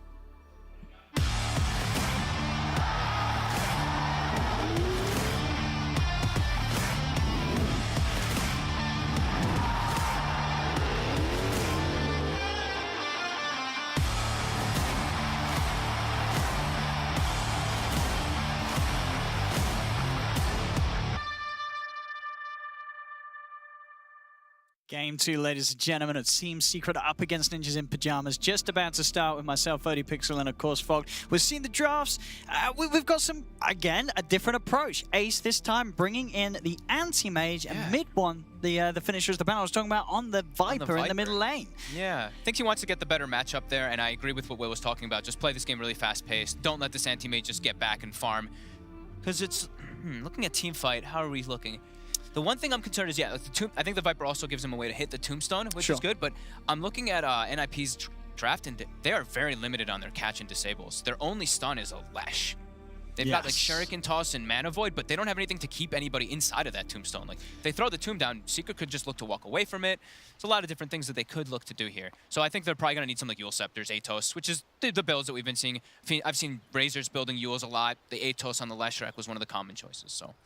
They'll itemize to make up for that lack of catch. But NIP, obviously, they've got some very good things going. The fact that Fada is on his Razor, arguably one of, if not his best hero at the moment in this patch. He's had so many dominant games on the middle Razor. Not to be fair, not just this patch, obviously in the past. You know, this was Fada's hero. So we can expect big things from him in the middle lane. And it's versus a Lifestealer, right? Yes. So the overall... You've got these good heroes that matchups, at least in their fights. The laning situation, as you say, might not be the easiest of starts for him, right? You're going to see mid one be able to punch back a bit in that middle lane? Or? Yeah, mid one's going to be able to punch back. That's why they did this, because he can just... Getting the link on a Viper is just not going to happen. He's going to poke you, and then you're going to lose some damage. It's going to be like 7 to 14 damage, maybe maximum, which that is probably enough anyway for the Razor. And we'll have to watch what Sox is doing, because it is that support bounty, right? So we've seen Sox play support before. A lot, actually. This was one of his better heroes for quite a long time. So we'll see how much impact he can do, because we've been seeing mostly bounty as a core. So right away, ready with Janata. They actually show 3 heroes top to put that pressure on to slow down the Lifestealer's farm. Which means Anti-Mage is going to be left alone for a moment until they move the Undying more likely back bottom. And do you think, will that be enough for Ace down here, just having the one support? This isn't a situation where you could expect to see them want to put both supports sort of around him, even have Saxa sort of sit down there to pressure, or take the pressure off the anti-mage's lane? I think Saxa wants to make sure the 33 can get stuff up here. If Saxa is not here, then the Bane Lifestealer are just going to ruin this Leshrac day. And I think Undying is one of those, he's the king, right? This is the king 5 position. You're playing against 2 melee strength heroes. So they're bound to get double decayed. Well, we'll see, indeed, how much PPD can bully back both Zai and Yapsol. As already, Zai's going to get chased away from the bottom lane to start things off. Did you notice what Zai did there in the beginning, too? He actually body blocked Nip's wave so that it would be under their tower. So now the wave pushed out, and now he's going to be getting experience up here. That's smart. I've seen that a couple players actually doing that. I thought they might do it with the Cogs. That's one of the other plays that we've seen not some teams do, but I've seen it in some pubs. So as you say, sort of regardless of what NIP do with this first wave, you are going to get that early XP on your off lane. When this wave easily pushing in underneath the tower. So Ace will try and get his hands on the side, trying to burn that mana if possible. Yeah, I'm curious to see what Aster's going to be doing in this game.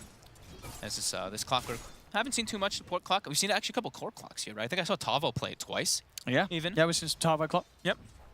Hero is maybe coming back because of the changes that he got with that, of course, the cast point removal and better mana efficiency on your spells. He'll be good at isolating the Razor and the Leshrac in particular in the mid game. That's probably going to be his biggest goal, and just being that delivery system for the Lifestealer. I see Absol trying to go for a bit of harassment with the battery assault, but it tickles. It's yeah, and as you say, you've got to be careful as this dual melee against the Undying. Blocking the hard camp again, though. That's the second time they've made sure they do that, so they can't actually keep pulling the lane backwards and getting that creep equilibrium in a better spot for an IP. And that mid lane, look at it. It's Mr. Fada on his Razor. Fada, yep. Mr. Fada doing very, very well with the CS 10 for 7 against the 4 for 1 on these early levels. He got a 45 link. Mid one stepped up a bit too far, it seems. We'll see Mid 1 be able to get a little more aggressive now that he is now level 3 alongside that of the Razor. Top lane 33. Having to go for the stun to try and hold Nisha back, because it does take quite a bit of damage there from Nisha's Lifestealer. Puppey has also turned up again with a double damage win that he's picked up, so he can keep the trade going pretty nicely. 33's only got one more stun to work with. Won't need to use it as he is able to cut his way back through the trees, get back towards the tower. Man, I didn't actually notice how much Nether Toxin actually does now with the patch. It's 30 now at level 1, and it's 8-second duration, so that's 240 damage for a level 1 nuke. Sure, they have to stand in it. But sure, but it's this area where you waves. can't stand. Yeah, you don't want nuke to the wave out, and it's pretty large now, but another 45 link, as Fada will continue to have an excellent time. Yeah, it's pretty cool. 85 games. Yeah, no surprise there. Fada easily at the top. And with, well, the second best win rate out of the top 5, Mr. Artur. He's the one that holds the highest in the top 5 most played. Yeah, Arteezy at the TI4 era where he played Razor every single game pretty much and dominated. Oh, Ace. Playing on the edge here. Whoa. As, yeah, of course, I did try and go for the prediction play with the torrent. Ace was able to dodge it out. Does have a salve. He's still getting great farm down here. Absolutely, yeah, look at the denies too. Yeah. Getting a lot of denies on this bottom lane as the anti-mage. Being able to sort of keep the lane held in a very nice position for himself as well. Yeah, it helps when you have an Undying lowering their base damage, right? Because these are strength heroes, so the more they get hit by the decays, the lower their damage. It just allows anti-mage to get more secure. Last hits. And yeah, Midwin's just using the Nether Toxin actually just to clear the wave and push it onto the high ground of Fada, but Fada will glyph the wave and actually just walk at him. Get that 49 link again. I mean, he's catching back up a little bit, but those denies, of course, in the 1v1 are going to hurt Mid 1. Yeah. He's not really going to get the levels as quick as he'd like. No. Once he has boots, then he can get a little bit more away from that static link, but it's quite hard now. Especially with, with like that plasma field slowing and stuff like that. It does make it a lot easier to get those links in. I'm going to go for the kill attempt onto PPD. Torrent as well with the battery assault. He's got the Sorrel to heal him back up. He'll turn with the decay onto Zai. PPD will be able to make enough time to get himself underneath the tower. Mid lane was just an invis rune. Fada was stalking mid 1. He actually gets a very, very long link. A couple of hits might do it, but he's tanking the tower. In fact, he may be dying to the tower there. Fada's got to be very careful. He did have the regen, so we'll be able to keep himself alive as he walks away. Talking about tanking the tower, though, up top, 33 in Saxon trying to get aggressive. But the tier 1 tower starts hitting into 33, and he will die. I think Fada was actually hoping that his, his unstable current would hit him, but he was in the Nether Toxin, so that Nether Toxin disables that unstable current, of course, because it is that passive. Bounty runes come out, 2 for 2. It's Puppey, pretty low. He has got a brain sap. I mean, 33 landed the stun there. Could have potentially been a kill. Saxon's got his eye on the courier. So we'll need, a couple of hits. He's got 2 points in Janata. Bam. Just the one then. Very nice there, getting that courier away.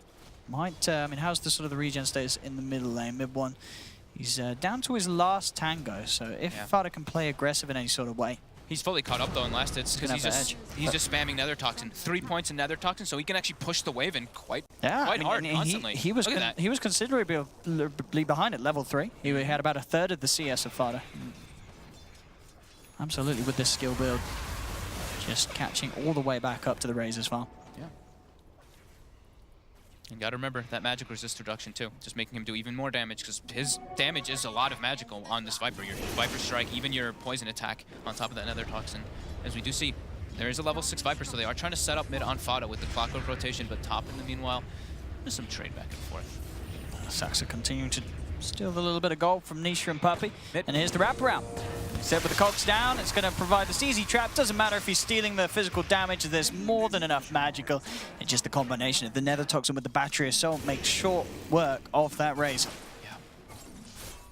Leaves Zai a little bit alone down here, but they don't have, great ways to chase him. Like I was mentioning, they don't really have that great a catch. They're about to burn a lot of his mana, and Ace will get the secure farm. But Zai's also still got like 23 last hits, but now with the Soul Rip, they can definitely chase. He's trying to juke out the blink, and he's going to be able to sort of play with the mind of Ace a little too much, so Ace doesn't bother trying to commit. Of course, with the mana already burnt, he wouldn't have dealt the best amount of right click, so it wouldn't have been a surefire kill. So he'll focus on just farming. He's got a good wave underneath the tower. Both mid laners are actually doing pretty similar stuff here. They're both stacking their medium camps over and over again. So because they both have these AoE spells in these mid laners. They have of course, the passive from Fada and his nuke, and then the Nether Toxin, as we mentioned, on mid one. So we'll stack camps for those. He's pretty low, but he's pretty solid now in the lane. He's got the Ring of Health. He's still got 4 tangos, so he's under no sort of threat. A top lane though, Saxa has been dusted. Yeah, so with the rotation, we'll set up for Nisha and Poppy to finish the Bounty Hunter. Bottom lane, they are looking for Zai. As they dance around the tree, they'll get him. He went in. I can only imagine sort of trying to hunt down Ace. But diving a little too far. Then being able to turn around, get that kill, and keep this lane going very nicely for Ace on the Anti-Mage. All right, so looks like it's going to be a spellcasting Viper, by the way. It's Arcane Boots. I guess for the Greaves. It could be the Greaves, we have seen some Greaves Vipers. Okay. Yeah. I don't know necessarily here, but definitely in the major qualifiers. And I think at the previous slam, we saw some Greaves Vipers come into play. Oh, it looks like he might be going for... He got double crown. Oh, that sounds like an Atos, right? That's like he could go for an Atos. All right. I mean, again, to keep people in the Nether Toxin, and against the Anti-Mage, catch the Anti-Mage, put him in the Nether Toxin, you can kill him. All right, different approach. As now they're going to look like they're giving Yapso the mid lane, at least on Secret, and maybe mid one's going to start making some movements as he loves to do. I think so. As you say, with this build, these early stats, he can get aggressive. He's tanky indeed as bottom. You do drop it down onto Ace, actually with a bit of a strange blink there, as he sort of blinks on top of himself. He will survive, of course, because the back of Fada will draw, push Zai away. Zai has got backup though in return. Mid one and Puppey turning up to the lane. He's going to try and TP out, but the magical damage is just too much from mid one. The power of the Viper at this 9-minute mark. Just melting through heroes. Very cool. I've never actually gotten to see like the Nether Toxin be used because it did just kind of get changed like pretty recently, but that is cool. I mean, yeah, back what 7.2 on that was that was a considerable buff. Yeah, a lot of damage. Damage up at all levels. And mid one, should be able to find the Steel One tower. There's no one around it, so this should be a free tower for Secret down bottom. That's painful too. Fada now has 2 deaths on a Razor. One of the crucial things that we say either about Razor or Vipers is if you start dying a little bit in the early game, it's pretty painful.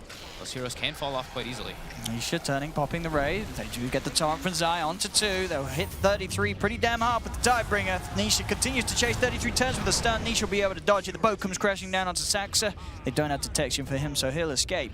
But still getting the kill onto 33. Secret 10 minutes in, coming off out of the back of a much better laning stage. They have that 2k lead, and both Viper and Lifestealer having a very good start to this game. And they might be able to set up here for 4 bounty runes. Ace is going to try to take it. Nisha will claim it. Yapsor coming over to try to go for Saxa. And he's brought the dust in. So Saxa will fall as he's been held in place by the Battery Assault.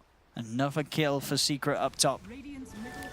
And IP's getting outmaneuvered pretty hard so far. Ace has had to go top to try to make sure they can farm because of the pressure that came up bottom. But an Anti-Mage already having to go up top, and he's getting, he just keeps getting Tidebringered over and over again by Zai. So it's putting him pretty low. He's already down to 300 HP. That's like 4 Tidebringers. Sure, he's burning Zai's mana, but Zai just another Tidebringer. Look at Ace's health. He's got to back off. And I mean, as you mentioned with this, but mid one at this timing, he's going to have one of the quicker Atoses that we've even seen on this patch. This is going to be very, very fast. It's going to come around this 11, 12-minute mark. An Atos can pretty much complete on the Viper. Yeah, and they can hunt. Yeah, there's no escape. You've got the catch for the Anti-Mage, and of course, as we were talking about earlier, you now get the true sight. So that bounty tries to go for a poke, you catch him before the fade happens, you're going to see him, you're going to be able to punch him. You don't even need to buy detection. Some quick moves by Secret secures them already. That 3k gold advantage, 2k experience advantage. They have Bane showing bottom. They've got the Viper sitting jungling near Puppey to make sure that he's safe so he can get that level 6 for the Fiend's Grip. They've got Yapsor jungling, sitting in the mid lane while Zai is jungling a bit. And NIP, they don't really have any moves on the map to make right now because this pressure that's come out. We see PPD, he is playing in the mid lane, but like what's their rally around, right? They can't actually have Ace get involved. He has to just farm, and they have to like have Razor and Lesh together, but it's really hard. I've got another catch on Saxa. Ace actually in the mid lane, trapped it by Yapsor, does manage to blink out.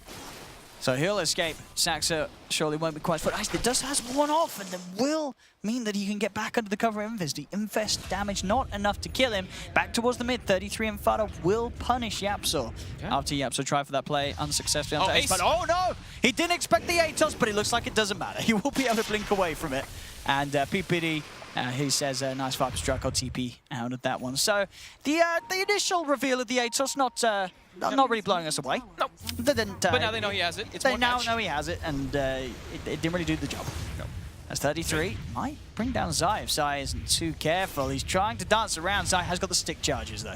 That will keep him safe. And Yapsor's there, of course, with a classic kill secured. Comes in with a close-range rocket flare to the face. And, of course, a regen rune top as Zai is walking toward it. And, well, there we have it. 9 seconds faster than this patch fastest, but that has only been built in one game on the Viper, so... Yeah. They really need to start moving as, like, 3 or 4 heroes, I think, on NIP, and just let this AM try to get farmed. You match the movements of Secret. But it's still really tough because their teamfight isn't as strong because there's a Kunkka.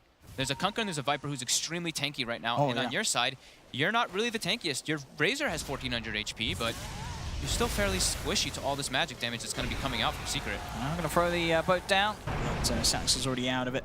And even if it did hit, wouldn't have been quite enough. And yeah, I mean, Secret with this lineup, they are going to be able to start moving as 5, especially once mid one does have the Greaves finished. You're going to have this 5-man that, I don't know if NIP is going to be ready to fight at this point. Yeah, they got their Midas finished on their Lifestealer. You know, 13 minutes, a bit slower than some, but he's able to get at a pretty good pace. And he's got an infest. He's got a unit that he can infest in this game, the Clockwork. One of the more important things as Lifestealer when you're playing versus Razors is having that vehicle so that you don't, walk into a fight and just get drained. Get that instant try to burst onto that Razor hero. And they can certainly do that, as we've seen. Just the combination with the Nether Toxin, you can burst Fada at this stage of the game. Saxa looks like he's going to try to be annoying here for Nisha, but an immediate TP from Yapsor. And he's got the hook shot ready and waiting. He'll jump into the Centaur, mind controlling to get the stun off. Easy kill for Secret, and it's now 8 for 2, 5k lead. It's getting a little rough, a little quicker this game compared to game 1, where at this stage it was pretty damn close. Is he going to backdoor the tower here with Edict? I think that he is going to. He wanted to try it. He wanted to. I saw with the people talking Lifestealer about around, this. it's a little scary. Yeah, I saw people talking about you hiding in these trees now, and especially with the new. You could do it in the past. Can you do it? Can you do it from that position on the top lane? It's going to be. Are you close enough? Yeah, you're probably close enough. Yeah. If you're right on the edge of it, it'll be Should really be, close. Shouldn't Yeah, it? you should be. Should be close enough behind that tree. But yeah, doesn't want to risk it. As Nisha was around. Zai getting a lot of space down bottom. He's pushing in the wave. He does have support backup behind him. Also mid 1. NIP, they'll try for a smoke move. This is their only way that they can actually make plays with their lineup. It's just so hard. They don't have catch. They don't have ways to actually chase heroes. They don't have these stuns. Who starts the fight? Yeah, who starts the fight? Exactly. It's very difficult for them. And Secret's all just splitting up around the map because of that. They understand. They're like, okay, we can actually farm very safely. I mean, Nisha's on track for a good Midas Radiance timing this game. As he had a pretty decent lane. A lot of pressure is on Ace to make magic happen. With the anti-mage middle, instant TP out from PPD will be attempted. It's not going to be enough to get him out. Too much damage at this point in the game. And you have sort of secured the last hit with the battery. Oh, so of course. as you walk next to him. And hey, he needs his Midas gold, He needs the money for the Midas. He's got enough for the recipe. He's rich. He is. He's going to have a Midas pretty shortly. Yeah, 5-1-1. He showed up every single time, right? To hunt the bounty hunter. Every time he sees like a track thrown out, he TPs right away with the dust to go for that play. So Saxa does have to be careful. He is poking and keeping tabs on Nisha, but there are sentries in the area. As they still trying to go for that Battle Fury. And they're trying to back him up. They're bringing multiple heroes as they probably expect Secret's movement, and they see mid 1 now. Oh, they've got four heroes. Yeah, okay, they're even bringing in a 5th as PPD's heading down here as well. Secret, they've brought 3 of their own. Saxa getting the vision to start things off. There is a sentry down in the lane as Saxa heads too far over. They'll try and start with the opening. Rod of Atos onto the anti-mage. He backs off, but now NIP will reveal their intentions. They turn up, they turn with a stun onto Puppey. This But is 33 takes 3v5. too much damage. Yapzor hook shots the creeps that he's standing next to, so they won't be able to jump back into the fight. They're pushing the NIP back 3v5. Just a Cogs gets put down, and like we said, NIP, they have no way to catch. They have no like stun into a follow-up stunner. I mean, they do. They have a Lesh stun, but the Lesh can't be the first one that just runs in because you're a Lesh. You're fairly squishy. You need somebody else to get your setup for you first. 8K gold lead already at the 16 minute, and the experience is exactly the same. Yep. Secret, they had something going very nicely with their draft, and we're seeing it at 16 minutes in. And even their itemization too, right? Just this mid one going for this Atos into this mech build.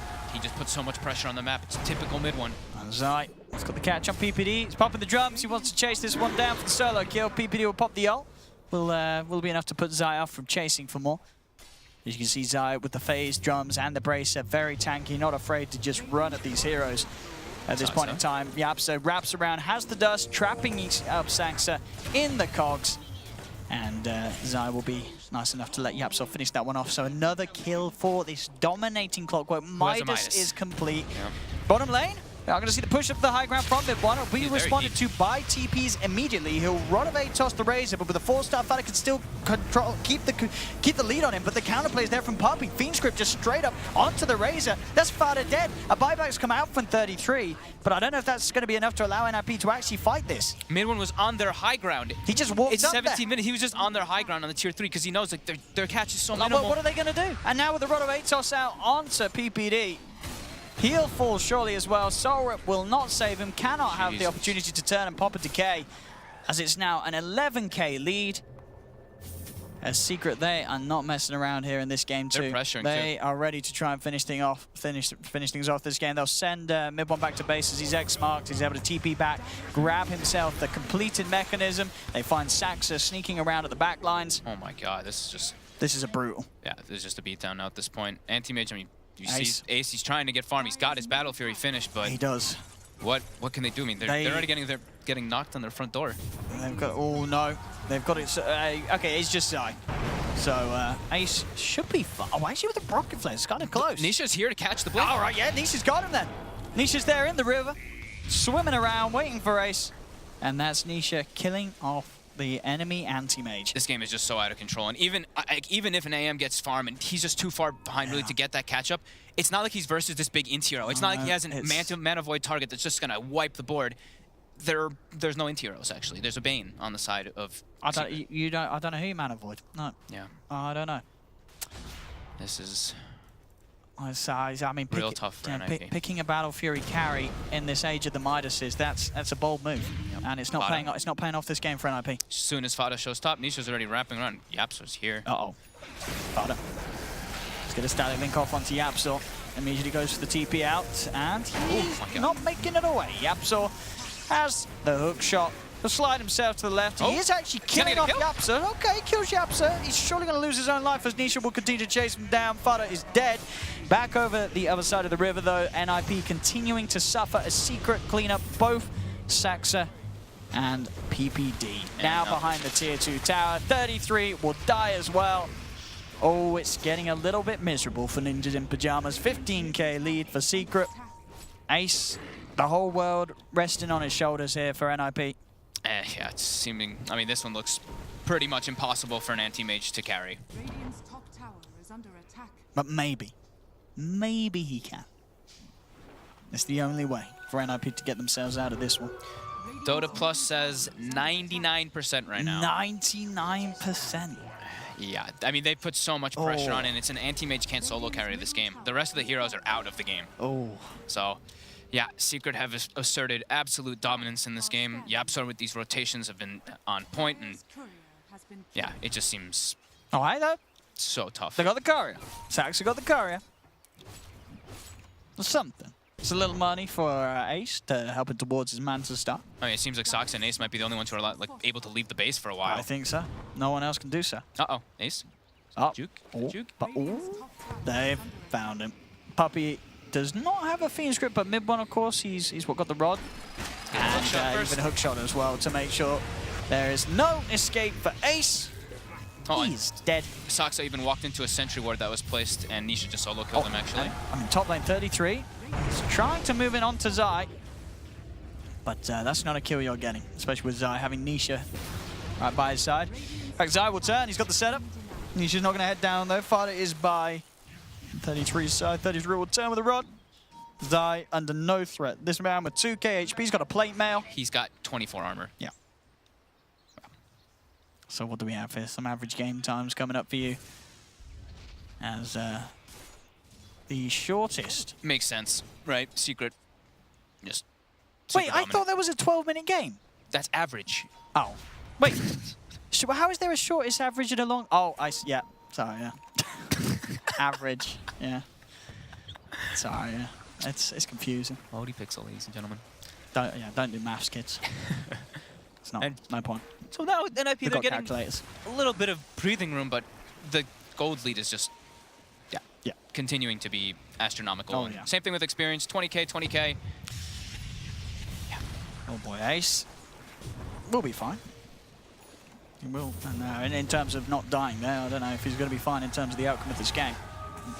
Oh, is this going to be the last one? Another kill? And it's now going to be 3-22. Oh, they'll be happy in Twitch chat. Yeah, Twitch will be happy, but NIP, definitely not. No, they're not. No, I can confirm. But they're playing off. Because Ace. It's just so hard. They're going to have to find like some just random tricks. Look, even 33 now he's going for the play, the edict play on the tower up top. He's doing it. Where's your TP at, Zai? He's doing the edict. He got it. Oh, he is. There you go. He gets the tower. But Zai's CP got cancelled. You know, this is it's these little victories that will probably lead to defeat. Not in this game though.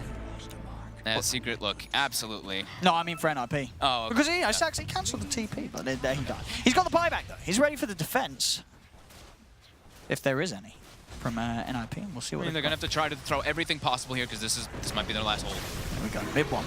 It's gonna be rodded. Fada's moving in with the BKB. Okay, he's getting a good standing link off. The Fiend's Grip is going to be down to Fada. The Mana Void will be used to cancel the Fiend's Grip. Mid one's dying. He's falling pretty low. The Nightmare will be used to try and save mid one, but he will fall. They'll get the Viper. Yapsor hookshots over, finishes Saxer off. PBD's trying to chase if he gets another Decay or Soul Repower. He should kill off Yapsor. Oh, he can't do it though. Yapsor will live. Picks up the double kill and walks away from the fight. That was 280 link damage though. With that BKB picked up from Fada, they actually were able to hold them off for a They kill moment. mid-bomb. Yeah. They're making space for Ace. He's got 1,400 gold on top of the Band of Elves skin and Battle Fury, and he can afford to now sort of push that top lane. He knows that Secret's mid. They left it immediately. Yeah, it's like, yeah, good luck farming that. And their go time again anyway. They are straight back towards the mid lane. Zai heading in. He's got a completed Assault Cuirass on the way. Wow. They're all just so farmed. Yeah. They don't even have the Viper here yet. They don't even have mid one, and they're just knocking on the door because they know that BKB's still on cooldown for 10 seconds, and that's the only time that they can actually look to come out and fight. Tombstone as well will be coming up at the same time. The X-Mark combo is there onto Fada, but they won't dive in for him. They'll respect that. And now Tombstone's down. NLP trying to strike back. Fada leads him with the BKB. Eye of the Storm. Static link onto Zai. They've lost PPD though. Without their undying, Nisha with the Infest Bomb kills off 33. Fada stole a good amount of damage. Isn't enough to punch through the armor that Nisha is sporting at the moment, especially with that AC aura that Zai's backing him up with. Nisha now turns, goes in with the rage onto Fada. A Mana Void which does absolutely nothing. As they're 3 dead on NIP, GG is called. A very, very easy game here for Secret as they'll take the second game and, of course, the best-of-3 series as a whole moving on in the upper bracket. As this game, it felt trivial for Secret. They didn't even have to try for this. Japsor's early game, his movements, he got, what, he was 5-1-1 super early on. He just shut down Soxa super hard. And another Viper, mid one again. Mid one just showing these little bit, I mean, this one is, again, we can call it a little unorthodox, but it's more of a build that we're seeing on the Vipers now, especially with like the mechs. He just put so much pressure on the map. All of them did, right? They just kept putting pressure on the map. 11, 2, and 9 on Yapsor. Yeah, and another draft that just fell into place perfectly. Both of these games, the drafts looking great. And this one just looking to be on another level. There was just nothing at all that NIP could get done. The anti-mage didn't have a place to be this game. The offlane Leshrak, I mean, it's 33. He had a rough one. 2, 6, and 0. they just couldn't get anything going. As you said, they didn't have the setup, they didn't have the catch, and by the time 33 had sort of like the Rod of Atos to try and alleviate that lack of catch and control, it was far too late. It was already like a 10k gold leader or more, and yeah, they already have been suffocated. They couldn't even farm on the map, and this off-lane Kunkka is putting so much pressure on this anti-mage. Every time Ace walks up, he just gets hit by 2 or 3 Tidebringers, and then he's like, I can't even show now on the map because I'm sitting at 300 HP or 200 HP. Just, yeah, real tough, and Secret just showing why they're so dominant, just how much pressure they put. This is the sort of performance you expect from major champions, and they're definitely bringing it here at ESL as they'll take the series against NIP 2-0 to Team Secret. Thanks very much, gents. Great commentary as ever. In the upper bracket semi-finals, Team Secret have guaranteed themselves a top 3 finish here at ESL 1 Katowice on day number 3 in a best of 3. I guess they like the number 3. On the other side of things, 33. Not so good. Gents, difficult series overall for NIP, I think. You know, it's a challenging thing for any team to go head-to-head with Secret right now, let alone a team who are still struggling with their own inconsistencies. Yeah, that was a tough game. It kind of felt like one of those games where you don't even get to play Dota because the laning stage goes so bad. I mean, there was like a 14k net worth advantage at 20 minutes. I don't think I've ever seen a game so one-sided. That wasn't already like a racks down. Yeah. All their picks just didn't really work out. Leshrac didn't function well against Lifestealer, and even when it did, it was Zai ganking often. They shut down the Bounty Hunter. Bounty Hunter got no kills or assists on the map. It just, almost all their picks just felt ineffective. Yeah. Where did they go wrong, Will, in that draft? Did Peter get misled a little bit during that draft? I think he probably thought, like, this is a pretty free anti-mage game. Like, there's no real hard counters, but I think he also underestimated the pace at which Secret can play at. And this is where you see this is a championship caliber team, because they're not a one-note style kind of team. They can play the late game as they demonstrated in the previous game, but they can also just push and try to win the game at 20 minutes with their pure aggression. And that's the thing about playing against Secret, is they just lay on the pressure thick. It was so one-sided. The Viper pick was awesome. The skill build he went for is cool. He built a Rod of Atos as well to like further give them a way to deal with anti-mage. And it was actually, like, Will, you said that it wasn't going to be that great against Counterspell with the Reflection. And it wasn't necessarily like, oh, wow, they got kills because they had Atos. It's more like if he shows up, now he's actually a threat. Because now if Anti-Mage does get rooted, it's another disable that could be added with something else to kill him. But I really felt like Zai was everywhere constantly. He basically showed up and killed Leshrac a few times and thought like, oh, I'm a tanky guy. With this Lifestealer, we can kill you easily. Like, Leshrac is countered by anti-mobility. I felt like the Kunkka was actually so good as a pick that game against Anti-Mage, against Leshrac, even against Razor. Those are 3 heroes that need to move fast to be survivable. And if you can counter that with an X, it's really hard to play them and keep getting ahead. Yeah, I feel if Zai wasn't on the kind of fire form that he's on, we'd be talking about Nisha as, you know, home soil guy, potential MVP. I even had a couple of Polish friends did message me and said, can you ask Zai just to calm down a bit, please? Our boy's losing out on MVP points. He's just playing so well, Will. Why? Why is Zai playing so well? I mean, if I'm honest, I would give MVP to mid one, but I feel like in this game, they haven't done that. Yes, but I'm talking about overall through the tournament so far. I think it's just, you're starting to see, like, this guy just has one of the best hero pools. He can pretty much play everything. He's a high individual skill player. He's played all the roles. And this guy's been playing professional video games for some time. You see that photo of him when he's like 13 years old and he looks all happy and he's doing that pose.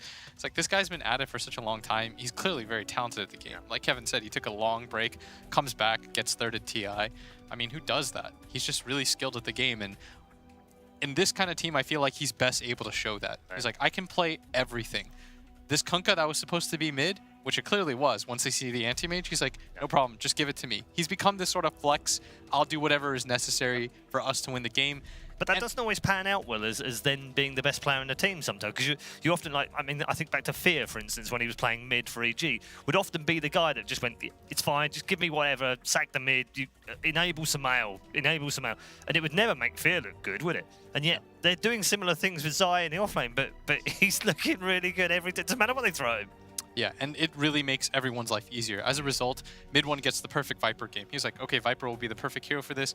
Zai, can you just play an offline Kunkka? Zai's like, no problem, don't worry about it. Like, I'll figure it out. I mean, you could see that, like, I mean, sometimes he missed a lot of Torrent X's, but at the same time, like, his positioning in the game where he was meant to be. I mean, the guy was buying dust so that he could just find the bounty hunter alone. I don't even think like Offlane Kunkka is that weird. Like he was playing this. I saw him play games like of this a week ago. That's why it was their pick there, because it does give them flexibility. So I mean, I think you're harping a little bit on like, oh wow, he can do amazing things. No, I just mean in terms of like you don't see everybody picking it in the same way where you flex it, because you don't have a mid laner and an offlaner that can play it at the same level. It's not like it's the craziest pick in the world, but if it was that easy, wouldn't everybody do it? Yeah, you would think so, especially because he's kind of the one that's been trending a little bit harder on Leshrac and making it look good. But it kind of feels to me like one of the reasons this game was easy for Secret was because finally everyone's catching up to them meta-wise. They're like, oh man, Leshrac's really good. Let's pick open Leshrac. And if Secret's been playing this for like a week or two already, they know the ins and outs, they know how to punish it, and I feel like we saw that in this draft. Yeah, we definitely saw that. Let's catch up with another member of Team Secret this time round. Zai is with Shiva. Thanks, Paul. Here was Zai indeed. Zai, congratulations, first of all, with winning that best-of-3 series and the upper bracket semi-finals against Ninjas in Pyjamas. It looked very convincing, but I want to take you back to first game, where it didn't look so convincing at some points in that game. And we all know like the Ninjas in Pyjamas had a timing window, and we thought, maybe Secret's a little bit greedy here, but what was the game from your perspective? Well, I had a rough game in the beginning. I got the Barrett treatment up top. I think we responded so-so to some of their picks, and we ended up with maybe not the most ideal draft. But I think we played well, even though maybe it wasn't the perfect conditions, and yeah, we managed to win. That's when one is truly tested, surely. Yeah, sure. So were you confident throughout the game? Like, how is that in your team comes? Is the atmosphere a little down, or is it still focus and go for the win? I mean, it's not like we're down or anything while in game. We're trying our best to win.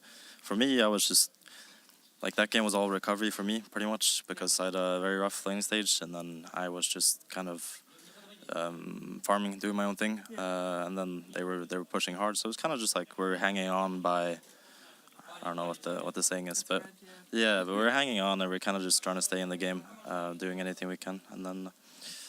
Yeah, so like when you're fighting like that, the attitude is not down. It's more like you're trying things to get back into the game. Playing to win. Pretty much, yeah. So second game was very different from that first game. It looked very one-sided, at least from our perspective, obviously. Did you guys knew that it was going to be that one-sided after draft was done? Not quite. I mean, we're content and happy with what we had. And then I think lanes just kind of went our way. And then after losing 3 lanes like that with our heroes, it was kind of hard for them to recover, I think. So there wasn't much room for them to make plays throughout the game after that start. So happy. And now I have free day tomorrow. What's the plan? Probably just watch the other games, watch CSGO maybe, see how they're doing, and then just prepare for our next game. I have also been told that I can ask you for movie recommendations of mostly Asian movies. I should say films. No? Any recommendations for me? Anything goes. Yeah, I mean, I was talking to Will, and he mentioned he was watching. He was gonna watch some Korean movies, and he's Korean, so he should know them. But apparently, I knew more. So he was gonna watch this one called Spring, Summer, Fall, and Winter, or something. Just the seasons. It's nice film. You've seen it? Yeah. All right, I will make an effort to watch that. Thank you for that, and of course, good luck in your next match on Saturday. And thank you for taking the time to talk to me. Am I saying that right? Saturday, right? I mean, you probably know more than I do. But if it's day after tomorrow, it's gonna be Saturday. But yeah, the day after tomorrow is Saturday. It is Thursday today. Yes, we are very well with the times. Right, so thank you for taking the time to talk to me, and have a great evening. Yeah, thank you. Yep, back to you, Paul. Thanks very much, Shiva, and thanks for the film recommendations in Korean, Zai. Will, you agree with that? Dude, I haven't seen that movie. He's just Oh, I thought you had. No, it was recommended. Seen that one. No, Lampkin recommended it to me today. Right. And then he was like, have you seen it? And I was like, no, but I bet I know who has. He's really obsessed with Korean films. Yes, he is. I don't know why. Because they're great films. He just asked me, like, do you know this actor? I was like, I have no idea who any of these people are.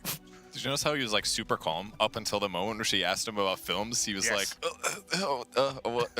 And it's like he was confident about everything else, but then all of a sudden you start asking him those like personal interests. He's like, I'm not ready to talk Move about away! I don't want to talk about me. Yeah. Yeah. No, he's a good lad. And he's matured a lot, Will, as well, hasn't he?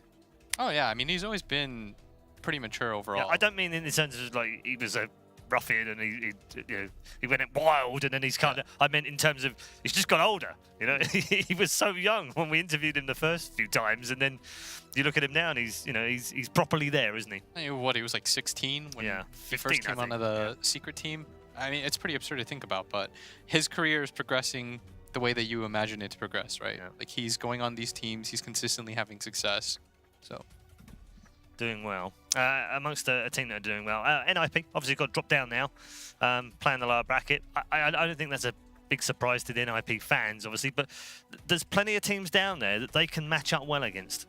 Yeah, they can definitely match up well against the rest of the field. They've got to be really disappointed, though, with the way the game 2 ended. Like I said, they lost the lanes way too hard, and it just limits your potential if you have less levels, if you don't have your ultimates yet, if your opponent team is constantly pressuring like they did. Yeah. Like, if you show one time, even as a bounty hunter, all of a sudden the whole team runs at you and pops the dust and kills you. It's like everything they were trying to do just got shut down because they were so far ahead. And a really good team like Secret is going to punish that so hard if you're massively ahead. That's what it feels like playing against top tier pros. It's funny, as I mentioned during the interview with Shiva, that first game, it wasn't so much that they found another gear, it was more that they were trying a lot of other things, which is interesting, isn't it? Because from the outside, we're looking at it going, oh, they found another gear.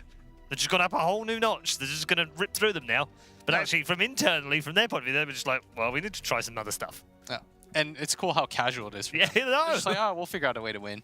Let's see if this works. And, you know, that goes to show, like, how good of a team they are. Yeah. They don't even need to kick into the other gear. They just need to look at a different approach. Easy. Yeah, they actually went into reverse. That was the other gear they had. They were actually just going, oh, no, we could go this way as well. It was pretty impressive to watch. We'll check in with the brackets and show you where we are at ESL 1 Katowice, because we've played quite a few games today, and obviously we've completed the group stages as well. The upper bracket will see a victorious Team Secret moving on through the bracket and into the upper bracket final. They are guaranteed a top 3 position now, of course, as Ninjas in Pyjamas will drop down. The other match is still ongoing, as far as I know. Fnatic versus Gambit. That was a very back and forth game in game 1. It went some 60 minutes. Gambit looked like they were going to take it. In the end, Fnatic squeezed out the win in that one. So they are currently 1 up. They're still going on over on Stream B right now if you want to go and tune into that one. But you'd assume, Will, that Fnatic will come through that now, having had a little scare in that. And Secret versus Fnatic feels about right after what we saw in the group stages. Yeah, for sure. I mean, Fnatic look like they're on fire. That game, 1 against Gambit, looked a little bit dicey. Yeah, but it did, didn't it? In good teams, they get it done, regardless of how it looks in the mid-game. Yeah. Gambit's very good at different strategies too. I know a lot of people were saying they're like, oh, the Visage is what they did all the time. And then there were a lot of times they stuck to it, but they're picking different heroes. Their players are very talented, and they're going to definitely take it to the top teams. So who knows? Maybe Gambit might turn it around and end up playing Secret in the upper bracket. You never know. Yep. Okay, let's take a look at the lower bracket, where OG will take on Team Aster and Chaos will take on Mineski. And the winners of OG versus Aster will play Ninjas in Pyjamas as well. So those are the roadmaps for the lower bracket. And obviously one more team of either Fnatic or Gambit will drop down and play Mineski or Chaos in the other one as well. So there it is, mapped out on the lower bracket as far as the ESL 1 Katowice is concerned. We've come to the end of the day, gents. Feels a bit weird that we've already done the group stages and we're already attacking the bracket stage, and we already know Team Secret's finished in the top 3. Yeah, it is. It's moving fast, but that's the benefit of like taking a sword and just cutting off the bottom 2 of every group. Be like, sorry, you suck. See ya. Yeah. We should make a mention for the 4 that we've lost. Forward, FTD, Complexity, and Alliance all dropping out. Of those, which is the most surprising? Forward Gaming, probably. Yeah. Yeah, I mean, even though that you knew after the major they weren't in a particularly good mind space. But still, it's 5 great players. They've had moderate stability. They had a pretty good TI run. Yeah, I would expect them to do better than that. They did barely miss the cut. They could have just won like 1 game versus Mineski, right? And they would have been up instead of them. So they just dropped the ball really hard right at the finish line, and they had to go back, and yeah, that's why they're gone. Yeah, it's weird because Complexity were in the same position, Will, but you almost feel like they slightly overperformed, if anything. I guess, but at this, like, winning that game against Fnatic, I guess, is overperforming. Yeah, well, they also beat NiP as well. Yeah, that's true, but at the same time, like, come on. Like, they had 2 very winnable games. Yes, and they should have won at least one of those 2 games at the end of the day. You get to control your fate. Yeah. You beat Aster, a team that looked like they were reeling themselves. They were ahead in both games, too. That's the heartbreaking part about it all. Yeah, it's a shame. It's been another fun day. Thank you very much, gents. It's time to close things down here at day number 3 in Katowice. A quick reminder for you, though, the MVP by Mercedes-Benz is open. If you've seen anything you want to reward one of the players with today, please do head over to the website right now and place your votes. Of course, you can be like these guys and just be a bit cagey about it and wait until the grand final, but I wouldn't recommend it. If you see something, go and vote for your favourite player and put in the MVP. Remember, MVP Mercedes-Benz, supporting Dota, supporting esports. Once more, we thank them very much. That is it for day number 3. We will see you tomorrow, where we head into the lower bracket, where it's do or die all day long, baby. All 3 series, someone's going home. See you tomorrow. That they're going to be able to close this one out based on the way this game's been going, which means our next match. I told you it was a baller. They win. Oh, so many. There were 7 buybacks in that engagement. That's a lot. Another skewer. Femi gets it without the RP. The clap will come out, but Resolution, he's already TPing away. There's the bash. He actually cancels them, then crits him down as well. Resolution is gone. Nation dictates that because you've taken the mid tower, you have control, you need more heroes down at bottom right now. Yeah, they're going to be able to catch Z-Freak. Sylar is going to be able to help his team finish spot, but and with that. This time, he's got the whole squad behind him. Look at this TP, 3-4-3. He's like, I'm alive again. No, God, I'm dead. What? Z-Freak is going to be able to pull back. What's the Ravage look like? The Ravage is going to be able to catch even the Drone Ranger in the back lines. Oh no, that Omni Slash bounced over the neutrals. It didn't stay on the Lone Druid, but Mushi stayed on the Lone Druid. Unfortunately, couldn't quite kill him. Kills the bear. That still is not enough to be able to kill. And double damage of the Lone Druid. That bottle. There's just too much. It's not going to be fast enough. XXS just now showing himself. The Omni Slash going down, but the Phantasm and Death is able to disjoint all that damage. And now this is a straight up disaster for Aster. They have to back up.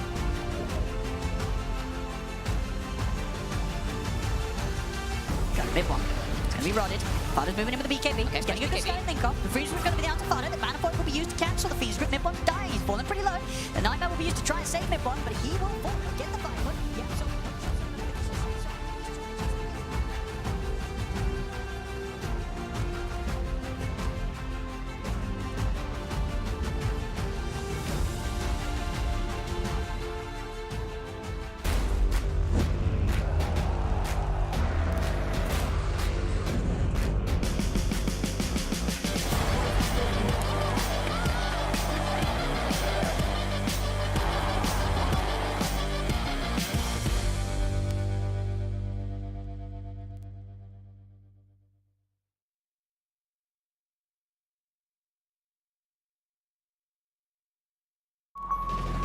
This arena is about ready to explode.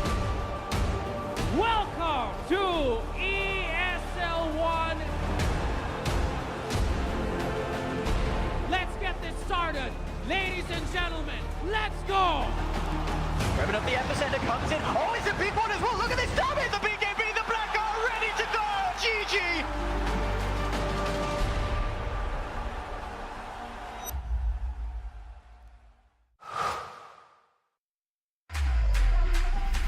Think he can't shine through the dark?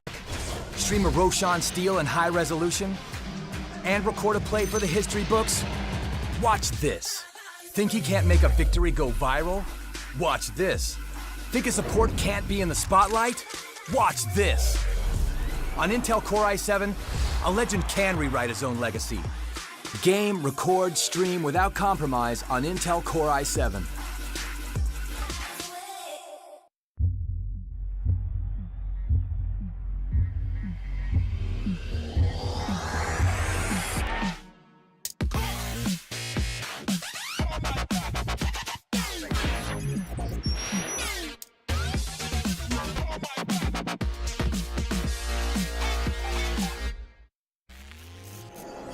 Remember where it started. Your first experiences. The journey you traveled. The journey you love. Remember where it started. And imagine where it will go. Rise on.